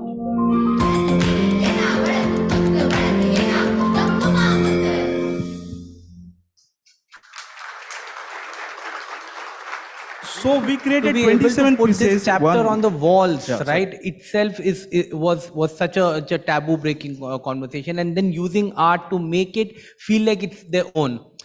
Each piece of art was was designed so that the region could feel like, oh, this is a drawing that's been made over here by a local artist. That's how it got accepted in culture, and that's the point that. Yeah, we created almost 27 pieces, each one for each state. Okay, and obviously it's derived from the culture, the art, what we see, is everything coming from the people, and we were just adding this one element of red chapter, missing chapter, and giving it back to the society. So obviously these are just 3 pieces, but we are constantly working on multiple, pieces which are happening right now. And humankind is the brief, what we follow. Every brief we try to see if there's a humankind, maybe angle to it, right? So, Spike, you want to talk about it?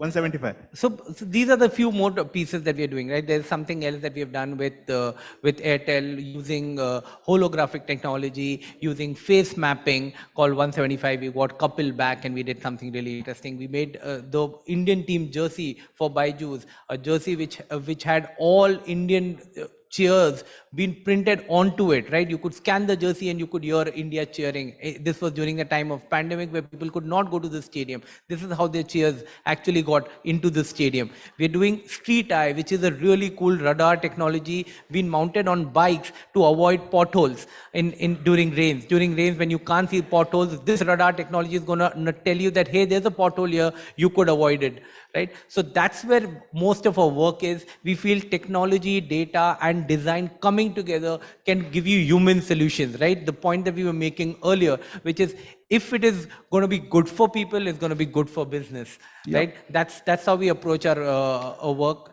Like Spiky was mentioning, Street Eye is device which actually can penetrate through muddy water. So if biker can't see the pothole, right, because of muddy water, and there are a lot of accidents happen because of that. But this particular device can penetrate that thing, and it can give information to biker. There's a pothole ahead, right?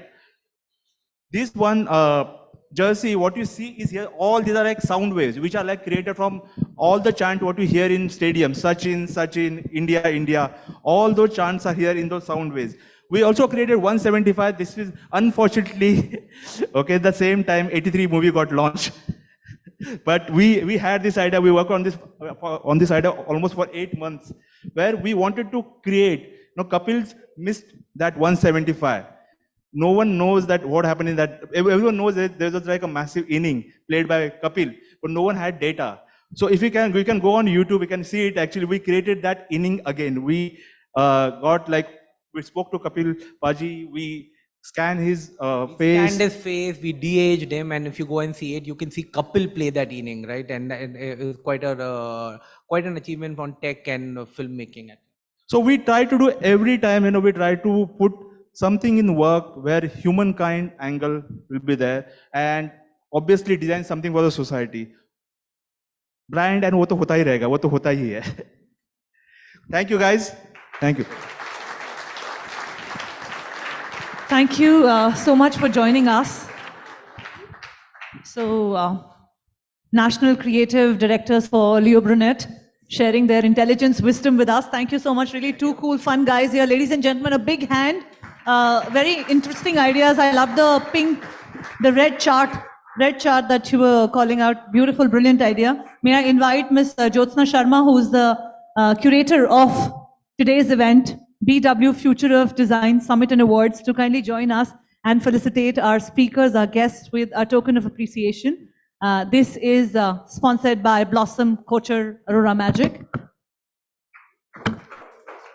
Big hand, ladies and gentlemen.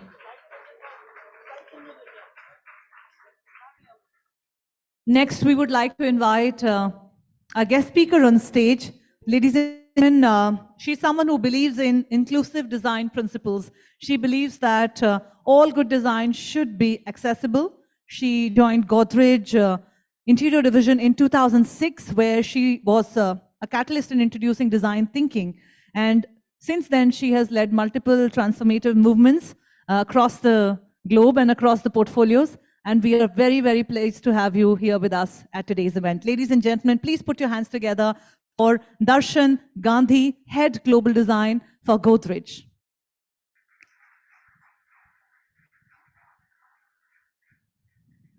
Hi, welcome.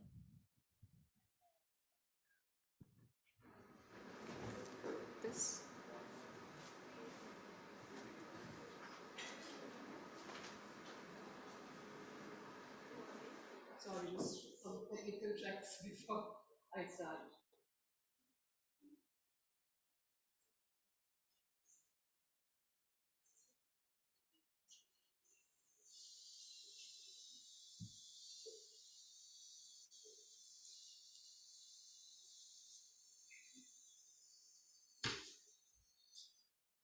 Story of all designers' life.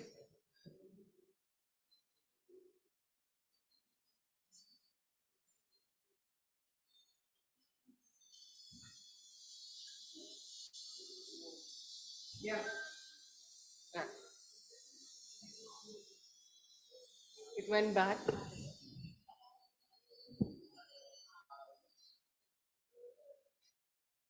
Yeah, but it's not moving.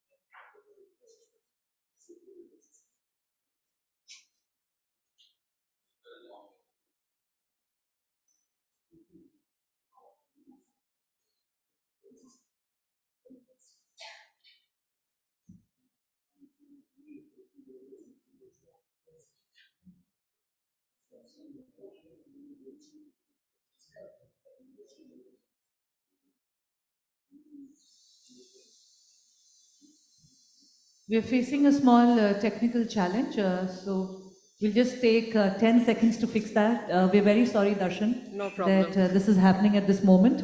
I think we're finding it difficult to download the presentation or something. So let's excuse ourselves for 10 minutes. Thank you, ladies and gentlemen, for your cooperation, for your patience. I know most of us are here in this room since 9 in the morning. So, let's stretch our hands a little bit and also get some exercising in by applauding for our own selves. Can we do that? Can we put our hands together to elevate the energy of this room? We don't have all the other factors in control. We cannot possibly do that. But what we can factor in right now at this moment is keeping this in the center, keeping this collected, cool and composed. And this goes off when things like this happen. But Darshan has been gracious to stay with us here patiently, and we expect you to also cooperate at this moment. Beyond that, I don't know what else to say, but I am the entertainer for the day, so I must pick up the mic, take my stage and try to entertain you in some ways or the other till we fix that issue. So that is happening. So let's do one thing. Let's do a quick breathing exercise, shall we? Breathing नहीं करना अभी आज बहुत meditation कर लिया ना आज Isha Foundation was there in the morning. Those of you who are just coming now or who have joined us in the later half of the day, we had a wonderful session with Isha Foundation. They did some meditative exercises with us for about nearly 40 minutes, I guess. So that is where our meditation quota for most of us is exhausted. That's why we are very calm. Lovely. I think meditation is something that we all should include of 5 minutes, 10 minutes, 15 minutes, whatever works for you in the day. As a holistic wellness coach, as a mindfulness coach and a yoga coach, I always talk about it. And I tell my clients, I tell my corporates to make it a module, an integrated module in some way that it becomes an integral part of their structure of the day. So that you don't skip it and it's not left on just you to take care of scheduling it for yourself. Because we are not very, very disciplined beings if it comes to that. Because since the time we grow up until wherever we are in our lives today, we are governed by some sort of a system that navigates us. People fail, but systems don't. So if we could make an integration into the system in some way, I think it becomes that much more acceptable, adaptable into our lifestyles. So yeah. If we could take up the cause of emotional well-being, mental well-being into our system. As corporates, we have big leaders here. So I would encourage you all. I'm sure you all are already doing that. But if you could make it a part of your system in some way, it'll help so many more people. And we are still fixing our presentation issue. It's done? All right. Let's welcome Darshan once again. She's been very, very kind and patient with us. Thank you, Darshan. You're gonna hear a lot of next now because this is not working, so I'll keep saying next, so just ignore that. Good evening, everyone. I think I'm the only one between the awards and the dinner and this presentation, and I hope we all have energy to listen to my saga and serious design thinking that we have been applying at Godrej Consumer Products. So from Kabir Khan to Kirana stores, we've been I don't know, a lot of people don't know about Godrej Consumer Products. It's a fast-moving consumer goods company. We are present across 90 plus countries, and our business turnover is around 14,000 crore across globe. And our purpose is to bring goodness to beauty and health in the emerging markets across India, Indonesia, LATAM, and Africa. Next.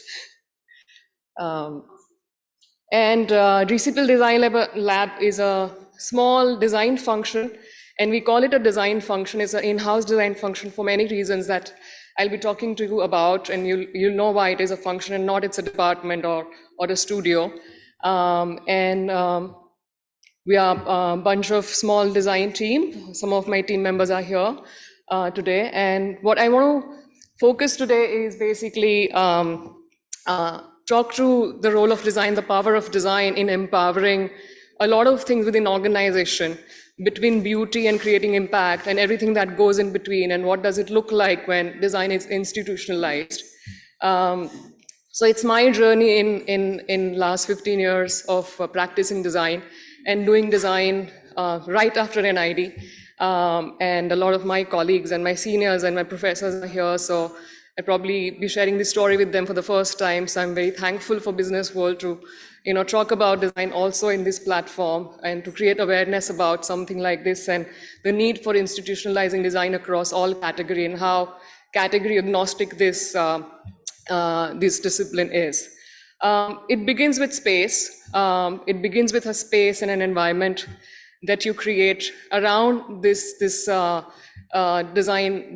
and creative culture that you want to create. And it's a space which is not just a beautiful looking space, but it's a space where multidisciplinary can come in, cross-functional interaction can happen. People across different disciplines within the organization, be it manufacturing, science, marketing, etc., can come together, explore, exchange ideas, share insight, and design becomes an orchestrator or a container for to process those through the tools that we've been taught at school and kind of imagine, prototype, visualize it for them to realize and see how some of these ideas can shape together. So I think one of the important role for design here when it's in the organization is to orchestrate some of these dialogues and orchestrate some of these practices.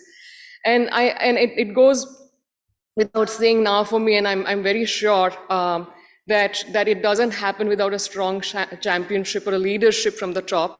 And we are very happy and we are very fortunate to have Nisa Godrej, who's always championed and has always kind of encouraged and created that space for cultivating that kind of a culture. It takes a lot of patience, it takes a lot of courage, and it takes a lot of leadership changes in an organization to run a design function holistically and to its true potential. And I think wherever that design is successful, you will always see that there is a strong champion doing that for you.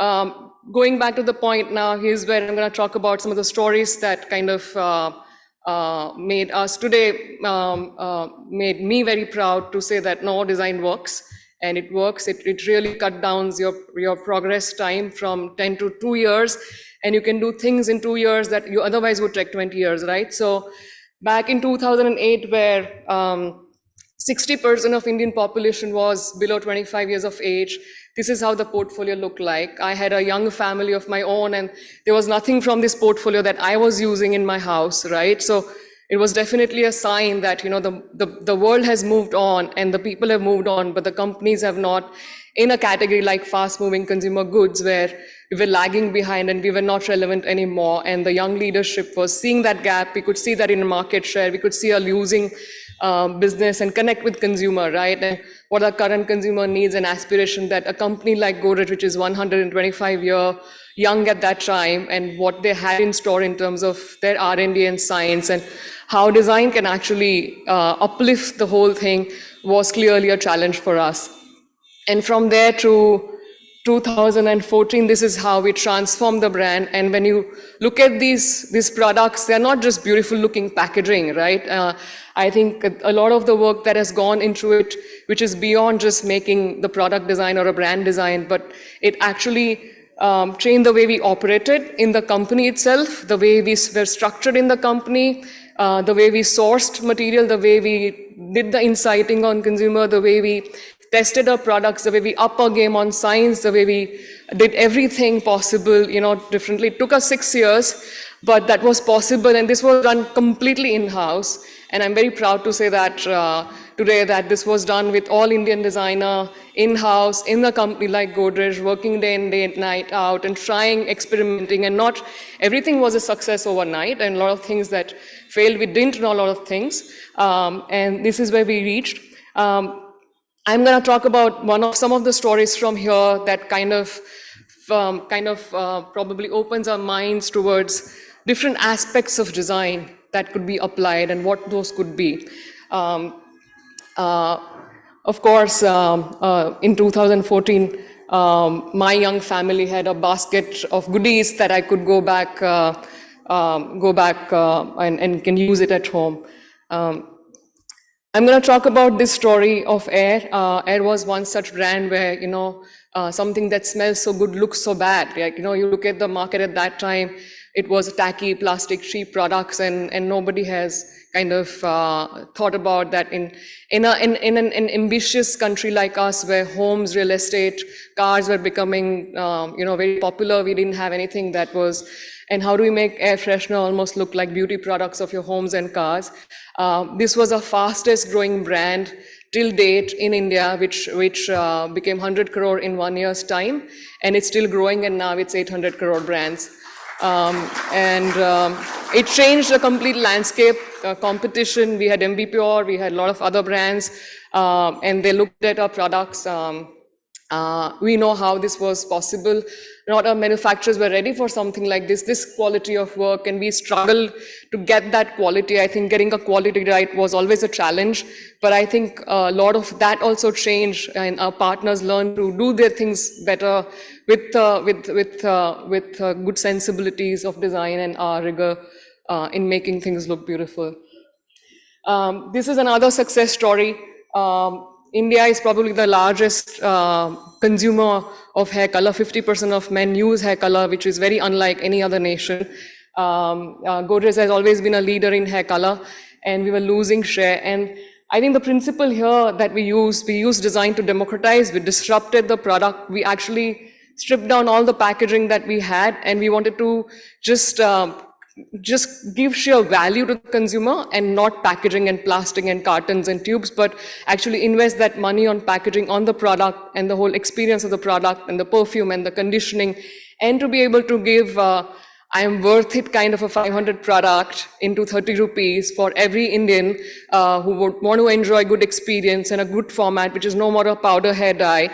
And we changed the whole narrative of powder hair dye to powder creme color, and we call a rich cream. And today, by far, across the world, we've implemented this sachet in Indonesia, and I think we're the largest selling sachet hair color creme across the world.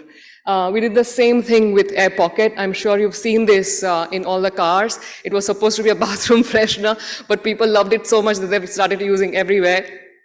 Again, with less packaging, how do I transfer the pure fragrances with the lowest cost, with just a cartridge paper printed nicely with minimum colors was a challenge. And how do we, again, create so much value for our consumers in the emerging markets? And again, this is again a project or a format that we have transferred to other nations in Indonesia, where some of the fragrance market is really strong and it's really growing.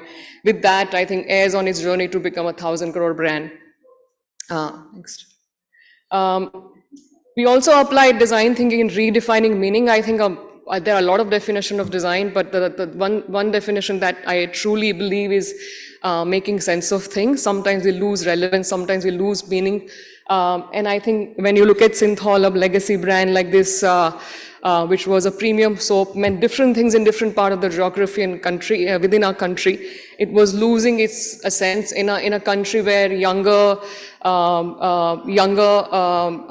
audiences were looking for premium product grooming,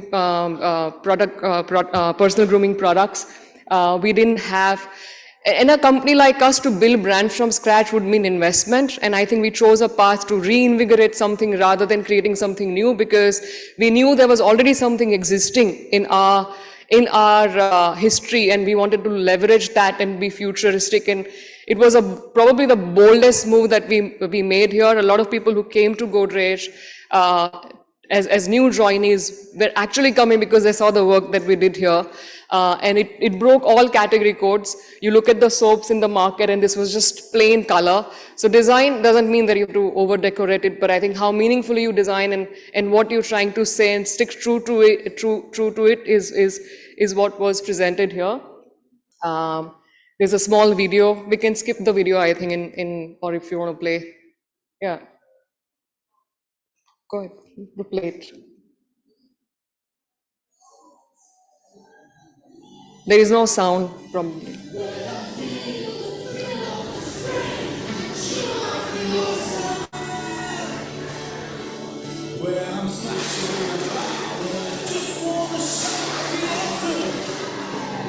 You can see all the clothes were color coded with the soap wrappers. I don't know why, but these are the silly things that we were doing at that time.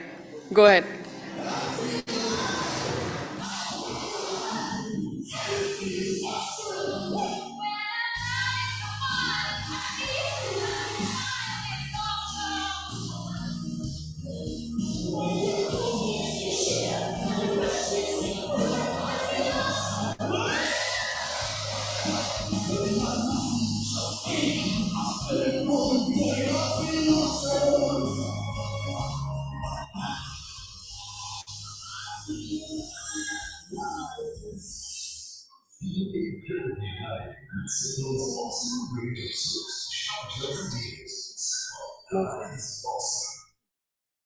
Yeah, and we continued that journey. We became more and more bullish about design. We started over designing, I guess, at some point.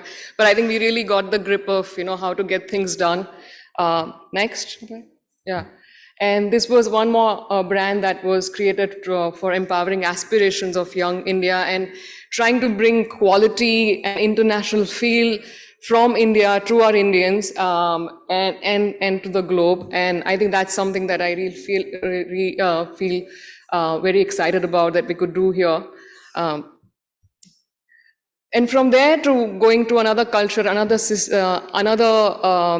journey of our where what we practiced here, we knew our Indian consumers, but when you go to other country, you don't know the pulse of that country and what happens on their landscape and how do we understand them and how do we make sure that we empathize with this culture that we have no idea about and how do we not be judgmental and stereotyping them the way we look at Indians. They're completely different people, completely different value systems. And this was such another project where there was a need to liberate a culture, women who were very different, very fascinating category called hair extensions. And it meant so much for them. It is called fast fashion in our terms now.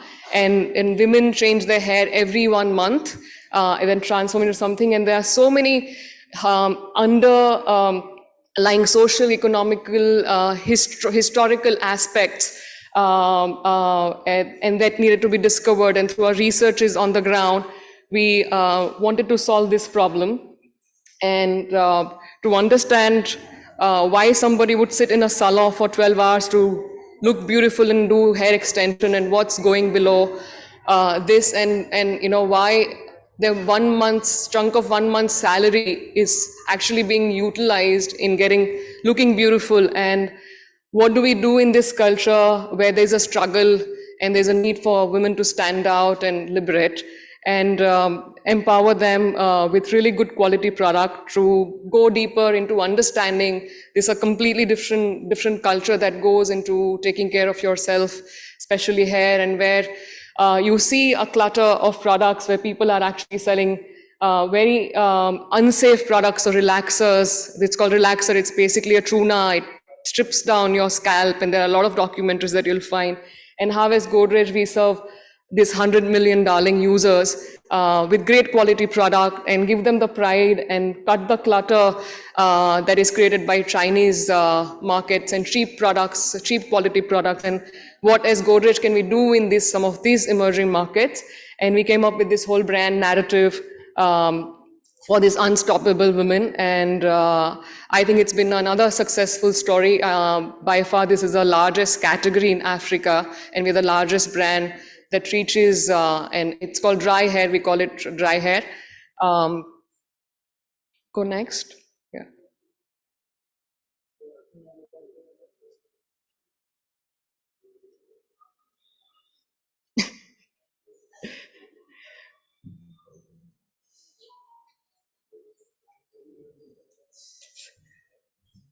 In the meantime, if anybody has any question, right, I'm happy to talk about.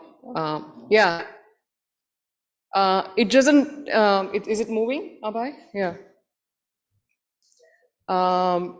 We just didn't stop there. We also went through understanding the whole ecosystem of what happens, where all can we impact. And the culture of design is continuous when it's seeded in an organization. The benefit of institutionalizing design in any small or large business is that it keeps you enlightened, it keeps you energized. There is a creative energy which will keep showing you new ideas, some stupid, some silly, some really good, some really clever. And I think with the diverse team, we also reached out to people like Anuj who are closer to some of the fast fashion work we're doing. So in-house design teams also allows you to collaborate outside of your own teams, where you seek specialized expertise, where you cannot in-house full-time. And we did all of that. Sometimes you also need to go back to school, get in touch with younger talent. And we did a lot of that with this project. It gave us a lot of insight. Not everything was successful, but I think we learned a lot more through these collaborations across industries. And with that, this is the last example of how we seeing design for future for us as FMCG, and how do we make this everyday essentials, utilitarian products like hand washes, dishwashes, body washes. And this is our product which we're calling, this is a brand called Magic, and this Magic brand is going to be only reconstitutionalized product. It's hand wash made available at 15 rupees for Indians. After this launch, 40% of hand wash category today has changed to powder to liquid, and that has disrupted again a category which was huge. And I think we hope to do this. We love when people copy us. We love when Air gets copied by a lot of our competition, or a lot of international brands of hair color copies us. This has also been copied, so I think it's a great success when people get inspired and try to follow what good you're bringing to consumers. So with that, I would end my talk. Thank you for having me, and this is what I had to share between beauty and impact. What design can do, and I'm gonna keep championing design for as long as I can. Thank you so much, Darshan.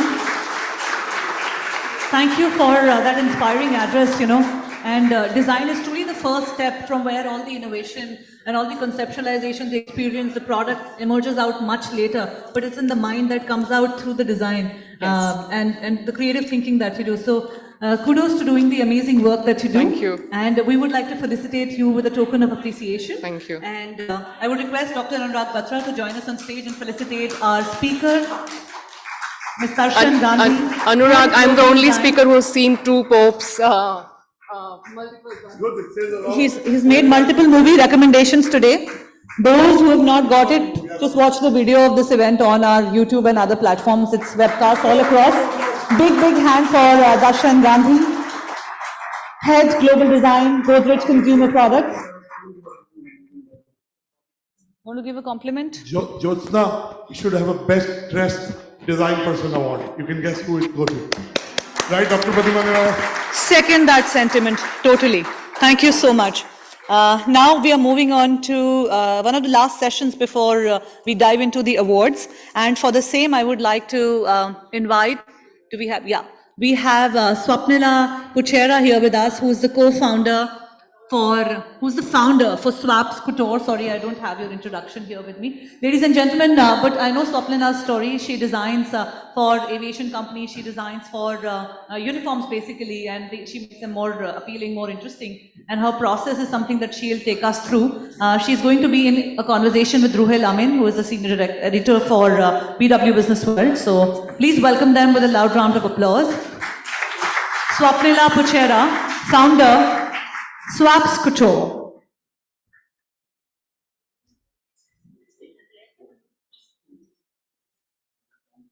Namaste everyone. Thank you, Swapnila. This is, of course, I mean, what a day it has been. You know, wonderful conversations and so much to learn, so much to take away. So, you know, this particular conversation is a little bit different because we have seen mainstreaming of design. We've seen how design, when it comes to fashion, has been about ramp, about expensive clothes, about, you know, bringing out a new label. But this is quite different. Swapnila's story is quite different. Swapnila, you know, you, instead of starting your brand, you chose to get into a different business altogether, and that is getting into the uniforms, you know, ecosystem. I mean, what made you choose that different line, different track? Yeah. I'll start with that. No, I saw a gap. No? Am I? Yes. Okay. So I saw a gap that most of the designers, Closest. fashion designers, they choose to have their own label, you know, and I decided that this sector of uniform also needs a lot of variations and, you know, improvement and innovations. So, and if you go to any restaurant, you know, I used to focus that, you know, everything is good, the decor is nice, everything. But before a person opens the mouth, you see the presentation. Of course. Person's presentation, and that's the outfit. Right. And overall grooming. Then I slowly started doing hotels, and then I moved to aviation, airports, and now I'm also working closely for defense sector. Right. Yeah, so that's the story. Yeah. You know, That's tell how- me, you know, of course, it's part of the brand connect. You know, if you are spending so much in your cuisines, for example, if I take the Right. restaurant business, if you are spending so much on the furniture and the design, of course, the uniform becomes a critical part of your brand story. Yes. How, tell me, when it comes to spending and designing uniforms, which sectors do you cater to the most? Where is the order coming from? Where is the business, you know, coming the most from? All right. So, see, as I told you, I started with the hotel industry, and then I start like right now I'm working with almost all Adani uniform airports, and I also GMR. And my recent project was this Neeta, Mani, Mukesh, you know. So I did like I was one of the main uniform vendors. And there was this Dior show which was done by Taj. Right. So I was Recently, yes. Recently, Yes. so I was part of that also. But so hotel industry and aviation industry and lot of corporates, and we are also to export. So first focus is like, you know, to do it for our own country, and then of course we want to, you know, make in India, made in India thing, you know, Right. it always gives us pride. So Right. now I'm also an exporter, and almost 7 countries so You far I've export reached. to. Yes, Right, yes, right. we have reached. Yeah. You know, of course, the success that you have touched is not been easier. I think when we spoke outside, you told me about the COVID phase when, you know, we were all grappling. The Yeah. business was grappling, especially the export business was grappling. What was a turnaround story for you? How did you go from a low, you know, number of orders to where you are today? Okay, so this is an interesting thing. So during COVID, you know, the industry that I'm closely working with, aviation and hotel, they both were, you know, and exports were like not allowed at all. So I was like, now where my people will go, what will I do? So I thought there's a possibility because medical industry, like, you know, you had a lot of requirements of PPs and hospitals had requirement of doctor's code for patients. So then I started exploring in that area, and within 2 days, like, it came in my mind, like, I can't let my people jobless. And that year, my turnover doubled, and more, we have really grown with that new concept. So if same machine can make a fashionable outfit, it can also make a utility thing need of the hour. So we should be ready for the change, adapt, do, and grow. Right. Not alone. With the people, yes. Right, so you're a NIFT graduated, NIFT alumni, and normally NIFT people just look at fashion in a certain way and they just go to the mainstream, the ramp and the expensive bits. I mean, how can we include more options for them? And for example, what you have started, I mean, how can people change and go to different tracks when they pass out from prestigious See, when fashion you schools? are from a fashion design, fashion is going to be in your veins. You cannot detach from that. It is within each one of us. The moment we enter a fashion college, or, like how Anuj mentioned that, I was not good in sketching, but then design was inside him, so it comes within us.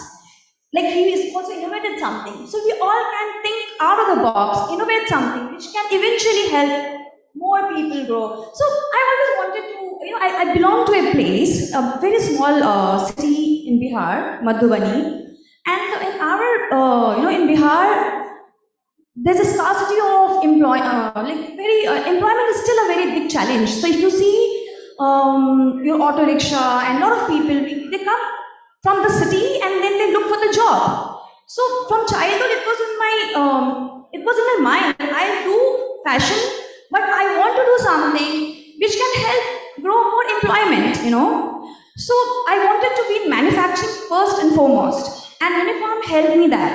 And recently I have a fashion label as well, which I've launched in Saudi and UAE, and slowly trying to, grow more. But then I always wanted to have like employment. That was my one thing, Right. Yeah. So tell me, what's your advice to young entrepreneurs, especially from the fashion design world? What would you like to tell them? What are the learnings for you in your journey that you would like to share with them? So I'll say two things. Now things have become too digital. People do sketches digitally. They are like send a design to a factory job worker, just come up, do this design. But I think it's a lot about feel. They have to go traditional way. Go to the market, go feel the fabric, the thread, the button, the color, and then create. Like that signature, like if you see his design, it's a signature. You see Sabya's design, you can understand it's their design. So come up with something which is within you. So I will tell something about myself. Recently I have won an award winner of this national award for one of my innovation. So along with everything, I wanted to do something for the nation, not just employment. So I have done ribbon covers for defense sector, and that is like, that was my personal thing. I really wanted to do. So that was my another passion. So keep your passion and then come up with something, Just not what everybody is doing, do design, get it done, I'll make a successful business. No. Forget that part. Focus on your passion and what you want to do. Right. Just do that and then leave it. Right. Just to understand, we have 4 minutes left, this domain better. We have, our workplaces are becoming very different, offices don't have the structure that they used to have. Yeah. Uniforms, people wear casual dress or sometimes in startup culture is very different. In this kind of an environment, how is this industry when it comes to uniforms beyond schools, the corporate part of it? Is it growing? What have you seen? What are the bigger trends that are there in this space? So I'll say something. See, previously the concept of uniform was you are structured with a formal shoes and like that. Now, if you see Akasa Airlines uniform, it's airlines, you see how airline uniform, it's like, dress or a skirt with a stocking and formal shoes, but they have, the whole concept has changed. Comfort matters, so you have to make sure that person is comfortable, and the moment you see 5 persons standing in a uniform, even like armed force, it gives that power. The person, the moment they come in that uniform, they get that power, I'm ready for it. You come, you change, and I'm ready for it. Also, you don't have to think too much what to wear next day, right? Yeah. Right. Finally, as a young entrepreneur, what have you learned about building a brand from scratch to success? What are the elements that go into making a new brand successful according to you? So, first of all, go to the ground and don't miss out the steps. It is your thing you have to do, and then you have to make sure that you are giving to your team and making clear everyone that, okay, first step is this, second is this, third is this, and keep your passion on forever. Don't believe in that autopilot mode. You have to be there. Wonderful. I think a round of applause for Swapnila's passion and what she's doing in the fashion space. Thank you so much, Swapnila, for joining us. Thank you, everyone. All right, I think it's over to you, Shobha. Thank you so much. Yes. Thank you, Ruhail, and thank you, Swapnila, for sharing your insights, your journey, and of course, who doesn't like to know about how uniforms are made. Please stay back with us. I would request Ruhail to give our token of appreciation to Swapnila for joining us today at the BW Future of Design Summit and Awards 2023. Ladies and gentlemen, now we are diving into the awards segment of the evening. Just brace yourselves. We have just a few awards to be given away. These are coming out of a very tough competition. We received many entries, and out of that, these few winners are the chosen ones. I won't say the lucky ones because they have really worked for it. So they're the chosen ones, and their campaigns and their visualization and their designs have stood against the expectations of our jury. We have our jury chair, Pradyuman Vyasji, here. But before that, we bring forward the award. We have the last session for this evening remaining. I would like to request and invite our jury chair, former director, National Institute of Design and board of member for WDO, Pradyuman Vyasji, to kindly join us on stage. Please give it up for Mr. Pradyuman Vyas. He's joining us for his address, and after this, we will move into the award segment for the evening. Hello, sir.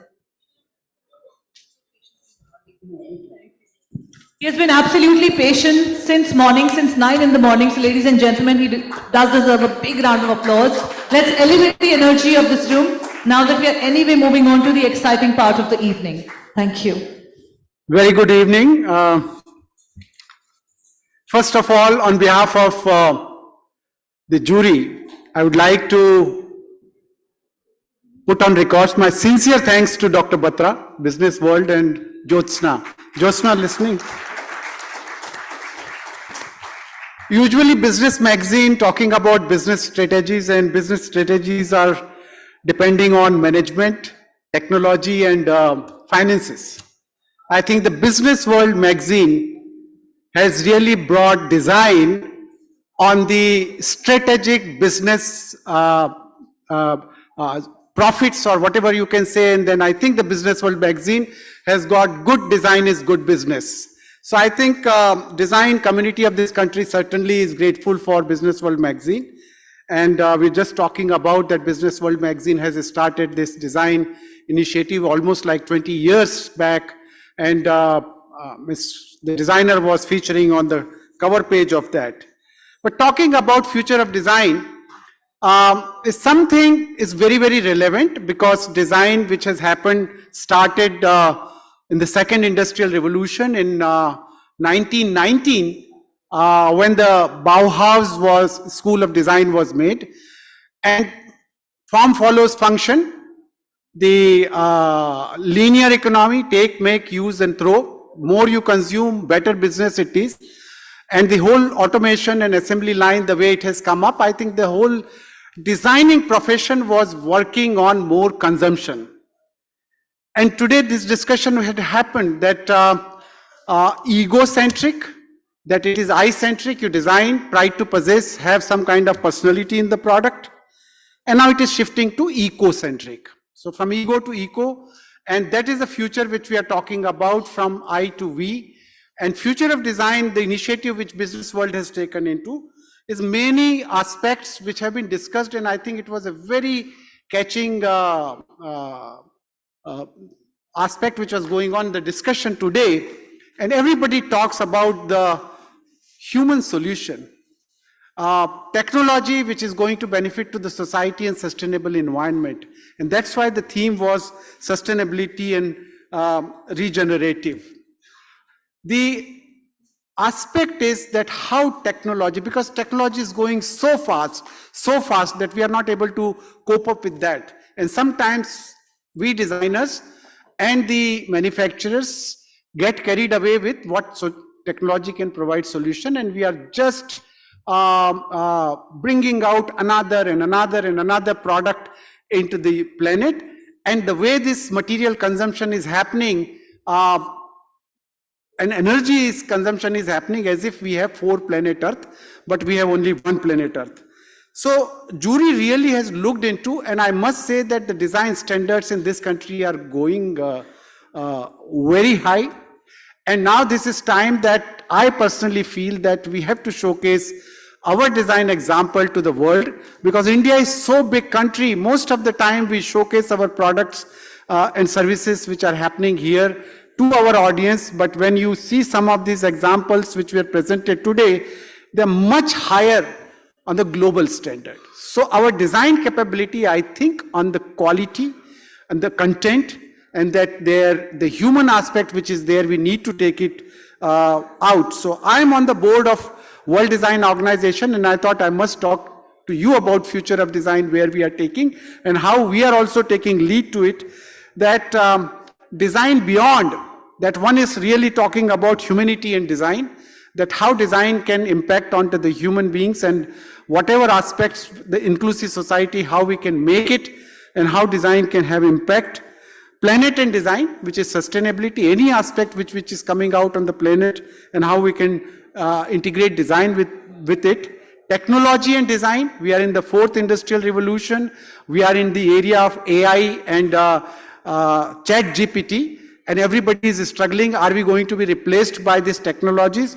And I think design fraternity certainly is going to make place of this creativity and emotion very intact in the era of chat GPT and artificial intelligence. And I think the another aspect is the policy and design. And I would like to say that I myself is working on the global design policy framework, where we will make a framework which will really cover all these aspects. So I think the inputs are required from all of you, that we are getting a chance to talk about the global design policy framework and how we can take it forward. At the same time, the national design policy is also going to revive, because India has brought, actually the Parliament has approved this policy in 2007, and which is, I think, need to be revisited. And that's why we are asking this all stakeholders to really come forward and see that all this technological development have happened in past 20 years, the total digital transformation which has happened, sustainable development goals which have come up, they all need to be included in design policy, and your input certainly will be required.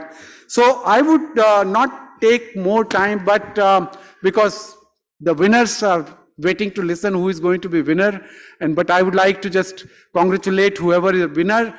At the same time, I would also like to say that the people who are not winning, there is always, that it is not that they are not good, but they could be better. And when we say that if suppose somebody is losing in Olympic game, they are also very strong. If they have come up to this point, then they are strong. And we have to really fly the design flag in the world. And this business world design competition, future of design competition, which we are talking about, is certainly some big milestone. And I'm sure that Dr. Batra We have taken entry from the national players, but our future vision is that this design competition need to become global, and people need to apply from all over the world to the business design, the Future of Design Awards from Businessworld. So all the best to the results of the competitions, who are going to win or not going to win. There is always a next time, and I'm really looking forward to it. Thank you very much. Thank you so much, sir. Mr. Pradyuman Vyas is also on the jury, not on the jury chair for our award. Sir, I would request you to stay back with us, and I would invite Dr. Batra to join us to present you with a token of appreciation. It's okay, sir. But we would like to present you with a token of appreciation.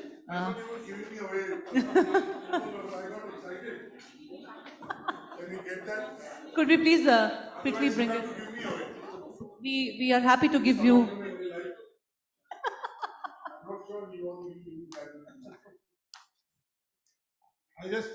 Ideally, he should be doing a keynote speech. Keep it there, we'll take it. I want to ask him one or two questions. Yes, sir. See, I met him 5 years back, and we discussed launching a design community, which is not doing just one design event, but really like we built editorial platforms for hospitality, for defense, legal, for real estate, for healthcare, for well-being, and you can go on. Do you think the time is right now, and it is an editorial community which has daily content is possible? Surely, actually, Jyotsna and I were talking, and we thought that we should bring in one case study or one interview of designers every edition of the Business World. And I think country need to know that what kind of innovation is happening, the type of stories which we are seeing here, they are much bigger than the even global standards, what work which is happening. And unless we talk about it, how we are going to convince the government? Because we need to convince the government. And in design policy, this is one of the aspects which we are really thinking, that there is so much of government procurement is happening. And if we just put in that good design, that if suppose we mark them a good design from Business World or India Design Mark or something, they get some kind of priority in government procurement. Suddenly you will see the design standard in all these services which are happening. So promotion of this design case study, only problem with the design community is that they are not a great talker. They are not great writers or something. They just come out with their mind and create something. So we need to really give them questions, take out the answers from them and publish it and talk about their design features. But it is, time has come that it has to be innovation-led economy and design-led economy, and yes, the brand design in India, made for the world, which we have to really promote. Beautiful. Design for the world, made in India. And I must make a commitment to all of you. In the next 90 days, we'll launch an editorial community which is 360 degrees. Text, of course, I am a product of written and, I've read. So I love reading, it's my first love. But video, we're a 360-degree platform. Yes, that will this be will launch a full-fledged BW OTT, which is 12 hours of original programming in a day, comparable to any video content in terrestrial or digital format. That will be great. So we will do that. You will have to do it for us. Sure. You'll have to lead it for us. And I'm sure we'll be able to meaningfully engage you and let you do what you think is right, because there's nobody better than you. And I hope all of you join us in that moment. So I do definitely want to make good on the conversation I had in 4 years. My second, you already said that India is doing very well on design stage, but let me give you an example. This is my pet example. If you take specially abled people, you see buildings in India, parks, cinema halls. We have not designed for specially abled people. We've excluded them from the society. I'm giving one example. Similarly, in a lot of areas, we've not done design which is contemporary to what's happening in our society. What do you think can India improve when it comes to design? Of course, we are doing well in every field, and design is no exception. We have the finest leaders in design in the room. But what can we improve in? You see, the as you say that now we are not talking about product, we are talking about a holistic services to the people who are differently abled or aging population. Aging population is going to be a major thing. I think somewhere the government has to play a very important role. If you say municipal corporation, if they say that yes, this is must that we must have a place for people who are going to go on cycle, or the crossing the roads, or proper signaling system, meaning sometimes the behavior is also very important, and then if behavior is not right, then the regulation has to come. And we are failing in both the designing the behavior and also regulations, so which will bring in these kind of facilities, whether it is a bus stop, whether it's a signage system, whether it's all these public facilities, hospitals and other areas which we are talking about, all of them require design. And if government say that yes, the human aspect is very important, design aspect is very important, and if like the building construction, there is a signature of architect actually on each and every plan. And if any product or anything is coming and they say, no, we want a signature approval from the designer, suddenly you'll find there is an improvement, because that aspect will come in a very strong way, and then they will have to go to the designer, and designer can take some kind of thing. I think like we keep saying, like general counsels should be on the boards, these days CDOs should be on the board, digital officers. I think design officers, you know, Apple was built on design. I mean, of course, it's a technology product on manufacturing, supply chain excellence. But the fact is, Apple was built on design. Design leaders need to be on the board of companies. Darshan, is Ms. Gandhi here? She should be on the board of her company, right? So I'm just saying metaphorically, I think the time for design to be involved in boardroom discussions and not just product. But with all fairness, maybe Businessworld magazine can take credit of that. Designers have started sitting on the board of the company. Wow. Yeah, I am sitting on the board of the company. So it is not that, it is, impact is coming slowly, that where companies have started realizing that design strategically can help in business, and that to a responsible business. And time is going to come that most of the corporate world will have designer on their board. Ms. Gandhi, I was making a case for you being on your company's board. The design leaders have to be in the boardroom, because I give Apple as the most favorite example. The many other companies. There's a new phone company called Nothing. Have you seen it? Nothing? How many of you own a Nothing phone? How many of you own a Nothing phone? Yeah, you should gift me one. Hello. I'm your boss, huh? Last boss, then current boss. He was in Exchange for Media, he's in Businessworld now. Who else owns Nothing? See the phone. See its design feature. Unfortunately, I don't have a stake. I came close to having stake in it, but anyway. So thank you for chairing our jury. I just want to be grateful to you, and hopefully we'll meet you with Josna in the next 15-20 days and work on launching the community. Thank you very much for giving this opportunity, and I think Businessworld has really taken design to the next level, and future of design, certainly this award will give some direction to the Thank you, Dr. Prayas. Give a big round of applause. Thank you so much. Thank you. And maybe please bring that token of appreciation now for... just before the awards, we have a singer.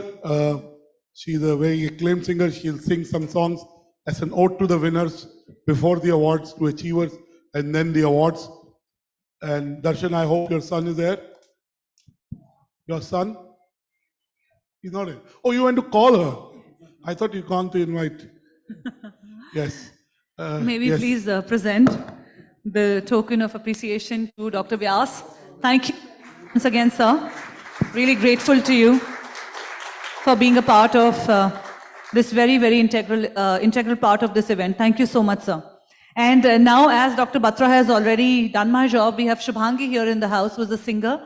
She's going to be singing a song for all of us before we move into the award ceremony. So let's welcome her with a loud, warm round of applause. Thank you so much. Shubhangi. Thank you. Good evening, ladies and gentlemen. Hope you're having a good time. Amazing. I learned so much, and I was dazzled by the creative minds in this room. And I'm very, very happy to serenade you right before the awards. And all the best to all of you. So, hope you enjoy this.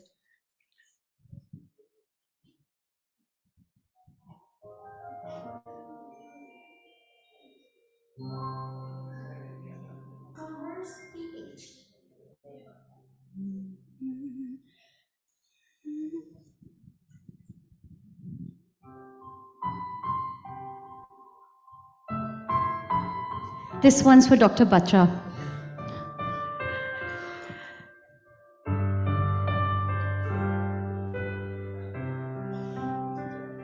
Each day I live, I wanna be a day to give the best of me. I'm only one, but not alone. My finest day is yet unknown.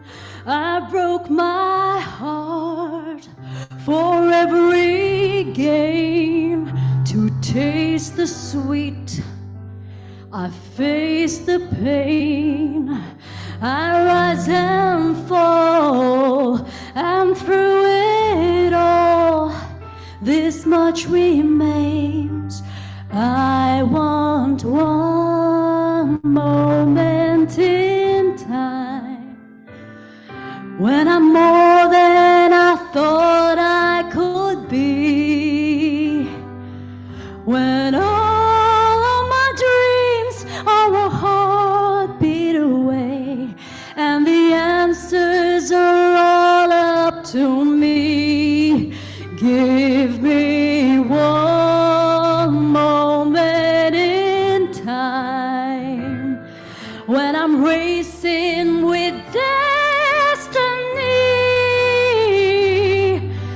and in that one moment of time I will feel eternity.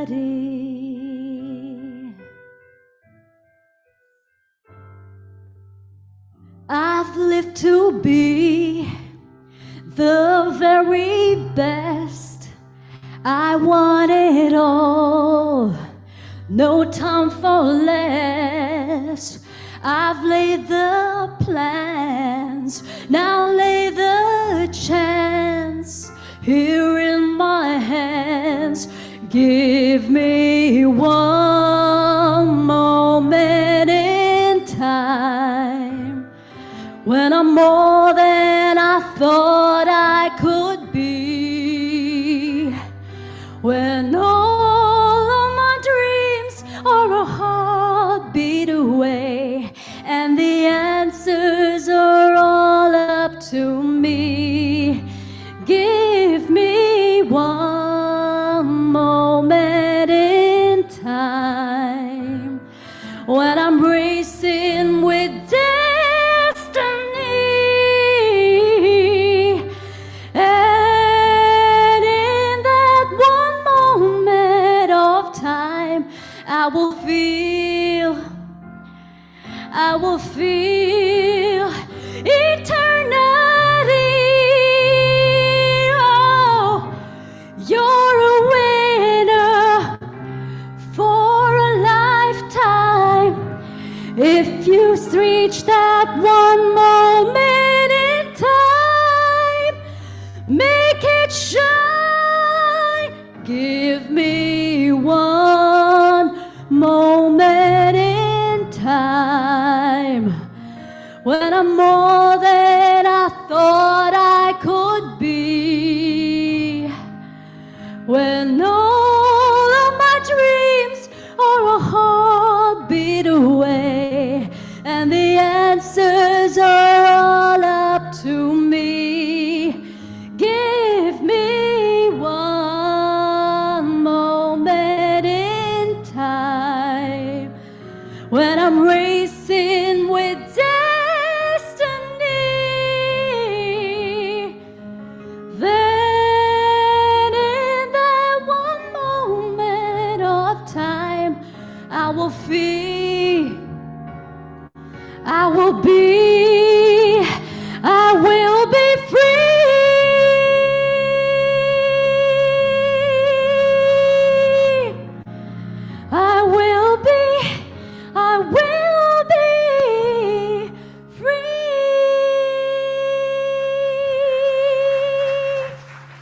Thank you. Thank you so much, Shubhangi, for singing such a lovely number. It is one of Dr. Batra's favorite, I think all of our favorite. We would request you to sing 2 more songs if possible. This is like a dedication to our winners. We are trying to maximize on this incredible talent that we have got on stage. This is so last minute, and I know it is very last minute for you, so we're very grateful to you for doing this. Thank you so much.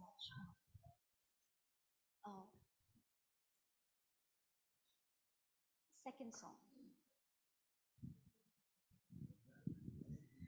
This is for the hero in all of us.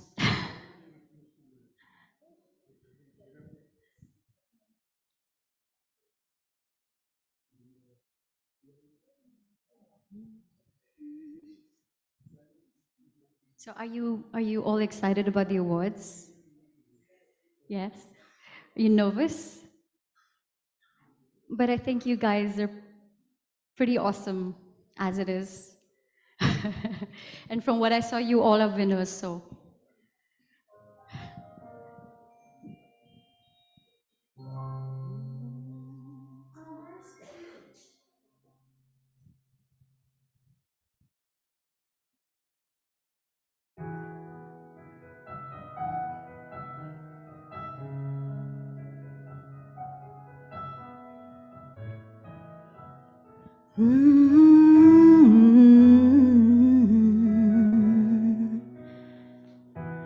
There's a hero inside your heart. You don't have to be afraid of what you are. There's an answer if you look into your soul, and the sorrow that you felt will melt away.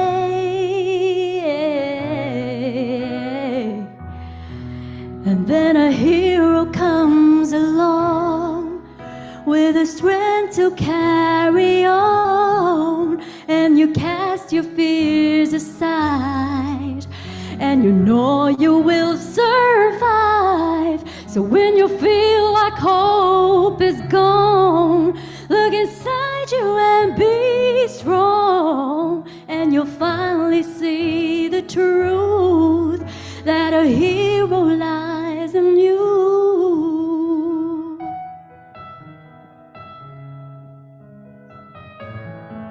It's a long road when you face the world alone. No one reaches out a hand for you to hold. You can find love if you look into yourself, and the emptiness you felt will disappear. And then a hero comes along with the strength to carry on, and you cast your fears aside, and you know you can survive. So when you feel like hope is gone, look inside you and be strong, and you'll finally see the truth that a hero lies in you. Oh, Lord knows dreams are hard to follow, but don't let anyone take them away. Hold on, there will be tomorrow. In time, you'll find a way.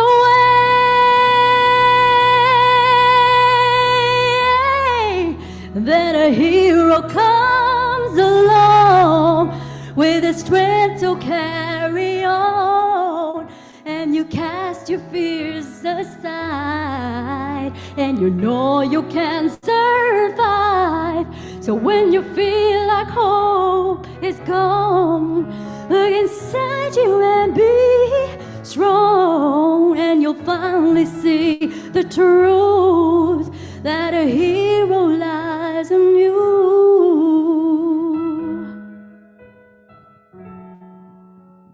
Ooh, that a hero lies in you.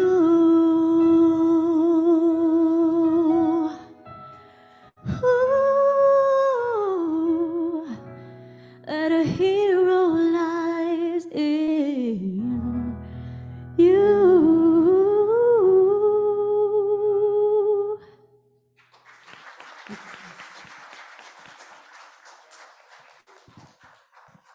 This song was dedicated to Rahul Gandhi. I'm kidding. And everybody in this room. Yes, and you can do your last song till Shobha is back, and then after the awards. Thank you, sir. Can you please play song 1? Thank you.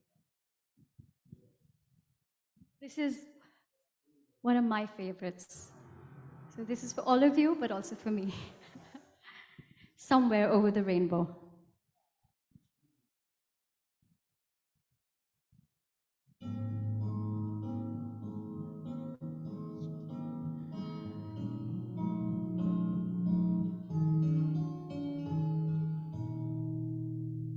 Somewhere over the rainbow way, up high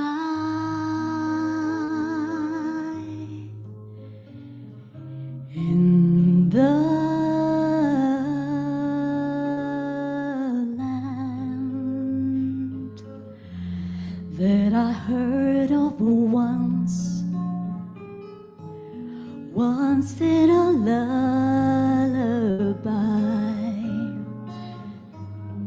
Somewhere over the rainbow skies, a blue and the dreams that you dare to dream really do come true. Someday I'll wish upon a star and wake up where the clouds are far behind me, where troubles melt like lemon drops away above the chimney tops. That's where you find me.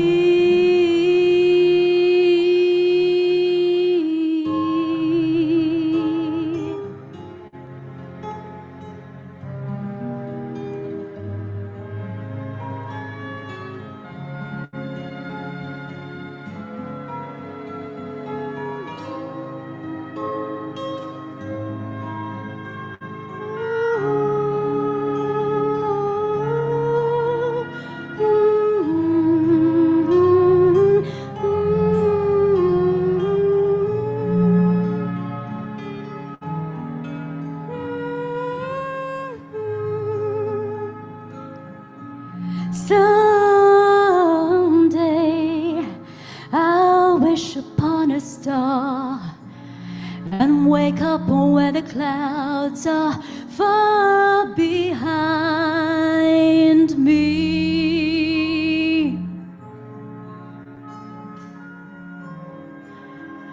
where troubles melt like lemon drops away above the chimney tops. That's where you find me. Somewhere over the rainbow, skies are blue, and the dreams that you dare to dream really do come true. If happy little bluebirds fly above the rainbow, I can't.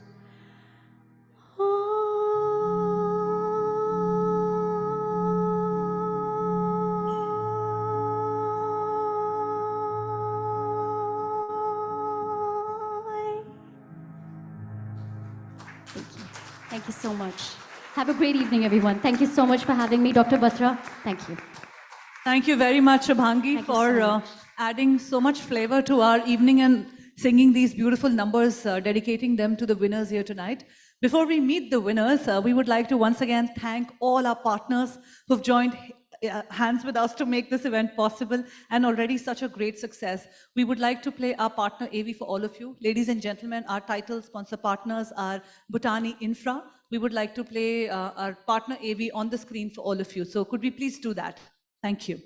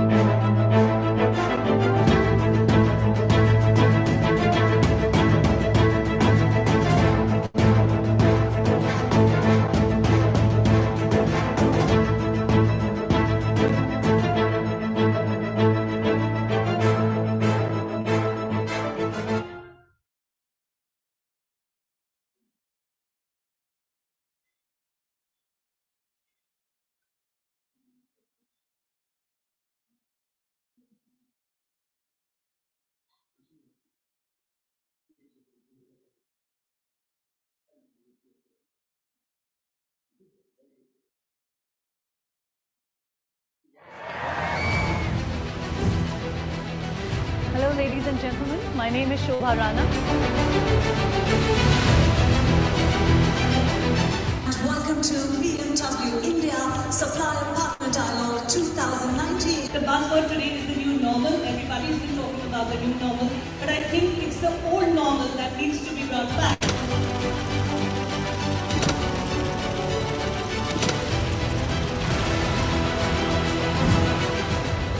Whereas a winner's mindset is failure friendly. They're okay with the failures. They understand that failure is the part of the process.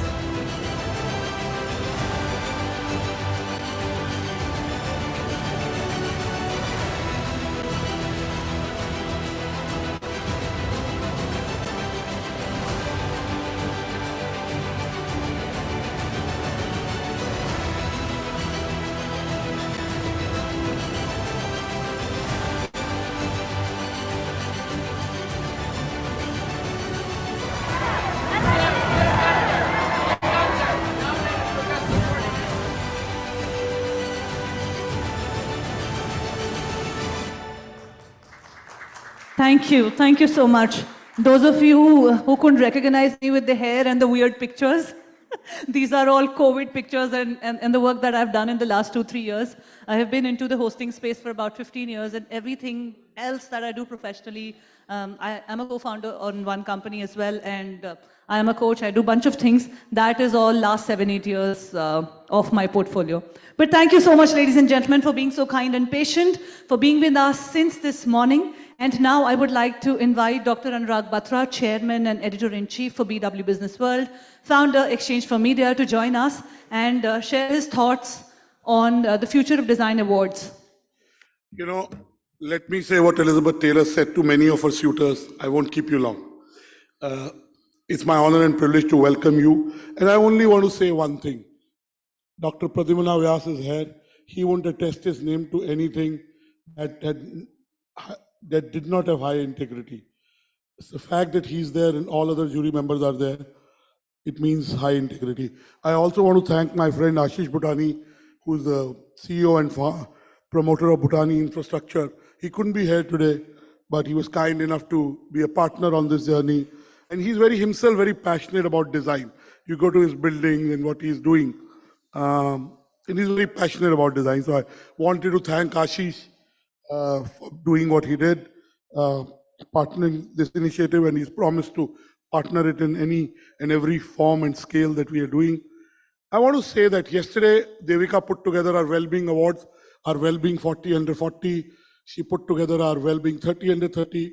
And 29 of the 30 winners came. Our awards 100% come. So if one was missing. First edition. And you know, some brought the parents, both the parents, brothers, sisters, the families were, there were I think 600-700 people, this hall. Tanushri, you were there, you were jury member of the 30 under 30. And they said one thing, that what we are happy is these awards are honest, they're done through a jury process. Nobody's asked us money before or after. I think that I want to tell you that we do our awards, whether in Exchange for Media or Businessworld or any part of Businessworld, honestly. That's the only thing I want to say to you. And I want to say we are very happy that we do these awards in a world where everyone needs encouragement. You don't need validation.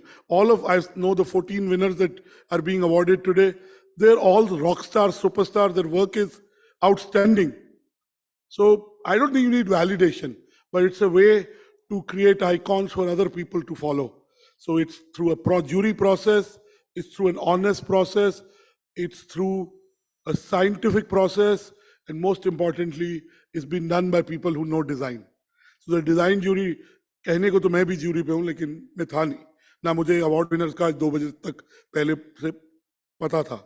So I just want to say that congratulations to all of you. And those of you who've not won, I want to say this. And I say this story 6 months back. A very close friend of mine and his wife called me one day. They're from Hyderabad, a big family in Hyderabad. And I know their son very well. He applied for a 30 under 30. And the boy is outstanding. And because he's so good, I thought he'd win. And when the list came out, he was not in the list. I went to a social function in Hyderabad a week later. So they both met me and the list wasn't announced. They asked me, "Uska ho gaya na, kab hai award?" मेरे को पता थी list में कुछ बोल नहीं पाया तो चुप रहा झूठ नहीं बोल पाता हूँ लेकिन and I came back home and I wrote them a long mail and then WhatsApp because some people don't read emails. I read and write a lot of emails. And I said, Sachin Tendulkar is a great guy. He'll be 50 in 19 days from now. I share my birthday with a bigger cricketer than Sachin Tendulkar, and that's Sir Donald Bradman. But I said, but Sachin gets out on some days on 0. He doesn't play well. Sachin is God. He is God of cricket. There's no question about it. But some days he's out on 0.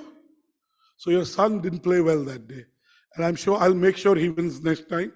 I'll coach him, I'll train him, and I'll pray for him. I still didn't, So if some of you didn't win, possibly like Sachin, you didn't play well that day. Some others played better than you. It doesn't mean you're bad. But awards are about elimination also. So I wish you luck. We celebrate you. We'll celebrate your journeys in the main issue of BW Businessworld. Congratulations. God bless you. Thank you.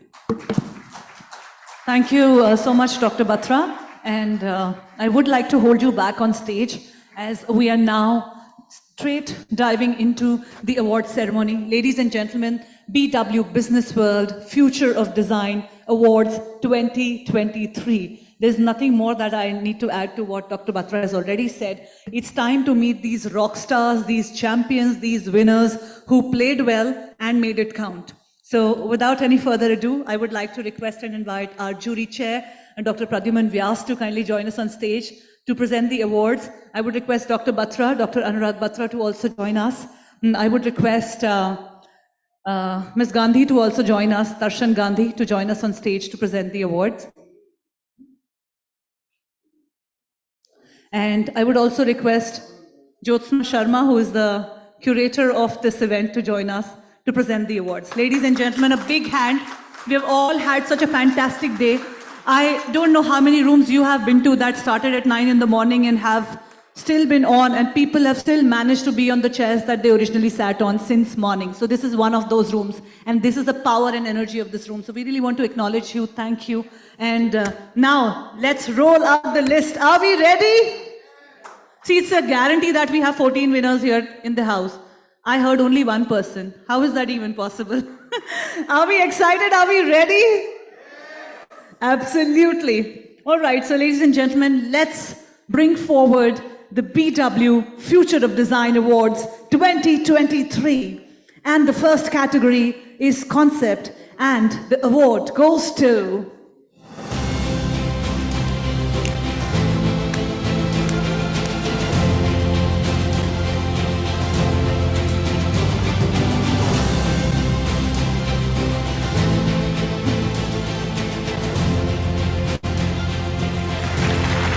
It's a gold award, and the gold in concept category goes to Tata Motors. May I invite Mr. Ajay Jain to join us on stage for receiving the award. Please put your hands together, ladies and gentlemen. Tata Motors. Big congratulations to you. Future of Design. Category is Concept. It's a gold award. Tata Motors.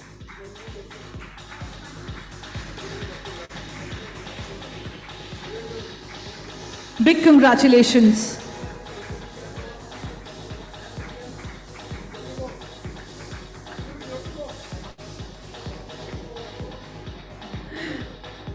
Congratulations.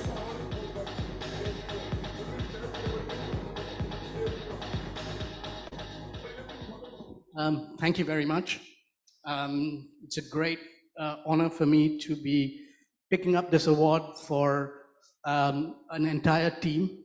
Pradmana, thank you for inviting me here, and to tell you that this is design done outside India for India with an Indian touch and globally. That makes us very proud for an Indian company and an Indian brand to have a global level of design. Thank you. Beautiful, beautiful design that you showcased. Avinya, right? That you showcased to us. Avinya was the car, that concept car that we all saw on the screen a little while ago. Ladies and gentlemen, now we are moving on to the next category of the awards. And the next category is Lifestyle. And the award goes to...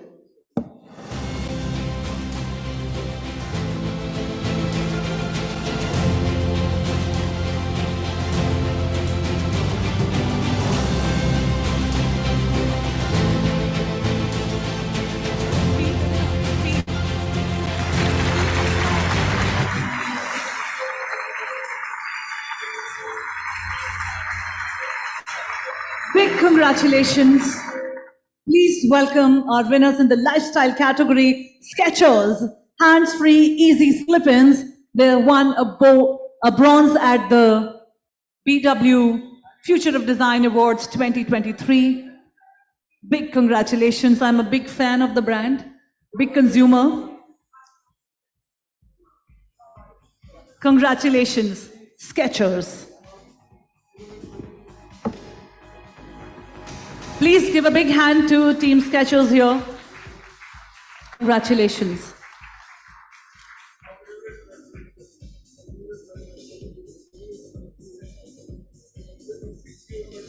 Congratulations.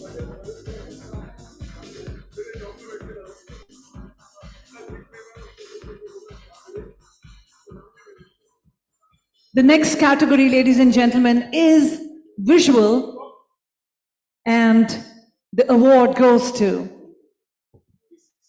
We have 2 awards in this category, silver and a bronze. Let's find out the winners.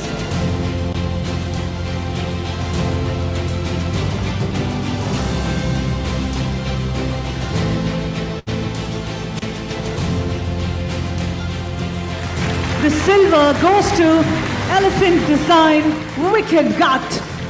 Please put your hands together. Welcome the team on stage. BW Future of Design Award, visual category. Silver goes to Elephant Design Wicked Gut. Wicked Good. Misspell the words and they just make them. Big congratulations.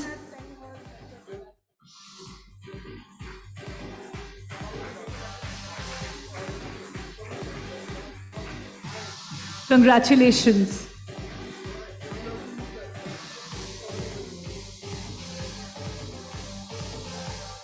यार feed करा दो सुन feed नहीं आ रहा उस पे feed कराओ ना live जो टीवी का एलईडी का feed Congratulations, Team Elephant Design. We also have a bronze winner in this category, and the bronze in the visual category goes to.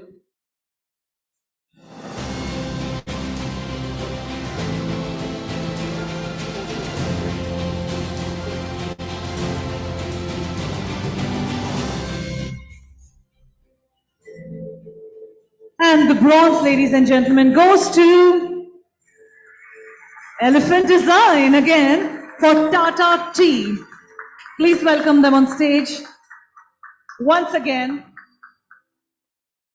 Team Elephant Design taking a silver and a bronze at the Future of Design Awards 2023. Please welcome the geniuses on stage.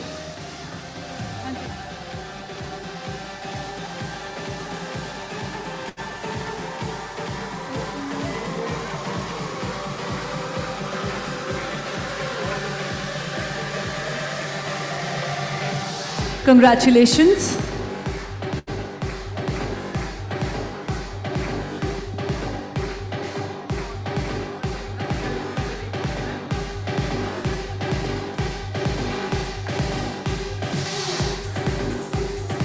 Congratulations. We would request you to say a few words on this win. Hello, good evening, everyone. Take this opportunity actually to first that we are very grateful to the clients who bring us these amazing opportunities to put out great work. Of course, the entire team who actually puts in the hard work that goes behind manifesting the creative vision, and to the judges and jury for the recognition, and it goes a long way to inspire us and motivate us. So thank you.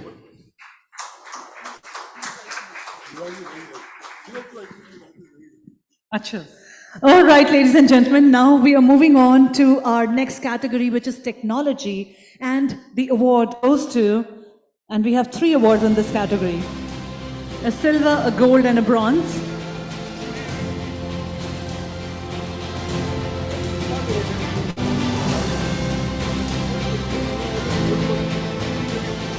The gold in this category goes to eGov Foundation. Please put your hands together. eGov Foundation, Divok. Congratulations.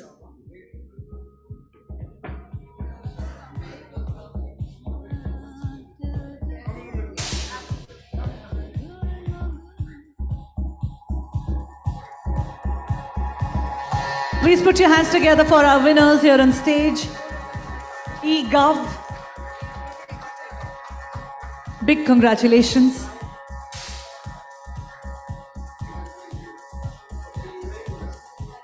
We would like to hear your thoughts on this win here.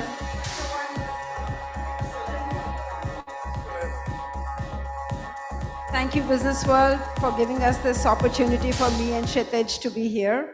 I picked this award on behalf of India Foundation, which is a philanthropy organization, and on behalf of the DIVOC open source community. Kshitij is part of that. Just to let you know what it is about, all of you who are holding your COVID certificates, eGov is behind that. And when the vaccines are being rolled out to keep you safe, the DIVOC certificate helped you to go out of the house, get to your work, open up economies, and get your livelihoods in. So I think that's the significance of this award. Thank you very much for the recognition. I just want to say that there are cameras here. Only you clap, you get food and dinner. Otherwise, there are bouncers and not so likable people around. There are very few winners and awards that impact everyone's life, and COVID and the work that you've done has impacted every person's lives, and it has made a difference to everybody. So thank you for that. Now let's move on to the next award in the very same category of technology. And the next award, ladies and gentlemen, goes to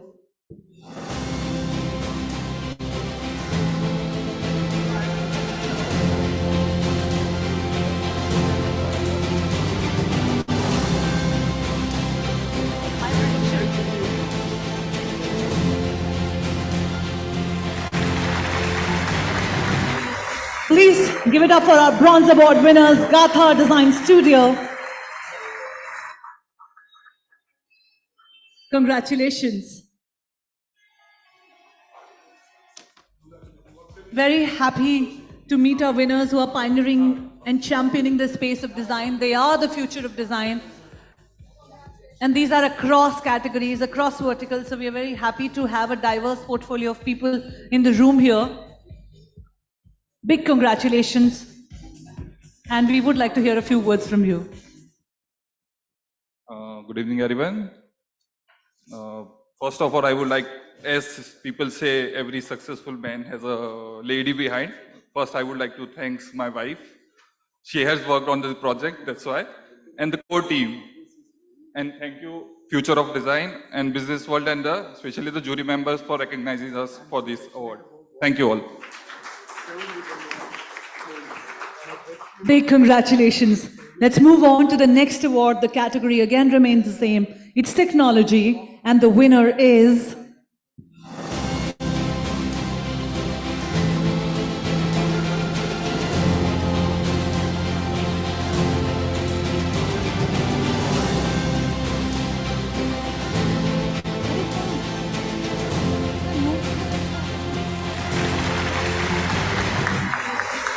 the next award in the category of product.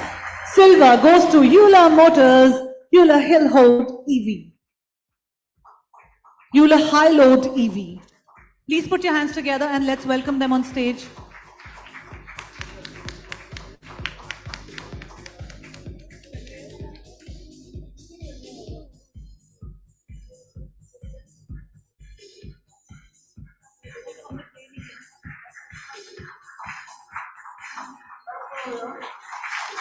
Congratulations.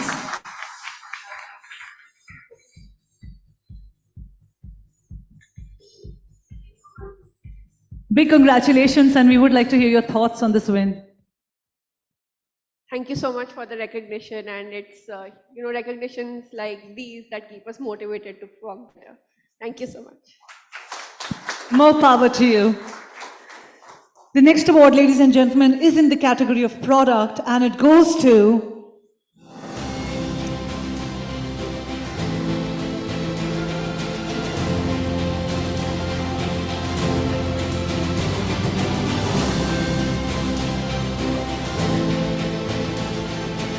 it's a gold, and the gold in the product category goes to SAF Automation Services Remote Operated Water Rescue Craft. Please welcome our winners on stage with a thunderous round of applause, ladies and gentlemen. These are the last few final moments of for us in this room. So let's make them count. Let's put our hands together. These are the people who have, who are shaping the future of design literally in the country and globally. So the least we could do is put our hands together. We have only I believe 4 or 5 more winners remaining in the category. So let's show all of our energy.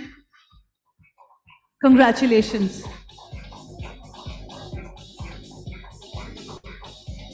Congratulations. And thank you, Businessworld, and thank you, Dr. Batra, Dr. Pradyumna. So first of all, I would like to thank our client Saif Seas for believing in us. And we're a design company called Design Direction based out of Pune, and all this project started during COVID and completed just after COVID. This is what officially the world's fastest remote controlled water drone to save a drowning person, and it's for Indian Navy. And we also coordinated a lot with and got a lot of help from DRDO. And this is going to go practically all over the world. Thank you. how terrific that is. Congratulations. Big congratulations. The next award, ladies and gentlemen, goes to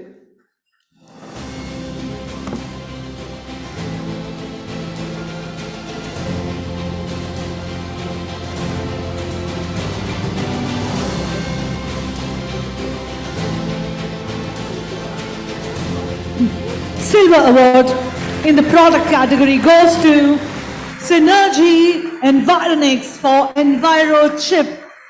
Congratulations. We would like to invite Mr. Anuj Sharma also to join us on stage to give away the next few awards. He made us all design beautiful garments earlier this afternoon. Those of you who were here, he does something very, very interesting. His company is Button Masala. And if you could imagine clothing being made without machinery, tools, or any sartorial expertise, that is something that he does. Congratulations. And our silver winner, Synergy Environics here. Ma'am, your thoughts on the win? So this is really, really great. And this is great because this product actually is going to help a lot of people because it is going to protect us from the ill effect of electrosmog. So design award getting for this well-being product is really good. Thank you, BW, and thank you, jury, for giving this award. Thank you so much. All these awards, she showed me what she's developed. It can help you live longer. That's simply, it's a simple product. You put it on your phone. I put stickers from Happy Money, Can Honda stickers, and I'll put the product. Bye. Congratulations.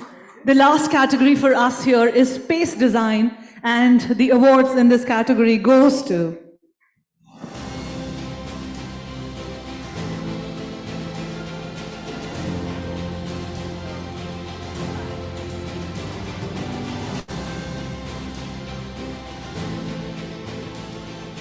the silver in space design at BW Future of Design Awards goes to M. Moser Associates, Spotify.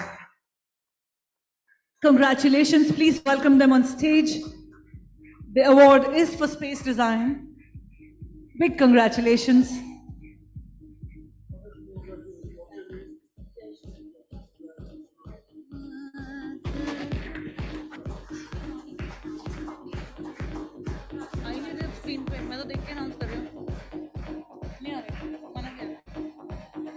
Congratulations.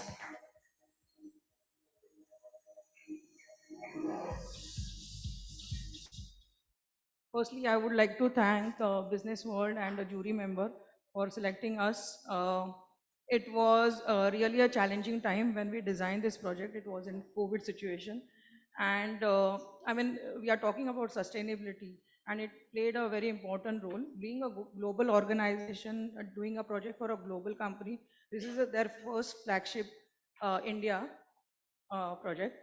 And it had many challenges, but we had nicely integrated the design with technology, because technology plays a major role in this project, and the product has turned good. So thank you all. Thank you. Good is an understatement. Congratulations. Ladies and gentlemen, the next award is also in the category of space design. I forget and I'm spontaneous.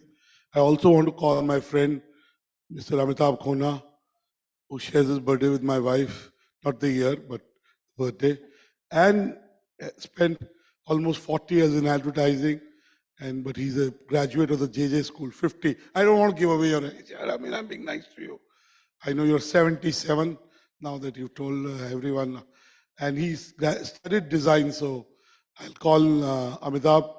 Amitabh, come up and help us give a word. Give Mr. Amitabh Khona a big round of applause. The last couple of awards, ladies and gentlemen, the category is Space Design, and the next award goes to...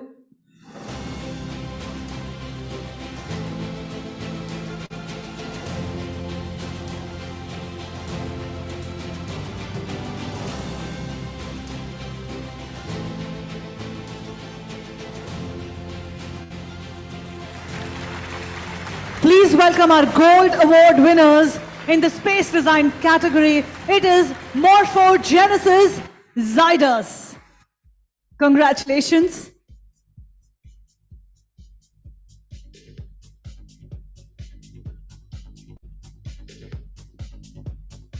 Congratulations.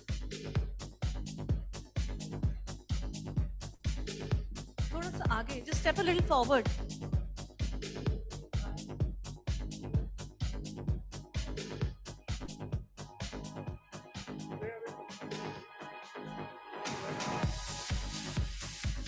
How do you feel about this win? I'm actually collecting this award on behalf of Morphogenesis, and for all of you who were here and have attended Sonali's talk, I hope they continue to keep inspiring Indian architecture and taking it to global fronts, and thanks for the encouragement for the same. Thank you. Congratulations, Sonali Rastogi, who was earlier here. She had a presentation earlier in the afternoon. Thank you and congratulations. The last award, ladies and gentlemen, at the BW Future of Design Awards 2023 goes to...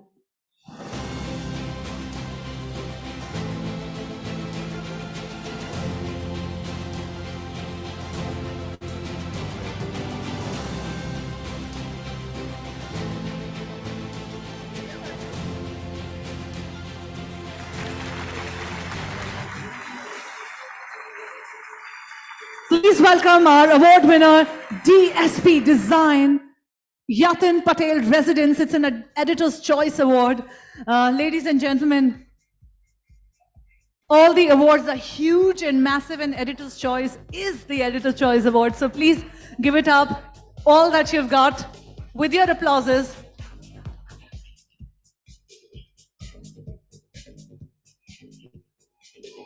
Congratulations.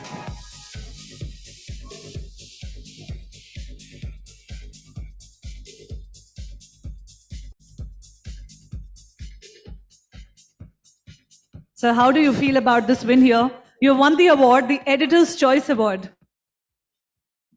Well, thank you, BW. Thank you, Dr. Batra. Thank you, Dr. Pradyumna Awas. We've been on a jury panel together. It's great to be on the other side of it. And I'll also like to thank my esteemed client for giving me this opportunity to work on this project. She happens to be right here. She also happens to be my wife. She also happens to be my wife. Okay, client, your wife. Yeah, thank you so much. God bless you. Can we get all the winners with their trophies on the stage so that we can do a group photograph for the magazine? All the winners with their trophies. Just the trophies, not the certificates. Just the trophies. Yes. A group photo is what we'd like to do with all the winners. So may I please ask you to join us with your trophies, just the trophies, on stage. Welcome, Mr. Ajay. Welcome all the winners. Yes, we can make some music happen now at this moment. Let's pep up the energy of this room. We have the power of all 14 winners here on stage.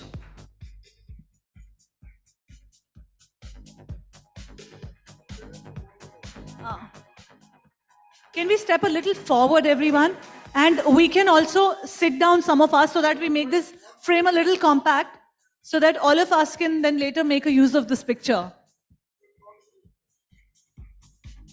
Those of you who want to sit, maybe kneel. Let's try to make the best of this photo. Sketchers team, may I invite you to join us? All the winners with their trophies in the front.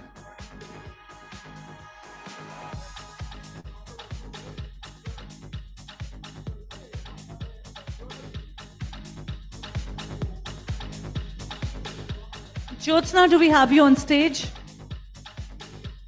Do we have our curator, Jyotsna, on stage?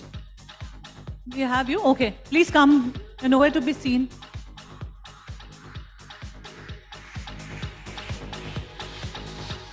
Congratulations.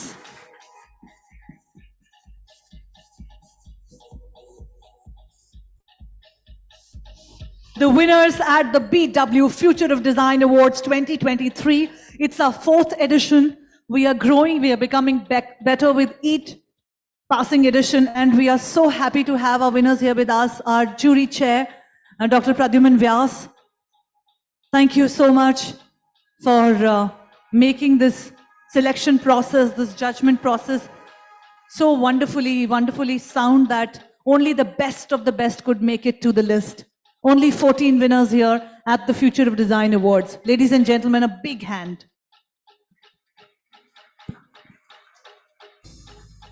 Congratulations. May I request our presenters to step down, just the winners to be on stage with their trophies, just the winners. Maybe accommodate all of us, the winners, yes. Strike a pose, guys. I don't have to tell you that, this is your moment, right? Strike a pose. The Gen Z audience also I can see, they're like, what do we do? Do whatever you want to do. You know, that's the beauty of the times that we are living in. You could be completely disruptive and nobody's gonna judge you for that. So just, I would say, make this moment count.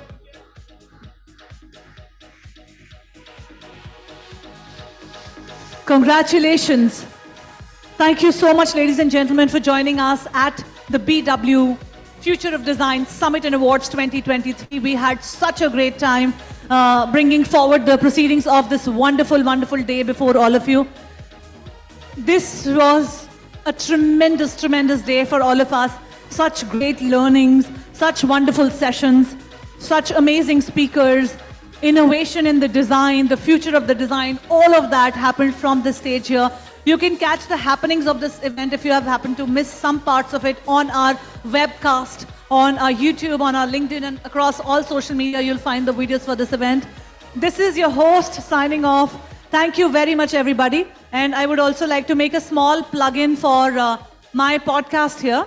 I have a podcast called The Journey Within Podcast. Those of you who would like to subscribe to it, it's on YouTube. It's called The Journey Within Podcast, where we try to take the journey within to understand our inner world better, the way we process things. And this processing is very important because it determines my outlook towards my life. So those are the conversations that we try to deep dive into. Thank you so much once again, everybody. This is your host signing off. Thank you.